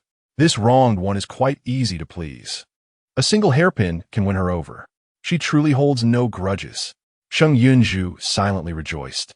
Sheng Jing commented, perhaps the Xian Wang Fei is simply genuine. Such individuals often lead a life of contentment. Sun Furong, fearless and undeterred, thought to herself, what of the regent? He is merely my husband's brother. Even if the regent were to be angered, my husband could simply spend money to placate him. I refuse to believe there exists a matter that cannot be resolved with wealth.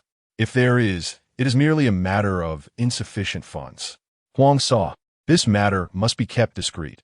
We cannot allow others to overhear. After exchanging pleasantries, Sheng Yunchu leaned closer and whispered something into Sun Furong's ear. When she finished, she smiled sweetly, assuring her, what I have said is entirely true. Sun Furong was left in shock, her eyes widening in disbelief. After a moment, fury consumed her. Sheng Yunchu, how dare you conspire against me? You are finished. Gritting her teeth, Sun Furong lifted her skirt, preparing to confront her. Though her husband was wealthy, that wealth did not come without effort. Huang saw, please remain calm. Sheng Yunchu sought refuge behind Sheng Jing, pleading for her sister's protection. Did I not mention? If you accompany me in this little performance, I shall gift you a unique set of headdresses. Just as Sun Furong was about to pounce, she paused at those words, her entire demeanor shifting. This sister's not only a wronged one, but also quite proud. How somewhat endearing. Sheng Yunchu chuckled inwardly while maintaining an innocent facade. Sheng Jing remarked, "Ah, how charming." Sun Furong glanced around. Everyone was engrossed in their own conversations, with no one paying attention to this exchange. She feigned impatience, asking, "When do we commence? Have her people arrived?" She recognized the individuals from Ling Longfeng, being a long-time customer. Casting her gaze around, she saw no one from Ling Longfeng in sight. Rest assured, Huang saw. Sheng Yunchu smiled. My people are concealed, awaiting the opportune moment to reveal themselves. As soon as she finished speaking, Sun Furong suddenly stood up. Are we entering the scene already? Sheng Yunchu inquired. You startled me. Sheng Yunchu. Sun Furong's shrill cry successfully drew the attention of all nearby. You, how dare you deceive me? If you wish for reconciliation, at least show some sincerity. What does it mean to gift a fake hairpin?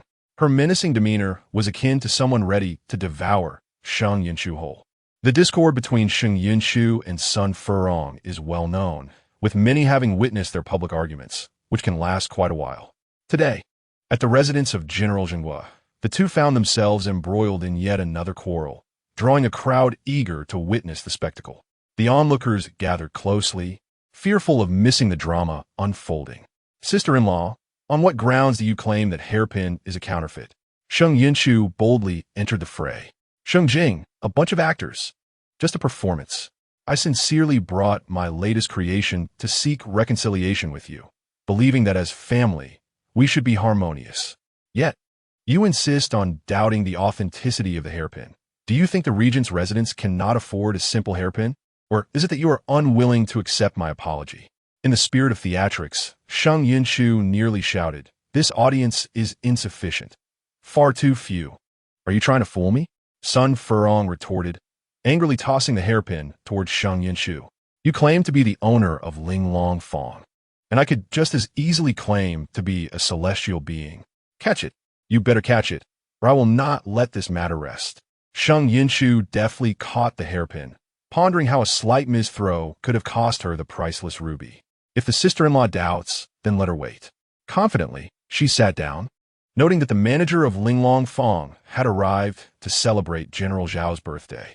Perhaps the sister-in-law should summon her to verify whether I am indeed her proprietor. Chapter 67.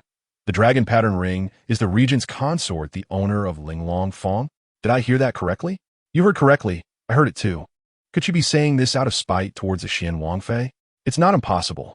The manager of Ling Longfeng seemed to have truly arrived. If one wishes to ascertain the truth, why not summon her for clarification? Summon her? Are you foolish, or is everyone else? The regent's consort is one thing. What if she is not? Wouldn't that offend someone? That is the regent's residence. Who would dare to offend them? Indeed, even the manager of Ling Longfeng might be too intimidated to show up. If she doesn't arrive soon, we should hear something. As the crowd whispered amongst themselves, a loud voice suddenly broke through, shouting, She's here! She's here! The manager of Ling Longfeng is here. The manager, known as Hua, might not be recognized by some of the men present, but the women certainly knew her. Sun Furong stormed towards her, speaking as if to lodge a complaint. Manager Hua, you are here to clarify the situation, are you not? Someone is impersonating the owner of Ling Longfeng. How utterly shameless. TSK. This performance is so compelling that I cannot help but applaud. In the future, you shall be ranked first, and I will take second place, Sheng Jing remarked. Though the Xian Wangfei's acting is commendable, in my heart, my sister ranks first. You truly underestimate your own talent, Lu Zhao commented. Oh, Manager Hua, with great interest, surveyed the surroundings and smiled at Sun Furong, asking, who is the Xian Wangfei referring to? Who would dare impersonate the owner of Ling Longfeng? With her words, the atmosphere erupted. Did you all hear that? Manager Hua used the term shameless and imposter. What does that imply? What does it imply? Isn't it obvious? There is clearly no owner of Ling Longfeng present. She is the manager, and she would know who her owner is. Look, the regent's consort's face has darkened, She probably never expected Manager Hua to show up. This is quite the embarrassment. I wonder how the regent's consort will react when confronted with the truth. The fervent discussions were interrupted by a sudden voice. Since you all harbor such doubts about my consort's identity, how about a wager with me? Lu Zhao had appeared by Sheng Yunchu's side. Why are you here, stirring up trouble? What business is this of yours? Are you trying to set me up? Sheng Jing protested. Exactly. Hurry and leave. Your presence only hinders my sister's performance. What are you still doing here? The esteemed regent has no discernment at all. Set you up? I am here to assist you. Upon realizing Lu Zhao's arrival, the crowd fell silent. What kind of wager do you propose? Manager Hua inquired playfully. Very well, I shall not interfere. You two may proceed as you wish. I have grown accustomed to being knifed in the back. Sheng Yunchu leaned against Sheng Jing, relishing the comforting scent of her sister. Choosing to adopt a laid-back attitude. Let us wager real silver. If my consort is not your owner, the odds are 10-1. If she is your owner, the odds are 20-1. What do you say? Lu Zhao's tone was remarkably calm. The crowd thought, is he attempting to suppress Manager Hua with his authority? You are the regent. Would Manager Hua dare to oppose you? Even if she loses, she must consider whether to speak the truth or fabricate a lie. The regent must prepare for a significant loss. Manager Hua showed no signs of fear, immediately retrieving a banknote from her purse, raising an eyebrow. I bet that the consort is not her owner. With that single statement, the tension in the atmosphere became palpable. The crowd watched the unfolding drama, sensing an electric charge in the air, akin to the sound of clashing swords. Many in attendance could not tolerate Sheng Yunchu's audacity in impersonating the owner of Linglong Fong and eagerly joined Manager Hua in placing their bets. Manager Hua, we support you. Yes, Manager Hua, we all stand with you. They could hardly believe that, with so many witnesses present, the regent's residence could wield its power to intimidate. They were also perceptive enough to realize that Manager Hua's fearlessness suggested her true owner was someone even the regent could not easily offend. Alas, this is disastrous. These foolish women, have their brains been scrambled? Can't they see such a simple truth? They would willingly wager their entire fortunes. The husbands of those women watched from a distance, nearly in tears. Can't they grasp how serious this is? They might as well donate their entire wealth. It was evident that some women remained clear-headed, seemingly aware of the underlying implications. They refrained from participating in the betting and remained silent, waiting to witness the folly of certain individuals. Many had joined the betting, yet not a single one supported Sheng Yunchu. Sigh, I offered you a chance to profit, yet you all are utterly useless. Where are your brains? Have they flown away? Sheng Jing scoffed. Men, using my sister to line their pockets is truly despicable. After noticing no one placed any bets, Lu Zhao spoke. Manager Hua, why don't you enlighten us? Is my consort truly your owner? The bettors anxiously awaited Manager Hua's denial. No, she replied, a slight smirk on her lips. My owner possesses a dragon pattern ring, a symbol of the owner of Linglong Fong. I just observed that the consort does not wear such a ring. The crowd erupted in jubilation. It seemed that the attempt to undermine had backfired spectacularly. The true owner of Linglong Fong was marked by a distinctive emblem, and upon examining Sheng Yunchu's hands, they found them devoid of any such token. Those who had wagered heavily were now poised to reap tenfold their investment. My subordinate may lack in many areas, but when it comes to acting, they excel beyond measure. Follow me, hee hee. Next month, I shall increase her bonus. Our original plan was not this way, but her impromptu performance today has truly impressed me. Sheng Jing remarked, with a master like my sister, who is so generous with bonuses, they must be quite pleased. You fail to see me at all, Lu Zhao retorted. Consort. He turned to Sheng Yunchu, who leaned against Sheng Jing. Did you hear Manager Hua's words? Quickly, show her your dragon pattern ring. Sheng Yunchu thought, you wretched being, are you deliberately trying to embarrass me? You wish for me to be humiliated before all these people, believing I cannot produce the dragon pattern ring? Dream on. No one will stop me from putting on a show today. Chapter 68. The Token of Linglong Fong Lu Chao. Had I known, I would not have waded into these murky waters. Do you not see that this prince trusts you unconditionally? Why do you harbor such doubts about me? Sheng Jing, if my sister forgot to bring the Longwen ring, would that not play directly into that man's hands? Truly, he has ill intentions. After Lu Chao's remark, the shopkeeper Hua joined in, stating that since the princess claimed to be the owner of Linglong Fong, she should produce the token for all to see.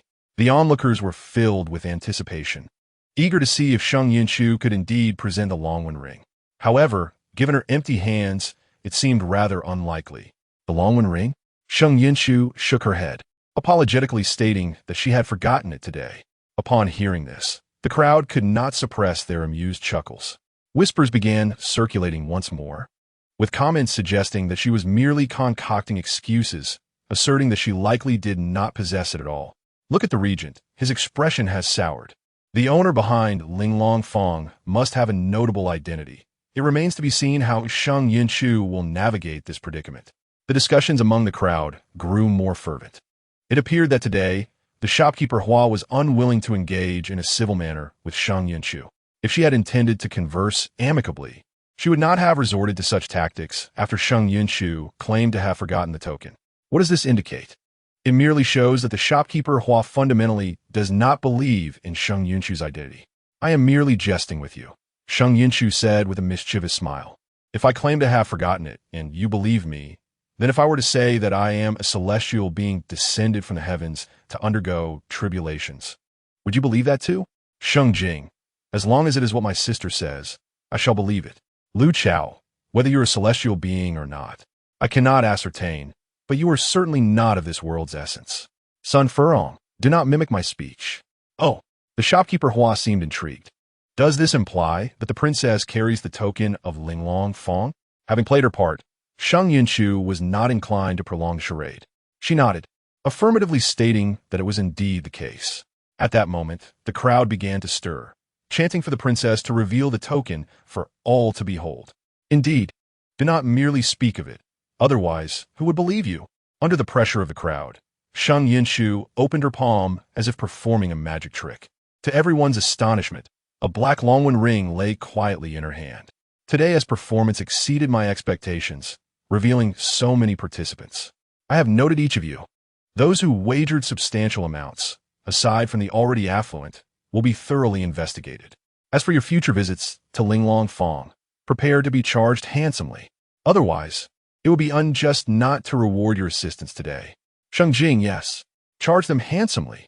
Lu Chao, some of the ladies present today are relatives of certain officials. They must be scrutinized carefully. Sheng Yunchu slipped the Longwen ring on her left index finger nonchalantly. It fit perfectly, neither too large nor too small.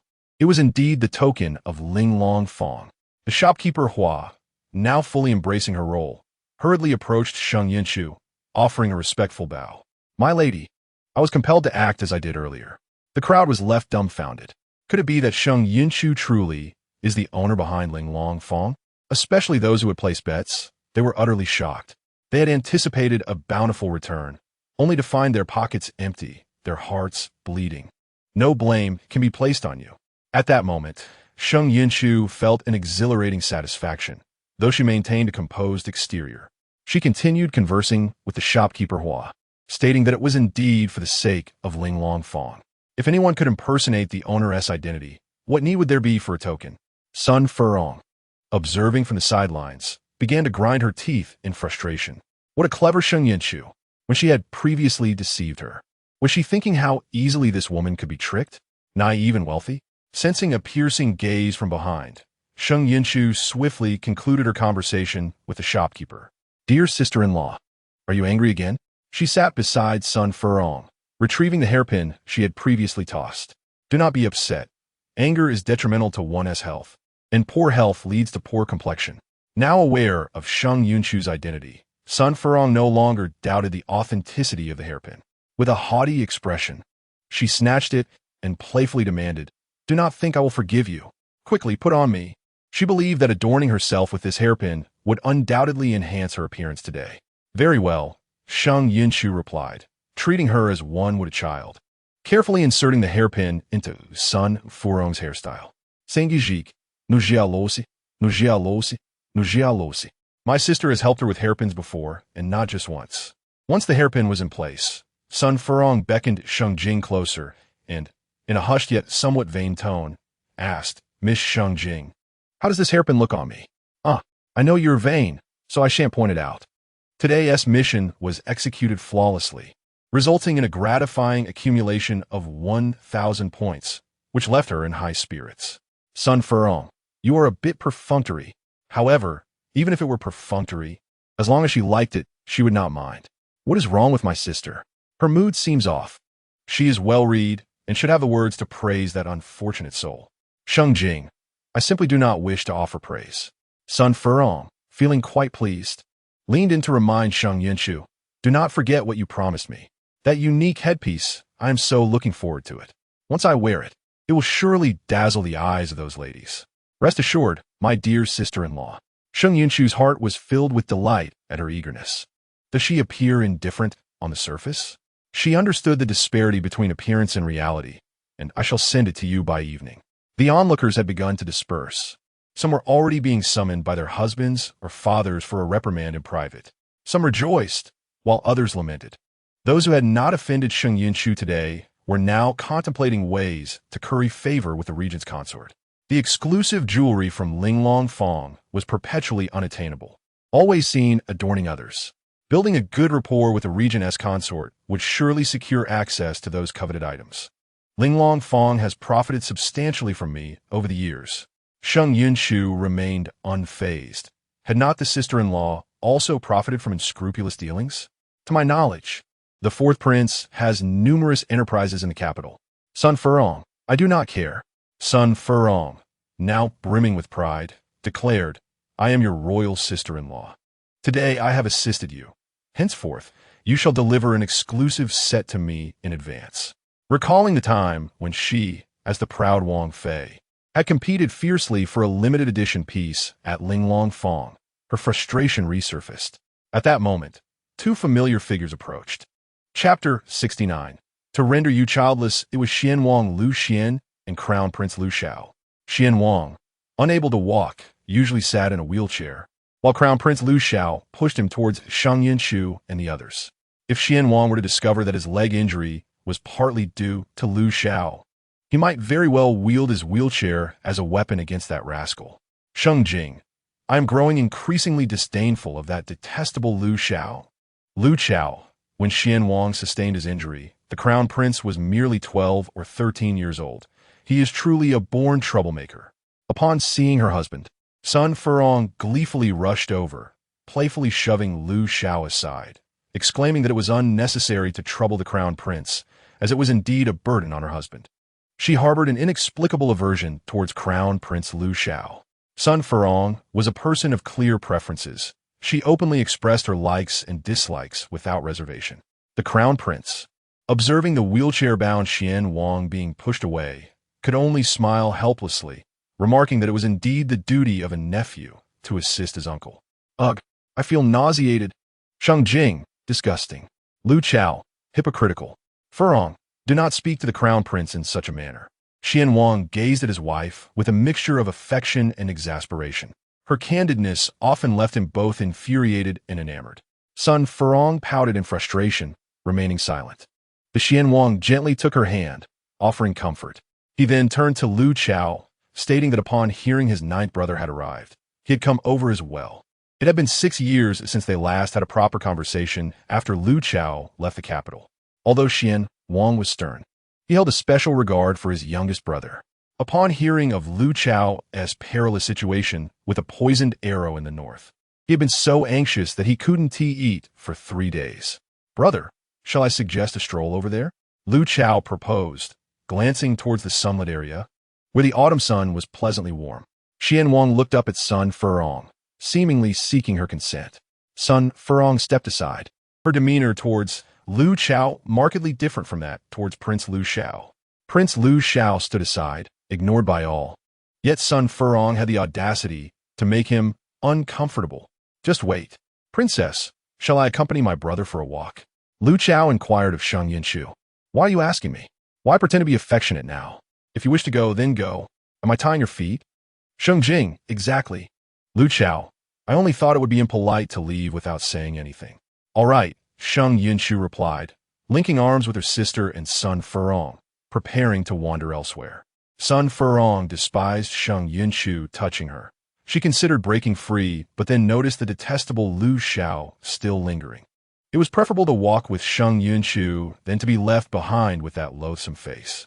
Among all the annoying people, at least Sheng Yunchu could present her with things she liked, whereas the prince, despite professing filial piety, was hypocritical in his actions. General Zhao, a martial figure, had a training ground in his residence. At that moment, many young men were competing in archery, creating quite a lively atmosphere. Prince Lu Xiao gritted his teeth and followed the three. You miserable wretch, you actually followed. What, trying to show off before my sister? With your appearance? Does my sister even glance your way? Sheng Jing, disgusting. I can endure. Having just found a spot to watch the archery contest. A maid from the general's estate passed by. What a peculiar hobby. Sheng Yunchu was speechless. The fellows from Subject 1 have been acting increasingly strange lately. Now they're even dressing as women. Sheng Jing. So, the person who just walked past was a man? She had even noticed, unbeknownst to anyone. Sheng Yunchu opened a note in her hand. It contained merely 2 brief lines.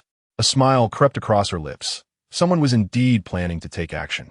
Lu Xiao, if you dare to set your sights on my sister, I'll ensure your lineage ceases to exist. Sheng Jing, what was my sister secretly doing just now? It seemed she was observing something. Over at the archery range, Prince Lu Xiao had already joined in. Many unmarried young ladies had gathered to watch the men shoot arrows, with bursts of shy gasps erupting now and then. Not everyone was aware of Lu Xiao's true nature. Once he appeared, countless gazes shifted towards him. After all, the position of princess consort was coveted by many, and once seated, she would become the future matriarch of the nation. Pretentious, truly painful to behold. The disdain in Sun Furong's eyes was evident, as if merely looking at Lu Xiao would lead to her demise. Sister-in-law, why do you loathe the prince so? Sheng Yunchu inquired with a smile. Sun Furong, with her candid nature, was unreserved in her opinions, often speaking her mind, which could lead her into trouble. Does one need a reason to dislike someone? Sun Furong huffed. Just as I dislike you, I felt an aversion to you from the very first glance. Sheng Yunchu, are you not afraid I might hit you? Prince Lu Xiao had drawn his bow, and with a swift sound, the arrow shot forth, striking the bullseye. Upon hitting the target, gasps filled the air. Many young ladies gazed at him with admiration, their infatuation palpable. Sheng Yunchu rolled her eyes silently, finding the crowd naïve. Sister-in-law, I shall humble his arrogance. If you find joy in this, perhaps you will be kinder to me in the future. What do you say? Sheng Yunchu grinned mischievously, unable to bear the sight any longer. Diminishing his glory was imperative. What? Sun Furong shot a disdainful glance at Sheng Yunchu. Do you intend to confront him? Before she could say more, Sheng Yunchu had already stepped forward. Not at all. Sheng Yunchu shook her finger, having already entered the arena. The crowd, seeing a young lady walk into the archery range, wore puzzled expressions. An ominous feeling enveloped Lu Xiao from all directions. Where Sheng Yunchu was present, no good would come. Prince, that last arrow of yours was quite lackluster. Sheng Yunchu remarked, her expression filled with disdain and arrogance. Nephew is unaware of what the royal ant means. Prince Lu Xiao ground his teeth in silence. Many of Prince Lu Xiao's supporters, witnessing Sheng Yunchu's bold provocation, stepped forward to defend their prince. Sheng Yunchu, how dare you speak to his highness like that? That arrow of the prince struck true. Who among the crowd could shoot as accurately as he? Each of them wished to toss her out. That person would be me. Sheng Yunchu took the bow in her right hand, not her left, and grasped 3 arrows with her left. I will shoot 3 arrows simultaneously, all hitting the bullseye. You fools better open your eyes wide and watch closely. Chapter 70. Fantasizing? Having tasted the exhilarating experience of showing off, Sheng Yunchu grew fond of it. Upon hearing her words, the crowd deemed her delusional. Shooting 3 arrows at once, all hitting the target? What gave her such confidence? Had she lost her mind? What nonsense was this? Look at those delicate hands. How could they even hold the bow steady? It was utterly laughable. A dignified princess consort coming here to embarrass herself. Did she not fear the regent's disdain? I bet her arrows would barely reach 20 paces, if even that. You overestimate her. I doubt she could even manage 10 paces. Those voices, filled with scorn. Incensed Sheng Jing, who lost her composure.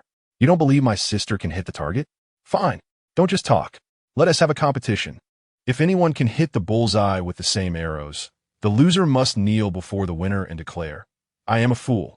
Just as Sheng Yunchu prepared to shoot, she momentarily froze, dropping 2 of the arrows from her hand.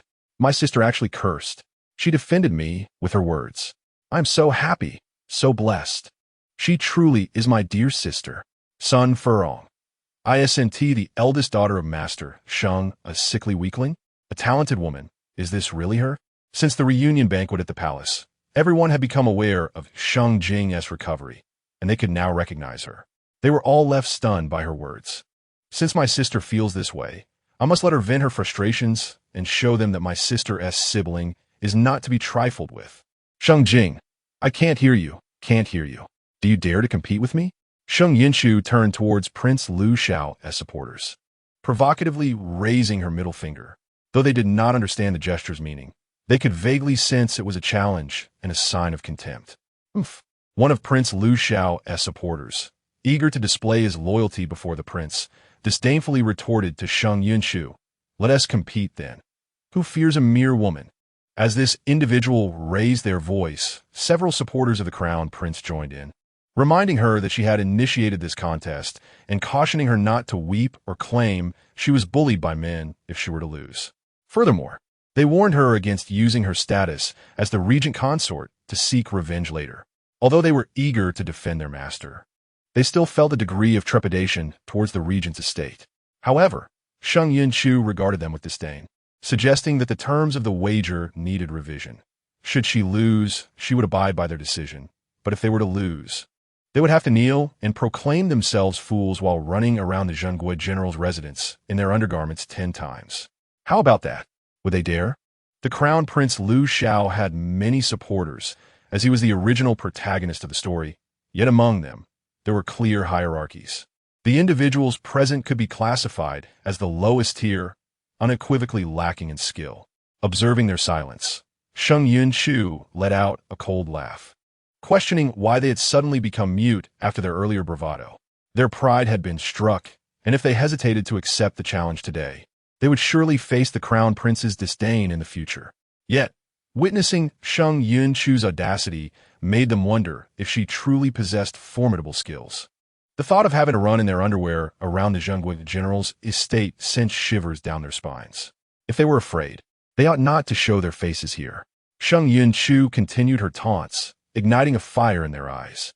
Who said we are afraid? One of the men exclaimed, his nostrils flaring with indignation. Would we fear a woman who is utterly defenseless? Such ayist. Soon, they conspired on how to punish Sheng Yunchu should she lose. She would have to apologize to the crown prince in front of everyone, admitting her fault publicly.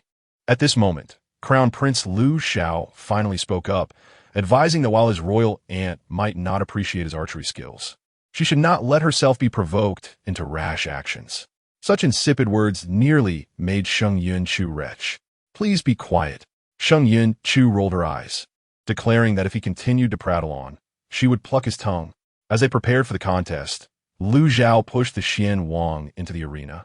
Having learned to remain silent this time, Crown Prince Lu Xiao gritted his teeth and set aside his bow, stepping aside. Choose 3 of your best archers. I shall take 3 shots. The side that hits the bullseye the most wins, she declared with a smirk, clarifying that she meant hitting the bullseye and not merely coming close. Upon hearing this, her opponents felt a sudden unease. Hitting the bullseye was no simple feat yet. With arrows knocked, they had no choice but to proceed. They selected their 3 best archers, confident that they could not possibly lose to a single individual.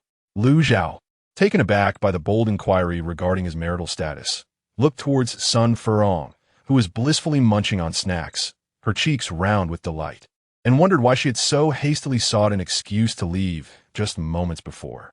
The sudden question from the 4th brother caught Lu Xiao off guard. Xian Wang smiled, but offered no further commentary. The contest commenced, with the opposing side shooting first, each feeling the pressure not to embarrass the crown prince. With a swish, 1 arrow flew forth, striking the target with a satisfying thud. Sheng Yunchu, ever the provocateur, remarked, just shy of half an inch. What a pity. Her taunts ignited the ire of the three archers, who remained silent, eager to see how accurately she could shoot. "Let me show you what true archery is," Sheng Yunchu thought as she knocked an arrow, drew back the bowstring, and released it with a whoosh. Heavens! Had she lost her mind? She hadn't even aimed. Was she not afraid of missing? No, she was not mad. The stark contrast made it clear that the previous shot had been a mere display of incompetence. As the arrow flew, Lu Zhao did not even blink. He was aware of Sheng Yunchu's prowess, but never anticipated it to be so formidable. What was this? Not only did she hit the bullseye, but her arrow pierced through the target entirely. The thick target board had been effortlessly penetrated. Present were many retired military personnel, all of whom swallowed hard at this astonishing display. They had encountered many valiant leaders and soldiers in their time, but few exhibited such ferocity, especially one who appeared so delicate.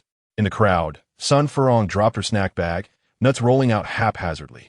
She had anticipated witnessing Sheng Yunchu's humiliation, but instead found herself astonished. She felt an inexplicable relief for not having acted on her earlier inclinations to confront Sheng Yunchu. Otherwise, a single punch from her might have been fatal. "You have cheated." The Crown Prince's supporters began to protest, arguing that while she had hit the target, she had pierced through the bullseye, which should not count. Their outcries were echoed by others, insisting that her shot should not be considered valid. With 2 arrows remaining for both sides, they were not necessarily doomed to lose. "Very well," Sheng Yunchu said, picking up another arrow. She took a casual glance at the newly replaced target and shot again. "Is this how it is, then?" To everyone's astonishment, she did not pierce through this time, but hit the bullseye perfectly. The news of her archery contest had spread throughout the training grounds, drawing a large crowd. Even the venerable General Zhao had arrived, along with Sheng Wuyin, both witnessing her impressive shots. General Zhao was utterly taken aback, exclaiming, "My dear, your daughter is remarkably fierce. Even in my youth, I could not match her archery skills." Filled with pride, Sheng Wuyin could not help but bask in the glory of having such an outstanding daughter. General Zhao pondered the implications of this spectacle, wondering who had dared to scheme against the Zhen Gui general's estate. He resolved to track down the culprit and ensure they faced the consequences. "Why have you stopped shooting?" Sheng Yunchu feigned ignorance, picking up another arrow to shoot. "Let me fire one more, so you can gauge my prowess." This arrow, too, struck the bullseye. Crown Prince Lu Zhao's expression darkened. Unable to conceal his emotions any longer, his hands clenched into fists, nails digging painfully into his palms. He had underestimated Sheng Yunchu, who proved to be far more formidable than he had anticipated. The remaining 2 supporters of the Crown Prince turned pale, realizing that if they did not match her accuracy, they would not only lose, but also face the Crown Prince's wrath. They represented his dignity, and if they faltered, it would reflect poorly upon him. "Will you shoot or not? Are you men or not?" Someone impatiently urged, prompting murmurs among the crowd. Not everyone present was a supporter of the Crown Prince. "Stop dawdling. If you're afraid of losing, just admit defeat." Moments ago, they had been so boisterous. Now, they seemed utterly deflated. "Hurry and shoot, or do not shoot at all. Pull down your trousers and run towards the general's residence." The remaining 2 individuals were so nervous that their hands trembled as they picked up their arrows, aimed, and released. "Is that it? Is that all? Well, at least they hit the target, albeit on the edge. It is certainly better than missing entirely, is it not?" Indeed, with such embarrassing archery skills, how dare they compare themselves to others? After today, they should refrain from going out, lest I see them and laugh at them every time. Mocked in such a manner, coupled with immense psychological pressure, the individual from the Crown Prince's side who had yet to shoot rolled his eyes and collapsed, fainting on the ground. Sheng Yunchu feigned disbelief. How could he faint? "You still have 1 arrow left to shoot. Should we find someone else to take his place?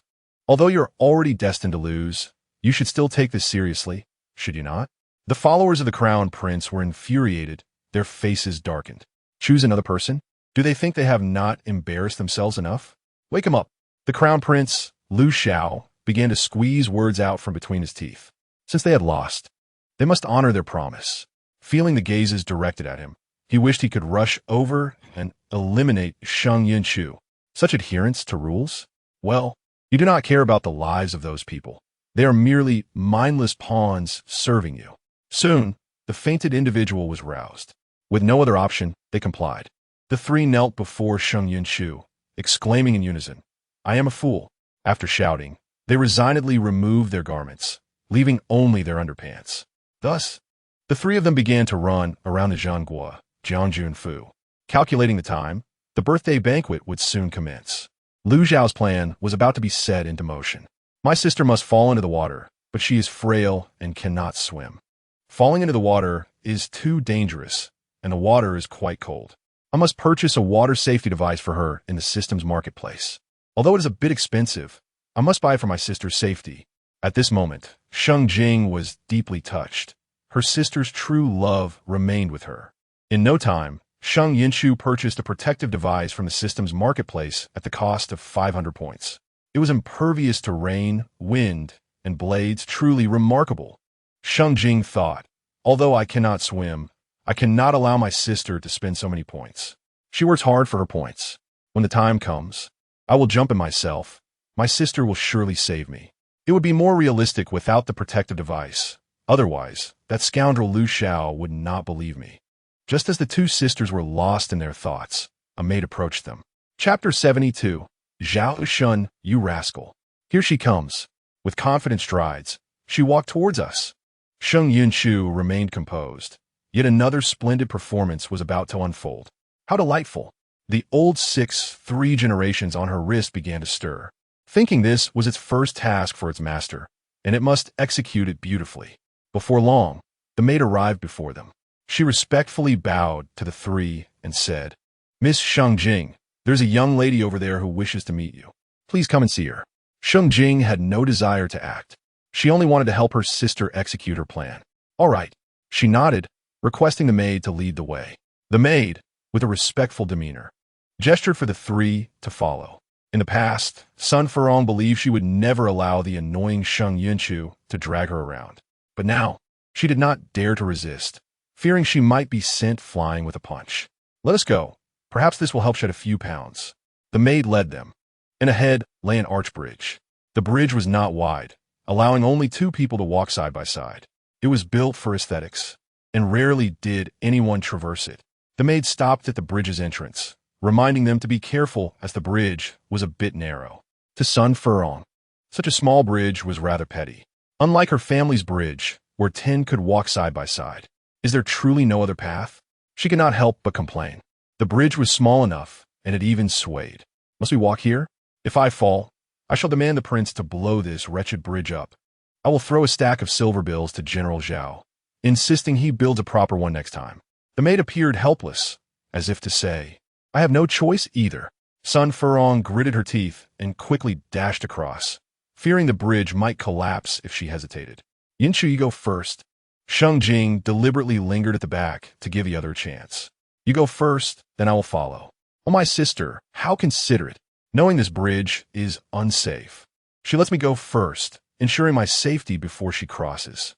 How touching. I love my sister." Sheng Jing thought, "My sister has professed her love for me again. Everything is worth it for her." Sheng Yunchu swiftly crossed, waiting at the bridge's head.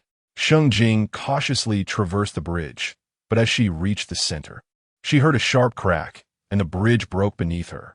Before she could react, she fell into the water along with the collapsing bridge. "Sister!" Sheng Yunchu cried out in panic. "Quickly call for help. Help! Someone! My sister has fallen into the water. Hurry and rescue her." The maid had already fled. Sheng Yunchu was frantic, like an ant on a hot stove. "Is the protective device malfunctioning? Why is my sister still splashing around in the water?" Sheng Jing replied, "I was pretending." "Yunchu, can't you swim?" Sun Furong was also panicking. "If you can swim, then go save her." "I cannot swim." Sheng Yunchu shook her head, continuing to cry out for help. "Help! Someone, please." Sun Furong could not swim either, and quickly looked around for a long stick to save her. Just then, with a loud splash, a blurry figure dove into the water at incredible speed. Goodness, this scoundrel is swimming with alarming speed, as if rushing to meet his demise. Just as Sheng Yunchu was about to unleash her scheme, the person who jumped into the water surfaced. Zhao Shun. Sheng Yunchu was taken aback. "You rascal. Isn't it strange? While Lu Xiao has yet to arrive, you show up so conveniently." In the water, Zhao Shun swam desperately towards Sheng Jing, who frantically retreated. Playing a game of chase. No, you shall not ruin my plan. Sheng Yunchu smirked mischievously, raising her hand and whispering something. Zhao Shun, do not blame her. Just as Zhao Shun was about to seize Sheng Jing, something gripped his feet like a water ghost, pulling him away before he could react. When he finally broke free, a figure dove into the water. The moment Lu Xiao jumped in, he felt a chill beneath him, which was oddly pleasant. He paused for a moment, but did not dwell on it. That damn Zhao Shun nearly ruined my plans, but thankfully, that fellow was swept away by the current. Lu Xiao swam swiftly towards Sheng Jing. Just as he was about to grasp her hand for a heroic rescue, she suddenly vanished beneath the water surface. Sister, my dear sister, she cannot possibly have fainted from fright. Sheng Yunchu felt a surge of guilt rising within her. She was about to dive into the water when she spotted a wet-haired woman resembling a water ghost who swiftly climbed ashore. Sister, you scare me to death. Sheng Yunchu exclaimed. She had genuinely been frightened and regretted including her sister in the plan. Even with the protective device, it could still frighten her. Thank goodness you're all right, sister. Weren't you unable to swim? Sun Furong was bewildered. Just a moment ago, you were splashing in the water, and now you've climbed out on your own? Could a person possess such terrifying talent? Sheng Jing tidied her clothes and offered an awkward smile. I won't hide it from you, Xian Wang Fei. Just now, I suddenly discovered that I can swim. Not only can I swim, but I can also dive. Sun Furong exclaimed, You two sisters are truly remarkable. Sister, could it be possible that you merely realized you wouldn't choke on water and could breathe while submerged, leading you to believe you could swim? That was my 500 points, dear sister. Alas, the sky has cleared, the rain has stopped, and my sister thinks she is capable again. Sheng Jing retorted, I have no desire for that disgusting dead dog to touch me. Retreat, retreat, retreat. In the water, Zhao Shun and Lu Xiao climbed ashore one after the other. Miss Sheng Jing, are you all right? Zhao Shun's eyes were filled with concern for her. It's all my fault. If I had paid more attention to the situation at home, this issue with the bridge would have been noticed sooner. Seeing Sheng Jing drenched, he felt worried and guilty. Miss Sheng Jing, your health is already fragile. If you catch a chill today, what shall we do? Please follow me. My sister may not be at home, but she has many unworn new clothes. Her size should be similar to yours, and you should be able to wear them. At that moment, none of the four paid attention to Lu Xiao's situation. He wanted to say something to let Sheng Jing know that he had come to rescue her. However, after a few brief exchanges, they departed. In Zhao Xiaoji's boudoir, Sheng Yunchu gently helped Sheng Jing dry her hair. In the original plot, everyone was enjoying a meal when Lu Xiao's men surrounded the Zhenghua Jiang Junfu, subsequently uncovering evidence of treason. It was almost time to start the grand event of the day. Chapter 73. Has your sister really married? It would be disingenuous to say I was not looking forward to the main event today. Lu Xiao's intention to act against the Zhenghua Jiang Junfu was not merely due to failed attempts to curry favor. He had grown wary of General Zhao's military power. He understood that once General Zhao was gone, the military power would either fall into his hands or be seized by his men. As the banquet was about to begin, my hair was nearly dry. We should hurry over. Sheng Jing felt a sense of anticipation. She was not merely eager to witness the spectacle, but was curious to see how Lu Xiao would react to the unfolding events. That would not do. Sheng Yunchu continued to dry Sheng Jing's hair. Sister, you're still not fully recovered. The water is quite cold in this weather. Catching a chill could lead to serious trouble. As they spoke, a knock sounded at the door. Miss Sheng Jing, Wang Fei, it is Zhao Shun. Is it convenient for me to enter? He stood at the door, holding something in his hands. Having changed his clothes, there was no inconvenience. Sheng Yunchu zet. Just a moment, Zhao Darren. I will open the door for you. Upon opening the door, Zhao Shun thought it best not to enter, although he harbored no ill intentions. If he were seen, it would surely lead to unflattering gossip. He handed the item in his hands to Sheng Yunchu. Wang Fei, please give this warming pot to Miss Sheng Jing. He was aware of her frail health and the potential consequences of her being chilled after falling into the water. How considerate of you. However, being merely thoughtful is not enough to be my brother-in-law. Thank you, Zhao Darren. Sheng Yunchu received the warming pot, then inquired, Zhao Darren, has your sister really married?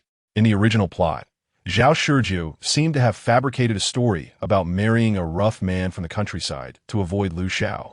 But in truth, she had ventured into the world with a sword.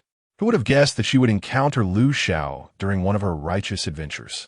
Seeing Zhao Shizhou concoct lies to evade him, Lu Xiao felt deceived and sought to have her captured, ultimately involving a band of beggars. In short, Zhao Shizhou's fate in the original plot was grim, as any character who opposed Lu Xiao met a similar demise. However, the story has changed. Perhaps Zhao Shizhou has genuinely found someone to marry. Wang Fei, why do you ask? If it were Lu Xiao before him, Zhao Shan would have responded truthfully. Yet, this was Sheng Yunchu, and he could not. Zhao Shan's question had already led Sheng Yunchu to form a conclusion in her mind. It seems Zhao Shizhou has indeed followed the same path as in the original plot, wandering the world with a sword. I was merely concerned about Sister Shizhou. No need to overthink it, Zhao Darren. Sheng Yunchu did not wish to hint at anything to Zhao Shan, as he may not believe her. Sister Shizhou is quite free-spirited and has always treated her well. I must send someone to inquire about her whereabouts upon returning. I cannot allow her to come to harm. While Sheng Yunchu internally chastised Zhao Shan, she hoped that what he said was true. Finding a good partner is no easy feat. Before Sheng Yunchu could say anything further, Zhao Shan was already preparing to leave. Wang Fei, please come quickly once you and Miss Sheng Jing are ready. The banquet is about to commence, and there is much to arrange. I will head over to manage things in advance. General Zhao had only one son, and on such an important occasion, he could hardly be absent. All right, Sheng Yunchu waved her hand. Zhao Darren, go ahead. Sister, see how considerate Zhao Darren is. Despite being swamped with work, he still brought you this, worried you might catch a chill. Sheng Yunchu teased as she inserted a hairpin into Sheng Jing's hair. Sister, could it be that Zhao Darren has feelings for you? Upon hearing this, Sheng Jing blushed and gently swatted Sheng Yunchu's bottom. What nonsense are you spouting? If you keep talking like this, I won't hold back next time. Zhao Darren is a good man, but I truly do not wish to consider lifelong matters right now. Besides, Father has said that even if I choose not to marry, he will support me and ensure I find a trustworthy person to care for me after his passing. He has already made plans for my future. That was merely a comment. I can see that Zhao Darren's gaze towards you is quite intense. Even I, a love-struck fool, can tell that it is a look of affection. What a pity, though. Her sister seems entirely disinterested in matters of romance. That is his own affair, and I have no right to interfere. She let out a quiet sigh. Right now, I simply wish to accompany you and Father. Not think of anything else. After finally recovering from my illness, it is time for me to protect my family, rather than be the one receiving care. Indeed. Sheng Yunchu linked her arm with Sheng Jing's and joked, I will follow your lead, sister. Whatever you choose to do, I will support you. Is marrying or not marrying important? Not all. It is utterly insignificant. With you by my side, I have wealth and companions. I need no man. I can ensure that my sister lives a carefree and joyful life. Indeed, the same applies to you. The two sisters laughed and bantered, and soon they arrived at the main hall. Today, many guests had come to celebrate the birthday, and the Zhengui Jiangjun Fu had set up nearly 100 tables. The seats for important guests were all in the main hall. From a distance, Sheng Yunchu saw that Lu Xiao and the others had already taken their seats. At a table of 8, 6 seats were occupied, leaving just her and Sheng Jing. As soon as they were seated, Sun Furong quietly asked Sheng Jing, Miss Sheng Jing, how did you learn to swim in such a short time? Please share your experience with me. I have been trying to learn for ages, but have yet to grasp the essentials. Sheng Jing pondered how to respond. Should she admit that she had simply been fabricating her skills? After all, it was really because her sister had bought her a protective gear. That would not do. Instead, she seriously asked, how about trying it, Wang Fei? Sun Furong swallowed hard and shook her head. I do not enjoy swimming. I was merely teasing Miss Sheng Jing earlier. The guests at surrounding tables continued to take their seats. Today, General Zhao was in high spirits, his smile never fading as he sat at Sheng Yunchu's table. Dishes began to be served, and at that moment, a guard from the Zhengui Jiangjun Fu rushed in, visibly anxious. General, something has gone awry. A large contingent from Tiandao Yuan has arrived, encircling our general's residence, and Commander Su has already led his men inside. Sheng Yunchu thought, what? They have come before the banquet even started? Must I forego a few bites before witnessing this spectacle? Chapter 74. The Search of a General's Residence. Moreover, in the original narrative, it was the commander of the Imperial Guards who led the troops to besiege the Zhengguo general's residence. It seems the plot has taken a new direction with slight deviations from the original storyline. The table was already adorned with 2 dishes, a fragrant roast duck and a plate of poached chicken. Tiandao Yuan's sudden siege of the Zhengguo general's residence, coupled with Su Jin's abrupt entrance, left no doubt in anyone's mind that trouble was brewing. No one had the appetite to eat, especially General Zhao, whose countenance darkened upon receiving the report from the guards. Tiandao Yuan? He abruptly turned to the indifferent Lu Chao. Lu Chao, the highest authority in Tiandao Yuan, had Su Jin under his command, and at this moment he was not the only one present who was looking at him. Quick-witted Sheng Yunchu snatched 2 large duck legs from the plate, thinking she had grown a bit hungry after all the commotion. You all can act. My sister and I will nibble on these duck legs while we watch the show. Today's banquet for the Zhengguo general was indeed catered by Tao Qiaolu, who charged not a single coin from General Zhao. Even the ingredients, ranging from extravagant delicacies to the smallest spices, were all provided by Tao Qiaolu. With over 100 tables for the banquet, each table's budget amounted to 100 taels of gold, a lavish expenditure. For Sheng Yunchu, that sum was indeed considerable. Ordinarily, spending such an amount would be quite painful, but this occasion was General Zhao's 60th birthday.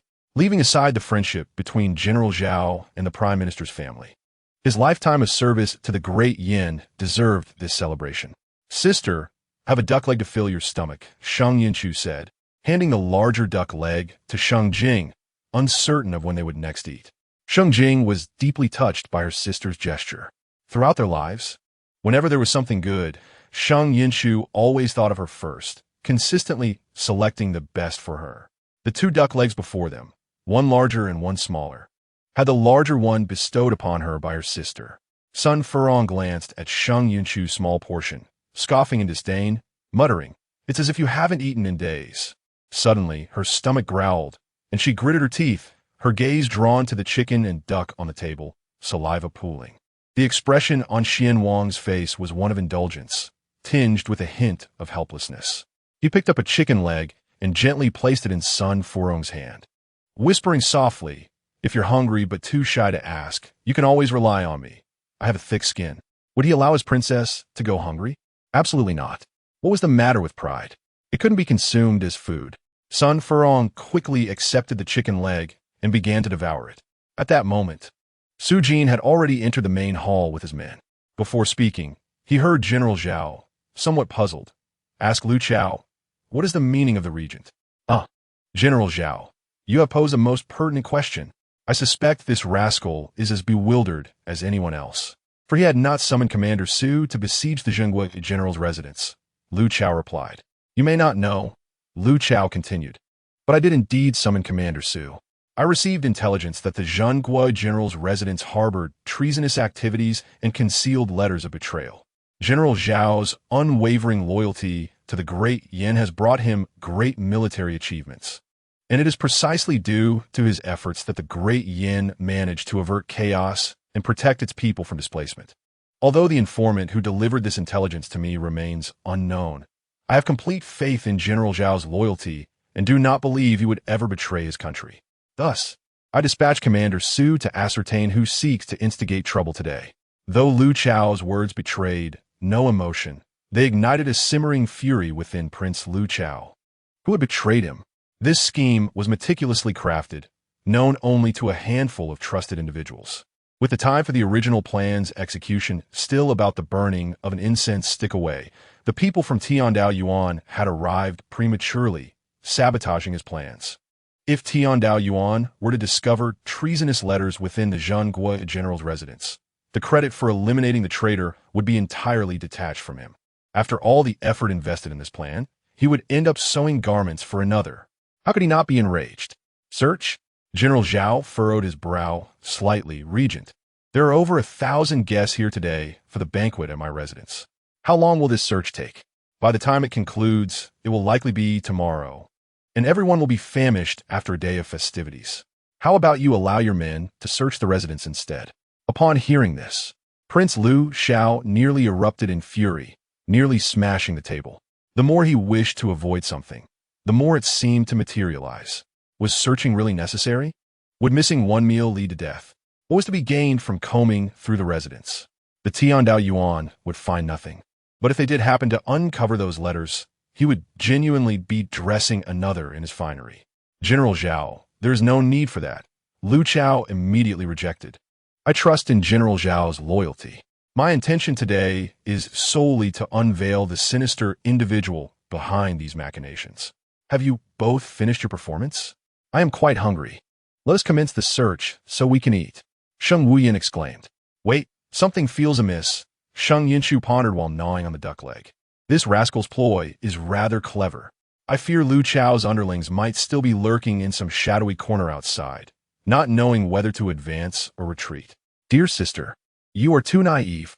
Who says Lu Xiao acted first to protect the general's residence? Perhaps he seeks to claim the merit for himself, Sheng Jing remarked. Lu Chao replied, I have often listened to your notions of glory, and upon reflection, I believe my actions today may indeed diminish the radiance surrounding the crown prince. I, the general, demand a search. There is no room for negotiation, General Zhao declared, his expression resolute. I am prepared to sacrifice my life for the citizens of Great Yan. Lu Chao, sensing the atmosphere reaching a boiling point, nodded. Then we shall begin. He signaled Su Jin, and the latter, receiving the command, gestured for those accompanying him to disperse in various directions. At this moment, the Zhenghua general's residence fell into a hush, occasionally interrupted by the sounds of growling stomachs. Bring out the dishes, continue serving. General Zhao displayed no signs of anxiety, his face breaking into a cheerful smile. Just a minor interruption. It should not affect everyone's health. Upon receiving the order, the servants of the general's residence resumed serving the dishes. The aroma of food wafted through the air, and the guests began to partake. Sheng Yunchu used her chopsticks to pick up a chicken head, standing to place it in Prince Lu Zhao's bowl, kindly stating, My dear nephew, have a chicken head. It is said that eating it will nourish your hair. With this chicken head, your hair will grow back swiftly. Silence enveloped the room as if the air had suddenly turned ghostly. Chapter 75, A Fine Book, a Fine Book. The chicken head was plump, smooth, and white. Its eyes tightly shut. Lu Xiao stared at the chicken head in his bowl, nearly grinding his teeth in frustration. My dear nephew, do you not enjoy chicken heads? Sheng Yunchu queried, puzzled by his lack of movement. After all, it is said that eating what one lacks will bring benefits. Moreover, there's only one head on a chicken, a rare delicacy. How many here would covet it? Thankfully, your royal aunt acted swiftly. I would rather eat your uncle. Lu Xiao retorted. The crowd gasped, You dare not. Your Highness, since it is your royal aunt's kind gesture, you should accept it. Lu Xiao interjected cunningly. If you do not eat it, your royal aunt might lose sleep over it. Oh, you are merely adding fuel to the fire. Everyone at the table buried their heads in their food, struggling to contain their laughter. Your nephew is grateful for your concern, royal aunt. Prince Lu Chao picked up his chopsticks again and took a bite of the chicken head. Consider yourself fortunate. You were not served the chicken's rear. Sheng Jing teased. I have a bad feeling about this. Lu Chao exclaimed. 2 pairs of chopsticks simultaneously reached for the chicken's rear. Ultimately, Lu Chao was quicker. As a practitioner of martial arts values swiftness and agility. Not managing to grasp it, Sheng Jing gritted her teeth in frustration, waiting impatiently. Upon seeing the chicken's rear clutched in Lu Chao's chopsticks, Crown Prince Lu Zhao's countenance turned pale, and his stomach began to churn violently. What on earth was that rascal doing, suddenly grabbing a chicken's rear? Sheng Yun, sensing danger, hastily picked up a bowl and began to eat voraciously, leaving him no opportunity. Give it to that damn dog. I command you to hand it over immediately, or I shall make you pay dearly. Lu Xiao retorted. I have no intention of giving it to you. Fourth brother, this is for you. Under the fearful gazes of everyone present, the chicken's rear finally found its owner. Thank you, ninth brother. The Xian Wang savored the chicken's rear with delight. I remember now. This Xian Wang has loved chicken rear since childhood, often sneaking grilled chicken skewers in the royal residence. That rascal must know his elder brother's preferences. Lu Chao remarked, hence, I said it was not for you. The guests continued to enjoy their meal, and as merriment ensued, General Zhao rose to toast, entirely unconcerned about the search of the residents. Were it not for the sight of the Tian Dao Yuan staff still bustling about, one might think the previous events were mere figments of imagination.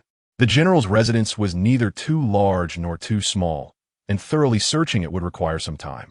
Since the birthday banquet was hosted by Tao Xiaolu, the delectable dishes led Sheng Yun to unwittingly indulge until her belly was round. She rubbed her abdomen while observing their drinking. Had anything been discovered? Lu Chao's gaze hung low, still holding a wine cup. After Su Jin spoke, he beckoned behind him, and soon as Xian Ziwei approached with a small box. The crowd gasped upon hearing there was a hidden compartment in General Zhao's study and a mysterious box had been retrieved. This was it. Everyone set down their chopsticks. Silence enveloping the entire general's residence once more. Su Jin opened the box, revealing several books. Though it was known that the box likely contained no secret letters, Su Jin was nonetheless astonished upon seeing the titles. The crowd, observing his expression, speculated whether it could indeed contain treasonous correspondence. "My lord, please take a look." Su Jin stifled a laugh and solemnly handed the box to Lu Chao. Lu Chao glanced inside, a meaningful smile playing at the corners of his lips. He remained silent, and his enigmatic smile only deepened the crowd's curiosity. What lay within? What are you laughing at? I see nothing amusing. Sheng Yun rolled her eyes internally, yet she had meticulously selected the content. Leaning forward, she feigned shock and pulled out the top book, How to Win the Affection of an Elderly Widow. The crowd reacted in disbelief. General Zhao's face flushed, and he covered it with his hand. Sheng Yun continued to extract the remaining titles. Smart Father, Foolish Son, What to Do When You Fall into a Pit, The Complete Guide to Quarreling. Those books were akin to a plague for General Zhao. Upon hearing someone wish to see them, he was all too eager to oblige, urging them to take as long as they desired. If they never returned, that would be even better. Is there anything else? Lu Chao inquired of Su Jin. Su Jin shook his head. My lord, there is nothing more. After stating this, Lu Chao gestured for everyone to exit. This small interlude did not disrupt the festivities. Instead, it enhanced General Zhao's stature in the eyes of the guests. Simultaneously, it raised alarms among certain ministers, for someone seemed intent on undermining the general's residence. Henceforth, they would need to tread carefully, for the consequences of missteps could be dire. In Xianji's room, the lamp still flickered. Sheng Yun knocked on the door and entered only upon receiving the invitation. He enjoyed reading during his leisure time, especially before bed. Having yet to finish the military treatise from last time, he had not prepared any drink for Sheng Yun, knowing she had feasted heartily at the general's residence. Xianji, do you have news regarding what I mentioned previously? Sheng Yun lowered her voice, feeling as if someone next door might be eavesdropping. It was rather suspicious for that rascal to have arranged for Xianji to sleep next door. He must have sensed something. Yes, Xianji nodded, eager to discuss the matter. Our people have discovered that there have indeed been cases of missing children in the villages around the capital. According to the locals, children were abducted at night without anyone noticing. Without anyone noticing? Abducted at night? Sheng Yun furrowed her brow. Thus, they could only observe potential targets carefully and wait until nightfall to use a sleeping incense before breaching the doors. A glint of fierce determination flickered in Sheng Yun's eyes. As she had suspected, those involved in crafting blood rouge were now making their move. Xianji's earlier glance held meaning that Sheng Yun understood well. Nodding, she decided not to linger any longer. That rascal is still sneaking around, unaware of the rumors circulating about him being a broken sleeve. Lu Chao exclaimed, perplexed that he was oblivious to such gossip. He resolved to probe his elder brother for information. Just as he was about to step out, a knock echoed at the door. Your Highness, Xianji wishes to speak with you. Knowing he was still awake, Xianji refrained from feigning ignorance. Guomin. Lu Chao hastily sat upright, clutching a book he had not realized was in his hands, an unfinished novel. He found the book rather lengthy, having read for several days without making significant progress. Xianji entered and shut the door behind him. Once he was inside, Lu Chao set the book down. What is it you wish to discuss? He inquired, pondering whether Xianji had come to confront him about eavesdropping. The princess came to see me earlier, Xianji remarked, casting a curious glance at Lu Chao's bed. Do you and the princess sleep in separate quarters? Hearing this, Lu Chao felt an unsettling premonition. Surely, His brother did not intend to suggest he should consummate his marriage with Sheng Yun. Their current arrangement was satisfactory. He had his space, and she had hers. Neither harbored feelings for the other, and they had even agreed to part ways once their mission was complete. Thus, consummation was of no importance. Why did CNG suddenly raise this question? Lu Chao feigned ignorance. Are you aware of what people are saying outside? He couldn't help but chuckle. If his suspicions were correct, the rumors must have arisen after Sheng Yun and Lu Chao's visit to Zue Chun Lu. They claim I'm a broken sleeve? Lu Chao sighed, realizing he grasped the reason for CNG's visit. Indeed, CNG nodded, adding that with Lu Chao now having CNG residing in the palace, the speculation only intensified. It was unclear who had spread the rumors, but they likely originated from the servants within the palace. The gossip suggested not only that Lu Chao and Sheng Yun slept apart, but also that CNG's room was situated next door. Those who are innocent need not worry, Lu Chao remarked, unperturbed, while it was CNG who felt troubled. Troubled? CNG smirked inwardly, having awaited this very statement.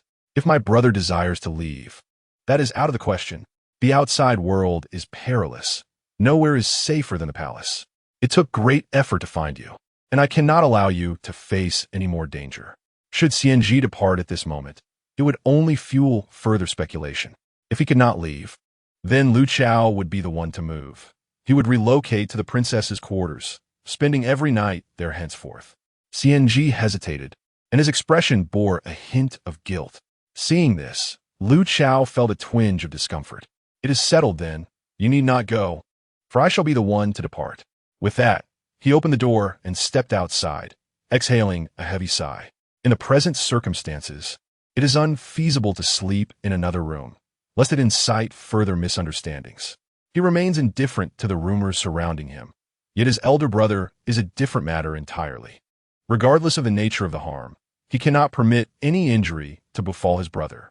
At this moment, within the chamber of Sheng Yunchu, she inquired of the system, "Do you possess the ability of Qianlian? I wish to observe the situation regarding Lu Chao." Calculating the time, it is apparent that he should have discovered his younger brother's predicament by now. Indeed, host, the system responded, presenting the system store. With Qianlian, you may gaze upon anything you desire for 100 points per viewing, allowing for a duration of 10 minutes, with a cooldown period of 180 hours. Sheng Yunchu exclaimed, "What a shrewd merchant, to charge 100 points for a mere glimpse, and for such a brief interval. How extravagant. Yet, host, do you not yearn to see?" The system coaxed patiently. High-definition viewing. You may observe anything you wish, complete with recording functionality. Consider it, won't you? Sheng Yunchu, playfully toying with the third generation of Lao Lu, found herself torn. She truly wished to witness Lu Zhao's current state of anguish, yet she deemed the points too costly. Host, if you invest a mere 100 points tonight, my system will meet the requirements for an upgrade, which would refresh the store with numerous splendid items and possibly yield surprise boxes. Will it malfunction? Sheng Yunchu questioned, narrowing her eyes. If there is even a slight possibility, then an upgrade is unnecessary. Although the current system may not be particularly likable, it is still serviceable. Should the system undergo an update and become chaotic again, the outcome is unpredictable. If it turns out like last time, it will be better to be obliterated. That will not occur, host, the system assured solemnly, raising a paw in promise. I swear, if I deceive you, I shall castrate myself and become a eunuch cat. This declaration elicited laughter from Sheng Yunchu. Castrate? You?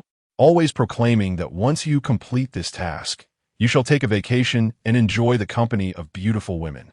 Would you truly sacrifice yourself? Very well, Sheng Yunchu decided, biting her lip and waving her hand. Exchange. I wish to see now. Fearing a change of heart, the system acted swiftly, redeeming the Qianlian within seconds. Host, Qianlian is now active. Simply convey your intention, and it will automatically lock onto the desired view. After relaying this, the system eagerly proceeded with its upgrade. As for the results of Sheng Yunchu's endeavors today, there was no rush. They could await the completion of the upgrade. Concentrating, Sheng Yunchu uttered the name Lu Chao, and in an instant, her vision darkened, leading her to a most unsettling scene. As the crown prince and the original male lead of the story, Lu Chao was surrounded by numerous women. Although he had yet to secure a crown princess, he did have several concubines. At that moment, he was voraciously disrobing one of the beautiful concubines beneath him.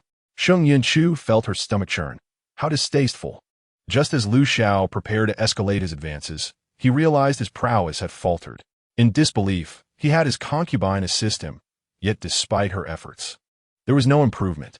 Lu Xiao soon descended into madness.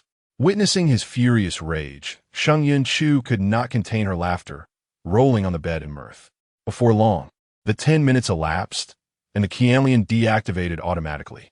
Should she wish to purchase again, she must wait another 180 hours. System, have you ceased functioning? Why are you silent? You haven't reported today's happenings.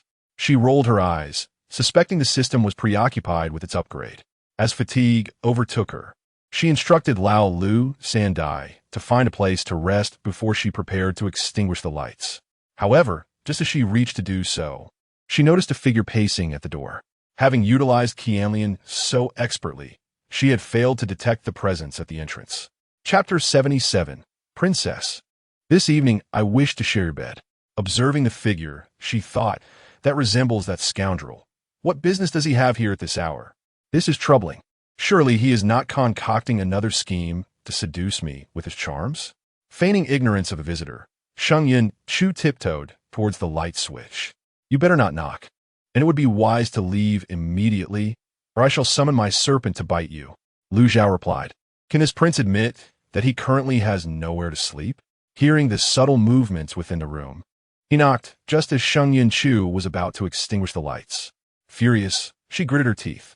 You shall not survive until tomorrow. Who is it? The voice, filled with wrath, resembled that of a furious beast ready to tear someone apart. Lu Xiao responded, It is I. Sighing inwardly, he said, Princess, please open the door. This night was truly unavoidable. If he did not act, his brother's reputation would be at stake. He could be labeled as a dead broken sleeve, but his brother could not afford such disgrace.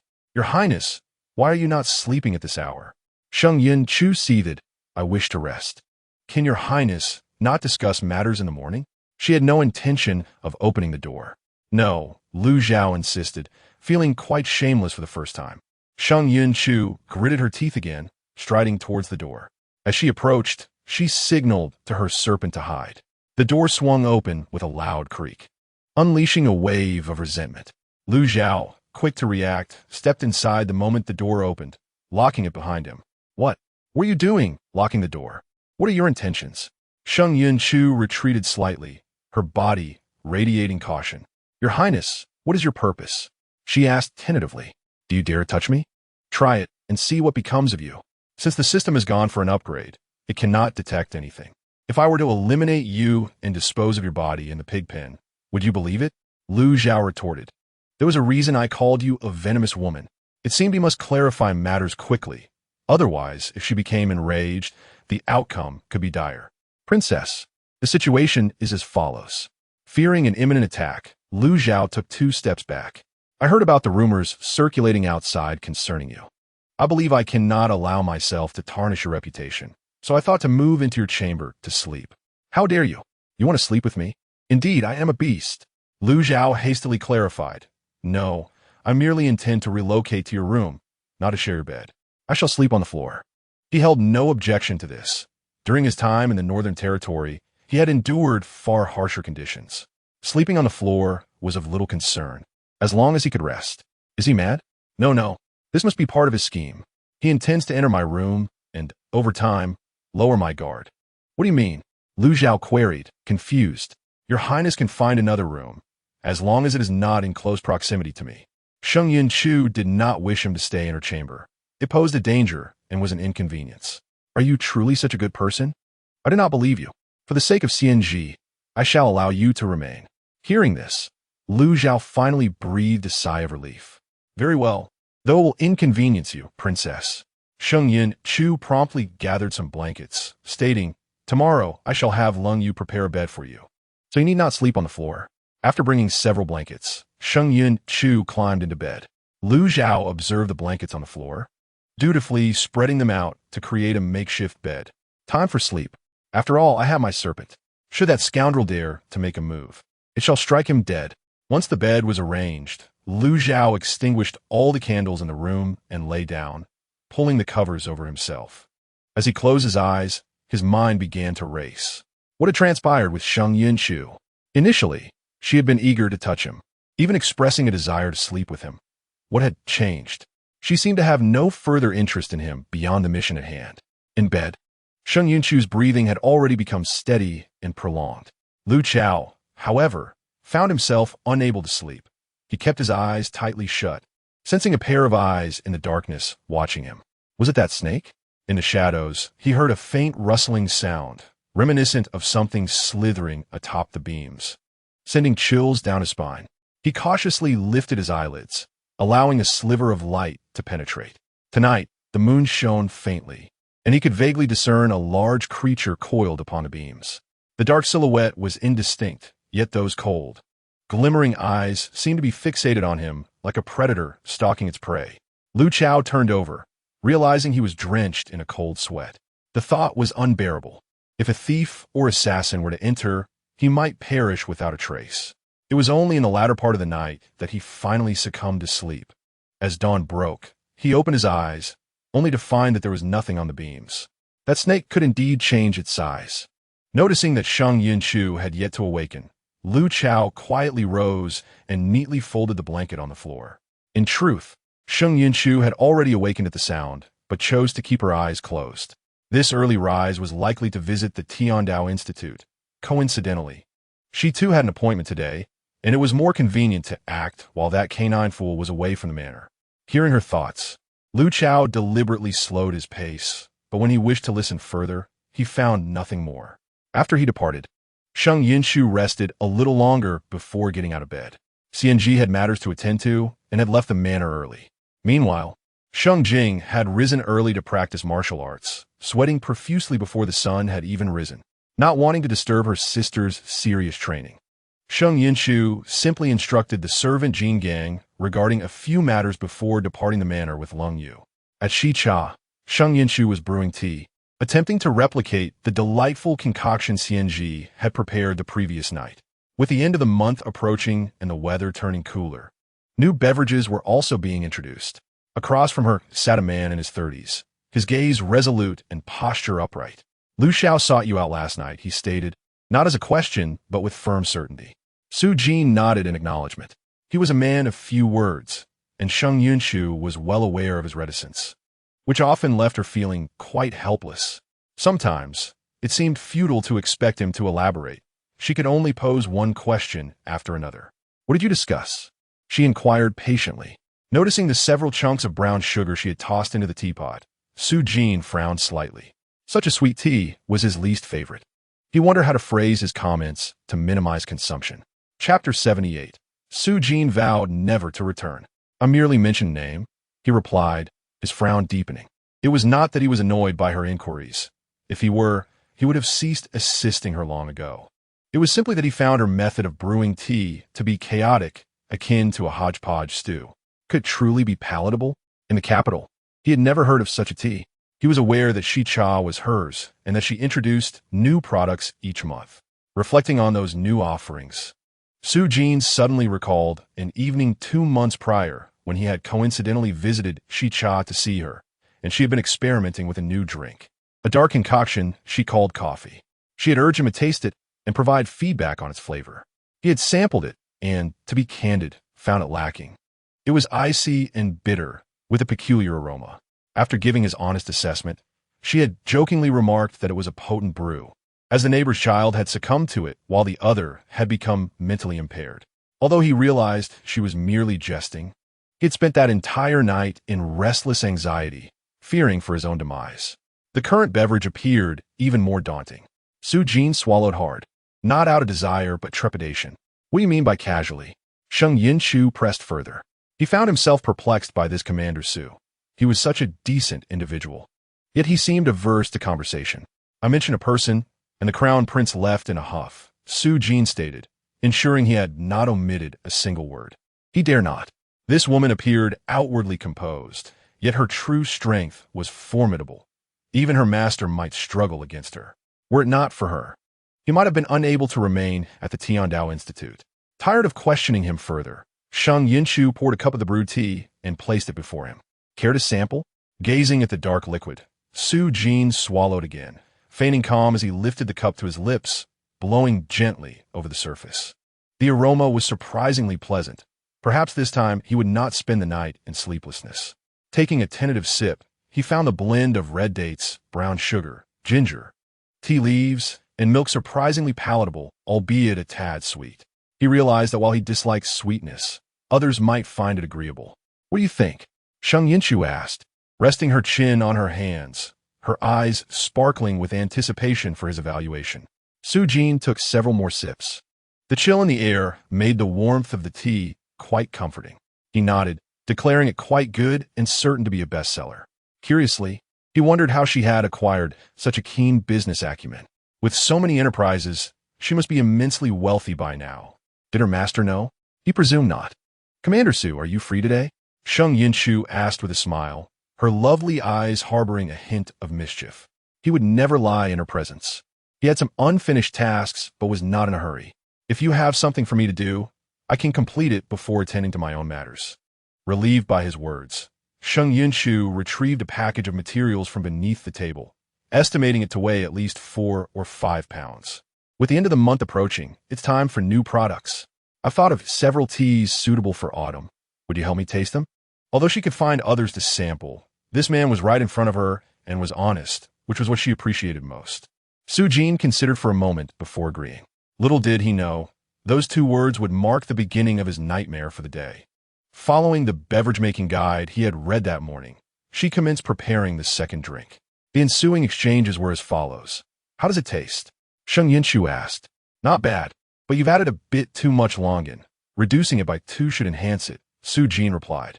How does it taste? She inquired again. Why is there red date again? The flavor is good, suitable for all ages, he noted. How does it taste? She asked once more. I feel a bit warm, and my stomach is a little bloated. This is already the 7th cup, and after this one I'll take my leave. After rinsing his mouth, he slowly picked up the cup from the table and took a sip. At that moment, he felt a warm rush in his nasal passages. Touching his nose, he realized he was bleeding. Ah, Commander Su, you're bleeding, Sheng Yunchu exclaimed, quickly deducing the cause. It must have been the nourishing properties of today's tea that led to Su Jin's nosebleed. Su Jin truly panicked, clutching his nose and fleeing for his life. Commander Su, remember to come back tomorrow. There are several more beverages for you to taste. Sheng Yunchu lamented, as individuals like Su Jin, who spoke the truth and took tasting seriously, were rare. I'm not coming back. Not coming back. Not coming back. Su Jin called out as he ran, waving his hands. I have urgent matters tomorrow. Find someone else. Watching his panicked retreat, Sheng Yunchu pondered what had transpired. Just as Su Jin exited, he collided with Lu Chao. Commander Su, what's wrong? Upon seeing Su Jin with blood streaming from his nose, Lu Chao's brow furrowed with concern. Who dares to bully him? Master Run, Su Jin shouted, clutching his nose and wishing to say no more, hastening away. After not seeing Su Jin for the entire morning, Lu Chao sent someone to inquire about him, only to be informed that he had come to Shicha. Reflecting on the heartfelt sentiments of Sheng Yunchu from this morning, he surmised that the individual Sheng Yunchu was to meet today was likely Su Jin. Curious to uncover the intricacies of their clandestine discussions, he made his way there. To his surprise, upon arriving at the entrance of Shicha, he was met with an unexpected scene. Why flee? He was determined to enter and discover the secrets within. Su Jin had departed, and Sheng Yunchu had lost interest in seeking out others for taste testing. Your Highness, this way please. The young servant guided Lu Zhao to a vacant private chamber, his demeanor respectful yet cautious. Drawing from his previous visit, he quickly pinpointed Sheng Yunchu's location. Did I just imagine it? I could have sworn I heard someone call out, Your Highness. With his belongings nearly arranged, Sheng Yunchu perked up his ears, but the sound abruptly ceased. Hey, Your Highness, your private chamber is over there. The young servant, witnessing Lu Zhao attempt to push open the door to an occupied chamber, was instantly struck with fear. As a mere errand boy, he could not afford to offend someone of such stature. This chamber pleases me, Lu Zhao stated coldly, exerting force to push the door open. What, Your Highness? The items in Sheng Yunchu's hands clattered to the floor. No wonder I felt a chill. It turns out to be this wretched creature. Your Highness possesses such refined taste, Lu Zhao remarked, her fingers moving gracefully as she entered the private chamber without inviting Sheng Yunchu to join her. The young servant, realizing the couple's presence, thought it best to take his leave promptly. Invite you to join? Have I lost my senses or been struck by the door? Your frozen visage would only dampen the mood. Lu Zhao retorted, spending an entire morning in silence with Su Jin does not affect your mood? Your Highness, I just arrived, Sheng Yunchu replied with a forced smile. How could that wretched creature know I was here? Moreover, what is his purpose in coming at this time? Your Highness, I encountered Commander Su at the entrance. He informed me that he was here with you for the entire morning. Lu Zhao said meaningfully as she settled onto a cushion opposite Sheng Yunchu. Su Jin, you traitor, how dare you betray me? Does this wretched creature believe I am here for a secret rendezvous with a man, hence his intrusion? Lu Zhao countered, not at all. I am here to unveil your true intentions. Your Highness, please allow me to explain. Sheng Yunchu felt the weight of impending trouble, fearing his identity might be exposed. I invited Commander Su to inquire about your preferences, hoping to win your favor. Now you begin to feign innocence, Lu Zhao responded. Just wait. I shall amplify my scrutiny. Calculating the time, she reflected on their nearly 7 years of marriage, yet they had not consummated their union. Now, with rumors swirling among the populace that her husband was of the disposition, she felt a pang of sorrow and empathy, prompting her to learn more about his likes, in hopes that he might one day be moved by her. As Sheng Yunchu continued to weave his excuses, tears welled in his eyes. I see now.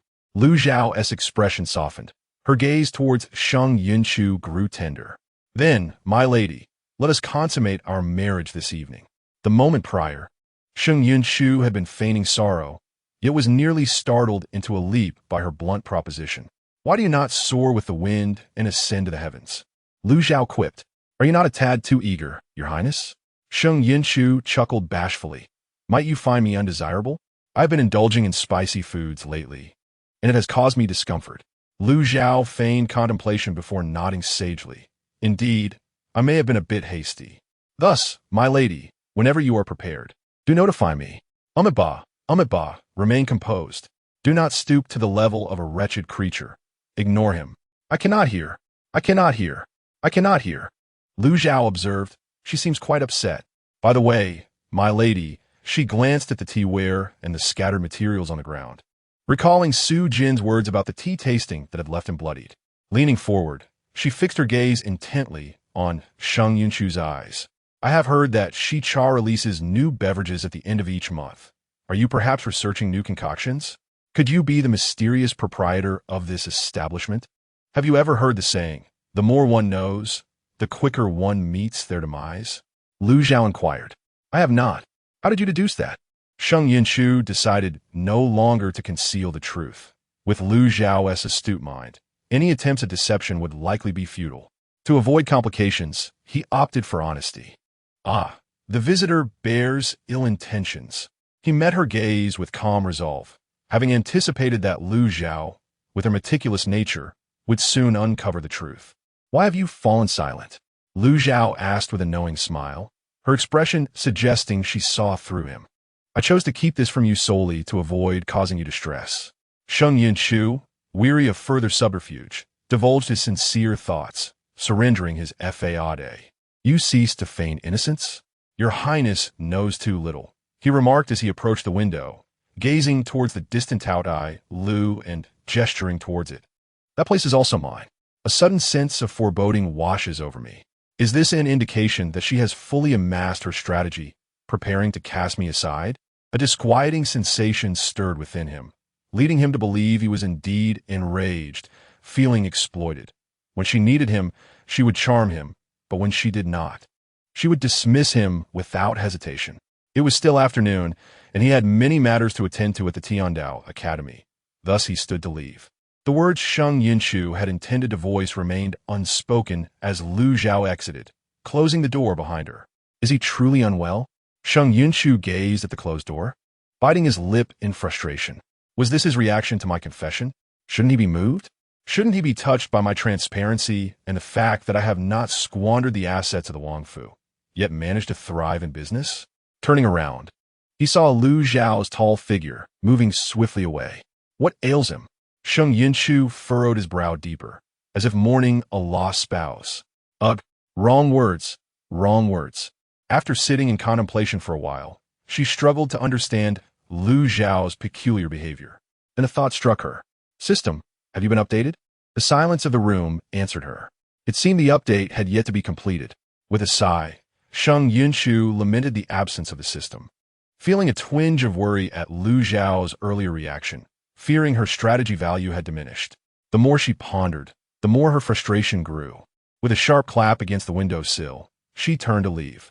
The surrounding populace recognized Sheng Yunchu, well aware of her fondness for visiting Zue Chun Luhe. Look, ISNT that the regent's consort, Sheng Yunchu. What is she doing back at Zue Chun Lu? Is she courting danger? They whispered. Last time she came with the regent, he reportedly wore a perpetual scowl. Have you heard the latest gossip from the capital? They say the regent has a preference for. Who said that? Is it true? I merely heard from others. It is said that after just one meeting with the esteemed Qing of Tao Tai Lu, the regent was captivated by the captivating young master there. Surely, you have seen the beauty of young master Shinji? In this Yinjing, only the regent and the elegant Lanzhou from Zue Chun Lu could rival his beauty. After meeting him, the regent took him back to the Wangfu and even arranged for him to stay next door. The regent does not seem like someone with such a preference. Surely, there must be some misinformation circulating? Do you not understand? Where there is smoke, there is fire. Consider the regent's prolonged absence in the northern territories. Surrounded solely by gentlemen, it is conceivable that over time he may develop an aversion to women. A considerable crowd has gathered on the streets, engrossed in animated discussions. Sheng Yunchu has reserved a private room, calling upon the same few individuals as before. Last time they were quite alarmed, with the young attendants departing as if a sword were held to their throats. Upon entering the room and discovering that only Sheng Yunchu was present, they finally breathed a sigh of relief. Today, there would be no music. Instead, she wished to pose a few inquiries. Leaning casually against the chaise longue, she delicately twirled a teacup in her hand, promising rewards for insightful responses. The young attendants, upon hearing this, were filled with delight, quickly abandoning their previous distractions to stand attentively before Sheng Yunchu. They nodded obediently, arranging themselves in a neat row. They dared not defy her. They were compelled to comply with her every word. They certainly did not wish to end up like the last attendant who foolishly attempted to ascend to the position of the princess, only to face dire consequences. Once they were all in position, Sheng Yunchu began her questioning, instructing them to raise their hands to respond, with the first to do so gaining the privilege to answer. The initial question was, why do men suddenly exhibit inexplicable emotional fluctuations? The young attendants were momentarily taken aback, unable to anticipate such a query. After a brief pause, one attendant raised his hand, suggesting that perhaps something he said or did had displeased the man at some moment. Sheng Yunchu pondered this, recognizing a kernel of truth in his words. Recalling her prior conversation with that insufferable man, she recollected how he had abruptly changed demeanor. It must have been something she had said that provoked him. Yet, which remark could have been? Their dialogue had been rather limited, but she could remember every detail. Excellent. She would reward that attendant with a gold ingot. After bestowing the reward, she decided to conduct a live analysis. Now, consider the following statements and discern which one presents a problem. She contemplated and recited. First, how did you deduce that? Second, my reason for concealing this from you is simply that I did not wish for you to know. Third, you know too little. That portion is also mine. Upon finishing, she gestured with her fingers, indicating they could begin their analysis. They were motivated by the prospect of reward, yet their lives were of utmost importance. Each attendant earnestly deliberated, and after a considerable time, one finally raised his hand. Your Highness, I perceive an issue with each statement. Taking a deep breath to bolster his courage, the attendant articulated. Firstly, the question, how did you deduce that? Carries an air of arrogance and provocation, which would undoubtedly incite anger in the other party. Secondly, the assertion, my reason for concealing this from you is simply that I did not wish for you to know, is even more problematic. Not only did you conceal the truth, but now that you have been exposed, your attitude remains brazen devoid of any justification. If the other party has a temper, they might very well send you to meet your ancestors. Lastly, the statement, "You know too little, that portion is also mine," though I'm not entirely clear on its meaning, is equally infuriating. The other party has painstakingly unveiled your deception, and yet you dare to provoke them by stating they are uninformed? Upon concluding, the attendant withdrew his neck, seemingly realizing that he had angered the princess herself. The individual likely to be incensed would be the regent. Throughout the attendant's remarks, Sheng Yunchu listened intently, applying rational analysis. Indeed, there was a semblance of truth in his observations. She motioned for the attendant to receive an additional reward for his keen insights. Upon hearing this, the attendant's eyes sparkled with delight. He quickly seized 2 gold ingots from the table and tucked them into his clothing, anticipating further questions. Sheng Yunchu believed she had unraveled the mystery behind that insufferable man's sudden emotional downer. As the saying goes, men understand men, and women understand women. Having discerned the cause, she prepared to embark on a quest for solutions. Now, it is your turn to offer suggestions. How can one bring joy to a man? Or, how might one inspire a man to fall swiftly in love? Sheng Yunchu feigned calmness, her expression betraying no signs of vulnerability. As long as she maintained her composure, the attendants would remain oblivious to the fact that the one in need of strategies was herself. This time, the young attendants eagerly raised their hands to provide answers. "You there, the fastest to raise your hand." Sheng Yunchu pointed to the most eager individual. "Your Highness, is this not an easy matter?" The attendant's expression was rather cunning. "Easy?" Sheng Yunchu frowned. "Pray, enlighten me on what you deem easy." She perceived this matter as akin to teaching a sow to climb a tree, an endeavor fraught with difficulty. "It is indeed easy." The attendant exhibited a demeanor of confidence, asserting that the simplest approach is to cater to his preferences, for this method is universally effective. Cater to his preferences? Sheng Yunchu contemplated this in her mind. What could that insufferable man possibly desire? It seemed he had no particular likes. If anything, the most significant concern to him was his elder brother. Should she now reveal to him that Xianji is his brother? It was entirely possible he had already sensed it. After all, the bond between brothers often transcends spoken words. Eureka! Sheng Yunchu swiftly conceived a plan to appeal to him. Money. Her tone was unmistakably laced with amusement. "Proceed," she urged, moving her fingers. Time was still on her side. She sought to gather more insights, for to win over that insufferable man, she would require an arsenal of clever strategies. "It is my belief that some men are simply infatuated." One attendant, displaying a simplistic mindset, likely did not realize that the one in need of clever tactics was Sheng Yunchu herself. Thus emboldened, he boldly suggested, to handle such a stubborn man, one should take a forceful approach. If one night does not suffice, then 2. If 2 do not suffice, then 3. Continue until he submits, and if necessary, chain him up and keep him as a pet in a dark room. Sheng Yunchu. At that moment, the entire private room fell into an eerie silence, with even the sound of breathing becoming conspicuous. She found herself at a loss for words. What significance could such a suggestion hold? It was as if he were a lifeless fish. "Your proposal is quite ingenious, yet I find it unsatisfactory." Sheng Yunchu shook her head. "Therefore, no reward shall be given." At this juncture, another attendant's eyes brightened, and he raised his hand. "Your Highness, I have a brilliant idea. Enlist the services of an exceedingly ugly and crude woman to attend to him, thus compelling him to awaken from his stupor amidst the anguish and despair." Sheng Yunchu. That plan is indeed clever. However, it is inadvisable, for I fear he might eliminate such a woman the moment she is presented to him. She vividly recalled the scene within the imperial palace when that man effortlessly crushed the bronze decree with his bare hands. His strength so formidable that one could only imagine the devastation it could wreak upon a human skull. In my opinion, a strategy of feigned pursuit is in order.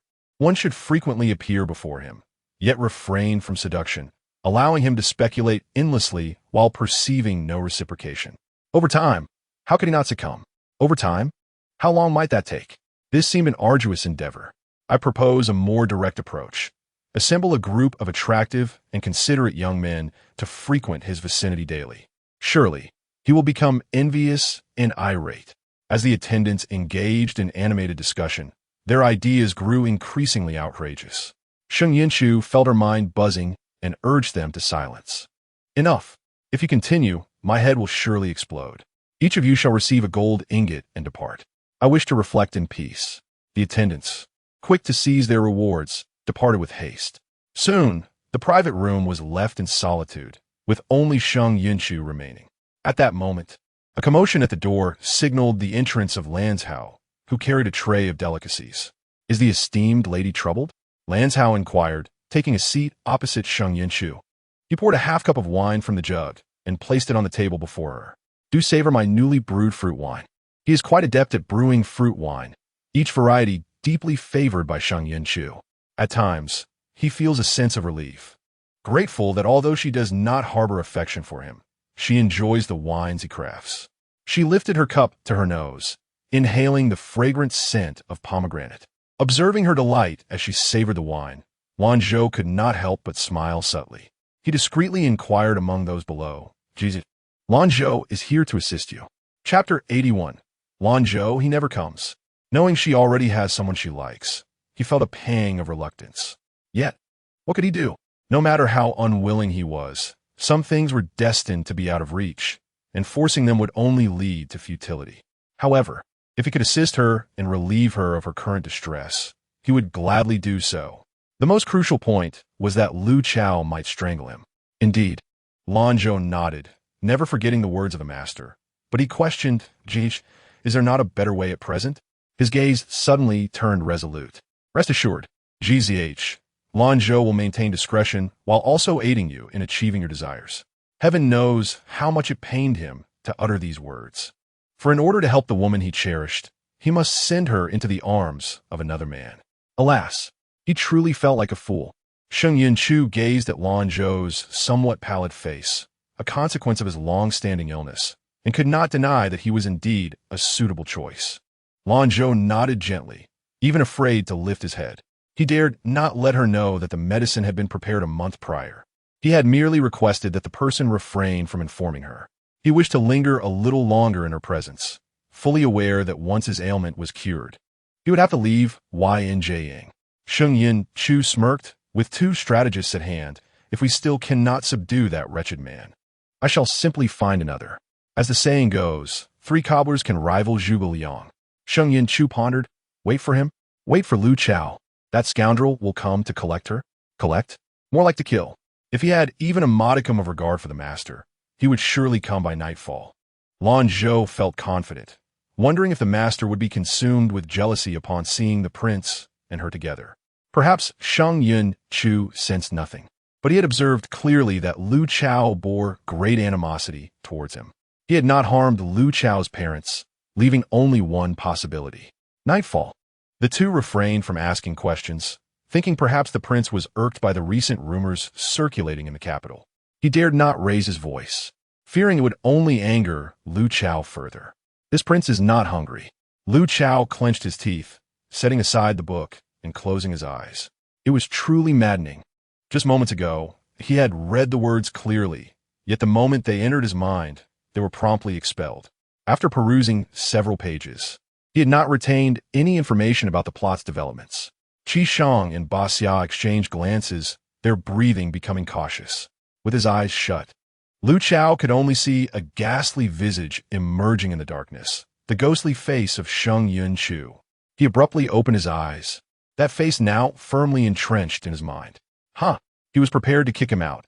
His subordinates all cared whether he had eaten after a long day. Yet she? Perhaps she wished for him to starve. If that were the case, he would allow her to depart with dignity. The carriage came to a halt before the prince's residence, and as Lu Chao disembarked, he spotted Jin Gang standing at the entrance. Wang Ye, is the Wang Fei not with you?" Jin Gang craned his neck to glance at the carriage behind Lu Chao, his expression tinged with urgency. Sheng Yunchu was not in the manner. Yan Ji's words rang true. That fellow was indeed impervious. Lu Chao quickened his pace. Qi Shang and Ba Xia exchanged knowing looks, seemingly aware of the situation. Half an hour passed. A knock sounded at the study door. After a terse acknowledgement, Qi Shang entered, wearing a peculiar expression. What is it? Lu Chao shot him a cold glance. Qi Shang hesitated, apprehensive. He had just lost a game of rock, paper, scissors to Xia. After a moment, he bit his lip, breathing cautiously. The Wang Fei truly fears nothing. The Wang Ye has yet to die, yet she rushes to Zui Chunlu. Is she courting death? Get out. Lu Chao's voice was frigid. Qi Shang shivered, hastily making his exit. At Zui Chunlu, it was already the dead of night. Sheng Yunchu sat at the table, resting her chin on her hands, feeling quite vexed. Lanzhou, that scoundrel is not coming at all. It is well past midnight. If he intended to come, he would have arrived by now. Lanzhou sat beside her, waiting in silence, his expression complex. GZH, let's wait a bit longer. As they waited, 2 more hours slipped by. Sheng Yunchu had sent Lanzhou to rest an hour ago, and now her eyelids began to grow heavy, weariness enveloping her. Just then, a peculiar sound echoed in her mind. Beep. System booting up. Immediately, a virtual screen illuminated before her, displaying a countdown for the system activation. After 5 seconds, an adult black cat appeared before Sheng Yunchu. Following the system update, its virtual form had matured, shedding its pudgy appearance for a graceful demeanor, exuding an air of elegance. How do you find a system now? Am I not captivating in this form? The system winked at Sheng Yunchu with a hint of self-admiration. Indeed, indeed, Sheng Yunchu yawned widely, urging, quickly, show me Lu Chao's current strategy value. I fear matters are amiss. Chapter 82. He must have some issues. She had spent the night at Zui Chunlu, and he seemed utterly unconcerned. Even if he did not harbor feelings for her, did he not care for his reputation? The system, witnessing Sheng Yunchu's distress, realized that during its absence, the host must have jeopardized herself. It reveled in her predicament as she grew increasingly infuriated. Grasping the system's neck, she demanded, show me now. The system flickered, escaping her grip and retreating into the virtual screen. How dare you treat me this way? No previous host has ever dared. It grumbled. Shortly thereafter, the task system was displayed. Upon seeing the strategy value, both Sheng Yunchu and the system were taken aback. Are you jesting with me? You made me believe the strategy value had plummeted. Is this a game to you? You must have some issues. The system rolled its eyes dramatically. It is not me. Sheng Yunchu fell into existential doubt, pondering whether that scoundrel had some significant issues or perhaps a major flaw. She had feared the strategy value might drop to 0 overnight or even fall into negative territory. However, contrary to her expectations, the strategy value not only remained stable but had increased by 20%. Good heavens! Now, her strategy value concerning Lu Chao had soared to an astounding 93. This was truly absurd beyond belief. No matter, she was now wide awake, her spirits soaring like a lively monkey. Show me yesterday's data. I wish to see how other aspects have progressed. Her greatest anticipation lay in discovering how much the original male lead's halo value had diminished. That worthless thing must have taken a hit. Please hold, host. After a series of operations, the data emerged, revealing that the original male lead's halo had decreased by 30%. Host, your strategy is ruthless. This move is akin to taking half of his life. The virtual screen was filled with thumbs-up icons. The original plot's male lead, Lu Chao, now had a halo value of 30%. With a bit more effort, host, he is not far from demise. However, bear in mind that as the halo value decreases, it becomes increasingly difficult. You must be prepared, the system kindly warned. Sheng Yunchu nodded, understanding. Lu Zhao's fate could only lead to death. She would show no mercy. The following is the halo value of the current male protagonist. Lu Zhao. The system suddenly widened its eyes, sensing trouble. Oh no, host, the halo value of the current male protagonist has decreased by 3%. Sheng Yunchu exclaimed in shock. As for your halo value, host, it has increased by 10%.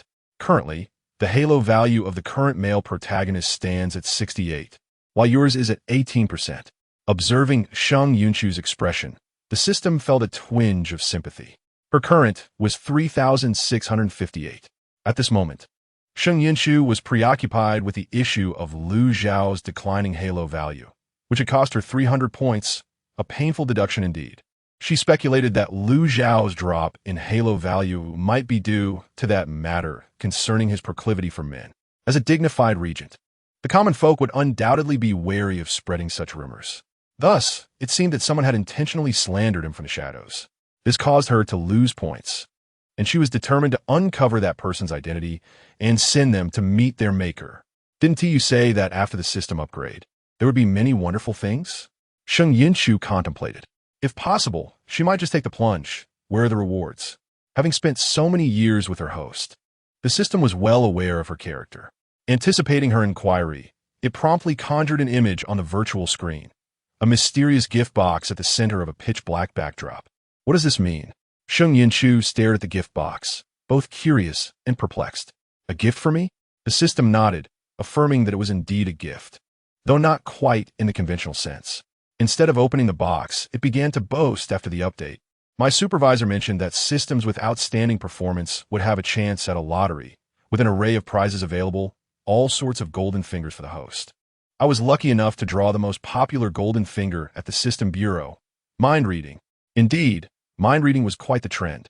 Some systems could not obtain it and had to painfully dig into their own pockets to purchase it for their hosts, for no other reason than to save face. If other hosts had trendy items, then so should theirs. Mind reading. Sheng Yunchu's eyes sparkled with excitement. Did this mean that after equipping this golden finger, she could hear the thoughts of others? The notion thrilled her. With this ability, she would be privy to the innermost thoughts of those around her.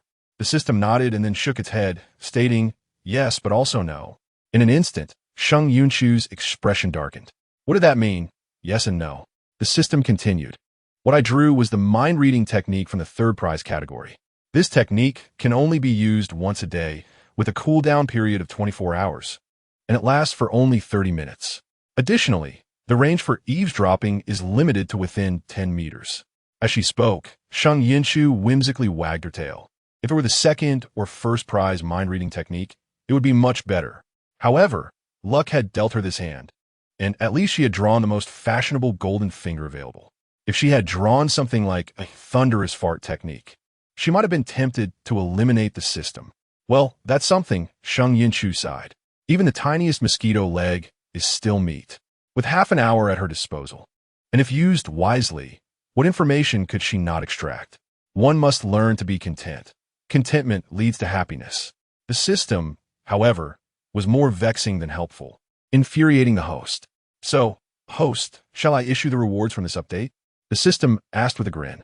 It did not disclose that there were others possessing mind-reading techniques apart from her, and those individuals were far superior. To add insult to injury, one of them had originally been hers, but due to a system glitch, it had been mistakenly assigned to someone else. Originally, it was a collective mind-reading technique, but who knew what had gone awry, transforming it into a designated eavesdropping method. Moreover, given that the male protagonist, Lu Zhao, also possessed mind-reading, it had just set up a configuration so that once the host activated the eavesdropping, Lu Zhao would no longer hear any of her thoughts. Furthermore, their golden fingers would automatically filter out certain sensitive words. This meant that even though both could read minds, they would not be able to discern thoughts pertaining to the mind-reading technique itself, as all potentially revealing terms have been designated as sensitive and thus concealed. Daylight broke. Sheng Yunchu, sleepless yet invigorated, was eager to uncover the thoughts of that scoundrel. Chapter 83. This king wishes to kiss her at this moment, within the regent's estate. At the entrance of the study, Qi Shang and Ba Xia sat on the steps, occasionally sighing. The prince has not slept all night, engrossed in reading. Ba Xia, what do you think is troubling our prince? He has never been like this before. He does not respond to knocks, nor does he eat, as if he has suffered a great blow. Ba Xia pointed to his heart. When one's heart flutters, it can hurt. What do you mean? Qi Shang found it hard to believe, his frustration mounting. There are plenty of girls in the world. What is our prince thinking? Who knows? Ba Xia sighed. Poor our prince, experiencing his first heartache, yet suffering so. A dog cannot change its nature. Before Qi Shang could respond, the sound of a door opening interrupted them. Lu Zhao emerged, his demeanor colder than the previous night, holding a letter in his hand. No. Qi Shang and Ba Xia's eyes widened in shock as they recognized the document. A divorce letter? Perhaps they had been waiting for this moment, or it was merely coincidence. Just as Lu Zhao stepped out, Xian Ji from next door also exited. Lu Zhao had not concealed the divorce letter in time, and Xianji, with a light laugh, asked, "What does the prince intend with this?" Qi Shang and Ba Xia quickly retreated, recognizing the significance of Xianji's presence. Their prince clearly held him in high regard, as evidenced by his room being adjacent to theirs. Noticing the two were engaged in conversation, Qi Shang and Ba Xia discreetly withdrew. As Xianji observed, Lu Zhao's grip on the divorce letter tightened, crumpling the envelope in his hand. Xianji sat casually beside him and patted the spot next to him. This familiar gesture reminded Lu Zhao of his childhood, when his older brother would beckon him over in such a manner, saying, "Come here, little brother." His grip on the divorce letter tightened further. He remembered Sheng Yunchu's kindness towards him, yet she now seemed intent on pushing him away. He ought to grant her freedom with this divorce letter, but why did his heart feel so uneasy? He pondered throughout the night, unable to comprehend his own feelings. The two sat side by side on the steps, reminiscent of their childhood days. "Prince, have you made up your mind?" Xianji smiled, observing the divorce letter in Lu Zhao's hand. "Will you regret it?" Lu Zhao lowered his gaze at the letter, pondering. "I have made my decision. No." Before he could finish, Xianji raised a hand to silence him. "Do not be too hasty with your answer." At that moment, two figures entered their line of sight. System, activate the mind-reading technique. From a distance, Sheng Yunchu, spotting Lu Zhao seated with Xianji, felt a wicked smile spread across her face. "All right, host." The system, equally eager for drama, was curious to discover what thoughts a person like the male protagonist harbored. "Host, the mind eavesdropping technique is now active. Please manage your time wisely." As the eavesdropping commenced, several thoughts echoed in Sheng Yunchu's mind. Xianji mused, "Fortunately, I intervened quickly. Otherwise, at this moment, Chu Chu would have received the divorce letter from Lu Zhao. That scoundrel is out of his mind." Sheng Yunchu raged internally, her head buzzing with frustration. "Stay calm. Stay calm." The system chuckled, thoroughly entertained. At this juncture, a sarcastic voice chimed in, "Huh, you've even brought the pretty boy home. Are you in such a hurry?" Sheng Yunchu was taken aback. "What am I in a hurry for? What am I in a hurry for?" Lan Zhou, he is agitated. Though he remains silent, his gaze sharp as a blade. "Even if he cannot attain the initial affection, I find joy in aiding her in fulfilling her desires." Sheng Yunchu, what? Who cannot attain whom? When did Lan Zhou develop such feelings for her? How could she not perceive it at all? This is utterly amusing, truly laughable. The system is shrieking in the background, in a frenzy, twisted and darkly crawling. "Host, you are driving me mad." Lu Chao, I truly do not comprehend what is so appealing about that pretty boy. Is it his face she adores? What? Does she find his prince's visage lacking? Sheng Yunchu, is this dog, this wretched creature, feeling jealous? My mind is in a whirl. I cannot fathom it. It feels as if I am on the verge of enlightenment. "Your Highness, why did you not come to fetch me last night?" Sheng Yunchu approached Lu Chao, her face full of grievance, her eyes reddened. "Lan Zhou, it is better that you did not come, for it allowed me to enjoy more time alone with you. However, when you insisted I rest, I had no choice but to heed your words." Xianji, he has trapped himself in a conundrum, locking himself away for an entire night, unable to escape from his books. "Lu Chao, why should I come? To humiliate myself? To witness you and that pretty boy in your affectionate exchanges? Sheng Yunchu, why do you continue to feign with me? Is it not your desire to kick me aside and frolic with him? My absence suits you perfectly, does it not?" Sheng Yunchu, her emotions at this moment were exceedingly complex. Xianji, he is likely smitten without realizing it. Just listen to his tone. It is as sour as if a vinegar jar has been overturned. Lan Zhou, I truly do not understand what initial affection she finds in that jealous man. I met her first. If only I had expressed my feelings sooner. The prince has entirely misunderstood me. Sheng Yunchu moved closer, wrapping her arms around his waist unexpectedly, resting her head against his chest. "Your Highness, would you care to hear my explanation?" At that moment, Lu Chao's body stiffened. He wished to push her away, but Sheng Yunchu held on tighter. Lu Chao clenched his teeth. "Xianji, a mere embrace is insufficient. She should drag him into the room for hugs and kisses, treating someone like Lu Chao with simplicity and boldness. Lan Zhou, jealousy twists my heart. How I wish the person she embraces now were me." Sheng Yunchu, what on earth is this? Who are these beings? Are they all duplicitous vixens? The system continued its dark crawling, exhilarated by the chaos. Sheng Yunchu. There is even a mad one among them. With determination, Sheng Yunchu seized Lu Chao's hand, pulling him swiftly toward her residence. They arrived at her courtyard in no time.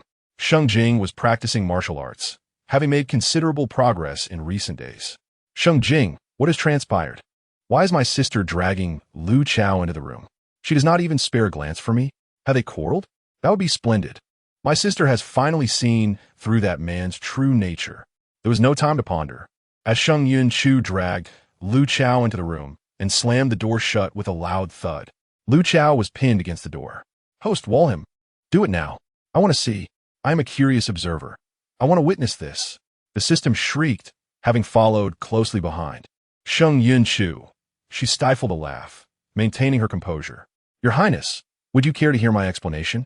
With one hand braced against the door, she leaned forward slightly, her warm breath brushing against Lu Chao's throat. Lu Chao pressed against the door, his body as rigid as a statue. The prince remained silent. Thus, Sheng Yunchu assumed his silence was acquiescence. She stifled a giggle, taking his hand and sitting beside the table. Lu Chao, is she not going to kiss me? Or has she already indulged in enough kisses with that pretty boy at Zui Chunlu? Sheng Yunchu, I am so weary. Yesterday, when I saw the prince leave in anger from Shicha, I was heartbroken, unable to fathom the reason. Thus, I sought counsel from the courtesans at Zui Chunlu. Your Highness, do not misunderstand. I only sought their advice. Sheng Yunchu spoke without reservation. She had come to realize the extent of Lu Chao's affection for her. And so, she decided to employ her ultimate weapon. Sincerity is the most potent weapon. She continued, ask the courtesans to help me analyze the cause of your anger and to provide strategies for winning your favor. As for why I stayed overnight at Zui Chunlu, it was to ascertain whether there was even a sliver of space for me in your heart. Yet, I discovered that you harbor not a shred of affection for me. Upon finishing, she lowered her gaze, wiping away tears with her sleeve. This is how it is. Your Highness. Sheng Yunchu lifted her head, her eyes glistening with tears. Lanzhou is suffering from a cold. I thought, as autumn arrives and the weather turns chilly, it would be better to have him move to the palace, where Xian Ji could care for him. Lu Chao gazed into Sheng Yunchu's tearful eyes. Captivated by her quivering lips, his heart racing uncontrollably. I want to kiss her. Chapter 84. The host needs to develop a romantic mindset. Sheng Yunchu. Is he truly this twisted in his thoughts? Sheng Yunchu subtly took a step back, aware of a need to evade should he lunge at her unexpectedly. Host, the primary difference between you and him is that you are openly deranged, while he is secretly so. Sheng Yunchu. Lu Chao. Why is she retreating? Ah, she is indeed feigning. She must secretly detest me. Sheng Yunchu. Such rich inner drama. Host, seduce him. Go on, entice him. I wish to see. The host writhed in excitement, yearning to hear his twisted thoughts. Hurry. Host, employ a strategy of bait and switch. Deny him. Should you succeed, I shall grant you an 80% discount on your next shopping spree. To witness this spectacle, the system was prepared to go all out. It simply had not had enough yet. It craved more excitement. Very well. Upon hearing the promise of a discount, Sheng Yunchu felt invigorated, as if she had been injected with adrenaline. She approached Lu Chao, whose expression remained grim. As she drew closer, the man tensed, his throat involuntarily moving. He wished to turn away, but his waist was caught in her grasp. Sheng Yunchu was taller than most women, yet before Lu Chao, her head barely reached his chin. Let go. Lu Chao gritted his teeth, his voice icy. Do not release me. Sheng Yunchu held on tighter, raising her gaze to meet his beautiful eyes. I will not let go unless you cease to be angry. Lu Chao, I must remain composed. I cannot succumb to her allure, yet her lips are so soft. As he felt his body gradually relax, no longer rigid, Sheng Yunchu lifted one hand. The coolness of her fingertips brushed against his lips, teasingly caressing him. That icy and slightly ticklish sensation sent a buzz through Lu Chao's mind. Sheng Yunchu. He clenched his fists in frustration. Release me at once. If you do not let go, I may truly lose control. Sheng Yunchu grew bolder. Her hands moved from his waist to encircle his neck, her eyes locking onto his. "Your Highness, may I kiss you?" Her gaze was pure and sincere. Thump, thump, thump. The sound of her heart pounding was distinctly audible, as if it wished to leap from her chest. "No." Lu Chao's breath quickened as he grasped Sheng Yunchu's arms, pulling her away before fleeing through the door. His hasty retreat nearly caused Sheng Yunchu to burst into laughter. "Ah, men," she smirked. "I thought you were difficult to handle. It turns out you're merely cold on the outside and proud on the inside." With her arms crossed over her chest, she followed him outside, but by the time she reached the courtyard, Lu Chao's figure had vanished. The time for listening to heartfelt voices has come to an end. If one wishes to continue, they must wait another 24 hours. Sheng Jing has ceased her practice and is now deeply concerned about her sister's state. As Lu Zhao departed, her sister emerged from the room, prompting her to rush over with concern and inquire, "Chu, did the prince bully you just now?" Sheng Yunchu, observing her sister's anxious expression, quickly shook her head. "No, rest assured, sister. We spoke calmly. He wouldn't dare to mistreat me. He didn't bully me. He merely had an overwhelming desire to kiss me." Sheng Jing exclaimed, "Beast." After suppressing that unpleasant emotion, she inquired again, "Chu, do you have feelings for the prince?" Suddenly confronted with this question from her sister, Sheng Yunchu was not at all surprised. She could see that her sister did not favor Lu Zhao as a brother-in-law. Previously, she had not liked him and even harbored some disdain. As Sheng Yunchu spoke, a resigned smile crept on her face, but now she found herself somewhat intrigued. "Before I knew what kind of person he was, I had indeed intended to part ways with him once my strategy succeeded, but now I find myself reluctant. I long to discover what he would be like when he is no longer proud." "Host, you seem to be developing a romantic mindset," the system teased. Indeed, Sheng Yunchu did not deny, her mind tingling with the onset of such thoughts. She is a normal individual, capable of love, hatred, anger, and a myriad of emotions, possessing both desires and affections. "And what of the prince?" Sheng Jing turned to her sister, grasping her hands with a serious demeanor. "Do you know what the prince thinks? Has he ever confided in you?" She genuinely believed that Lu Zhao was not suitable for her sister and had previously even contemplated poisoning him. Yet, if her sister truly liked him, then even through coercion, she would ensure that Lu Zhao's heart belonged solely to her sister for the rest of his life. "He hasn't," Sheng Yunchu replied honestly. "But, sister, I can see in his eyes that he harbors feelings for me. He simply doesn't dare to acknowledge them." What a joke. My strategy value is already in the 90s, and he still doesn't like me? What would it take for him to truly like me? With this thought, a smile unconsciously tugged at the corners of Sheng Yunchu's mouth. Upon hearing her sister's inner thoughts, Sheng Jing felt a sudden shift within her. If her sister liked him, and he had feelings for her, that was sufficient. From now on, she no longer wished to entertain thoughts of poisoning Lu Zhao and would strive to suppress her disdain for him. My sister's expression looks a bit dangerous. Sheng Jing had intended to employ this tactic, and it was fortuitous that her sister had thought of it too. She gave her a thumbs up. As long as Chu was happy, she would go to great lengths to ensure her wishes were fulfilled. With her sister, she could afford to be utterly unrestrained. As long as her sister was content, her thoughts could change at any moment. Boundaries? What are boundaries? Can they be eaten? Can they be spent? Sister, take it easy. Sheng Yunchu laughed heartily. Don't provoke him too much. The premonition was strong. She felt that if Lu Zhao were to be excessively provoked, the consequences might be rather severe. "Fear not. I have it under control." Sheng Jing raised an eyebrow, already formulating an entire plan in her mind. An hour later, 4 individuals were seated at the dining table. Lu Zhao, Xianji, Sheng Yunchu, and Sheng Jing from left to right. "Zhu, why hasn't Lan Zhou come for a meal?" Xianji inquired, puzzled. "It is for the better if he does not come. His presence would only diminish our appetites." Lu Zhao replied. As he spoke, the maidservants brought in breakfast. Today's breakfast was somewhat lavish, albeit in smaller quantities and a variety of nutritious options. Just as they were about to begin their meal, Lan Zhou entered, carrying a tray with a bowl whose contents were unknown. Chapter 85, The Vinegar Pot Overturned. For pairs of eyes simultaneously focused on the bowl in Lan Zhou's hands. Is it that young Master Lan cannot adapt to the breakfast at the royal residence? Lu Zhao's tone dripped with sarcasm. If young Master Lan finds it unpalatable, he ought to inform the kitchen in advance. Such a precious person as yourself should not have to cook personally. If word gets out, others will think this prince is uncouth in his hospitality. He truly knows how to be sarcastic. The vinegar pot has been overturned. Indeed, Sheng Jing chimed in. This prince is sarcastic? This prince has overturned a vinegar pot? You think too much. Lan Zhou's expression remained unchanged as he placed the tray on the table.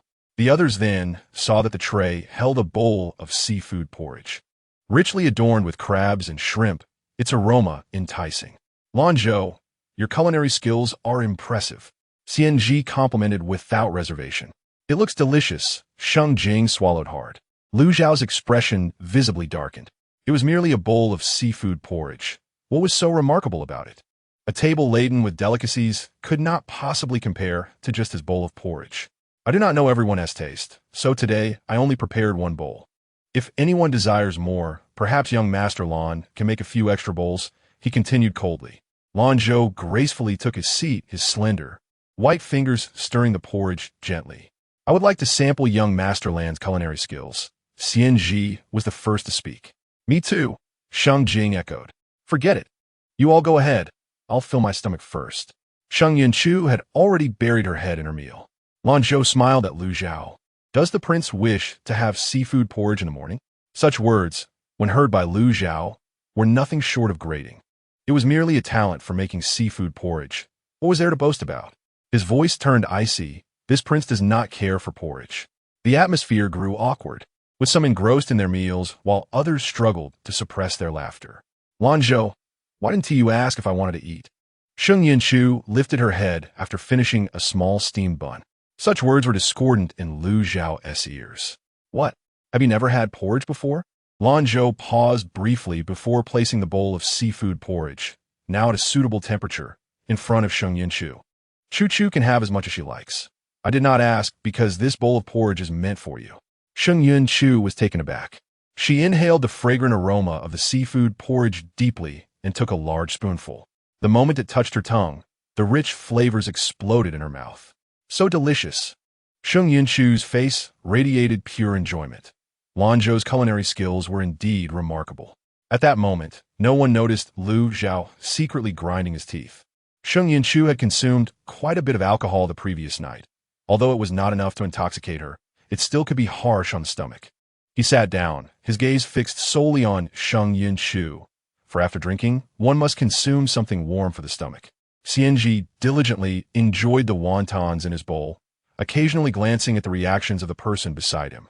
Sheng Jing, for the first time, displayed poor table manners. Her cheeks stuffed to the brim, seemingly unperturbed by the potential for a mess. Lan Zhou is truly considerate. Sheng Yunchu smiled with her eyes squinting, pondering which girl would be fortunate enough to marry Lan Zhou. Such a blessing was indeed enviable. Unlike that blockhead in our family, my sister could be out all night, and he wouldn't care a bit about her well-being. Indeed, if my sister were to perish, it would suit him just fine, allowing him to marry someone he prefers. Sheng Jing remarked, Fortunately, Lu Zhao did not hear my sister's thoughts.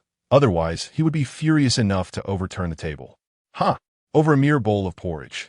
Such theatrics, Lu Zhao scoffed. Lan Zhou has already set his sights on someone else. The wind gusted as Lan Zhou adjusted his fox fur cloak, his eyes sparkling.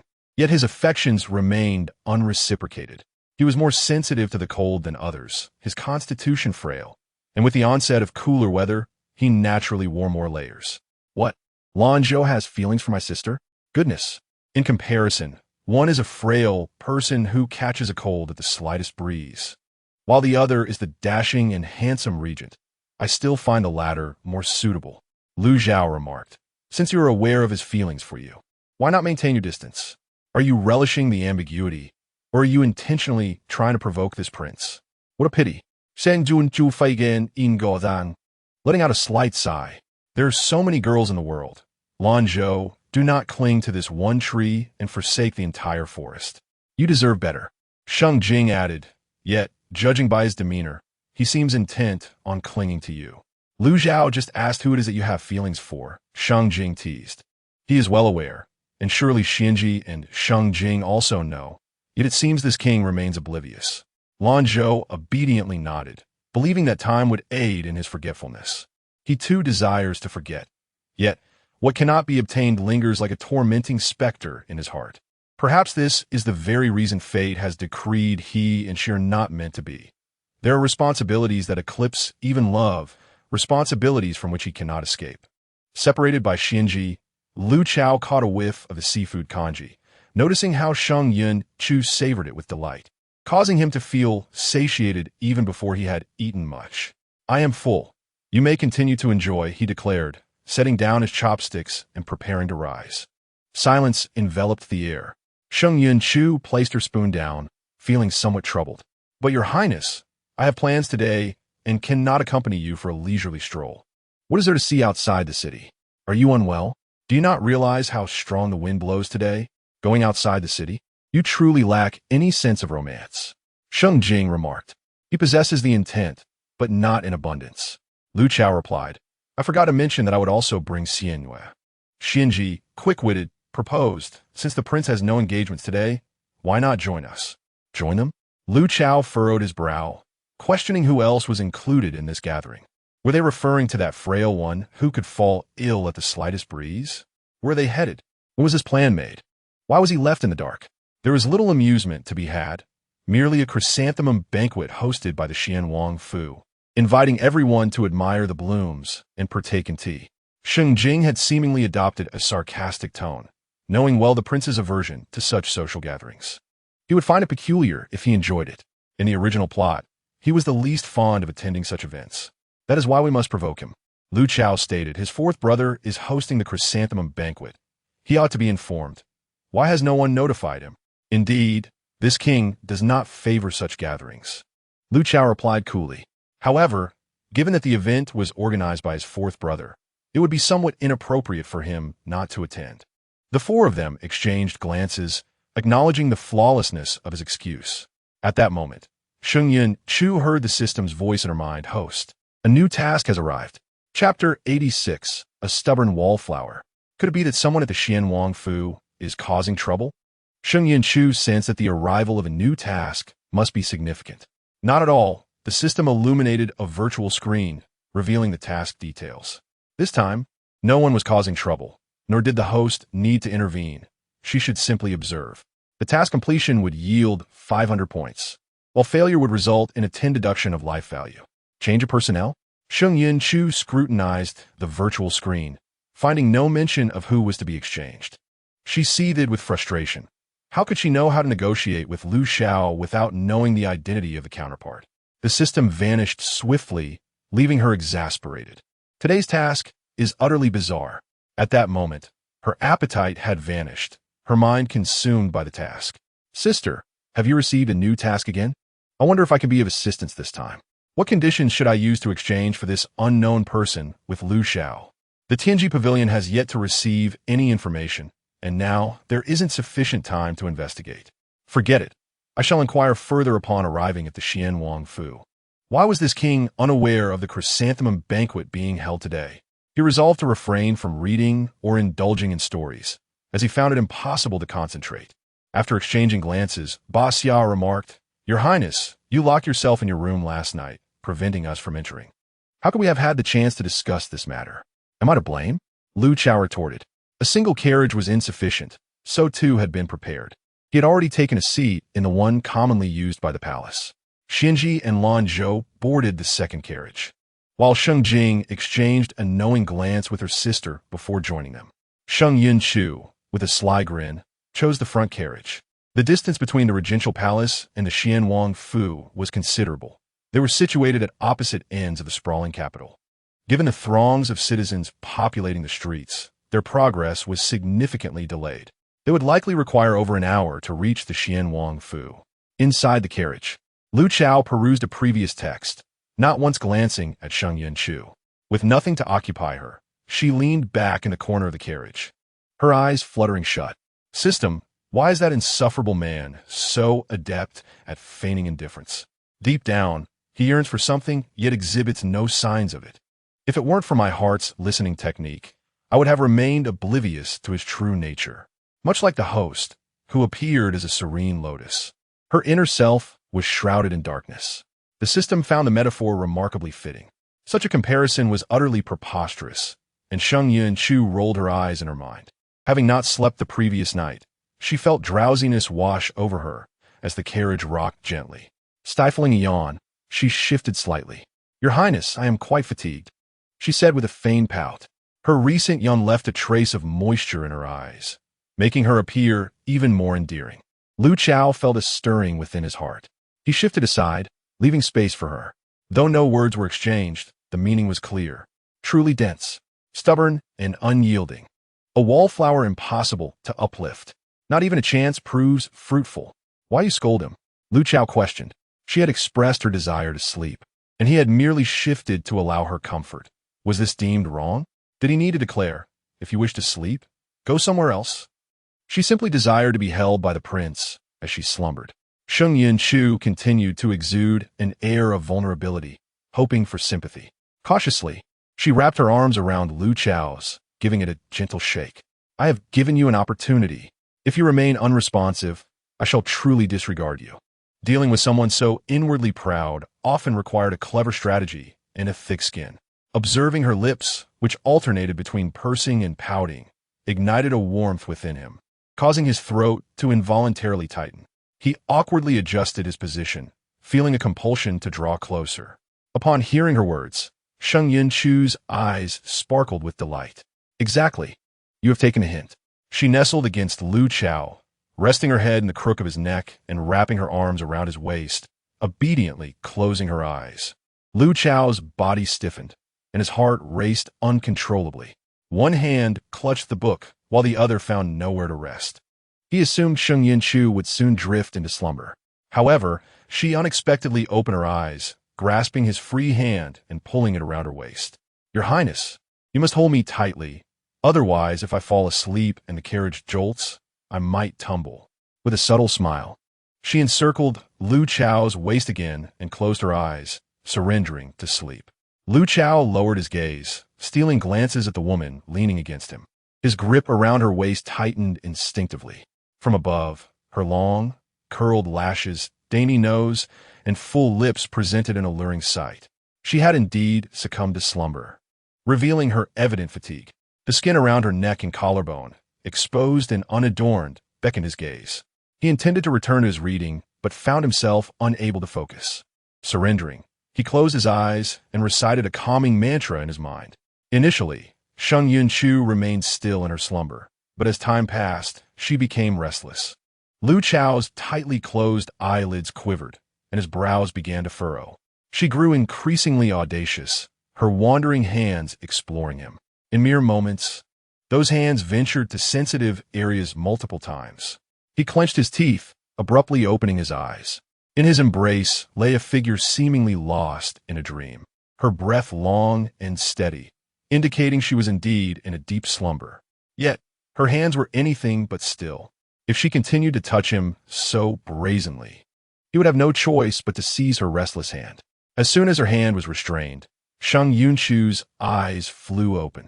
Gazing at Lu Zhao with a look filled with resentment, she exclaimed, "Let go of me, you dog." Lu Zhao furrowed his brow, wondering if the princess was still not awake. Just moments ago, she had been exploring his body, so should he not have captured her hand? She awoke with a start, her ire more ferocious than a vengeful spirit. But now, Sheng Yunchu was alert, though she would never admit it. Fuming, she declared, "You are my husband. Is it a crime to touch my own husband?" She shrugged off Lu Zhao's grip, straddling his legs. Wrapping her arms around his neck, their posture became exceedingly suggestive. Chapter 87. Astonishing me for a century. "Get down." Lu Zhao raised his hand, intending to push her away, but suddenly felt something beneath him being compressed. The atmosphere inside the carriage became eerily silent.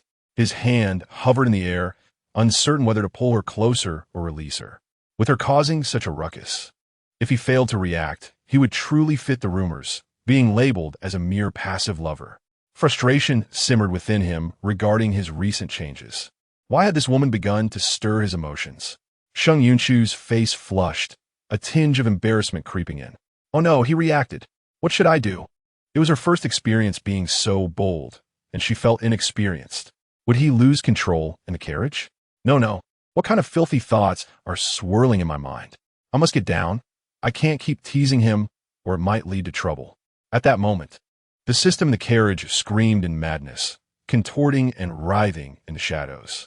Hearing her desire to depart, Lu Zhao felt an inexplicable panic rise within him. He resisted his inner turmoil, but simultaneously craved her closeness with fervor. It was as if he had been ensnared by some enchantment. Just as Sheng Yunchu was about to let go, Lu Zhao's hand instinctively grasped her waist. Oh my! He grabbed my waist. Yuan-Ti, let me go. What now? This is disastrous. With such a handsome husband before me, I can hardly contain myself. Just moments ago, I felt something too. I'm not a monk. The anguished cries echoed in Lu Zhao's mind, causing a cacophony of buzzing thoughts. Since the fire has been ignited, it is only right to extinguish it before departing. His voice was low and husky, laced with a suppressed desire. Last night, you asked if you could kiss me. Do you remember? This alluring tone was something Sheng Yunchu had never encountered before, leaving her utterly defenseless. Held close, her body softened at the sound of his voice. This was not fear. Rather, her face was flushed with embarrassment. I am merely anxious. Do you understand? She realized her heart had already begun to sway. Perhaps it had long been swayed. Unbeknownst to her, if she were not infatuated, she would not react to this man at all. Unlike the time at Zue Chunlu, when a young man had attempted to seduce her in the middle of the night, she had shown no reaction then, even having him removed. Why are you silent, princess? Lu Zhao's face drew closer, brushing against her neck, causing her to tremble. Did you not wish to kiss me last night? Why are you silent now? In that moment, he resembled a beguiling incubus. Host, do not allow me to look down upon you. The system responded, indignantly gesturing. Only teasing without action is not commendable. It yearned to witness passionate scenes, its eyes gleaming with intensity. Go on. Host, continue to urge him on. Bite your lip, close your eyes, and just lean in. Encouraged by the system, Sheng Yunchu's mind spiraled into chaos. She once again wrapped her arms around Lu Zhao's neck, leaning in closer, their lips almost touching. Just as they were a mere fingernail's breadth apart, the carriage came to a sudden halt. The horses neighed in alarm, followed by the clattering of hooves. And then the carriage curtain was drawn back. Your Highness! Upon seeing the scene, Qi Shang stood frozen, the words he meant to utter caught in his throat. Realizing what he had stumbled upon, he hastily lowered the curtain, his astonishment far from settling. Her face was flush crimson. What is it? Lu Zhao's voice returned to normal, laced with a hint of coldness. Qi Shang thought, this is bad. Judging by the prince's earlier expression, he was clearly enjoying himself. Your Highness's enjoyment is none of your concern. Before Qi Shang could finish, Sheng Yunchu interrupted. Qi Shang, go to the nearby medical clinic and fetch a stretcher. Saving lives is of utmost importance. Her sudden interruption, especially coming from Sheng Yunchu, left Qi Shang somewhat disgruntled. However, recalling the earlier thrilling scene in the carriage, he mused that the prince must have developed feelings for this woman.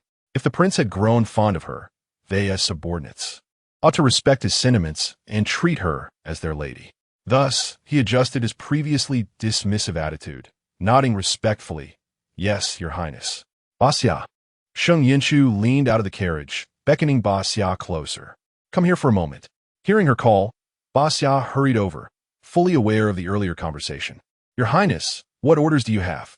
His demeanor was respectful. To him, the prince was akin to the heavens, and he must genuinely honor those the prince favored. Basya quickly grasped that the matter was not simple. He nodded in understanding. Among the crowd, two men with sinister gazes exchanged glances, their teeth clenched. The carriage resumed its journey, and the atmosphere that had previously enveloped it was now completely dissipated by the unexpected interruption. Alas, tonight, I must make sure Xianji brews a pot of herbal tea. This situation is truly heating things up, Lu Zhao inquired. Do you think that man was suspicious? Feeling restless, he sought to shift his focus, sensing that there was more to this situation than met the eye. Suspicious? How could there be no suspicion? That entire body covered in sores, along with the signs of long-term confinement. There's no way you could have missed it. You were trying to pry information from me, aren't you? Feeling inexplicably displeased, Sheng Yunchu leaned against the carriage, finding it quite uncomfortable.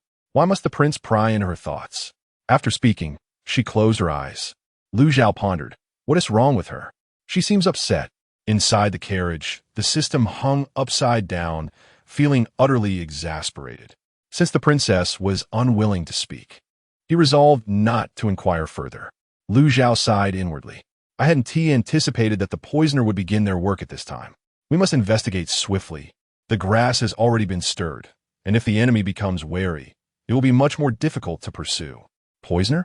Who is creating the poison? I can't shake the feeling that this situation is laden with conspiracy. That frail person must be heavily guarded, making escape improbable. They are undoubtedly bait aimed at me. It appears that individual has begun to suspect my identity. Thus, this matter must be entrusted to the Tiandao Institute for investigation. Lu Zhao listened intently to Sheng Yunchu's thoughts. Yet he could not glean any information about who was behind the poisoner. However, this matter is indeed more suitable for his Tiandao Yuan to investigate.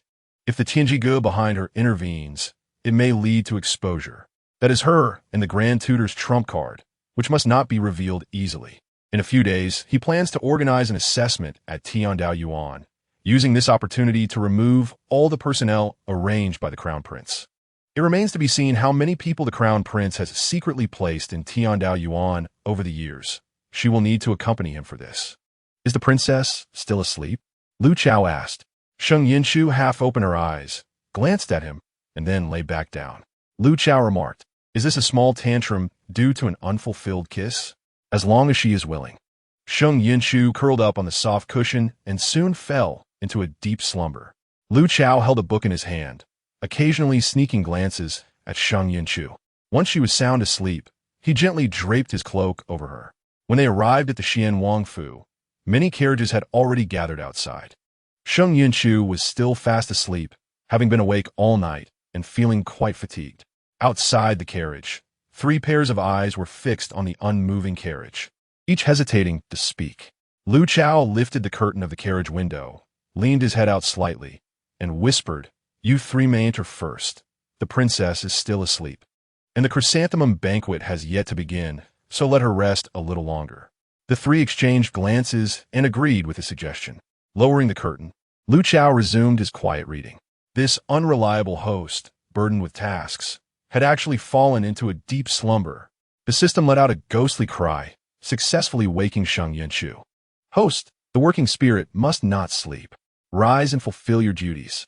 After arriving at Xian Wangfu, Sheng Yunchu continued to sleep for over an incense stick's worth of time until the system's incessant wailing finally roused her. All right, no more howling, she sighed helplessly, lamenting the seemingly eternal nature of her tasks. The Xian Wang was wealthy, and thus the residence exuded opulence, every corner infused with the scent of money. As Sheng Yunchu walked, she admired her surroundings. The last time I came here was... Lu Chao interjected. It was like speaking in circles. What was the last visit for? Let me think. I remember. It was to uproot the flowers the Xian Wang had planted in the middle of the night. Lu Chao replied, my intuition tells me this matter is not simple. I told you this matter is not simple. How extravagant. A thief could probably steal a tile from here and sell it for enough to last half a month. Unlike me, a poor wretch. My residence is so dilapidated, it's nearly overgrown with weeds. From a distance, Sheng Yunchu spotted Sun Furong surrounded by a group of women. Each woman was dressed in vibrant, eye-catching attire, their heads adorned with various hairpins and decorations, as if fearful of being outdone. The guests invited by Sun Furong were either wealthy or noble. While they might not be as affluent as the Xian Wangfu, their status in Yanjing was certainly not low. These women gathered together, spending their time openly flattering one another while secretly competing and comparing. The men were also pleased to witness this scene, for the success of their wives reflected their own capabilities. Oh dear, I almost forgot something important. Your Highness, look at how beautifully those women are dressed. I am so plain. Will I embarrass you? Lu Chao remarked. Those over there are all showy and flamboyant. He frowned, finding it rather glaring. The princess was the owner of Linglong Fong. Even if she only wore a single twig in her hair, it would surely become a sensation come the next day. Lu Chao fell helpless. There were some things he simply did not know how to express. Sheng Yunchu shot him a glare. Your Highness, you certainly know how to speak. Over there. As soon as Sheng Yunchu appeared, Sun Furong noticed her. Sister-in-law, my dear sister-in-law, you have finally arrived. She approached Sheng Yunchu with a beaming smile, affectionately taking her hand. Come quickly. We were just talking about you. Sheng Yunchu thought, something feels off about her today. Upon entering the crowd, Sun Furong eagerly began to boast. This is my sister-in-law, the princess consort of the regent. How beautiful, right? My sister-in-law is not only lovely, but also generous. Have you seen this set of jewelry on my head? It's all a gift from my sister-in-law. Sheng Yunchu felt an ominous premonition. I want to escape. But Sun Furong had a firm grip on her hand, making it impossible to flee.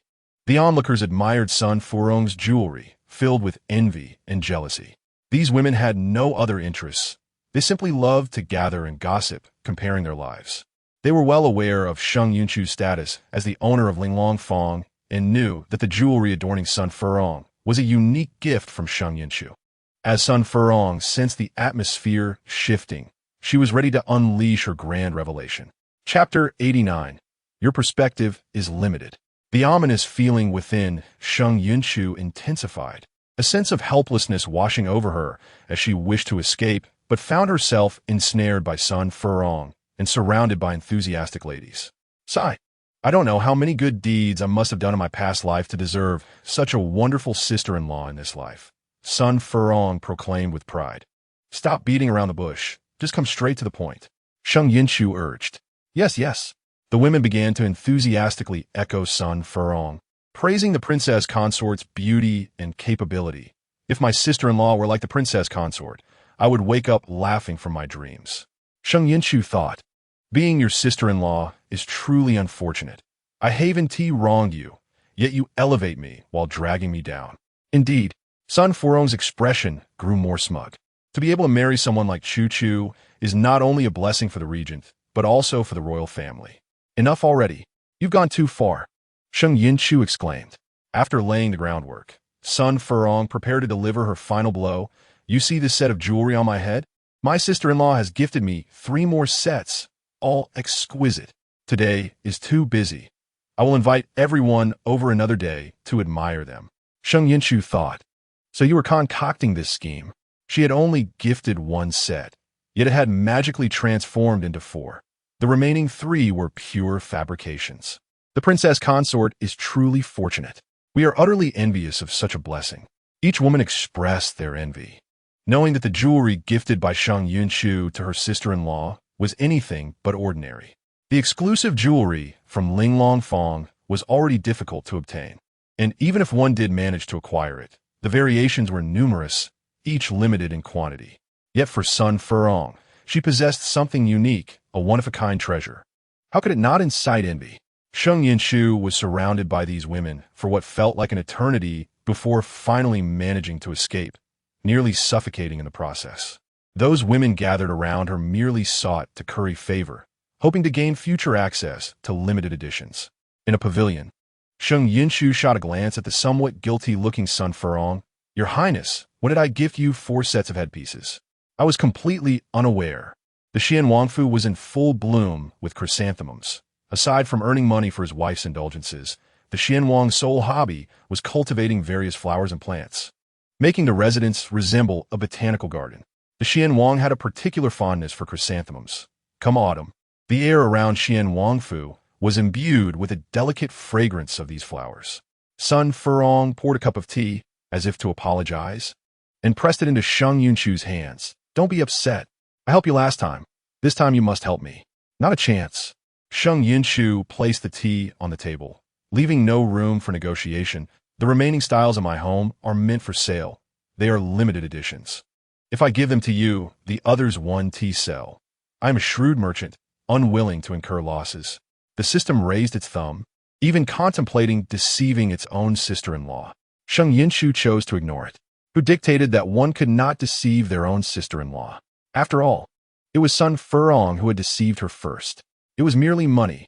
Sun Furong, with a disdainful attitude, remarked that she would not be shortchanged. She demanded 3 more outfits that complemented her elegance, regardless of how many sets were prepared. She offered to purchase them at twice the original price. After saying this, Sun Furong rolled her eyes at Sheng Yunchu, as if to say, are you satisfied now? What a joke. Was she the type to take petty advantages from others? Was she in need of that little money? Sheng Yunchu perceived that the woman had some intellect, albeit limited. Would she refuse a deal that was purely profitable?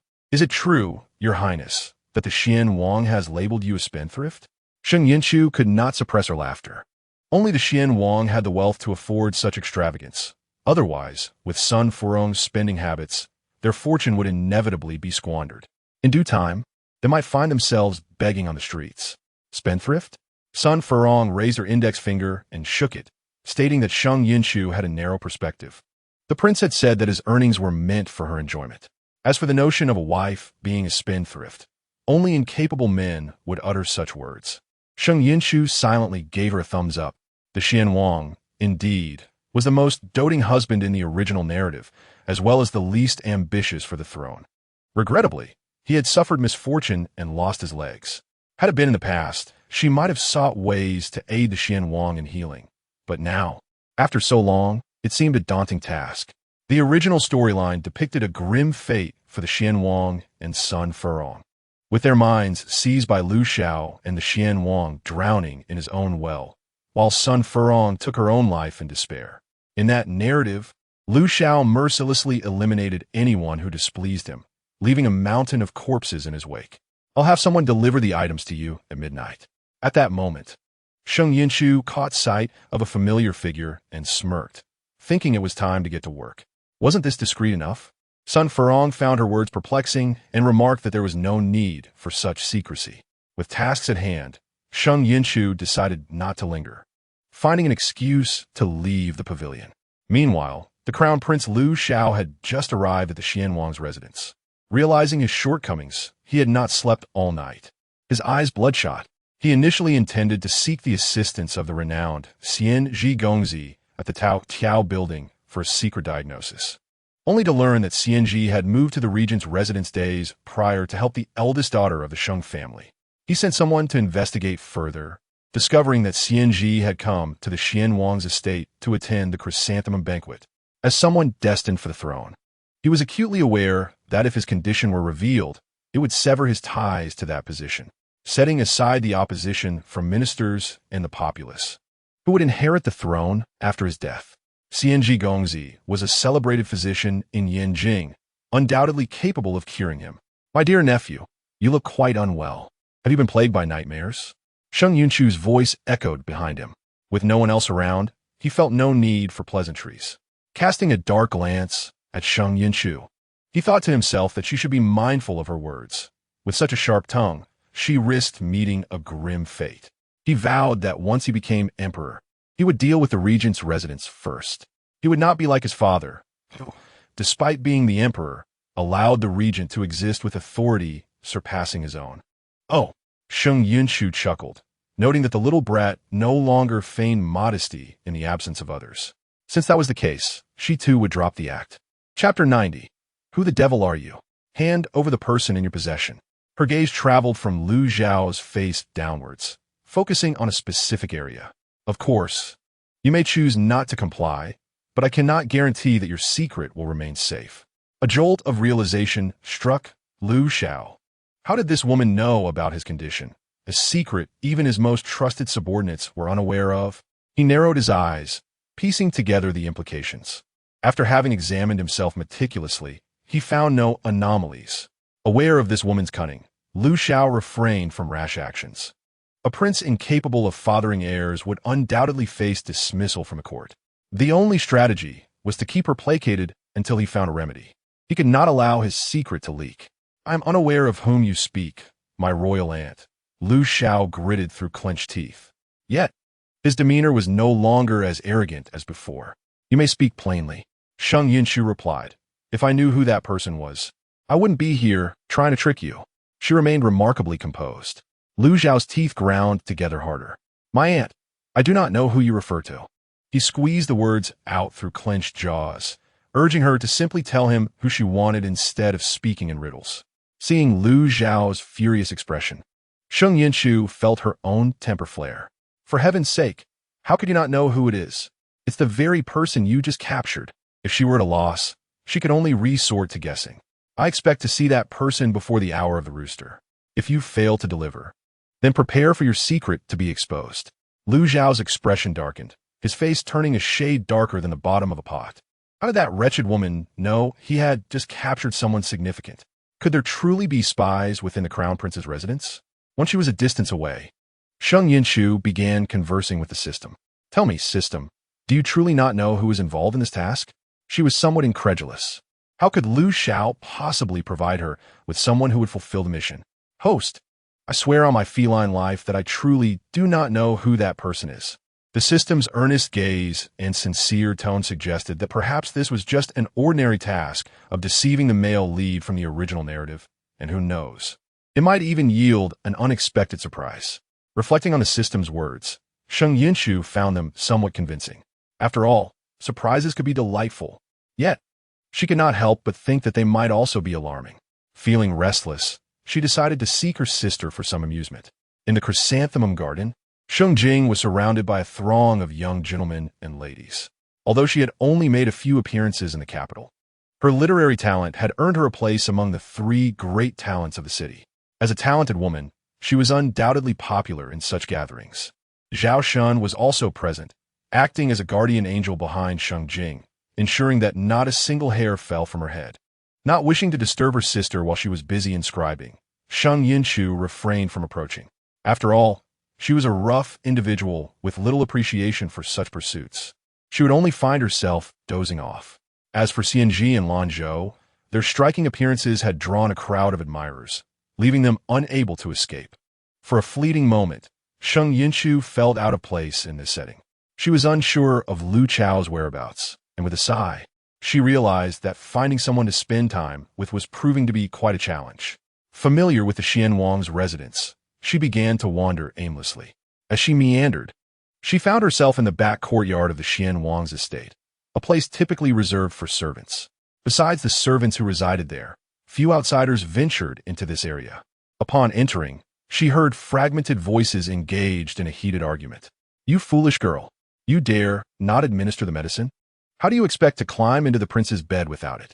The voice belonged to an older woman, followed by a sharp slap. Do you not comprehend the current situation? Do you wish to be a maid for the rest of your life? Soon after, faint sobbing ensued. Mother, I cannot. The prince loves the princess so dearly. He would kill me. Unexpectedly stumbling upon such an intriguing scene, Sheng Yunchu found herself captivated. Sheng Yunchu curled her lips, leaning against the wall and savoring the unfolding drama. She was not eavesdropping intentionally. Rather, the voices seemed to penetrate her ears uninvited. I see you truly lack sense. The old woman's voice grew increasingly irate, followed by a resounding slap. Men are creatures of fickle affections. The princess, at her age, is still squandering resources, and the prince, unable to seek new company due to his limited mobility, has no choice but to endure it. Moreover, the princess is barren. It is inconceivable that the prince does not desire an heir. The harshness of these words made Sheng Yunchu frown. The old woman's remarks felt akin to having filth forcefully poured into her ears. She appeared like a specter, startling the mother and daughter within. Who are you? The old woman exclaimed, her face a mask of panic. She was not foolish. She knew her and her daughter's conversation had been overheard. In the royal residence, plotting against one's master was a capital offense. The young maid was so frightened her face turned pale, trembling uncontrollably. One side of her face was swollen and red, the mark of a slap unmistakably visible. What I am is of no concern to you. Sheng Yunchu crossed her arms, a smile playing at the corners of her mouth, amused by the old woman's audacity. Upon hearing this, the old woman's complexion drained of color. She fell to her knees, repeatedly bowing her head. Noble one, please spare my life. I acted out of a moment of folly. I realize my mistake and assure you it will not happen again. As she spoke, she dragged her stunned daughter down to kneel beside her. As for the matter of sparing their lives, that was beyond her authority. Sheng Yunchu smirked, raising her hand, ready to strike the pair unconscious. Who knew if they would flee after she left? Better to ensure they were incapacitated. This incident needed to be reported to Sun Furong. With such servants in the residence, disaster was inevitable. Just as she was about to act, a cold voice rang out behind her. Sister-in-law, please refrain. It was the voice of Xian Wang. I noticed you walking this way alone, So, I urge my brother to follow, Lu Zhao remarked, unsure why he felt the need to explain himself. Since the master had arrived, the matter no longer fell under his purview. Sheng Yunchu nodded and stepped aside, expecting Xian Wang to deal with the mother and daughter. To her surprise, he asked sister-in-law what just transpired. Xian Wang looked genuinely perplexed. Sheng Yunchu thought to herself, were you not paying attention at all? Lu Zhao added, I just arrived and saw you about to strike. I had no idea what had occurred. Fourth brother, you should question that old hag yourself. After all, this was someone else's family matter. Sheng Yunchu did not wish to interfere excessively. She stood by, confident that the old woman would not speak falsely. Xian Wang nodded, turning his gaze toward the duo. I do not favor violence, so you shall recount the truth. The young maid was so terrified she could barely form words, trembling into a tight ball.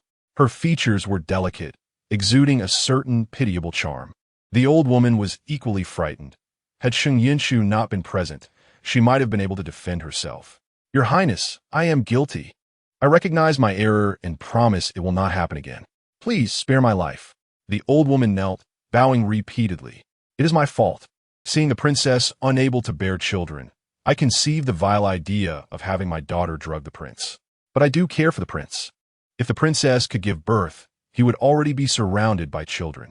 The old woman's confession was bad enough. She even attempted to justify her actions with a tearful plea. Sheng Yunchu could not help but scoff. Xian Wang's expression visibly darkened. It is I who cannot bear children. Wretched woman, this residence of Xian Wang cannot harbor you any longer. He shook his head in disappointment, displaying a semblance of mercy. You two shall proceed to the treasury to settle your accounts and depart from Xian Wang's residence. For years, Furong had endured countless rumors. It was he who lacked the ability to bear offspring, yet Furong never uttered a word of complaint. His beloved Furong, who adored children, deserved to be spared. The old woman, feeling as if she had escaped death, hastily crawled away with her daughter to settle their accounts. Once the two departed, Xian Wang bashfully inquired, does my sister-in-law believe I have been too lenient? Sheng Yunchu, being forthright, nodded. Fourth brother is indeed generous. Had someone attempted to drug my husband, I would have personally broken her limbs and sold her to a brothel. I am indeed that vengeful, she declared fiercely. I cannot tolerate anyone coveting my man. Those who dare to target him must face the most severe punishment, serving the most loathsome men, 10 at a time. Lu Zhao remarked, truly the vengeful woman. Xian Wang, maneuvering his wheelchair, cast a meaningful glance at his younger brother. It seemed he was unaware of the smile that curled at his lips, perhaps reveling in his brother's protective spirit. In the past, I would have never let that mother and daughter go, Xian Wang sighed, recalling a visit to Xianzhen Temple with his royal aunt last year. The holy monk had warned them of a calamity that could threaten their lives, advising them to refrain from further bloodshed, suggesting that perhaps enduring hardship might allow them to weather the storm. He could not die. If he perished, Furong would not survive. Likewise, Furong could not die. Without her, he could not endure. They both must live. He still wished for many more years of togetherness, sharing countless meals and adorning her with exquisite jewels. He was not ready to leave this world, longing to grow old with her. The calamity? Perhaps it pertains to Lu Xiao's imminent demise and Furong's subsequent despair. But fear not. With me here, I shall ensure your long lives. Ninth brother, I shall walk alone. You and your sister-in-law enjoy your time. Before Lu Zhao could respond, Xian Wang wheeled away. He was not blind to the fact that his younger brother had been unable to tear his gaze away from his wife. In a vast courtyard, only Sheng Yunchu and Lu Zhao remained. Seeing you truly vexes me, Sheng Yunchu sighed inwardly, turning to leave. Lu Zhao, perplexed, wondered if she was truly upset about not having kissed him. Princess, he called, stopping her. What is it? Their communication was undeniably awkward. Lu Zhao stepped forward, wrapping his arms around her waist and pinning her against the wall, softly coaxing. Princess, did you not want to kiss me in the carriage? It can happen here as well. Sheng Yunchu found herself against the cold wall, the sculpted features of the man mere inches away, his breath warm and enticing. She swallowed hard, shoving him away. Are you out of your mind? In broad daylight. You are truly desperate. If anyone saw us, we would become the talk of the town. Lu Zhao retorted, desperate? Am I the one who is impatient? Is it not your vexation over not having kissed me? At that moment, the sound of a guqin resonated, melodious and enchanting. Lu Zhao quickened his pace to catch up with Sheng Yunchu, asking, "Princess, would you like to hear me play?" The last time he played, she had expressed how rare it was, claiming that if she listened this time, there would be no next. She relished hearing him play and deserved to be indulged. Otherwise, she would think him miserly. Of course, Sheng Yunchu replied, smiling. Isn't it also about offering the moon? She had saved a video of his last performance, cherishing it like a precious gem. As long as the princess wishes to hear it, whether it be the moon or not, I shall oblige. Lu Zhao's words seemed to carry an air of endearment. Host, the male lead has changed. He is truly transformed. The system began another round of excited exclamations. The male lead dotes on you so much. Just those words were filled with affection. You may say whatever you wish, Sheng Yunchu conceded, realizing it indeed felt that way. It had seemed the dog had yet to realize his own transformation. Perhaps he was truly smitten with her, yet his proud heart refused to acknowledge it. The two walked side by side, arriving at the lotus pond. In the pond stood a pavilion, and at that moment, the sound of the guqin had not yet ceased. The musician was a woman, clad in simple white attire, her delicate fingers dancing gracefully upon the strings, her crimson lips slightly parted. The area surrounding the pond was filled with people, all entranced by the enchanting melody. Adjacent to the lotus pond was the chrysanthemum garden, where some had taken to penning poetry inspired by the scene, while others sketched on white paper. Before long, the music began to fade. The woman stood and gracefully bowed to the crowd, humbly introducing herself. She was renowned as the foremost talented woman in Yanjing, famous for her exquisite guqin skills. Many were captivated not only by her remarkable talent, but also by her modesty, showering her with praises. Amidst the chorus of admiration, Lu Zhao inquired of Sheng Yunchu, "Is there a piece you wish to hear, princess?" "There are countless pieces I would love to hear, but you could never play them all today." "Forget it. Let him choose himself." The prince could select any piece he desired. Sheng Yunchu was feeling accommodating at that moment. Choosing for oneself? Lu Zhao's lips curved into a slight smile as he nodded in agreement. Just as the woman in white was about to rise, she noticed a man, as exquisitely crafted as white jade, approaching her. The man possessed a tall and graceful demeanor, as if he were a celestial being descending from the clouds. "Mister," she stammered. Her cheeks flushed. "Do you believe there is anything that could be improved in my performance?" Chapter 92. What are you being proud about? Might I invite you to step aside? Lu Zhao said, politely moving aside and gesturing for her to proceed. I shall now play. He recognized the guqin. It belonged to his fourth royal brother and was both precious and rare, its fame rivaling that of Xianwei. Who are you? The woman in white was filled with disbelief and inexplicably wished to linger a while longer, gazing at him with fascination. Regent Wang? Lu Zhao's brow visibly furrowed. The woman felt a chill wash over her, an aura of impatience directed at her. Indeed, she bowed and quickly retreated. Upon reaching the shore, she realized she was drenched in cold sweat. It was her first encounter with such a handsome man, and she momentarily lost her composure. Yet she never expected him to be the regent, which prompted her to quickly suppress her desire to approach him. The regent, a man capable of devouring the living. Lu Zhao sat cross-legged and placed his hands upon the guqin strings. I have heard that the regent's guqin music is unparalleled. I never imagined I would have the opportunity to hear it today. Life is now without regrets. Indeed, I have long wished to hear the regent's music, and today my wish has been fulfilled. Shoo, quiet down, it is about to begin. A voice reminded, and the music soon followed. Sheng Yunchu gazed at the man playing in the pavilion, his dark eyes deep and mysterious, his features exquisitely chiseled like fine jade, his full lips bearing a hint of aloofness, his robe cascading elegantly over the couch, his long fingers gliding gently over the strings, a perfect blend of stillness and motion, exuding nobility and grace. The scene was undoubtedly captured by the system. Lu Zhao played the piece Feng Qiu Huang. Host, the male lead is truly exceptional.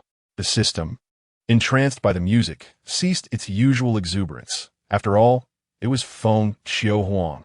Surely the host understood the significance of this ancient guqin piece?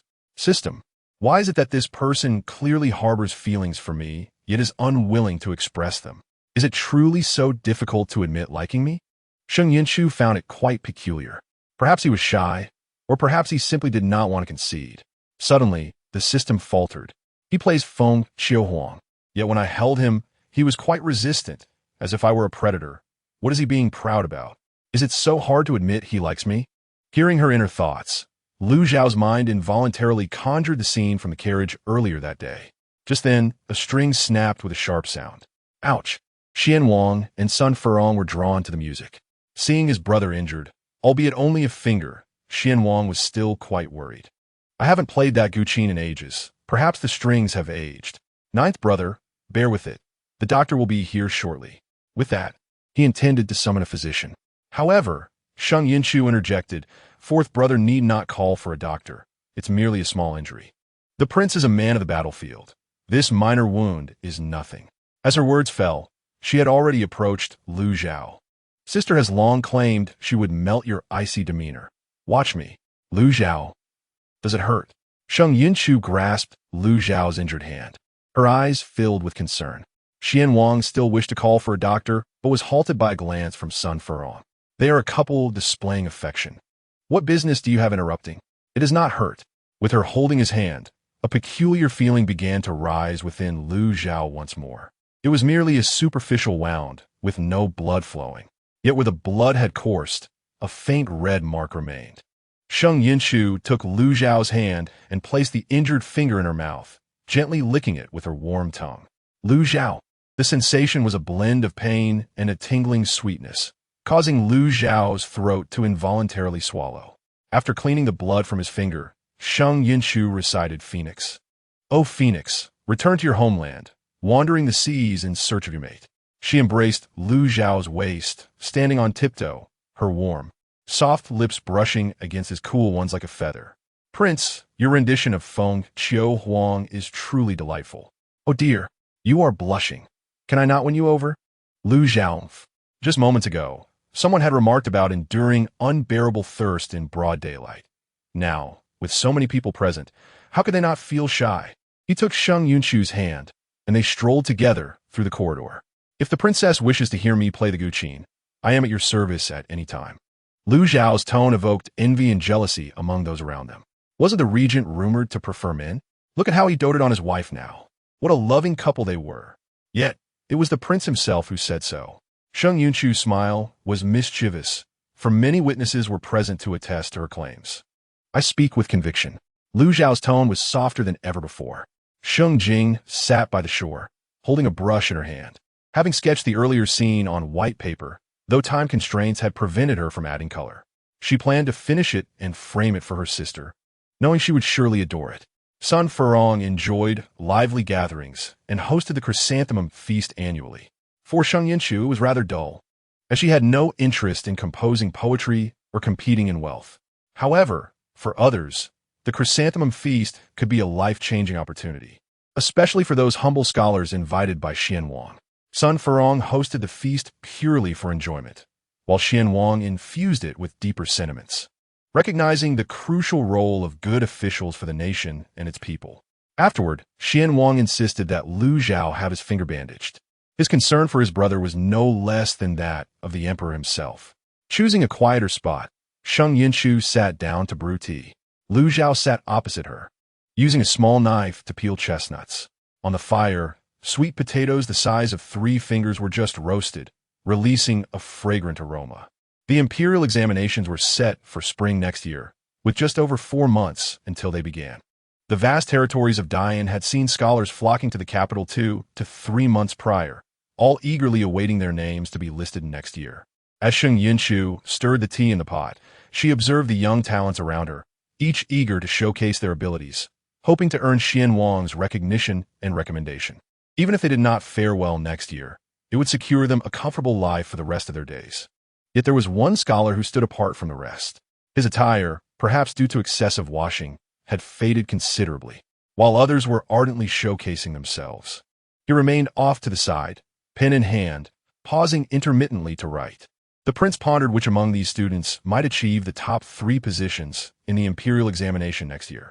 Sheng Yunchu turned her gaze towards Lu Chao, who was diligently peeling chestnuts intrigued to see his insight on the matter. Chapter 93.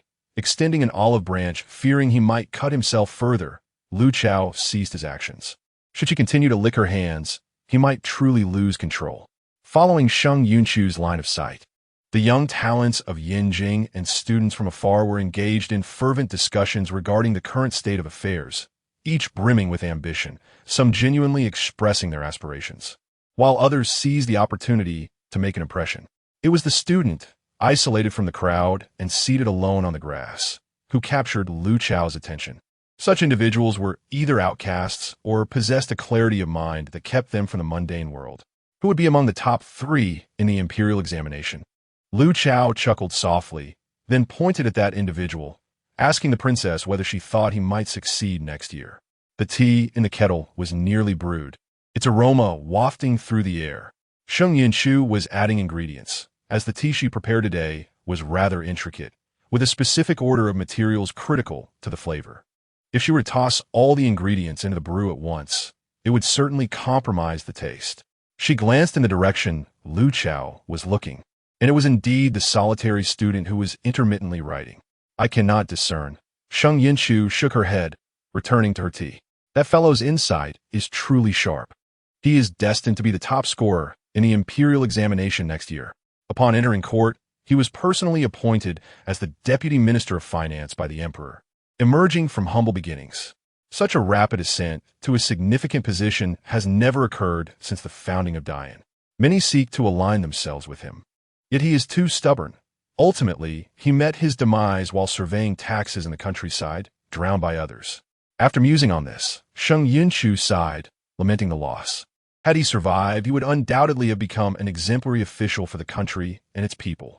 I think well of him, Lu Chao remarked, a smile gracing his lips, his demeanor radiating righteousness. Princess, may I invite him over for a brief conversation? Now was a crucial time for talent, as a minister of finance had been imprisoned and would soon face execution. The emperor had yet to decree a successor, but no surprises were anticipated. If the student were to join the Ministry of Finance next year, it would be advantageous for his future. It is well known that individuals in the ministry are prone to corruption. It is a lucrative position. The prince is the head of the household. Such trivial matters need not concern me, Sheng Yunchu replied, flipping the sweet potatoes on the grill without looking up. As the head of the household, should I not also heed the princess's counsel? Lu Chao countered, eliciting surprise from Sheng Yunchu. When did the prince become so eloquent? She finally lifted her gaze, astonished by his words. The atmosphere between them felt subtly different, no longer tense, but infused with a lightness befitting a married couple. Just moments ago, as he spoke, the chestnuts in the basket had all been shelled. Lu Chao grasped a handful of chestnuts and placed them on the grill, opting to roast a few extra for his elder brother and Sheng Jing. As for the pale-faced invalid, it would be best if he abstained, lest he choke unintentionally. Such remarkable talent the prince possesses, Sheng Yunchu praised, giving him an enthusiastic thumbs up. Nearby, servants of the Zunwangfu were on hand to cater to everyone's needs. Lu Chao merely gestured, and a servant hurried over. Your Highness, how may I assist? Please bring that student over. Lu Chao indicated towards the individual seated alone on the grass. The servant nodded and promptly went to fulfill the request, enviously considering that the student, whose name was unknown, was fortunate to have caught the eye of the regent, ensuring a worry-free future. Before long, the student was brought over. He approached Lu Chao and Sheng Yunchu, maintaining a respectful demeanor. I am Shun Zi from Qingchuan. I have heard of your highness and the princess. Sheng Yunchu continued brewing her tea, not raising her head. Lu Chao, however, scrutinized him closely. Shun Zi's appearance quickly drew the attention of others, who were consumed by jealousy. Despite their efforts to stand out, they were overshadowed by this impoverished student who, without uttering a word, had caught the regent's favor, inciting frustration among his peers. Please take a seat. Lu Chao gestured for him to sit. Shun Zi politely surveyed Lu Chao and Sheng Yunchu before sitting down, his face devoid of any sign of nervousness. What is your name? Lu Chao inquired, recognizing the potential of this individual and thus exhibiting patience in his questioning. My surname is Shun, and my given name is Zi. Zi means knowledge, and E signifies intention. Shun Zi sat upright, his posture straight, From this day forth, would you consider joining my regent's household? Lu Chao extended an olive branch. Shen Zi was indeed taken aback by this proposition. He was aware of his own capabilities, yet never imagined he would catch the attention of the regent. He had heard of the factional struggles within the court, so he shook his head. I do not wish to. Having toiled for years in study, his aspiration was to serve as a good official in the court, dedicated to the nation and its people.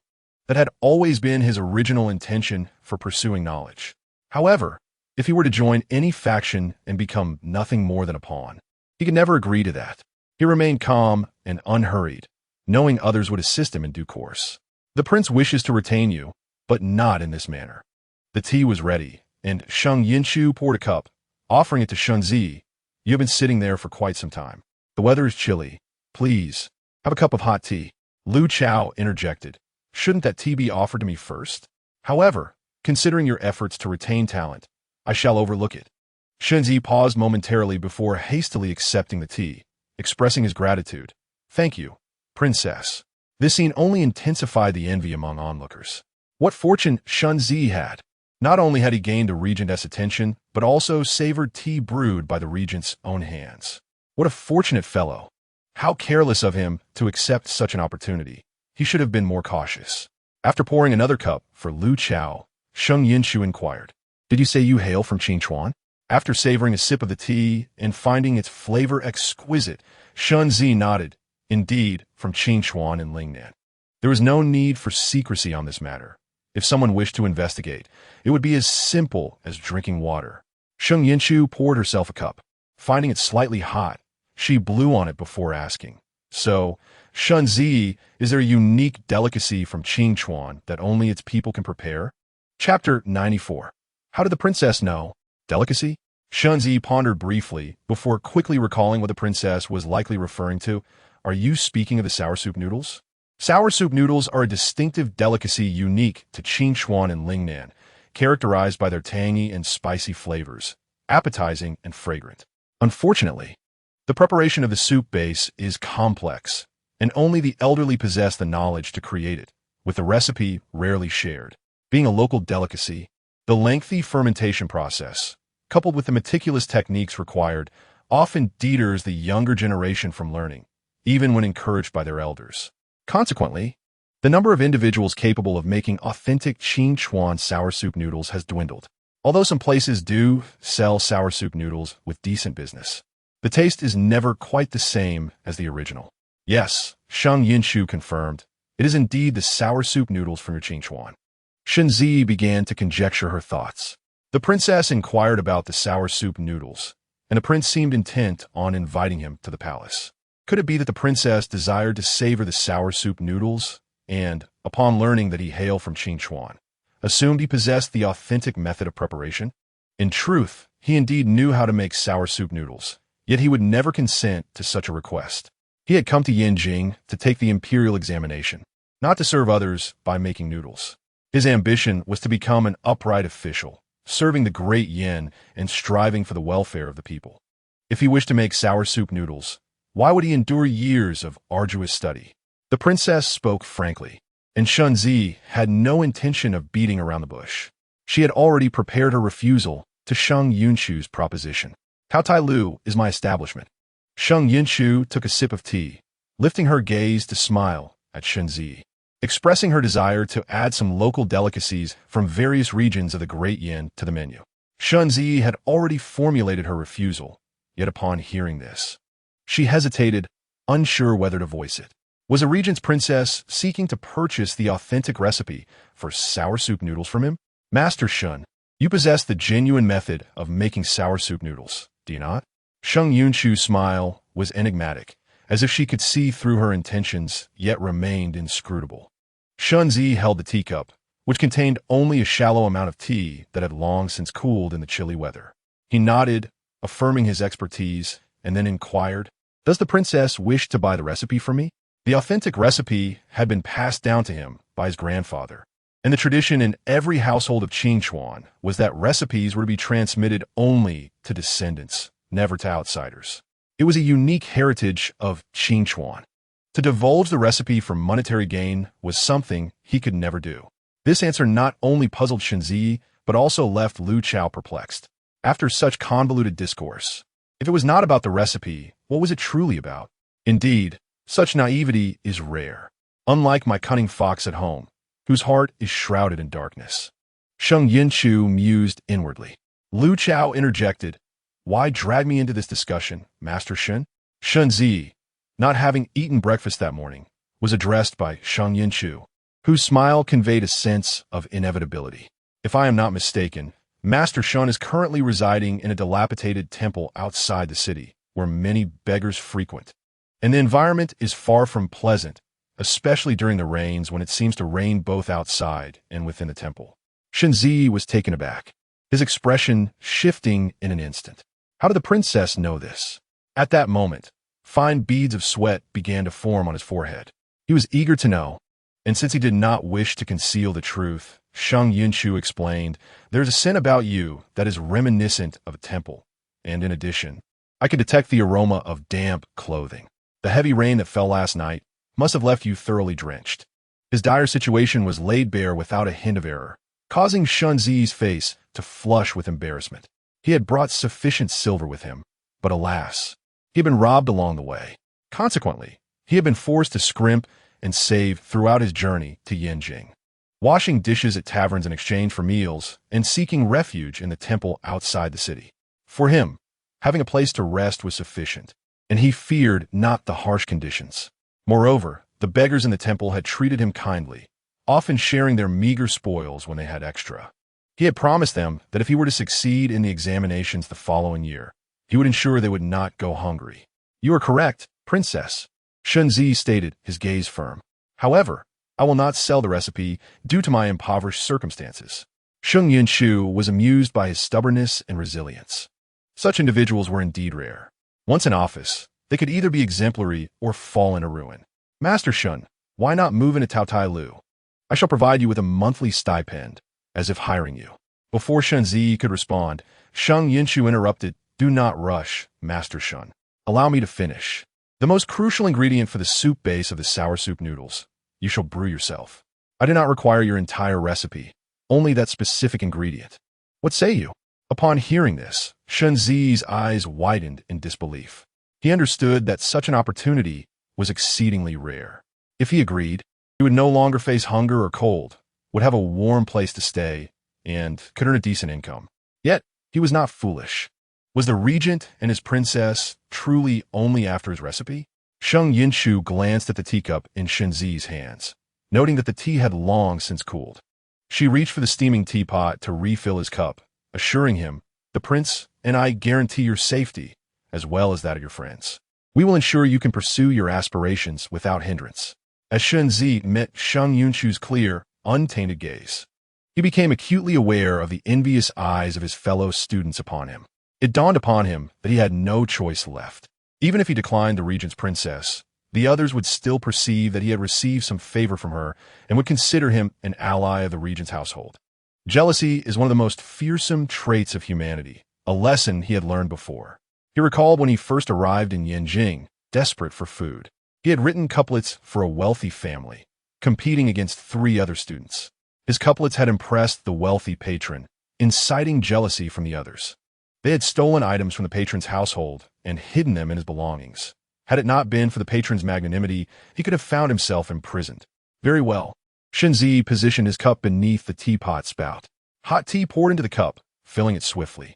Feeling the warmth radiating from the cup, his anxiety lingered. Sheng Yunchu set down the teapot and handed him a roasted sweet potato. "Master Shun, first, nourish yourself." Lu Chao shot a glance at the sweet potato in Shen Zi's hand, feeling a twinge of envy. "Not even tea first, nor sweet potato?" "Thank you, princess," Shen Zi replied, momentarily bashful, but soon devoured the potato. For over a month, he had only eaten once a day, and his hunger was unbearable.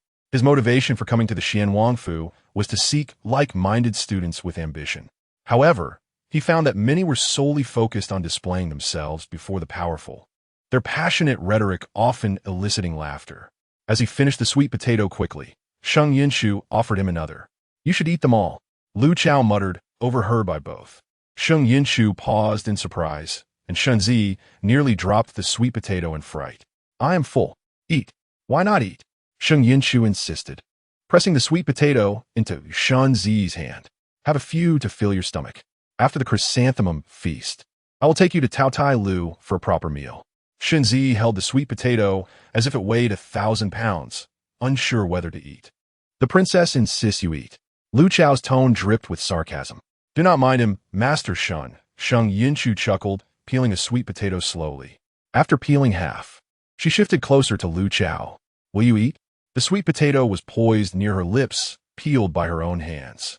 Without hesitation, Lu Chao opened his mouth, taking the remaining half for himself. Shen Zi seemed to grasp the underlying dynamics.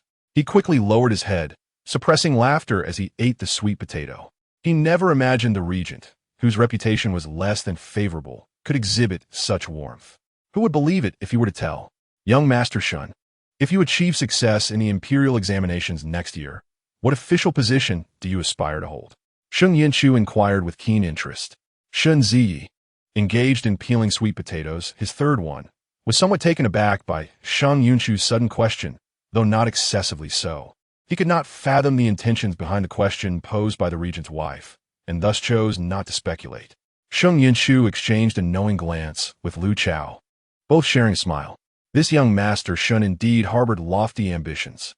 However, young Master Shun, to engage with the Ministry of Revenue, one must possess considerable rank. At the very least, one should be a deputy minister or even higher, a minister holding the second grade of official title. Such aspirations are quite grand. Dare I inquire? Your Highness?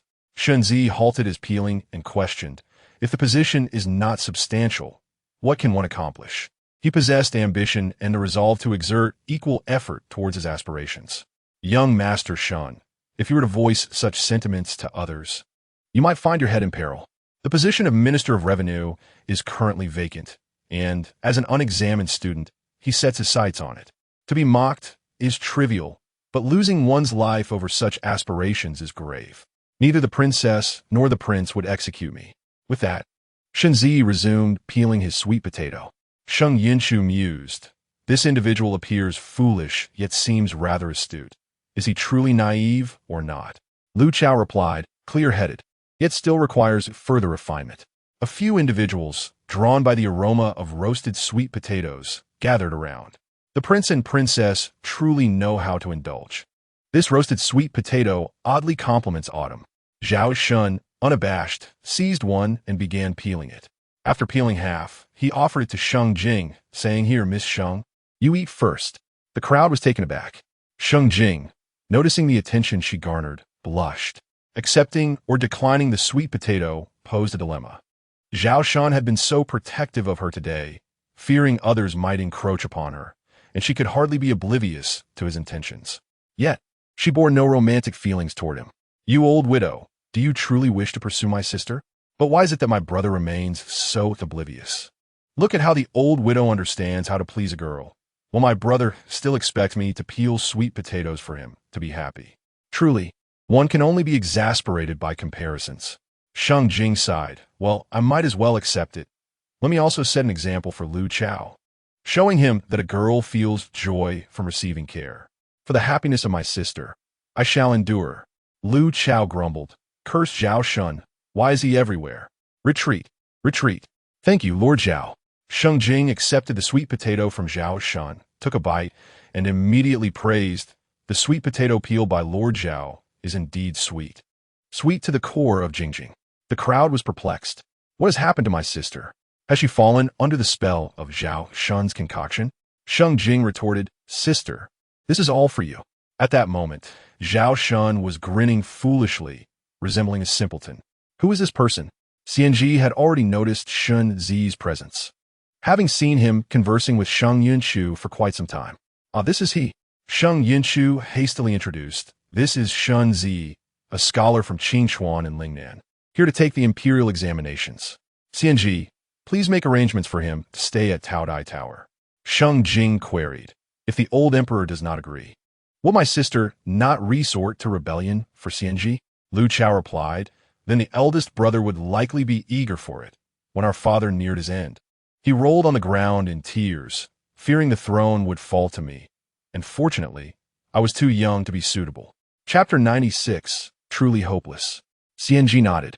As this was an arrangement by Sheng Yunchu, he observed Shenzi more closely, noticing the young man's refined features and bright demeanor, despite his somewhat shabby attire.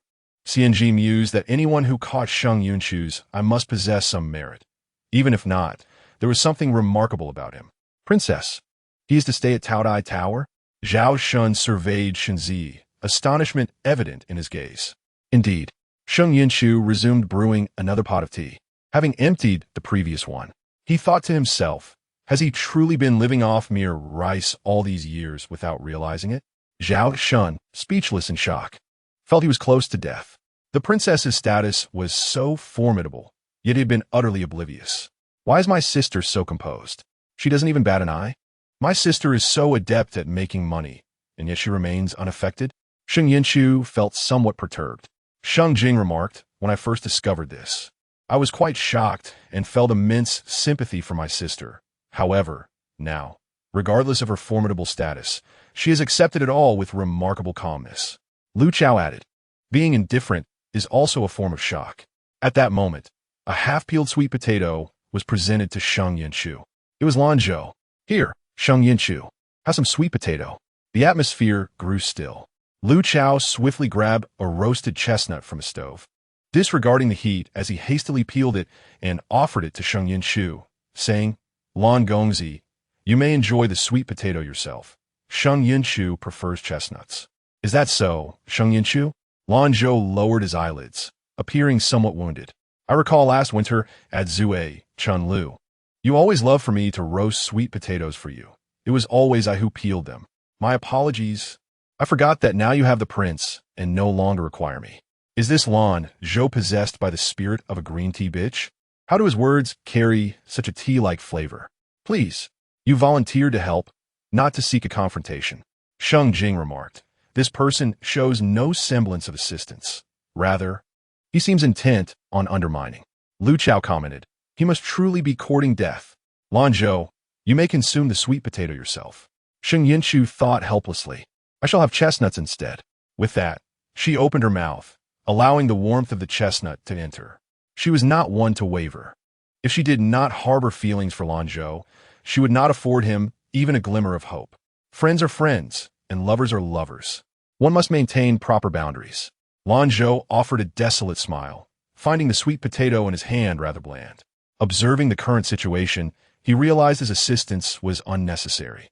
Sheng Yunchu, winter is approaching. I fear the cold. We should depart early, ideally by tomorrow morning. He wished to leave, having seen clearly. Remaining would only invite further torment. Sheng Yunchu nodded, offering no objection. In the evening, after departing from the Xian Wangfu, the group made their way directly to Taotai Tower. This scene incited envy among the onlooking scholars, each one consumed by jealousy, plotting to teach Shunzi a lesson. An arrogant and conceited pauper, with eyes set too high. How could such a person earn the favor of the regent's residence? In the private room, the dishes on the table continued to multiply. It was Shunzi's first encounter with such lavish fare, leaving him somewhat at a loss as to how to partake in it.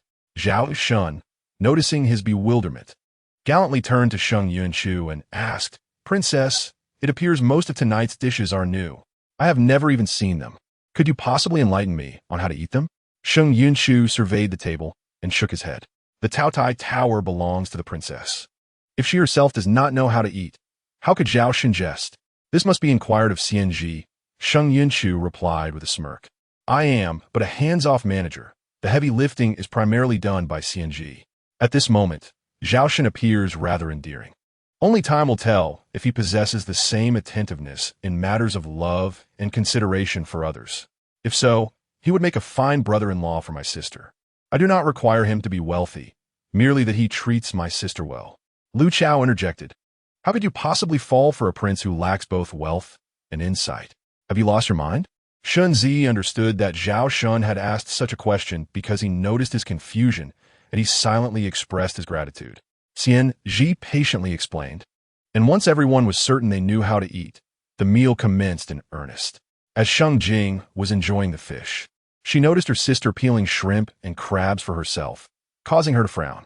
In the Lu Chao era, it is indeed quite foolish. What use is merely picking vegetables? One must assist their wife in peeling shrimp and crabs. She gazed at the plate of shrimp, sighed, and longed to indulge in them. However, her hands ached from painting today, leaving her too fatigued to shell them. Zhao Shun understood. This is hardly a challenge. With a deft movement, he skillfully picked up the largest shrimp, declaring, "Miss Sheng Jing, let me assist you. Do you wish to eat crab as well? I can help you with that too." His eager demeanor left both Sheng Yunchu and Lu Chao utterly dumbfounded. Is there something unclean in the Xianwang mansion? My sister has never acted like this before. Sheng Jing observed Lu Chao's unfinished shrimp, her irritation toward Zhao Shun bubbling to the surface. Curse Zhao Shun, how she wished to cast him away. Did he not notice the pitfall he was jumping into? Did he fail to see the schemes directed at him? His hands were injured from playing the qin today. Zhao Shun, unfazed, continued to prepare a large bowl of shrimp and crab for Sheng Jing. She glanced at the bounty in her bowl, then at Lu Chao, whose expression was as dark as the bottom of a pot, sighing internally, realizing there was no saving him. Truly, there was no hope. This youth was utterly useless even when given a chance. On the top floor, Sheng Yunchu stood at the railing, gazing at the nightscape of Yanjing City. Countless lights twinkled, creating a scene of bustling harmony. Alas, these were but facades. Within the unseen realms lurked shadows and filth. Sheng Jing mused that her sister desired solitude with Lu Chao. Thus, she saw no reason to linger and swiftly made her exit. Lu Chao cast a glance toward Sheng Yunchu's direction, grasping her intentions. Chapter 97. Ji, are you departing? A short while later, a horse-drawn carriage came to a halt before a dilapidated temple. Shun Ji leaped from the carriage, having driven it himself without the need for a coachman.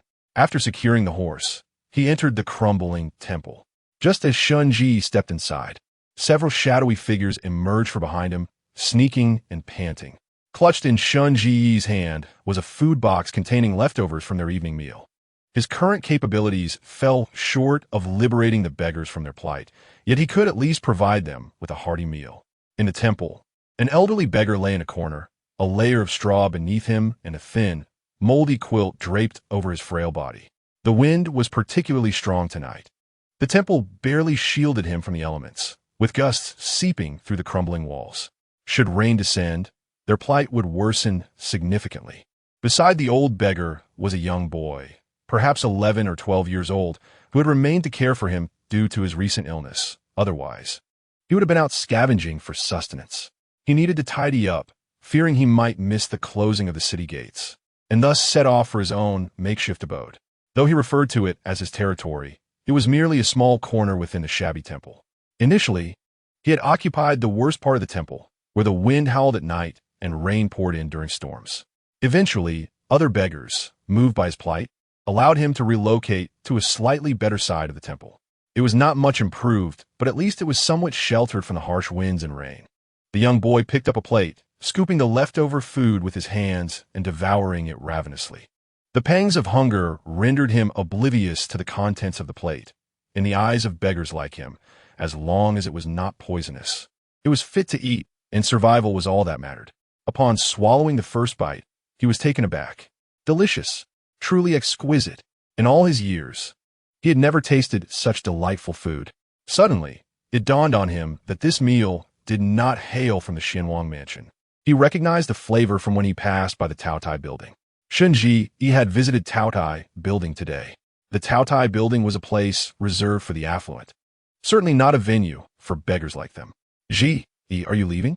The young boy inquired, approaching Shunji from behind, illuminated by the moonlight. He noticed Shunji packing his belongings. Have you found a benefactor? The boy felt a surge of joy. For Shunji, he had promised him a life of abundance and warmth once he completed his studies.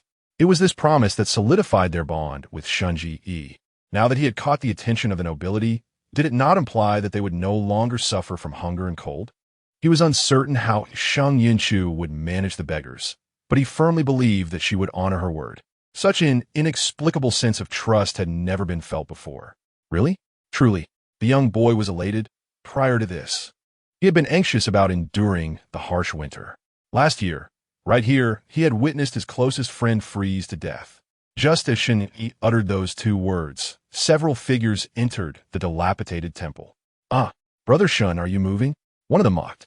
"How simple it is for Brother Shun to move. It seems you've soared to new heights." They continued, "Impressive, Brother Shun, to have caught the eye of the regent. We are truly envious. Would you be so generous as to share your experience?" Upon entering, the five surrounded Sheng Yunchu, their faces twisted grotesquely in the moonlight. The young boy, sensing trouble, scurried into a corner, fearing for his safety and abandoning any concern for Sheng Yunchu's well-being. "What do you want?" Sheng Yunchu picked up a stick from the ground, brandishing it defensively. These individuals always sought to vex him, and tonight they had followed him here. He scanned the area, plotting an escape route. There were 5 of them, and he was alone. He had to be swift. "Brother Shun, what are you saying?" One of them sneered, casting a dismissive glance at the stick. "We merely expressed our envy and wish for you to share your insights on currying favor with the powerful." The more they spoke, the more discomfort brewed within them. They had all toiled for years in the scholarly trenches. Why was it that only Sheng Yunchu had been chosen? Particularly by the regent, who was second to none. "Brother Shun, the food at Taodai building must be delectable." "No," another interjected with a mocking tone. "Surely you've never enjoyed such fine cuisine before. We have yet to taste it. Could you enlighten us? Why you speak of such trivialities?" Another chimed in. Brother Shun is now associated with the regent, preoccupied with significant matters. He surely has no time for such mundane discussions. "Congratulations, Brother Shun. You're now among the elite of Yinjing City. Perhaps you could look after a younger brother of mine?" These individuals had always found fault with him, mocking and tormenting him at every turn. Their presence tonight could not bode well. Sheng Yunchu glanced in the direction behind them, his expression shifting to one of disbelief as he respectfully called out, "Your Highness." "Your Highness? What brings you here?" "Sheng Yunchu, if you wish to flee, there is no need to concoct such childish excuses." "The regent? The princess? Do you truly believe such esteemed individuals would visit a place like this?" One of them scoffed, a cold smile gracing his lips. "You shan't escape tonight. You must entertain us until we are satisfied." Chapter 98. Believe it or not, it is up to you. "Entertain you? What do you mean?" A voice, ghostly and chilling, echoed from behind the group. Despite the absence of footsteps, the voice seemed to materialize suddenly, accompanied by a gust of cold wind that sent shivers down the spines of the 5 who had come to cause trouble. Tales of hauntings in this place had circulated. Only the desperate dared to dwell here. "Or would you prefer to play with me?" Sheng Yunchu crossed her arms, a mischievous smile dancing on her lips. Such timid beings dare to bully others? The 5 nearly lost control of their bladders. "I'd already called for help. You simply did not believe me." Let out a helpless sigh and bent down to continue organizing his belongings. His possessions were few, yet scattered, requiring a significant amount of time to tidy up. "Please spare us, Your Highness." The 5 individuals had already prostrated themselves on the ground, trembling like leaves in the wind. They were not fools. They knew the words they had just spoken had undoubtedly reached the ears of the regent and the princess. It was over, truly over. Offending the regent meant that not only would they be unable to participate in the imperial examination next year, but even surviving this year was in jeopardy. "Spare you?"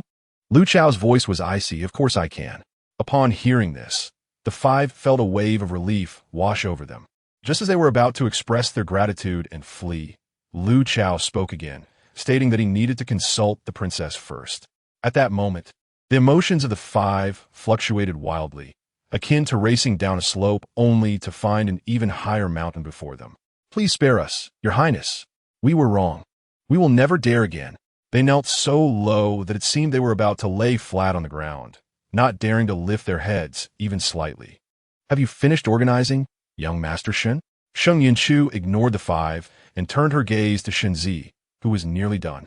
Shen Zi looked around to confirm that there were no belongings of his left before nodding, indicating he was finished. The long night loomed ahead, and Sheng Yunchu's mind began to devise new schemes. Just then, the system informed her that today's task had been accomplished. She had no idea whom Lu Xiao had sent to the regent's residence. It mattered not, for the task was complete. "Young Master Shun, I have some hemp rope in my carriage. Please fetch it."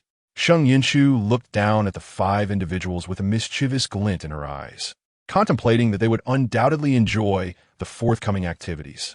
The reason she used the word fetch was that Shun Zi's physique was too frail, a mere scholar.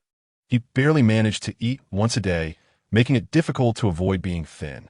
She had brought the hemp rope with her from the Taodai building, sensing it might come in handy, and indeed it had. All right, Shun Zi set down his items and hurriedly followed Sheng Yunchu's instructions to retrieve the hemp rope. It was a large roll, quite heavy. After glancing at Shun Zi's slender frame, Sheng Yunchu sighed in resignation and shook her head. Never mind. I'll have someone else do it. This kind of task is not suitable for me. The dog will get jealous, and I must consider his feelings. He cannot do it. Those beautiful hands should not be used for such coarse work. They are meant for killing, swift and precise. Lu Chao remarked, at first, I was quite pleased, but later I realized these hands can do more than just take lives. Sheng Yunchu snapped her fingers, and within a few breaths, a burly man dropped from the rafters of the dilapidated temple. What are your orders, Your Highness? The man bowed to Sheng Yunchu. Curse that third subject, are you mad? Tonight, you look like a ghost, resembling a bandit from the mountains. Lu Chao responded, from the Tianji pavilion. Bind them all and hang them from that crooked tree outside the temple. Sheng Yunchu's lips curled into a wicked smile. Oh, and strip them of their clothes, leaving only their underpants. The night was chilly, and to be left hanging in only underpants would surely leave these frail scholars with half their lives by morning. I shall not be a good person. They must learn an unforgettable lesson. Understood, Your Highness. The burly man received his orders and began binding the five.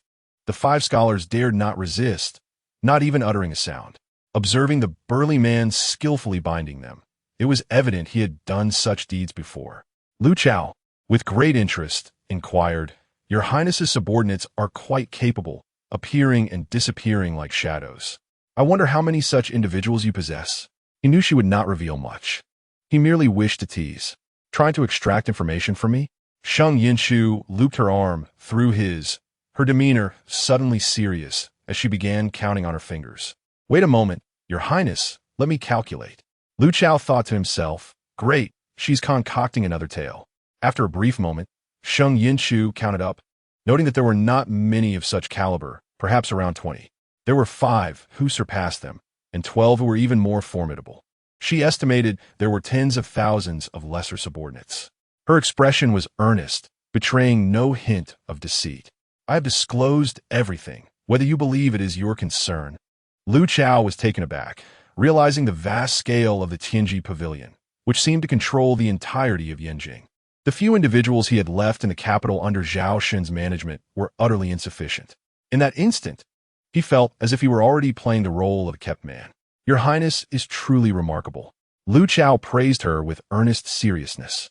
To possess such wealth and a vast number of subordinates, it is an honor for me to marry someone of your caliber. I truly cannot discern whether you speak truth or fiction. You did not think this way before. Lu Chao replied, I stand before you. How much do I resemble my former self?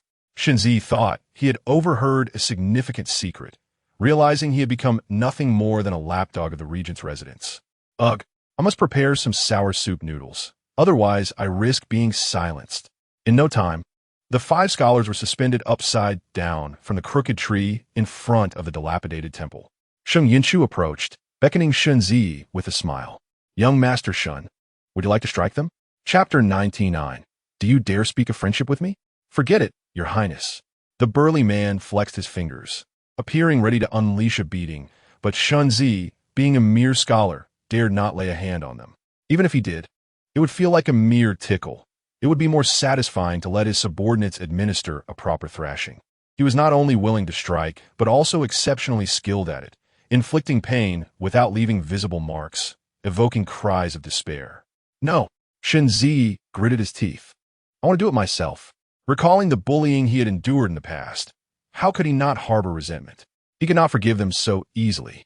Indeed, he felt a bit emboldened by his newfound power, but so what? Were they any more honorable? Did their numerical advantage not evoke disdain? Very well. Sheng Yunchu picked up a thick wooden stick from the ground and handed it to Shun Zi. Young Master Shun, use this to strike. The burly man interjected, Master, let me handle this. That frail scholar cannot possibly wield such a heavy stick without causing serious harm. Shun Zi glanced at the stick in Sheng Yunchu's hand, swallowing hard.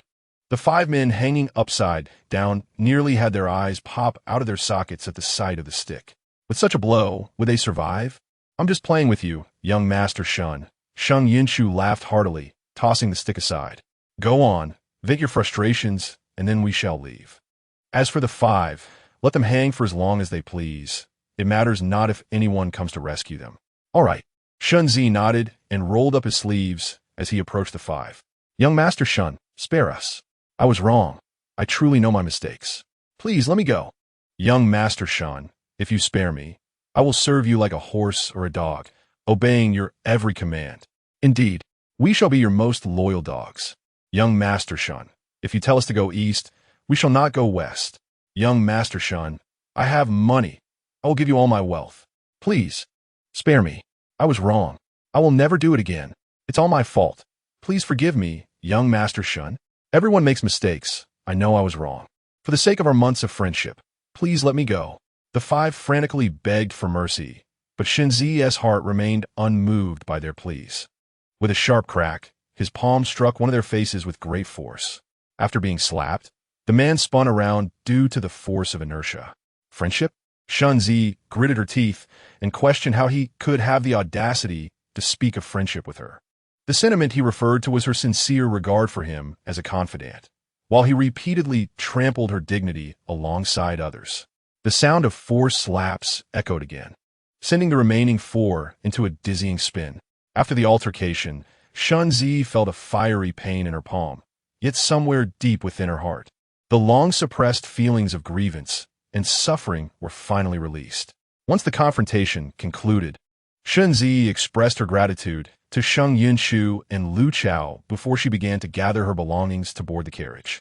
The Wang Fei, princess, wanted to speak to Sheng Yunchu but hesitated upon seeing Lu Chao nearby.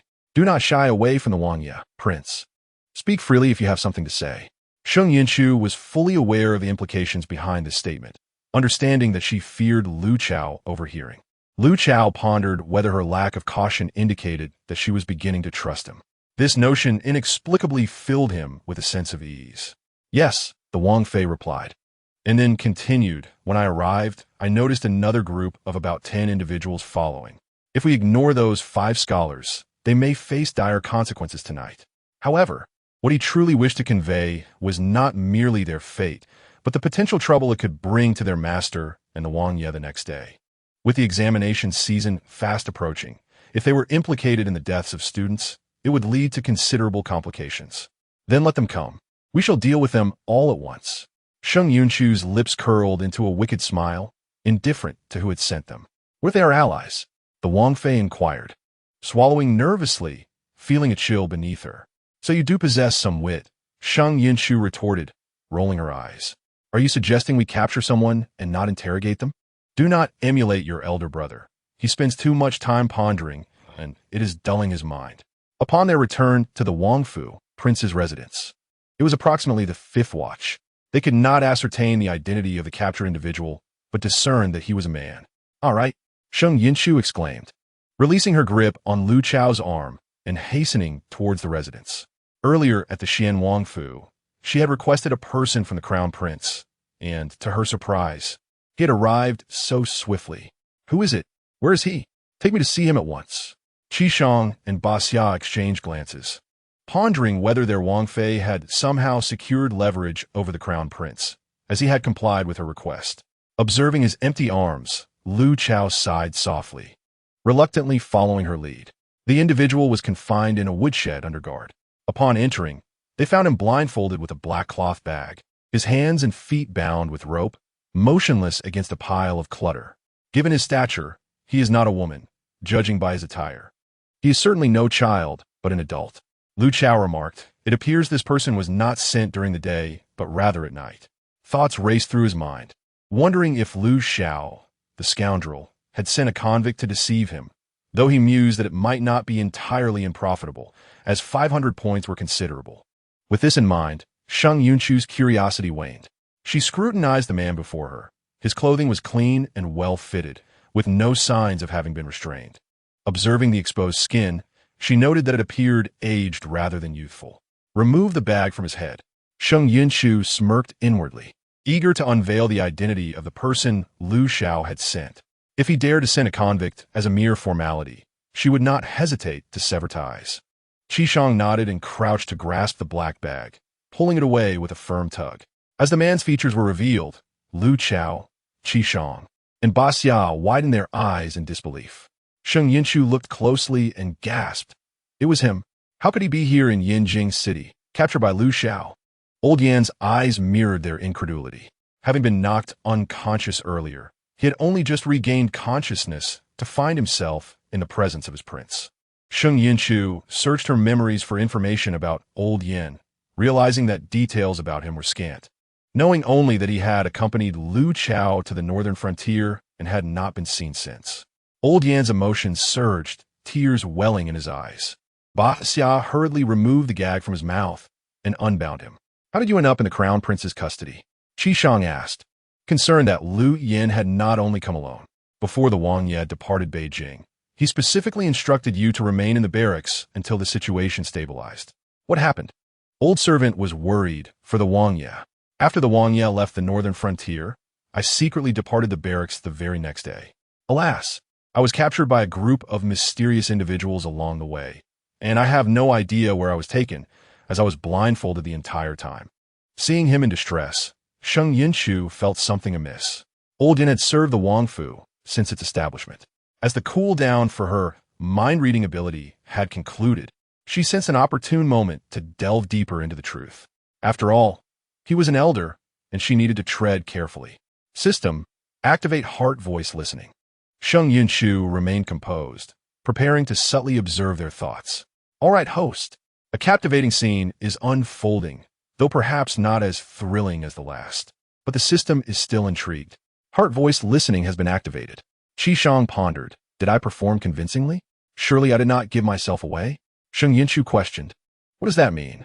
Xia remarked. That old fellow is quite cunning. The Wang Ye had secretly instructed someone to keep an eye on him, yet he still managed to slip away. Perhaps someone in the barracks assisted him. Sheng Yunchu realized she had stumbled upon a significant secret. Old Yin, you seem to disregard my words entirely. Lu Xiao's voice was laced with anger. Do not forget that you are an elder by my side, and your presence holds great importance for me. The journey from the northern frontier to Yinjing City is perilous. What if something had happened to you along the way?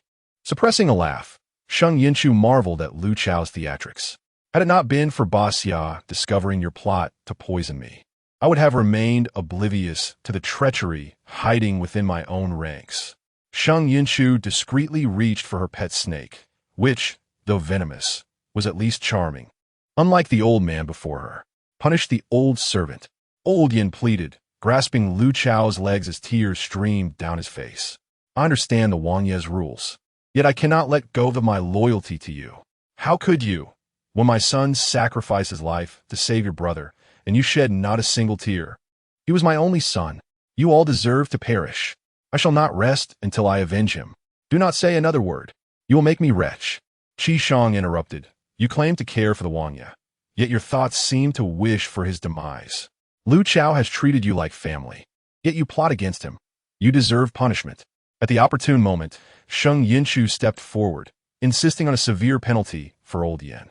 You are of advanced age and still fail to heed the Wang Ye's words. Do you understand the grief your demise would cause him? Drag him down and punish him until he learns his lesson. At this moment, Qishang thought, I no longer despise the princess.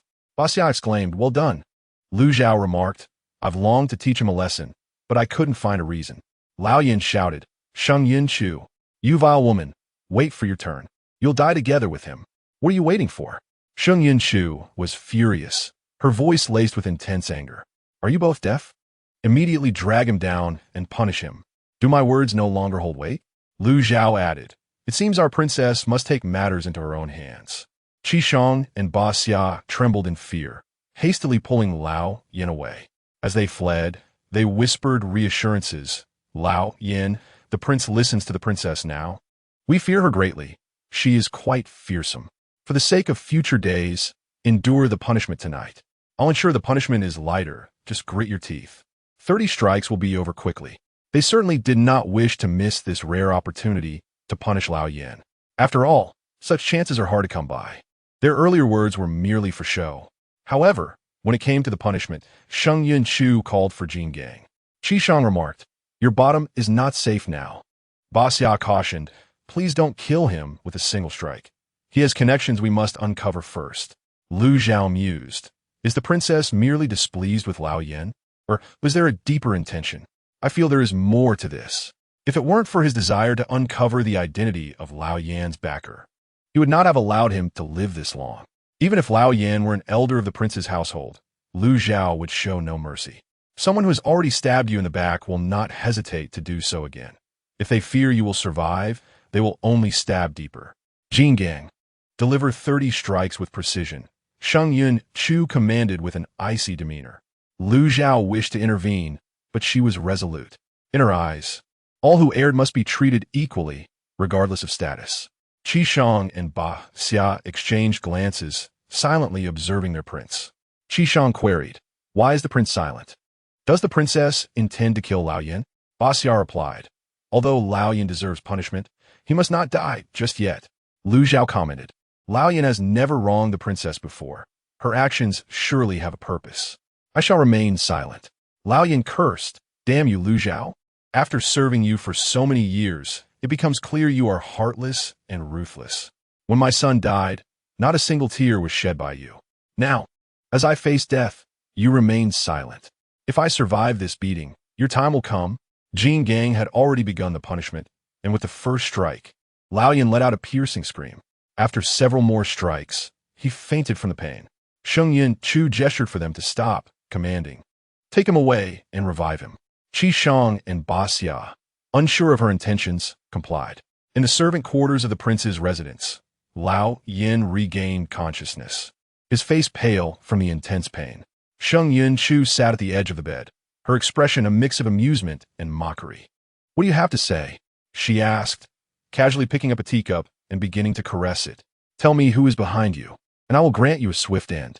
The time for eavesdropping would end in 5 minutes, and she needed to act swiftly.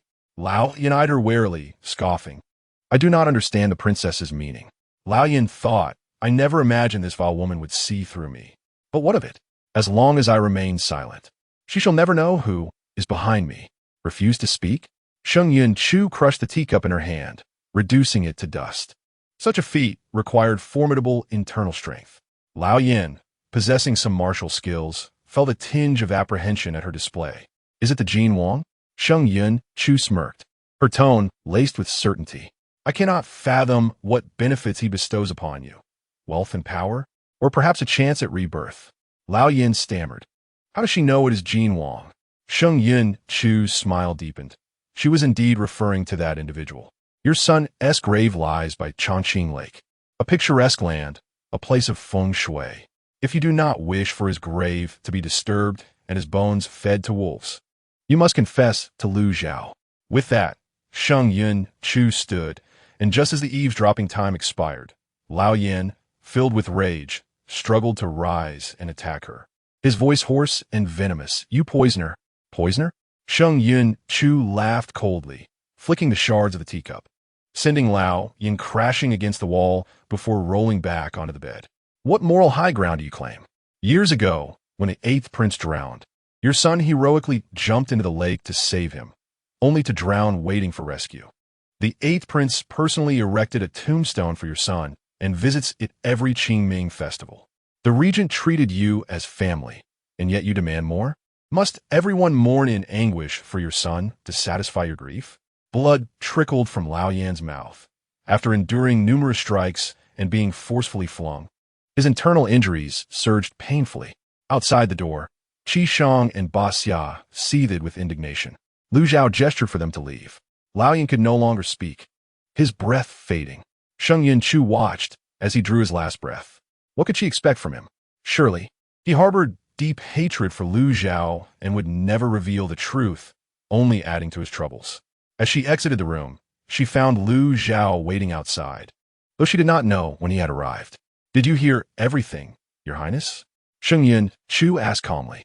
Lu Zhao nodded, surprised to learn not only of the crown prince's involvement, but also that of Jin Wang, his half-brother. Wasn't the struggle for the throne enough bloodshed? He pondered. "Are you feeling confined, Your Highness?" Sheng Yunchu took his hand, her touch cool. If you're not tired, I shall accompany you for a stroll. Lu Zhao grasped her hand in return, remaining silent. They walked in quietude until they reached the entrance of Sheng Yunchu's chamber. This is something that will eventually be revealed. I know he will feel distressed. After all, they share the same father. I am uncertain how to comfort him, so perhaps it is best to let him process it himself. He is no longer a child. Noting the late hour and the impending departure of Lan Zhou in the morning, Sheng Yunchu felt it was inappropriate not to bid farewell to an old friend. The next meeting was uncertain. As she opened the door, they entered together. After escorting her inside, Lu Zhao prepared to leave. It is late, princess, you should rest. I'm not tired. Having entered, there was no reason for him to leave. Acknowledging her feelings for him, Sheng Yunchu felt a stirring desire. Though he might not be in the mood, embracing him as they slept would be delightful. Host, are you contemplating something inappropriate? The system suddenly interjected. Please don't block me. I wish to record this for future study. Sheng Yunchu retorted, get lost. Perverted creep. As Lu Zhao turned, Sheng Yunchu embraced his waist, her soft body pressing against his back. His heart skipped a beat. Does the prince harbor resentment towards me for Lao Yan's fate? Not at all. Then why leave me to sleep alone at such a late hour? I merely meant to. Lu Zhao sighed in resignation, gently removing her arms from his waist and closing the door. He then moved towards the cabinet, preparing to retrieve a blanket for the floor. Does this fellow intend to sleep on the floor? I fear that sharing a bed with you might lead me to lose control. And I also worry that you may not be prepared, which could result in the embarrassment of being kicked out of bed. At this moment, I can't help but feel quite worthless. Yet that rascal refuses to acknowledge his true feelings, leaving me no choice but to take the initiative. Hearing those endearing words, Lu Zhao couldn't suppress a smile. He lifted Sheng Yunchu into his arms and headed towards the bed. Sheng Yunchu's heart raced. It was she who yearned for him. Yet she was also the one feeling incredibly anxious. Could it be that she was so easily stirred? He carried me to bed. What could possibly follow? Lu Zhao, if you dare to tease, you must bear the consequences. Host, calm down. Let me study this properly. Rest assured, as soon as you are about to be undraped, I will discreetly withdraw, without peeking. The system widened its eyes, not daring to blink. Alas, I, as a pure maiden, am about to be defiled by that rascal tonight. Sheng Yunchu was gently placed down by Lu Zhao, who began by removing her shoes and then her outer garments. Now clad only in a thin layer of undergarments, she lay beneath the covers on the bed. Lu Zhao turned his back to her, slowly shedding his own clothes. Layer by layer, his muscular physique was revealed before Sheng Yunchu's eyes. He wore no upper garment, only a pair of trousers. Gazing at his sculpted abs, Sheng Yunchu couldn't help but swallow hard, her mind flooded with inappropriate images. The system began to scream in a frenzy. The host is about to feast. It was prepared to sacrifice itself for Sheng Yunchu's excitement. But to its astonishment, what was this? The system was dumbfounded. He had removed his trousers only to show me this? Chapter 102. An incident at the auction house. Not only was the system at a loss, but Sheng Yunchu herself was also bewildered. After getting onto the bed, Lu Zhao nestled under the covers beside her, and then there was silence. Well then, let it all be obliterated. Sheng Yunchu gritted her teeth, sighed inwardly, and closed her eyes to sleep. She slept soundly throughout the night, devoid of dreams. When she awoke, she found no one beside her. The spot was still warm, indicating that the absence was recent. Oh dear host, the system felt aged after a sleepless night, while you enjoyed a restful slumber. I was awake all night, as was the male lead, and even the snake. Sheng Yunchu stretched lazily, perplexed by their odd behavior. Why had they not slept? As she dressed, she inquired, curious about the situation. The system yawned dramatically, brimming with resentment as it explained. The male lead kept running next door all night, seeking cold water, while the snake followed out of curiosity, perhaps thinking the male lead intended to harm you. And I was foolishly hoping the male lead would suddenly act on you. Who knew he would rather soak in cold water than touch you? With each passing night, the dawn broke, and it swore never to indulge in such foolishness again, vowing to sleep soundly instead.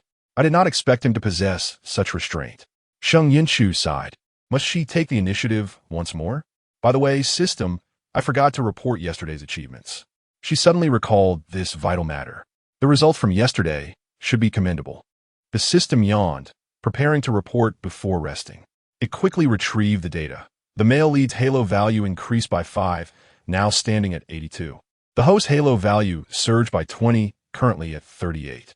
In the original plot, the male lead's Halo value increased by 1, but then decreased by 3, due to the host intercepting him just as he captured Lao Yin, leaving the male lead with a remaining Halo value of 28.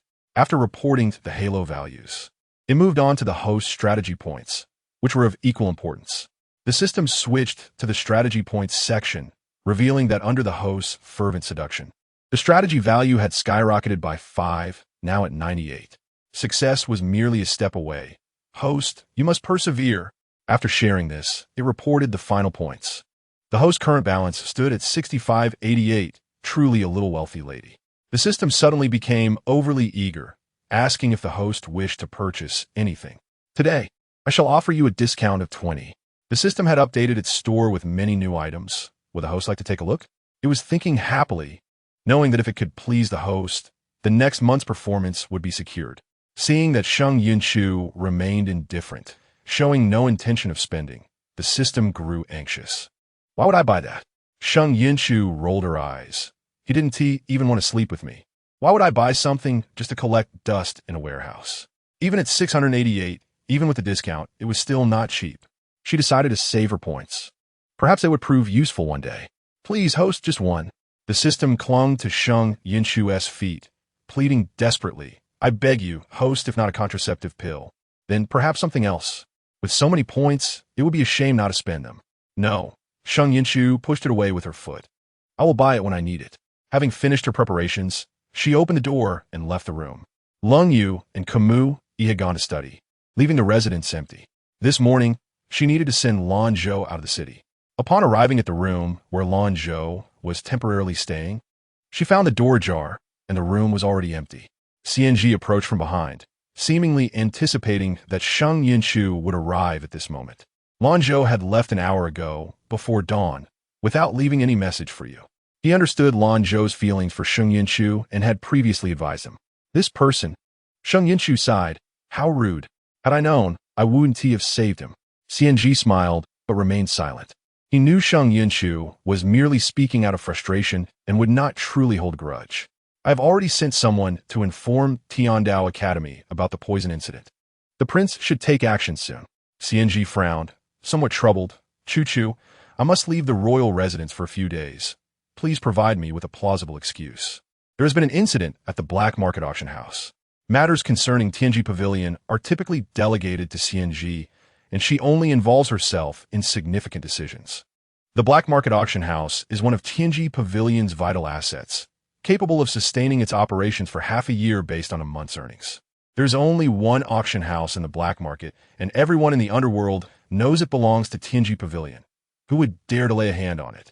For the past 2 weeks, there have been malicious bidders, and not just one or two, causing many customers to pay at least 10 times the price when bidding. Although our people caught and interrogated the troublemakers, no useful information has been gleaned. Instead, after apprehending them, new troublemakers emerged, severely affecting our auction house's business. Having said this, CNG produced a prescription and handed it to Sheng Yunchu. It contained a 7-day regimen for Sheng Jing's health. I can't shake the feeling that if this matter isn't clarified, it could lead to significant trouble. His voice retained a soothing quality. Choo-choo. I believe someone has set their sights on Tianji Pavilion. A flicker of cold light flashed in his deep, dark eyes, contrasting sharply with his usual demeanor. Sheng Yunchu replied, I will accompany you, CNG. You are mistaken. The other party is not targeting Tianji Pavilion, but rather me. As long as I make an appearance, discovering who they are will be much easier. CNG nodded, though he appeared somewhat troubled. Your relationship with the prince has only just begun to take root, and you have yet to reveal anything regarding Tianji Pavilion to him. This time, I do not know how many days I will be away from Yanjing City. It may be difficult to find a reason. After much contemplation, she finally spoke. The outside world is only aware that the master of TNJG wears a black demonic mask. Yet no one has ever laid eyes on him. When the time comes, donning your mask will yield the same effect. SHNYNCH understood that she NZH was considering her well-being, but such actions were perilous. Although the black market was populated with many from TNJG, who could ascertain the extent of their preparations to draw her out. Time was of the essence, and should reinforcements be dispatched at the last moment, it would undoubtedly raise suspicions. I have my methods to explain things to the prince. She resolved to visit TND-OUN to seek out LZHOI. I must accompany you to the black market. Chapter 103. Prince, you are truly stingy. Having made her decision, she first took the prescription to find S.H. Ing Jae-ing. Early in the morning, S.H. Ing Jae-ing was already practicing. Through her diligence, coupled with the limited recovery prescriptions, she had made significant progress. My dear sister, how I miss you after 10 days apart. S.H. Ing Jae-ing. Has something happened?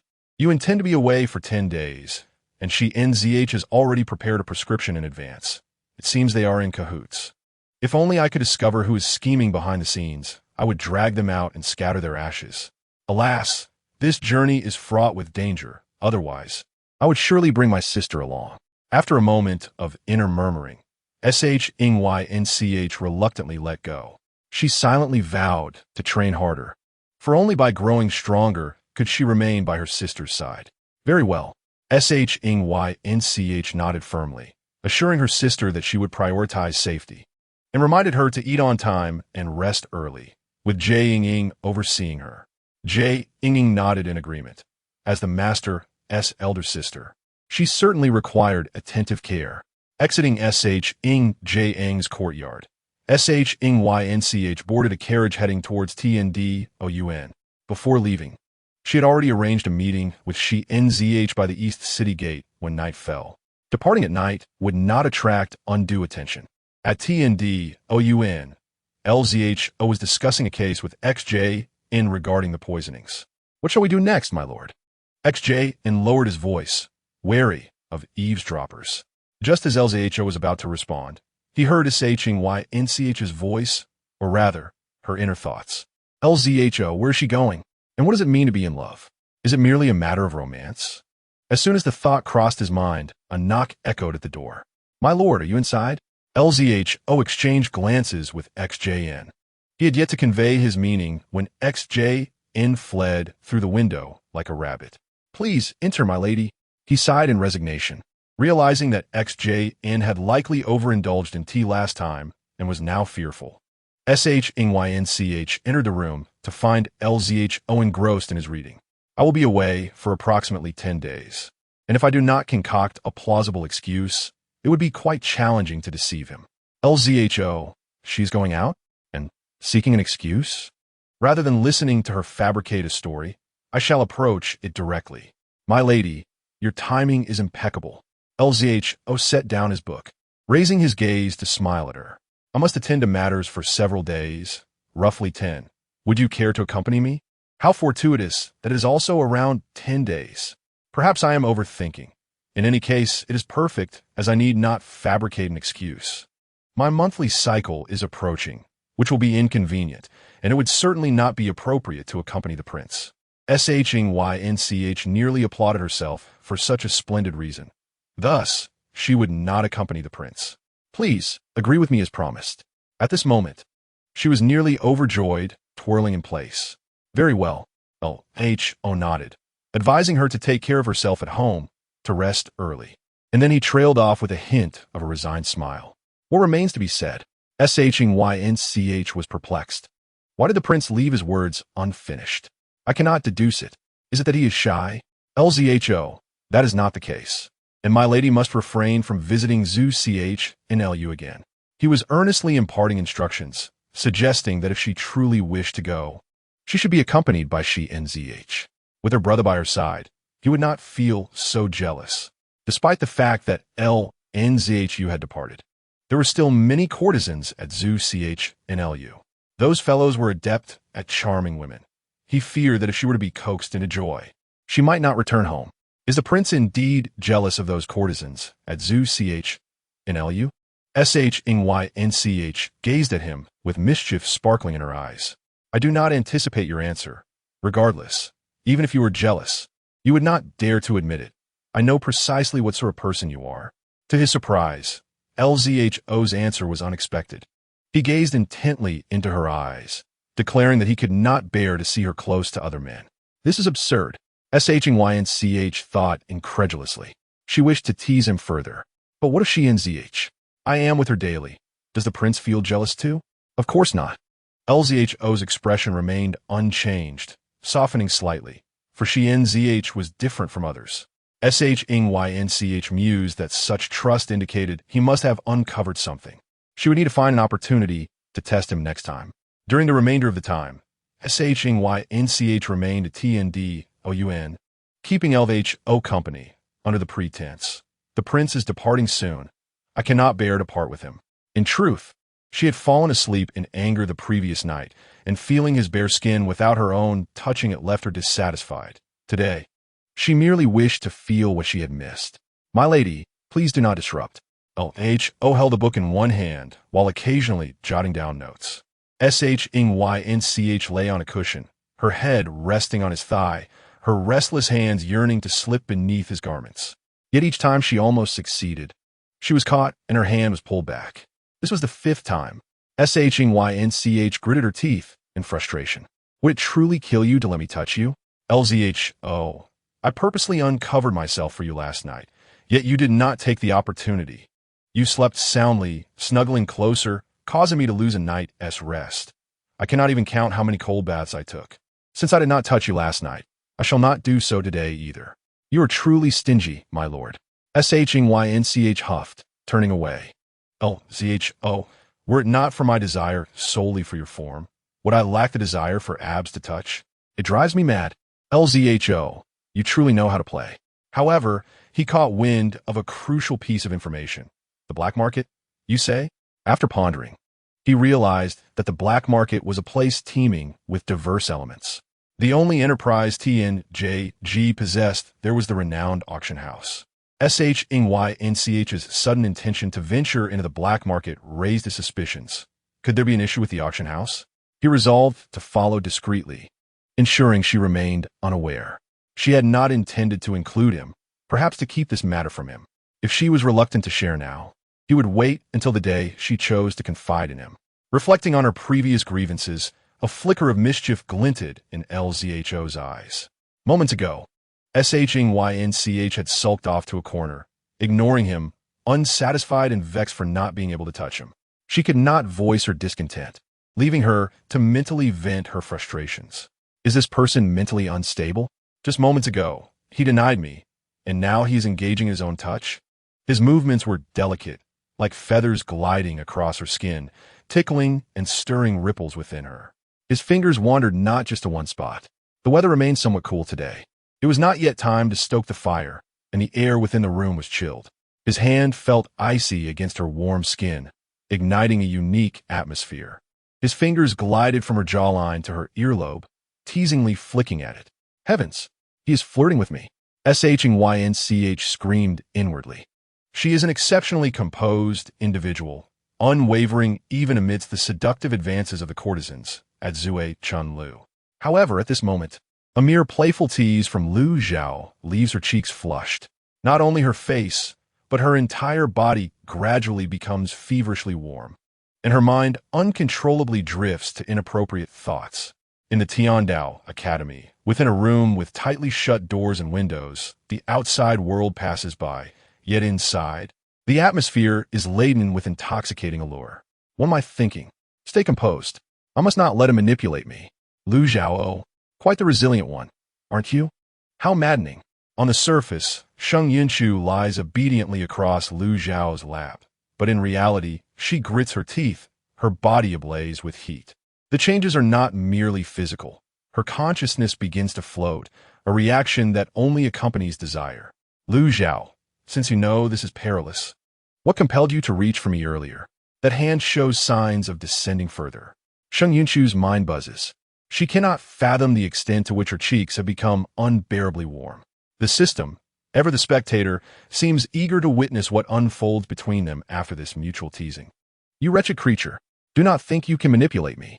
Sheng Yunchu grits her teeth and swiftly withdraws Lu Zhao's hand that has ventured into her clothing.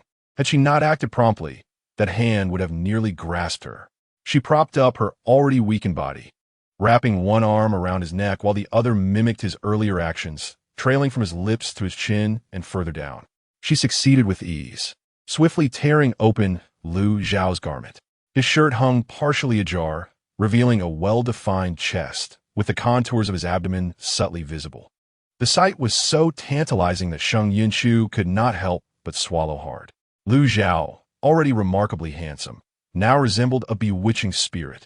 Sheng Yunchu knelt before him, her heated lips gently kissing his Adam's apple, while her hands remained active. Suddenly, the door swung open. The two, immersed in their moment, became rigid. At the threshold stood Qi Shang, his foot poised to enter, frozen in disbelief at the sight before him. In the next instant, he swiftly turned and closed the door, as though nothing had transpired. Lu Zhao clenched his jaw. Sheng Yunchu also gritted her teeth. Qi Shang's unexpected arrival doused the fiery emotions that had surged between them like a bucket of cold water. Lu Zhao had already set down the book in his hand. Unsatisfied, his expression darkening. Qi Shang, come in. His voice was equally frigid. Upon hearing this command, Qi Shang realized he was in dire straits. Casting a furious glare at Su Jin, who had raised an eyebrow in his direction. Earlier, when he sought an audience with the prince, Su Jin had mentioned that the prince was inside without disclosing the presence of the princess. Due to the urgency of the matter, he had not knocked. After all, it was the prince himself who had stated that urgent matters did not require knocking. Otherwise, he would not dare act so recklessly. Damn Su Jin, setting me up. Qi Shang lowered his head and pushed the door open, not daring to look up. You have thwarted my plans twice, and it is time for you to face proper punishment. What is it? Lu Zhao reclined lazily, his striking eyes betraying no change in emotion, though his voice held a hint of frost. Qi Shang, raise your head and meet this prince's gaze. Qi Shang, this subordinate does not dare, for I fear for my life. Yet, despite his inner thoughts, he could not defy Lu Zhao's command and reluctantly raised his head to meet his lord's eyes. That command to meet his gaze is truly life-threatening. Sheng Yunchu internally scoffed. To demand one to gaze directly while in the midst of wrongdoing is utterly terrifying. My lord, there has been an incident in the palace. Qi Shang, trembling yet focused on the matter at hand, relayed that their informants had uncovered that Li Fei had poisoned Gue Fei. However, due to a lack of evidence, Li Fei had been temporarily confined to Yaohua Palace, barred from entering or leaving, while the second prince remained kneeling outside the study, refusing to rise, adamant that his mother would never commit such an act. The emperor was currently ignoring him. Qi Shang, unburdened by the presence of Sheng Yunchu, spoke freely, for with his lord in such a state, there was little left to conceal. Lu Zhao cast a sidelong glance at him, a cryptic smile gracing his lips. Qi Shang, I notice you have lost weight recently. Qi Shang, I have lost weight? How was I unaware? Qi Shang, I understand now. My lord is subtly punishing me. Worry not, for they excel in training you. Sheng Yunchu nodded thoughtfully. Very well, my lord. I shall send someone to fetch Qi Shang later. At this moment, Qi Shang remained oblivious to the severity of the situation, still clinging to hope, believing that the training in the military was far worse than any reprimand from the princess. Chapter 105, He is Jealous Again. After Qi Shang exited, Lu Zhao smiled at Sheng Yunchu and asked, My princess, I shall depart later. There's still time. Would you care to visit the palace and witness the commotion? Based on his understanding of Sheng Yunchu, she would undoubtedly involve herself in such a matter, especially since the second prince, Lu Che, is aligned with her interests. Without a doubt, this drama is a scheme by Gue Fei to frame Li Fei. After all, during the reunion banquet, Lu Zhao's attempt to frame the second prince failed, and he would not easily relent. The empress harbors a deep-seated enmity towards Gue Fei. This promises to be quite a spectacle. Sheng Yunchu's anticipation grew. The intrigues of the harem are most captivating. My lord has nearly completed his affairs for the day. Lu Zhao set down his book and grasped Sheng Yunchu's hand, leading her outside. I will first accompany you to Linglong Fong to retrieve something, and then we shall head to the palace. Is that agreeable? Sheng Yunchu pondered for a moment, nodding and then shaking her head. Lu Zhao looked puzzled. What does it mean to nod and then shake your head? She said nothing aloud, nor did she express her thoughts, leaving him in the dark. The empress favors the snacks from outside the palace. Let's purchase some to bring to her. While her words seemed considerate, her mind was cunningly calculating. It is essential to cultivate a good relationship with the Empress. The truth behind the infant blood rouge incident will not be uncovered swiftly, and Li Fei will need the Empress's protection. The only one who can contend with Gui Fei is the Empress. Lu Zhao, I see. Just then, Su Jin, leisurely lounging against a pillar, slipped into a room. Not far from Tiandao Academy lies the busiest street in Yanjing City, where the finest snack shops in the city are located. At the end of the long street stands a grand and luxurious Tao Tai Lu. Since these treats are for the Empress, they must be carefully selected. As they passed each shop, Sheng Yunchu would purchase a portion of whatever delectable caught her eye. She soon noticed that whatever she bought, Lu Zhao would also acquire a corresponding portion, though she always paid. She could not fathom why the esteemed regent had not a single coin to his name. She was not withholding funds from him. Such behavior could easily lead to misunderstandings. After several purchases, Sheng Yunchu curiously inquired, "My lord, why do you buy a portion of everything I choose?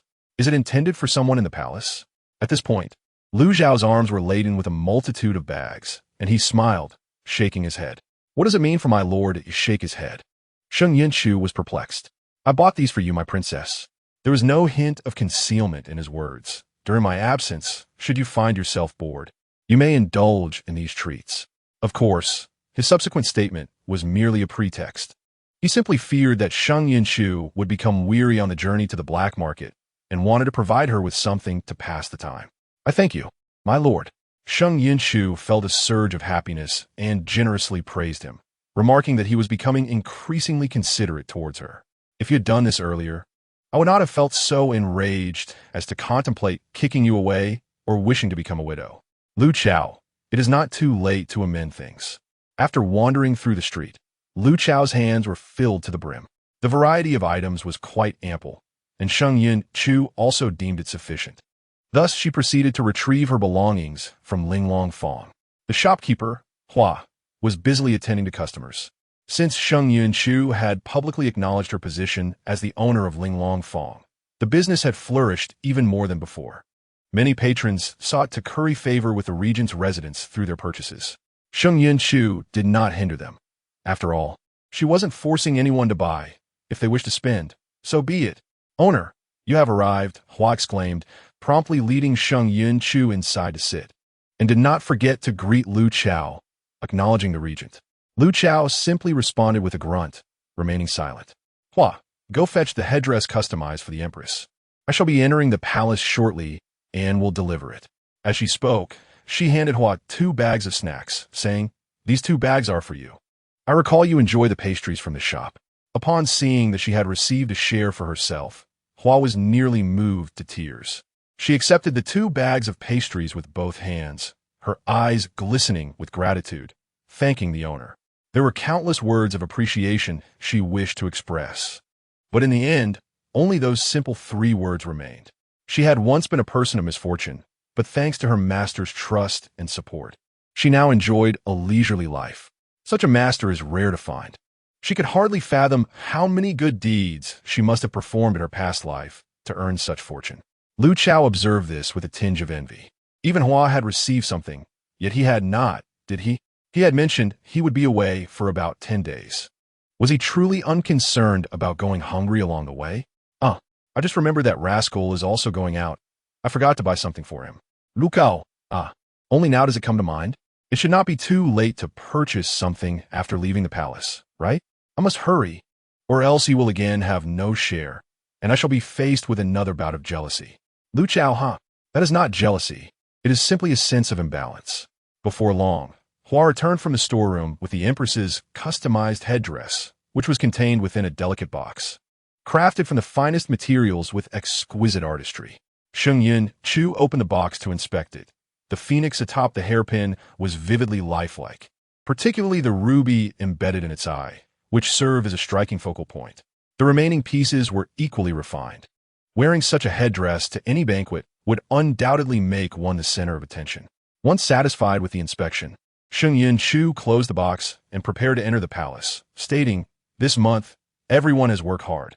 I shall increase their monthly pay by half a month." Hua was momentarily taken aback. An increase of half a month's pay. How generous of the owner. She imagined the news would surely bring joy to the workers, making them leap in delight. The carriage awaited outside, and after departing Linglong Fong, they headed directly toward the palace. Upon arriving at the palace gates, it was just the time for the morning court to conclude. Ministers emerged from the palace one after another, hastily bowing to Lu Chao upon noticing him. Sheng Yunchu and General Zhao walked together, and upon seeing Lu Chao and Sheng Yunchu and recalling the morning events in the palace, General Zhao anticipated that the palace would soon witness some commotion. Chapter 106. The emperor's head ached. The regent and the princess consort arrived at a most opportune moment. He whispered to Sheng Yunchu, "Is that not right?" "Tai Shi, how would I know?" Sheng Yunchu retorted, casting a disdainful glance, clearly uninterested in engaging. Zhao, that old rascal. Ever since the birthday banquet concluded, he had been incessantly visiting his residence, and while it was bearable, he insisted on bringing along the precious gift that Chu Chu had given him, flaunting it for reasons unknown. It was truly vexing. Tai Shi, since you live alone now, why not join me for breakfast at my residence? General Zhao no longer wished to speak of palace matters. The palace's excitement was not something he could simply insert himself into. It was better to invite the Tai Shi to his home to appreciate the gift from Chu Chu together. "Humph, you were inviting me to breakfast?" Sheng Yunchu huffed, his face filled with displeasure. "You intend to drive me to my grave, don't you? Not merely to my grave, but to a death that yields no compensation. Why do you say such things, Tai Shi?" General Zhao was perplexed, genuinely confused. "I merely feared you would be lonely." Seeing his daughter and son-in-law approaching, Sheng Yunchu could no longer indulge him. Greetings to the regent and the princess consort. Even as her own daughter, she maintained decorum in front of outsiders. Bowing to the couple, "No need for such formality, Tai Shi." Lu Chao had previously held a strong aversion to Sheng Yunchu, though he did not take sides. The man's character was quite unlikable, both sly and cunning, reminiscent of Fox. Yet now, he found himself somewhat less irritated by him. With matters to attend to, Sheng Yunchu did not wish to engage further with Sheng Yunchu.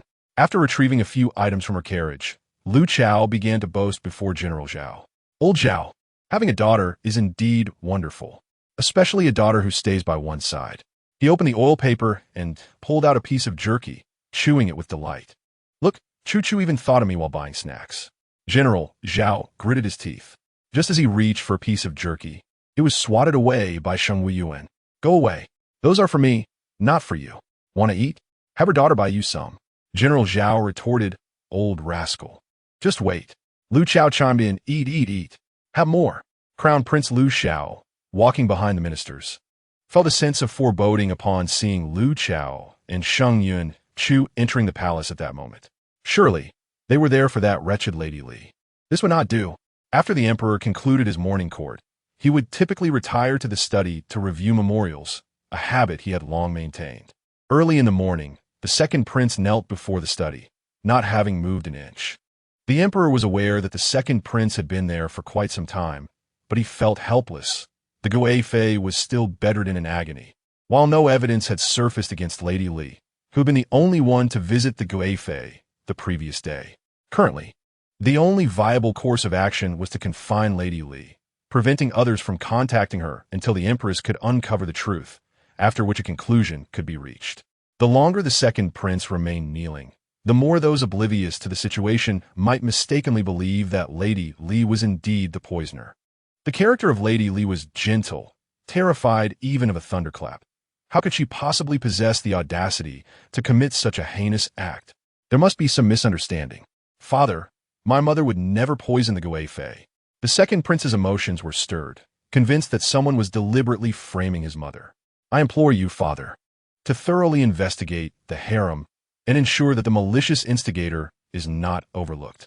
The emperor, with his hands clasped behind his back, felt increasingly helpless. "My son, I have already commanded the empress to conduct a thorough investigation. If this matter was not perpetrated by Lady Li, I assure you, she shall not suffer unjustly, nor shall the one who framed her escape unpunished." He bent down, attempting to lift the second prince. "So, my son, could you please rise?" At that moment, he thought to himself, being this wretched emperor is truly exhausting. A horde of concubines scheming and chattering incessantly is infuriating. and, at his age, having to rotate through different women each night is even more tiresome. And those ministers perpetually bickering and arguing without end are an additional annoyance. If only the 8th prince had not rebelled back then, this burdensome role would not have been thrust upon him. Now that this incident had implicated the emperor's consorts, and the empress was not adept at investigations, the 2nd prince obstinately knelt, acting like a stubborn mule. I beseech you, father, to appoint someone else to investigate. The emperor's head ached. This morning, he was bewildered to hear that many ministers suggested executing Lady Li without even having gathered evidence. For heaven's sake, did they wish for him to become a tyrant? Execute Lady Li? They should be the ones to be executed first. The emperor found merit in the words of his 2nd son and asked, "Which authority do you think is suitable to investigate this matter? The Dali Si or the Xingbu?" To his surprise, the 2nd prince shook his head. The emperor responded, "This concerns the life of the noble consort and the reputation of my mother. It is indeed a significant royal affair. Given such a serious incident, I must summon your royal uncle to investigate." The 2nd prince recalled what Sheng Yunchu had mentioned that night and realized that he could only rely on his royal aunt now. He had a premonition that as long as his royal uncle and aunt were involved, his mother would certainly be safe. "You mean your royal uncle?" The emperor pondered for a moment and immediately identified which royal uncle he referred to. "Very well, my son, you may rise. I shall send Li Gonggong to invite your royal uncle to the palace." The emperor felt this was a splendid idea, indeed. Having his 9th royal brother investigate was the most appropriate course of action. Just as he finished speaking, a voice emerged from behind. "Is your imperial brother seeking his humble servant?" The emperor, thinking he had imagined it, turned around and was astonished to find his beloved 9th younger brother, along with his sister-in-law. "9th brother, your arrival is most timely," he exclaimed excitedly while also helping the 2nd prince to his feet. "I am currently facing a troublesome matter. I was about to send for you to assist me." Lu Zhao glanced at the 2nd prince, who appeared somewhat pale, and nodded with a smile. "I have come to the palace to alleviate your concerns." He then gestured, "Shall we discuss this inside, imperial brother?" "Wang Yi, I shall take my leave for the empress's quarters." Sheng Yunchu winked at Lu Zhao while subtly signaling the 2nd prince, "Nephew, your royal aunt is unfamiliar with the palace's routes. Would you kindly escort me to the empress?" Chapter 107. This regent princess is quite extraordinary. At this moment, the royal uncle and aunt entered the palace, and the 2nd prince could certainly discern something amiss. There are not so many coincidences in the world. He obediently agreed, albeit his prolonged kneeling had left him freezing and trembling. Once they reached a secluded area, Sheng Yunchu smiled with mild disdain. "There are numerous ways to have your royal uncle investigate this case. Yet you chose the most foolish one. Kneeling for so long has surely ruined your legs." "Are you foolish?" The 2nd prince lowered his head, resembling a well-behaved child as he accepted Sheng Yunchu's reprimand. He felt rather foolish and lacked the courage to retort. Observing his acknowledgement of his own folly, Sheng Yunchu seized her chastisement. Her words were not difficult to comprehend, and the 2nd prince quickly grasped her implication. He nodded in understanding. The empress was the one who could protect the mother and son in the future. In this harem, only the empress could rival the noble consort. Since the incident with the noble consort occurred last night, the empress had been busy since morning. When Sheng Yunchu arrived, the empress was listening to reports from her subordinates regarding the clues they had uncovered. It was only thanks to Zhang Mama's reminder that the empress realized she had guests in her palace. 9th sister-in-law? The empress was pleasantly surprised to see Sheng Yunchu, exclaiming, "What a rare visitor." She promptly rose to invite Sheng Yunchu to sit, dispatching the servants with a glance. In the room, only the 4 of them remained. "The jewelry you commissioned from Linglong Fong has been completed, and I thought I would accompany the prince to the palace today." As she spoke, Sheng Yunchu placed the box before the empress and gently opened it. "Your Majesty, do have a look. Are you satisfied?" In the city of Yanjing, which woman would not know of the esteemed Linglong Fong? As the mother of the nation, the empress was certainly aware of it. The jewelry from Linglong Fong was not only popular outside the palace, but also favored within. Out of boredom, she had also pursued the latest trends in Yanjing, sending someone to commission a set. Since it was custom-made, it naturally cost more than usual, but such trivial matters were of little concern to her. As the mother of a nation, She could not wear the same designs as others. The Empress picked up the largest phoenix hairpin, examining it closely, her delight unabashed. Your ninth sister-in-law's people are indeed as skilled as rumored. Such exquisite craftsmanship exceeds even that of the palace artisans. The Empress imagined how beautiful it would look once adorned. I'm glad you like it. Sheng Yunchu continued to place the other items she had brought on the table. These are some snacks from Yanjing City. Also brought for you. Not knowing your preferences, I purchased a variety. The Empress enjoyed those snacks and often dispatched someone to procure them from outside the palace. Few were aware of this. Perhaps only the elderly in her palace knew. Those elders were people she trusted, prompting the Empress to regard Sheng Yunchu with increased interest. It seemed this young lady was not ordinary. Setting down the hairpin after ensuring it was safely placed, the Empress glanced at the second prince, standing behind Sheng Yunchu. A gentle smile graced her lips as she remarked, I heard from the palace maid that the second prince knelt outside the imperial study at dawn. Such filial piety is indeed rare. Kneeling for the entire morning must be uncomfortable. Please do take a seat. The second prince glanced at Sheng Yunchu before obediently sitting down. Observing the subtle atmosphere, the Empress smiled and inquired, Ninth sister-in-law, your visit today must involve more than merely delivering gifts to me. This was not a question, but an assertion. In the presence of the Empress, Sheng Yunchu did not wish to engage in convoluted conversation. She directly stated, Your Majesty, I wish to visit the noble consort. Currently, the noble consort was under strict surveillance by the Empress's people, and any meeting would require the Empress's approval. Having spent many years in the Deep Palace, how could the Empress not comprehend Sheng Yunchu's intentions?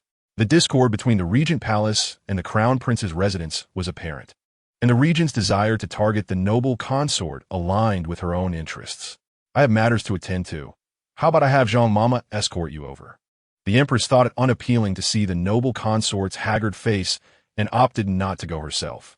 Very well, Sheng Yunchu stood. I thank your Majesty. Just as she was about to leave, she suddenly halted. The Empress, puzzled, wondered if there was something left unsaid. Your Majesty, may I speak a word in private? Sheng Yunchu inquired with a smile. The Empress considered it for a moment and nodded. Granted permission, Sheng Yunchu approached the Empress, bent slightly, and whispered something into her ear. Upon hearing her words, the Empress's expression shifted instantly. The timing is not yet ripe. Sheng Yunchu's lips curled into a subtle smile, her demeanor shrouded in mystery. When the time is right, she would ensure the delivery of the items to the Empress's hands. Watching her depart, the Empress felt her palms growing clammy with anxiety. She was relieved she had not offended Sheng Yunchu. Otherwise, she would not entertain foolish acquaintances. Indeed, the second prince nodded obediently, watching Sheng Yunchu's retreating figure until she vanished from sight. Zhang Mama exchanged a knowing smile, recognizing that this regent princess was indeed extraordinary. After all, how could a regent marry an ordinary woman? The Empress's residence was somewhat distant from the noble consort's quarters, and the palace's convoluted pathways made it easy for one to lose their way. Fortunately, with someone to guide her, Sheng Yunchu felt confident she would find her destination. After about half a tea's worth of time, Zhang Mama brought her to the front of the Wanyu Palace. After exchanging a few words with the guard stationed outside, Zhang Mama gestured for Sheng Yunchu to enter. As soon as she stepped inside, the anguished moans of the noble consort echoed through the room. The imperial physician had reported that the noble consort had ingested a poison that caused severe internal distress. Fortunately, it was discovered early, and most of the toxins had been expelled. However, it had still caused damage to her stomach. While Zhang Mama relayed this information, her expression remained stoic. The physician was at a loss, leaving the noble consort to endure her pain, and it was estimated she would take 4 to 5 days to recover. Sheng Yunchu remarked, Even the imperial physician is at a loss. How splendid! In the palace chamber, the noble consort lay on the bed, her complexion ashen, writhing in agony, as if teetering on the brink of death. Perhaps too absorbed in her suffering, she failed to notice when Sheng Yunchu arrived at her bedside. Chapter 108. Negotiating terms with the noble consort Zhang Mama. What poison has the noble consort been afflicted with? Sheng Yunchu's countenance was grave, filled with concern over the severity of the situation. This woman did not appear to be feigning her distress. Was she truly so ruthless as to put herself in such peril in order to eliminate Li Fei? Did she not fear the repercussions of her actions? The only substance that could induce such symptoms, as listed in the Duyin poison rankings, was the notorious Chuan Changlan Dusan. The remaining thoughts of Zhang Momo were unspoken. Those who understood, understood. She pondered why the Gui Fei had not succumbed to the poison. A heart as malicious as hers deserved death long ago. Indeed, it was the Chuan Changlan Dusan. Just as Sheng Yunchu completed this thought in her mind, the Gui Fei turned to face her upon hearing voices. Upon recognizing that it was Zhang Momo and Sheng Yunchu, the Gui Fei's moans intensified. Zhang Momo, indifferent to her cries, continued with her expressionless demeanor, saying, "Gui Fei Nyang, the regent's consort has come to visit you."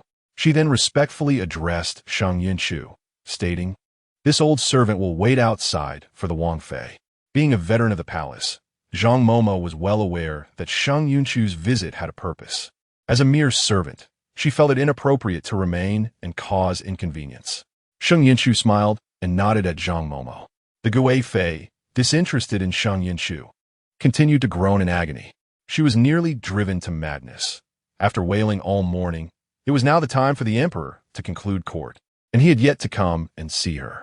And that wretched Li Fei, clearly, someone had surreptitiously placed poison in her palace, yet the empress sent someone to search, and nothing was found.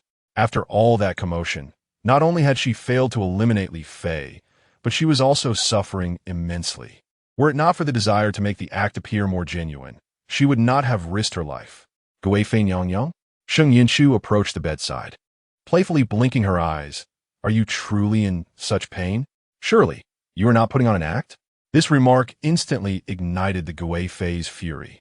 "What do you mean?" She bellowed, her stomach pain intensifying. "Act? Did she not see her writhing in agony? What was there to feign?" The Gui Fei nearly unleashed a torrent of curses. "That wretched woman! This was clearly intentional. Gui Fei Nyang, please refrain from your moans. They are quite bothersome."